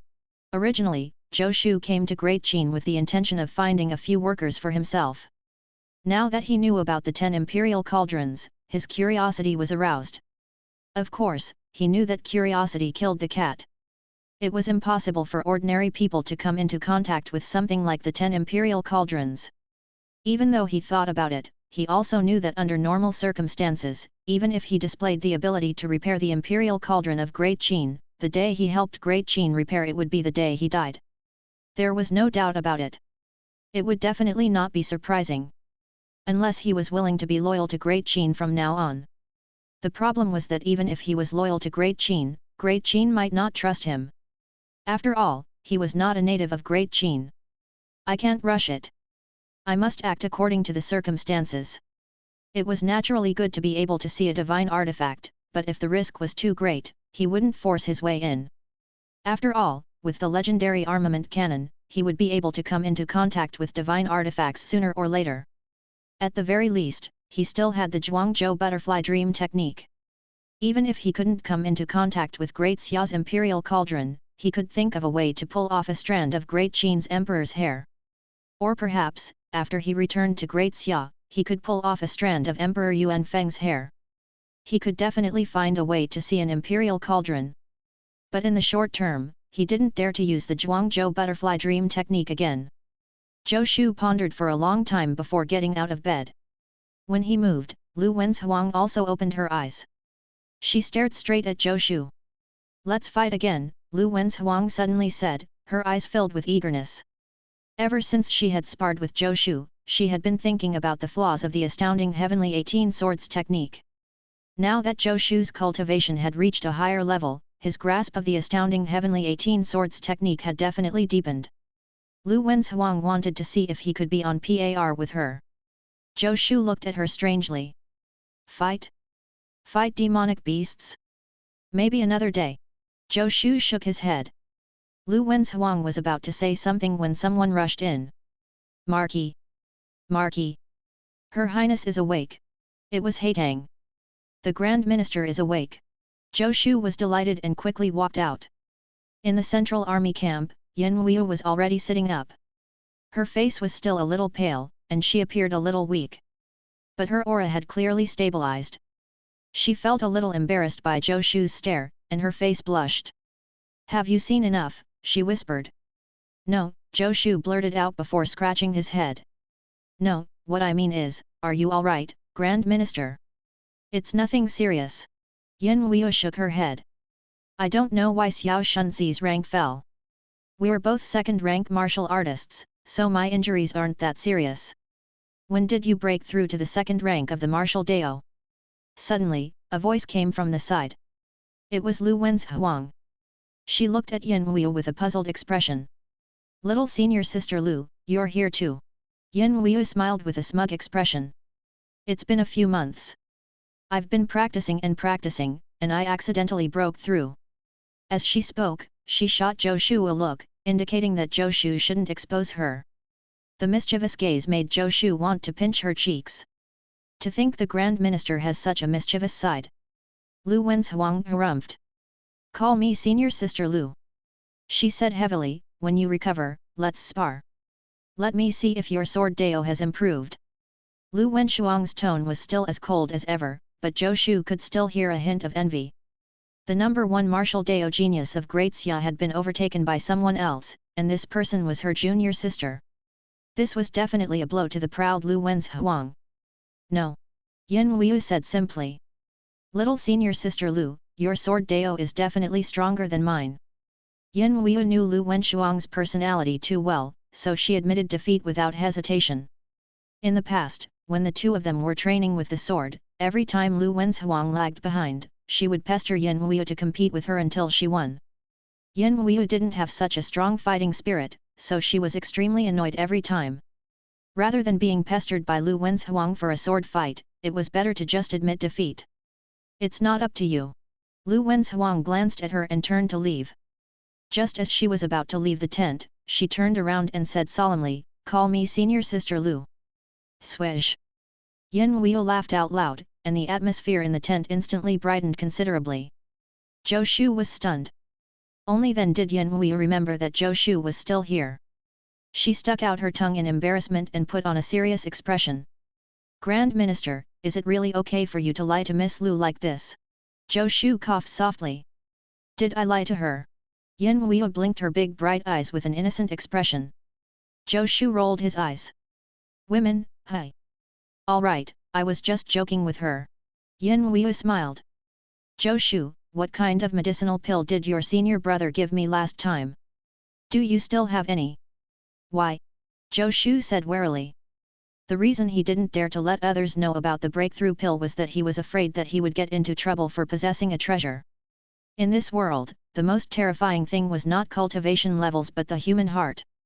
If others knew that he had a pill that could increase one's cultivation without any side effects, he would never have a day of peace. No matter how high his cultivation was, he couldn't stop the greed in people's hearts. Chapter 196. Yin Weiyu awakens, and the trial begins, too. If you have more, I want to buy one, Yin Weiyu said. The imperial physician said that it was the medicinal effects of the pill that saved my life. The pill might be able to treat the great general's old injuries. Yin Weiyu only knew that her breakthrough in cultivation had something to do with the medicinal pill she took at the time. But she only thought that the medicinal pill was used for healing injuries and that she could break through in her cultivation because the medicinal effects of the pill were too great. She had never thought that the true use of the medicinal pill was actually to break through. You don't have to think about that. Zhou Shu shook his head. Yin Weiyu was a little disappointed. Every time she saw Meng Bai, she would feel extremely worried. But she had no choice. Meng Bai's injuries had already reached the point where medicinal pills were useless. She suddenly remembered what had happened before, so she asked casually. There are only 3 pills in the world. You and Sun Gongping took one each. I've given the last pill to the great general. Grand Minister, I've only told you because you're one of us. Don't tell anyone else about the pill. I really don't have any more, Zhou Shu said seriously. One of us. Yin Weiyu felt sweet inside and nodded solemnly. Don't worry. I won't tell anyone. Even if it's little senior sister Lu, I won't tell her. I believe you. Zhou Shu nodded. The matter of the breakthrough pill actually had endless repercussions. But even if it happened again, he would still make the same choice. Including the one he gave Meng Bai. He worked so hard to forge weapons and increase his cultivation so that he could have the ability to make decisions. If he was afraid of trouble and could only watch the people around him die, then there was no point in raising his cultivation level. Grand Minister, when you're better, I'll have General Chen send someone to escort you back to Chang'an. Zhou Shu said. I'm not going back, Yin Weiyu interrupted before Zhou Shu could finish. Zhou Shu, do you know what kind of place Great Qin is? What kind of place is Great Qin? Great Qin is a land of tigers and wolves. You haven't met anyone from Great Qin. They're all competitive people, even more competitive than little senior sister Lu, Yin Weiyu said excitedly. You don't know how to fight with others. What if someone bullies you when you go to Great Qin? You're a member of my forging division. I'm the Grand Minister of the Forging Division. I can't watch you being bullied by others. Thus, I have come to protect you.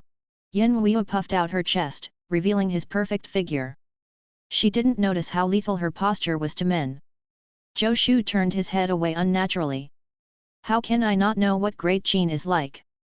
Battle maniacs like Wang Xin are everywhere in Great Qin. But I'm the official envoy of Great Xia. As long as there's nothing wrong with their heads, they won't come find trouble with me.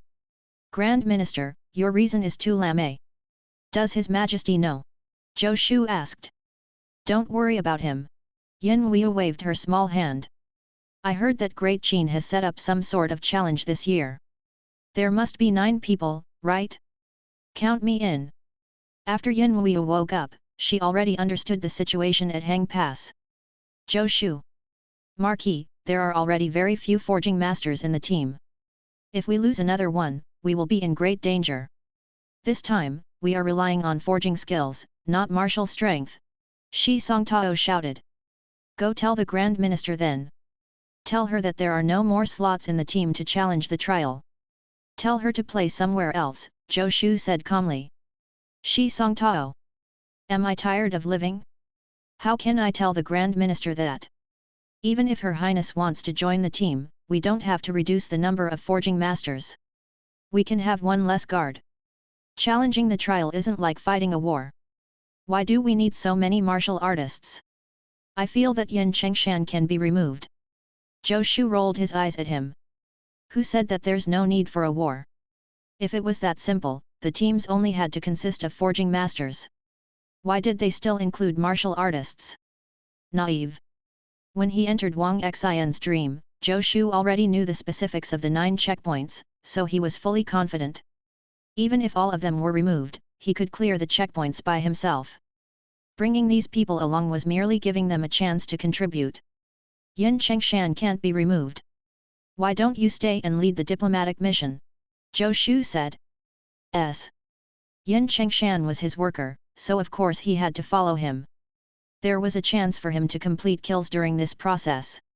How can that do? I am the deputy envoy of the diplomatic mission.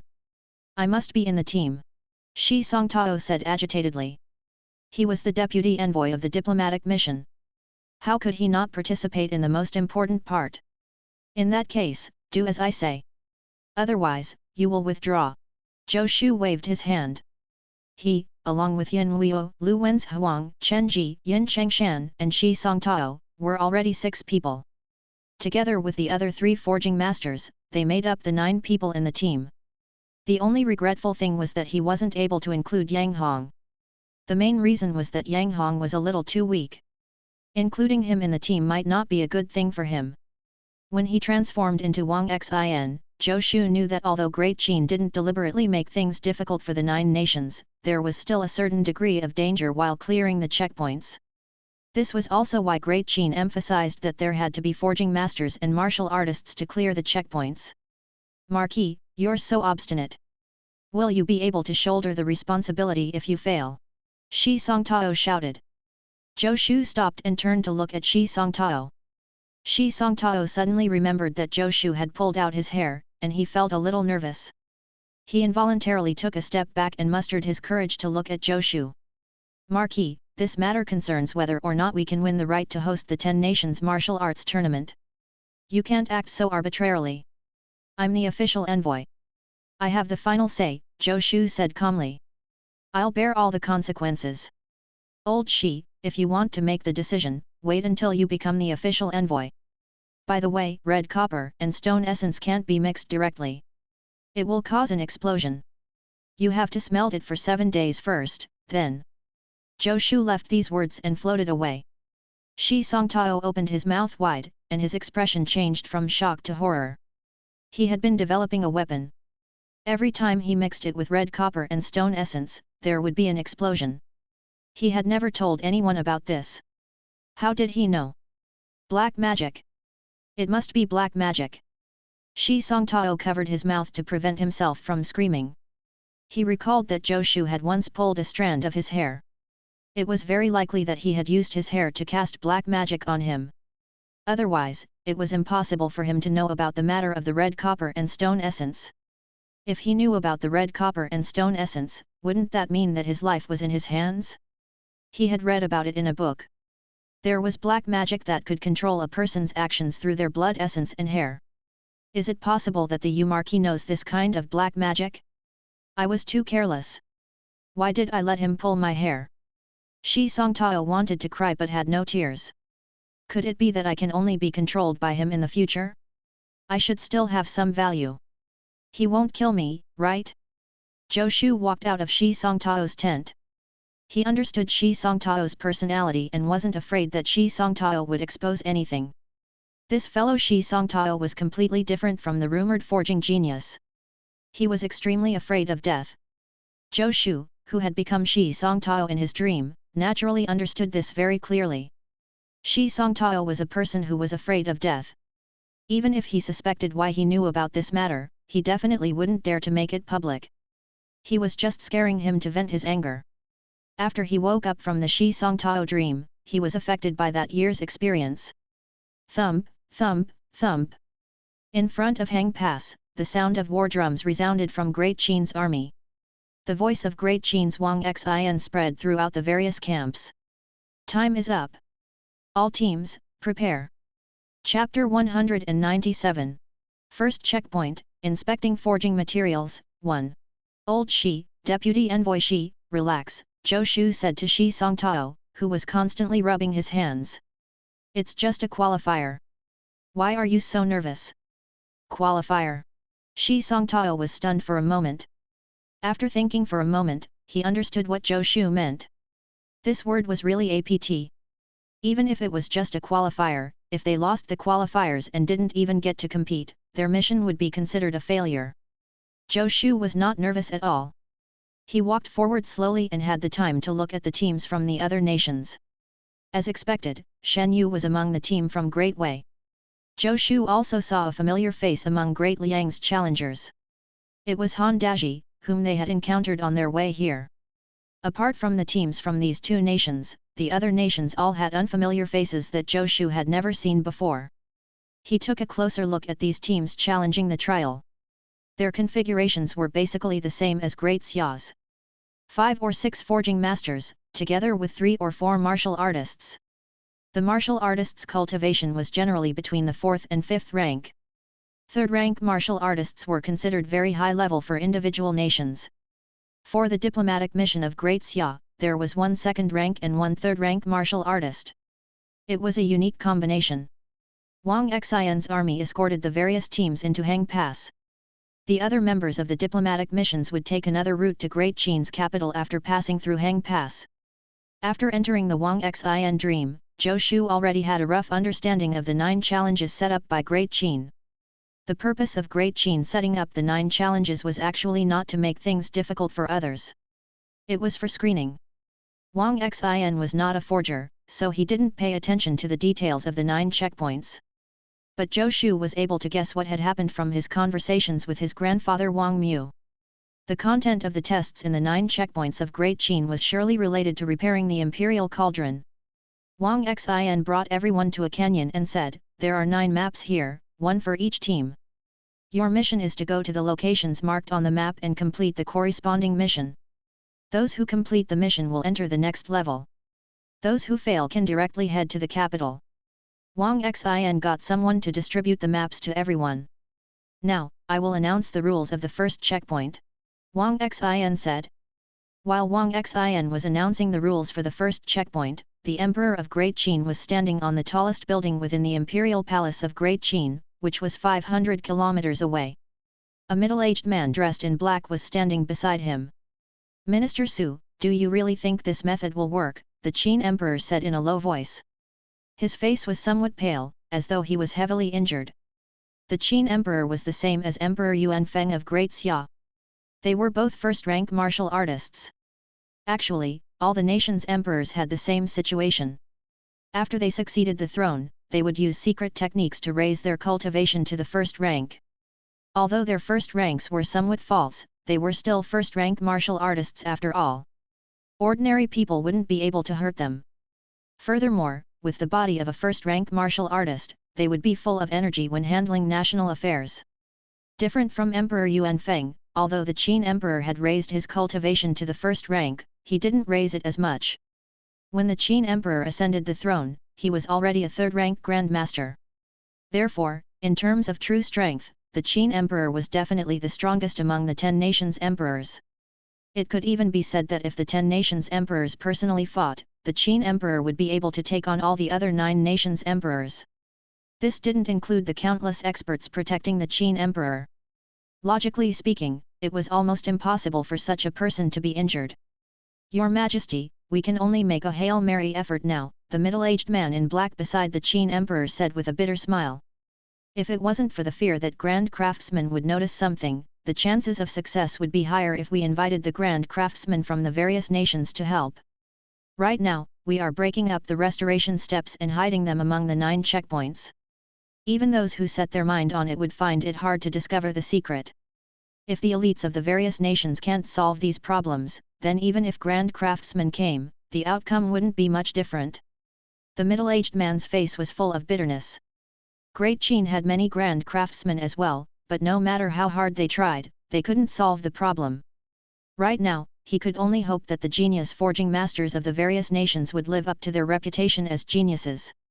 Let General Wang prepare for battle. The Qin Emperor coughed a few times, and his palm was covered in blood. He pondered for a moment before saying in a deep voice, "If the restoration of the imperial cauldron fails, war is inevitable." The black-clothed middle-aged man bowed. Yes. There are over 1,000 materials for forging in this valley. Wang Xian's voice echoed in everyone's ears. The first test is for you to identify forging materials. As long as you are able to identify them correctly, you will be able to take away the forging materials. There is a limit to the amount of forging materials. Those that successfully identify the materials first have the right to obtain them first. Right now, I can tell you that the second checkpoint is to use the materials you took away to forge weapons. There will be no victor in the first round. But the more materials you obtain, the more advantage you will have in the later rounds. Good luck! After Wang Xian finished speaking, the soldiers of Great Qin parted, revealing a path to the valley. The enormous valley was full of forging materials. In front of each pile of forging materials stood a black-clothed official. He should be the official in charge of determining whether the challenger was correct. Chapter 198. First checkpoint, Inspecting Forging Materials, 2. Boom! The teams from the various nations all rushed forward. There was a limit to each type of forging material. First come, first served. Of course, they had to snatch them. Although there was no victory in the first round, it was related to the outcome of the later rounds. How could they let their guard down? Marquis, let's move quickly. Shi Songtao said anxiously. Other countries had already begun to move, but only Zhou Shu was still standing there calmly. He didn't seem anxious at all. Everyone, let's split up. As soon as Zhou Shu waved his hand, Shi Songtao shot forward like an arrow. The other forging masters quickly joined in the scramble for the materials. Zhou Shu, if we don't snatch the forging materials now, they will be snatched away by others, Yin Weiyu said helplessly. Shi Songtao and the other forging masters rushed over. But Yin Weiyu, Lu Wenzhuang, Chen Ji and Yin Chengshan didn't move. They surrounded Zhou Shu. Even though there didn't seem to be any danger, they were still on full alert. As for Shi Songtao and the others, there was no need to protect them. After they're done, we'll go rob them. The rules don't say that we're not allowed to rob others, Zhou Shu whispered. Yin Weiyu, Lu Wenzhuang and the others were all stunned. This works too? But then again, the rules didn't seem to prohibit it. That's not very nice, is it? Yin Weiyu said hesitantly. But the eagerness in her eyes betrayed her. A look of admiration appeared in Chen Ji's eyes. Forgers are crafty and cunning. The Marquis is indeed ingenious. No wonder he could forge so many imaginative weapons. The teams from various nations went to fight for forging materials, but Wang Xian was still standing there.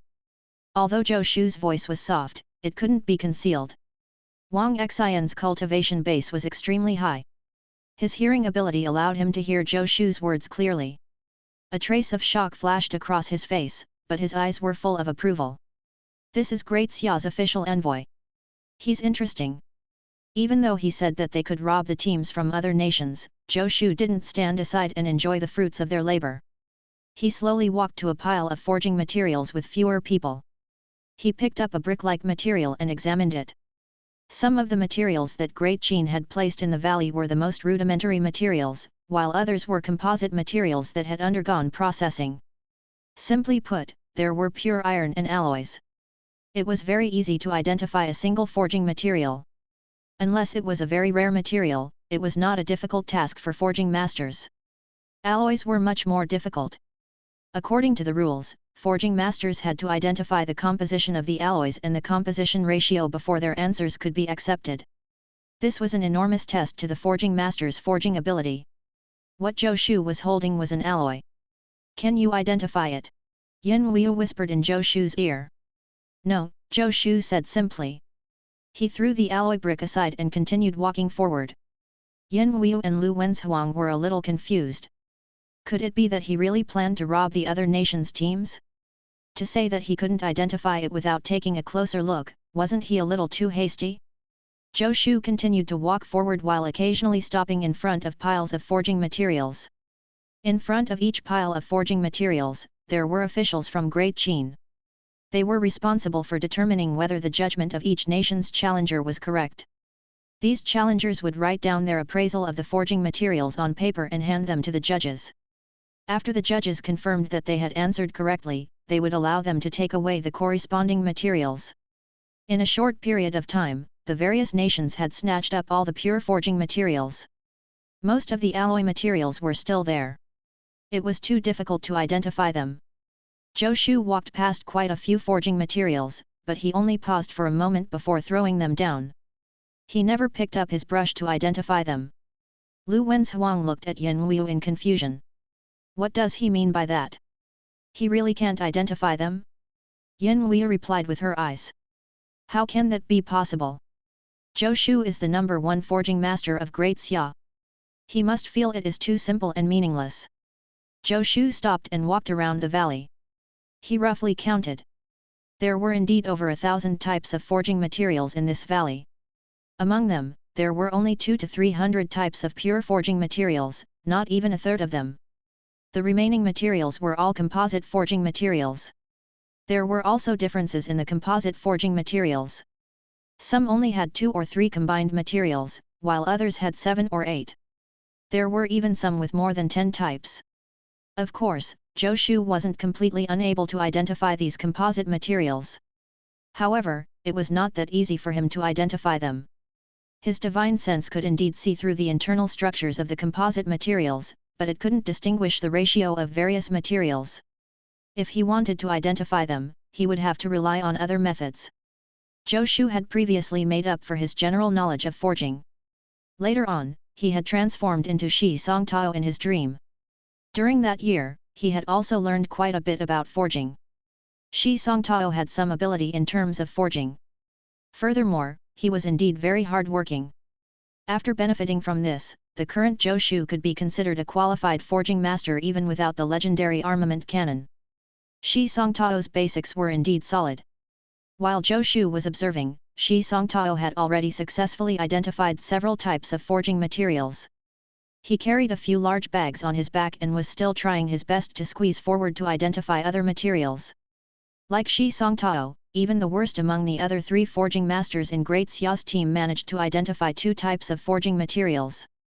Compared to the 1,000 types of forging materials in the valley, there were only 81 people from all 9 nations. Even if each person could identify 10 types, not all the forging materials could be completely identified. As such, Great Xia's harvest was nothing more than a drop in the ocean from the mass of forging materials. These forging masters seemed to have also discovered this problem. They no longer gathered together to compete. Instead, they each chose their own targets and began to break down the composite materials. No one knew what weapons they would need to forge at the next checkpoint. Therefore, the more materials they got, the better. This was because they didn't know what materials they would need. It was better to take more. Zhou Shu, are we really? Yin Weiyu whispered again when she saw that Zhou Shu had yet to identify any forging materials. Although she also felt that what Zhou Shu said at the beginning was a little too extreme, if they really robbed people, would it damage Great Xia's reputation? What do you think? Zhou Shu said noncommittally. A contemplative look appeared on Zhou Shu's face. He was pondering what Great Qin had meant by setting up this trial. If he was someone from Great Qin, what would he do to repair the imperial cauldron? As he looked at the pile of materials in front of him, an idea suddenly flashed through Zhou Shu's mind. In order to forge a ranked weapon, materials, craftsmanship, tools, star positions, and star paths were indispensable. This checkpoint was obviously related to the materials. If Great Qin's imperial cauldron was damaged, then they would have to use the same materials to repair it. In this way, Great Qin would have to know what materials were used to forge the imperial cauldron. Zhou Shu didn't know who had first created the imperial cauldrons, nor did he know if the secret forging formula had been passed down. He could only assume that Great Qin didn't have the secret forging formula for the imperial cauldron. In this way, the first step to repairing the imperial cauldron was to identify its materials. If I'm from Great Qin, then I'll mix the materials for the imperial cauldron with these materials. If a forging master recognizes them, then... Zhou Shu's gaze swept across the piles of forging materials. In that case, what kind of composite materials were used to forge the imperial cauldron? Following this train of thought, Zhou Shu began to walk through the materials again. This time, his expression became much more serious, and his diligence caused his entire body to emit a special glow. Chapter 199. Grand Minister, it seems like someone doesn't believe in our abilities. 1. There were over 1,000 types of forging materials that Great Qin had placed in this valley, and it was impossible to determine exactly how many of them there were. Zhou Shu searched for a long time, but he still couldn't find any materials that seemed to be pieces of the imperial cauldron. On second thought, something might have happened to Great Qin's imperial cauldron, but it might not be broken. Even if it was broken, they might not necessarily take out the fragments of the imperial cauldron directly. There were so many grand craftsmen in Great Qin. No matter how useless they were, they should be able to analyze the forging materials of the imperial cauldron. They might have even disassembled the forging materials. Zhou Shu had to admit that Great Qin was indeed cautious. Even someone like him, who knew some inside information, was unable to discover any abnormalities in these materials, let alone these forging masters who didn't know the inside story. They thought that Great Qin was merely testing their forging abilities. It seems like it's impossible to use these materials to speculate about the situation of the imperial cauldron. Zhou Shu thought, unless I can analyze all of these materials. He looked at the forging materials. Over 1,000 forging materials had been identified in half a day. The forging masters sent by the various nations were all elites, and their basic skill of identifying the materials was definitely passable. The speed at which they identified the materials was very fast. Zhou Shu estimated that in another half a day, they would be able to identify all of these materials. Unless there were forging materials that no one could recognize. There was no need to consider this possibility. If the teams of the 9 nations were able to identify all the forging materials, then... Zhou Shu rolled his eyes. He felt tired just thinking about personally analyzing over 1,000 different materials. He couldn't be bothered to do such manual labor. Wasn't there so much free labor now? After they identified all the forging materials, he would go to find them and reason with them. It shouldn't be a problem for everyone to share information, right? Is there a problem? Then, may I ask if there are any second-rank martial artists on your team? If not, then stand still. Thinking of this, Zhou Shu's mood improved. He strode toward Wang Xin. Hello, General Wang. Zhou Shu chuckled. Does that mean that we can head to the second checkpoint anytime now? Since there was no victory or defeat in the first round, there was no such thing as elimination. According to the rules, everyone should be able to enter the second checkpoint at any time as long as they felt that they had enough materials.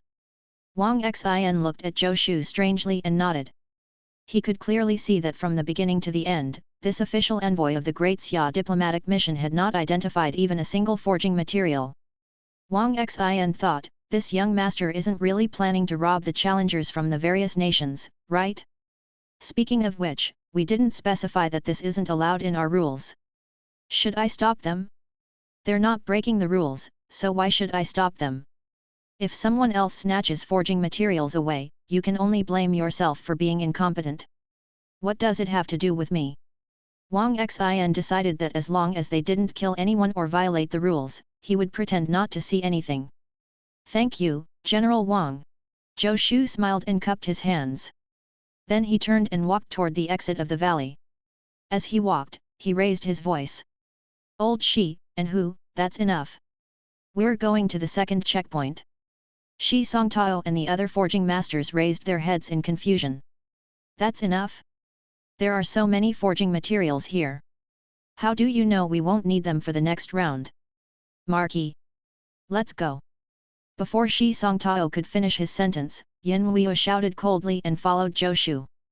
Fine, one is the official envoy and the Yu Marquis, the other is the princess of Great Xia. Since both of them have spoken, what else can I say? Shi Songtao looked at the remaining materials reluctantly. As long as he was given time, he was confident that he could identify the other forging materials. But now, no matter what he thought, in front of the people from other nations, he couldn't appear to be someone who disobeyed orders. Zhou Shu, when we reach the next checkpoint, if there aren't enough forging materials, I want to see how you will take responsibility. Shi Songtao thought. He felt a little sad. It seemed that this time, not only would he not be able to accomplish anything, but he would also get into trouble. If news that they had been eliminated in the second checkpoint spread back to Great Xia, who knew how many people would curse him? He shook his head and sighed. He gritted his teeth and said to the other forging masters, let's go. They did their best to carry the materials they had already obtained, supporting each other as they chased after Zhou Shu and the others. He didn't know if Great Qin was intentionally trying to mislead him, but these 9 checkpoints weren't located in the same place. Instead, they were arranged in various places from Hang Pass to Great Qin's capital. The first checkpoint was located in a valley within Hang Pass. The second checkpoint was located 50 kilometers away from Hang Pass. Zhou Shu and the others relaxed. Although Shi Songtao and the others were carrying hundreds of kilograms of forging materials on their backs, they were still martial artists after all. It wasn't like they couldn't walk. They continued forward, arriving a few kilometers away from the second checkpoint.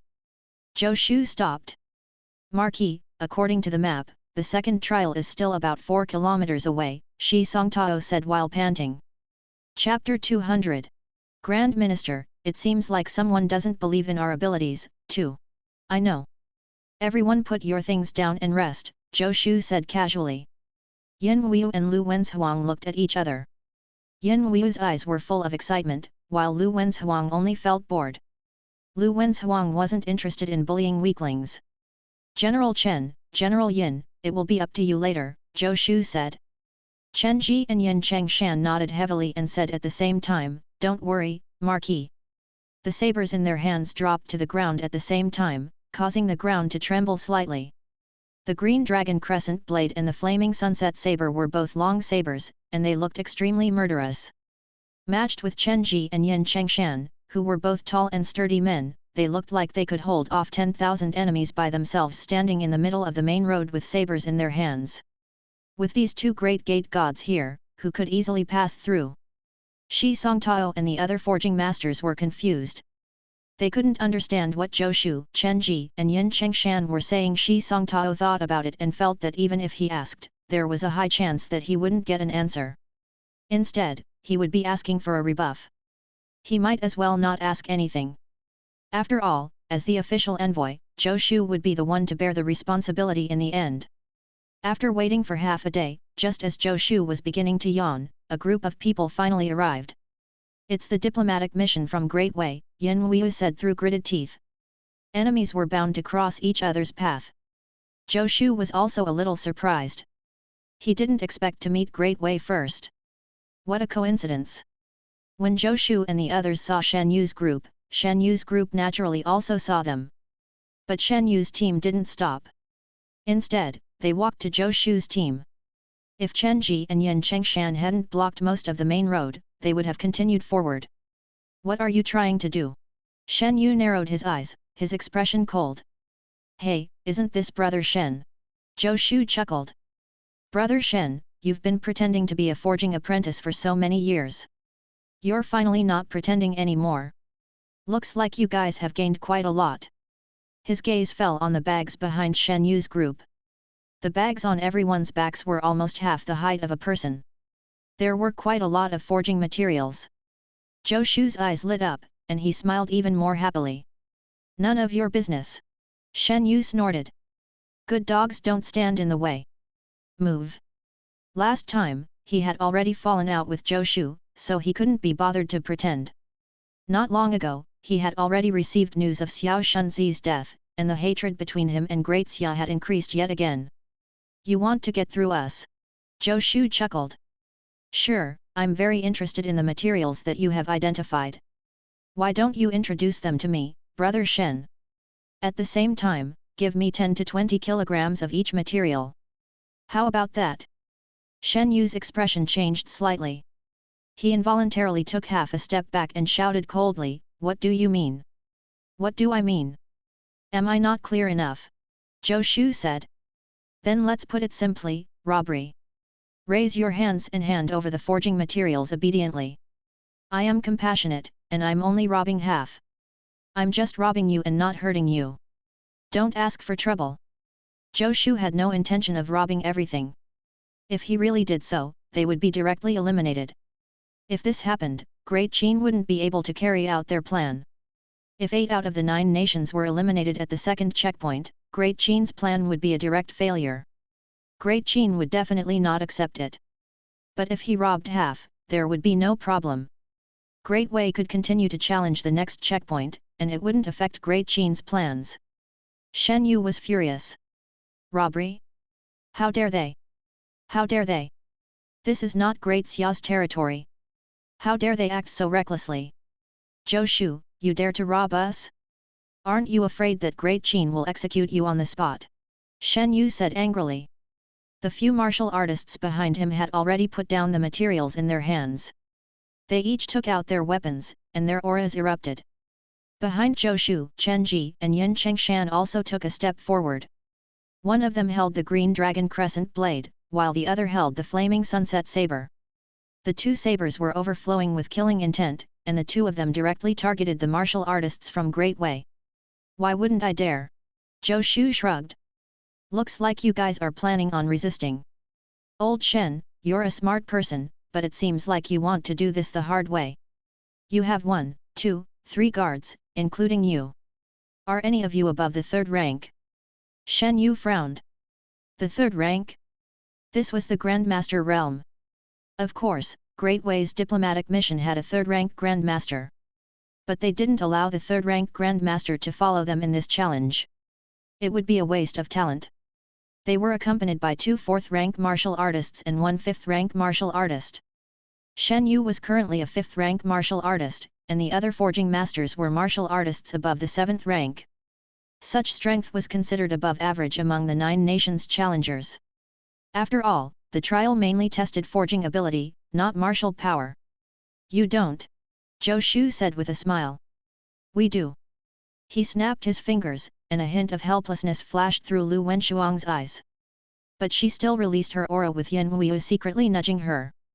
The aura of a 3rd rank Grandmaster made Shen Yu's expression very ugly. Their team of 9 was not weak, but they had no chance of winning against a Grandmaster. You don't even have a 3rd grade martial artist, let alone a 2nd rank martial artist, right? Zhou Shu smiled happily.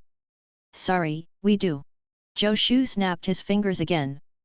Yin Wuyu also smiled very happily and cooperatively released her aura. This time, she didn't plan to hide anymore. If she still hit her cultivation level at this time, how was she going to show off to her own people?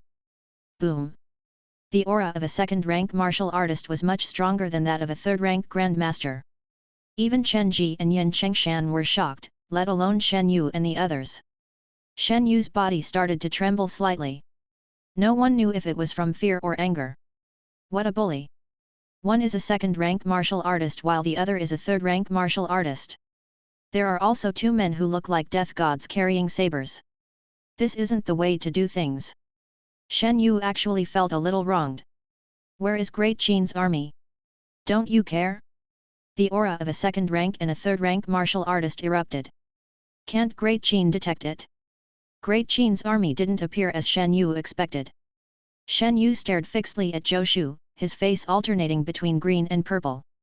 Fight? Stop fooling around. Just a second-rank martial artist could kill all 9 of them without any bloodshed. Not to mention, they had a third-rank martial artist as well. They were on completely different levels. If they didn't fight, would they allow them to rob them? Shen Yu was full of grief and indignation as he heard Zhou Shu continue. Old Shen, you have to be more open-minded. We can have a good exchange without much loss on your end. Leave half of the forging materials, and you can continue to challenge the checkpoints. If we fight, you guys will be beaten up for nothing, and the outcome won't change. What's the point? Although our side is much stronger than yours, if we really fight, fists and kicks have no eyes. You know that. Zhou Shu chuckled like an old friend. In Shen Yu's eyes, he looked like a ferocious demon. How can there be such a shameless person in this world? How can he talk about robbery so openly? Shen Yu glared at Zhou Shu, wishing he could skin him alive. Grand Minister, someone doesn't seem to believe in our abilities. Shall we show them? Zhou Shu said.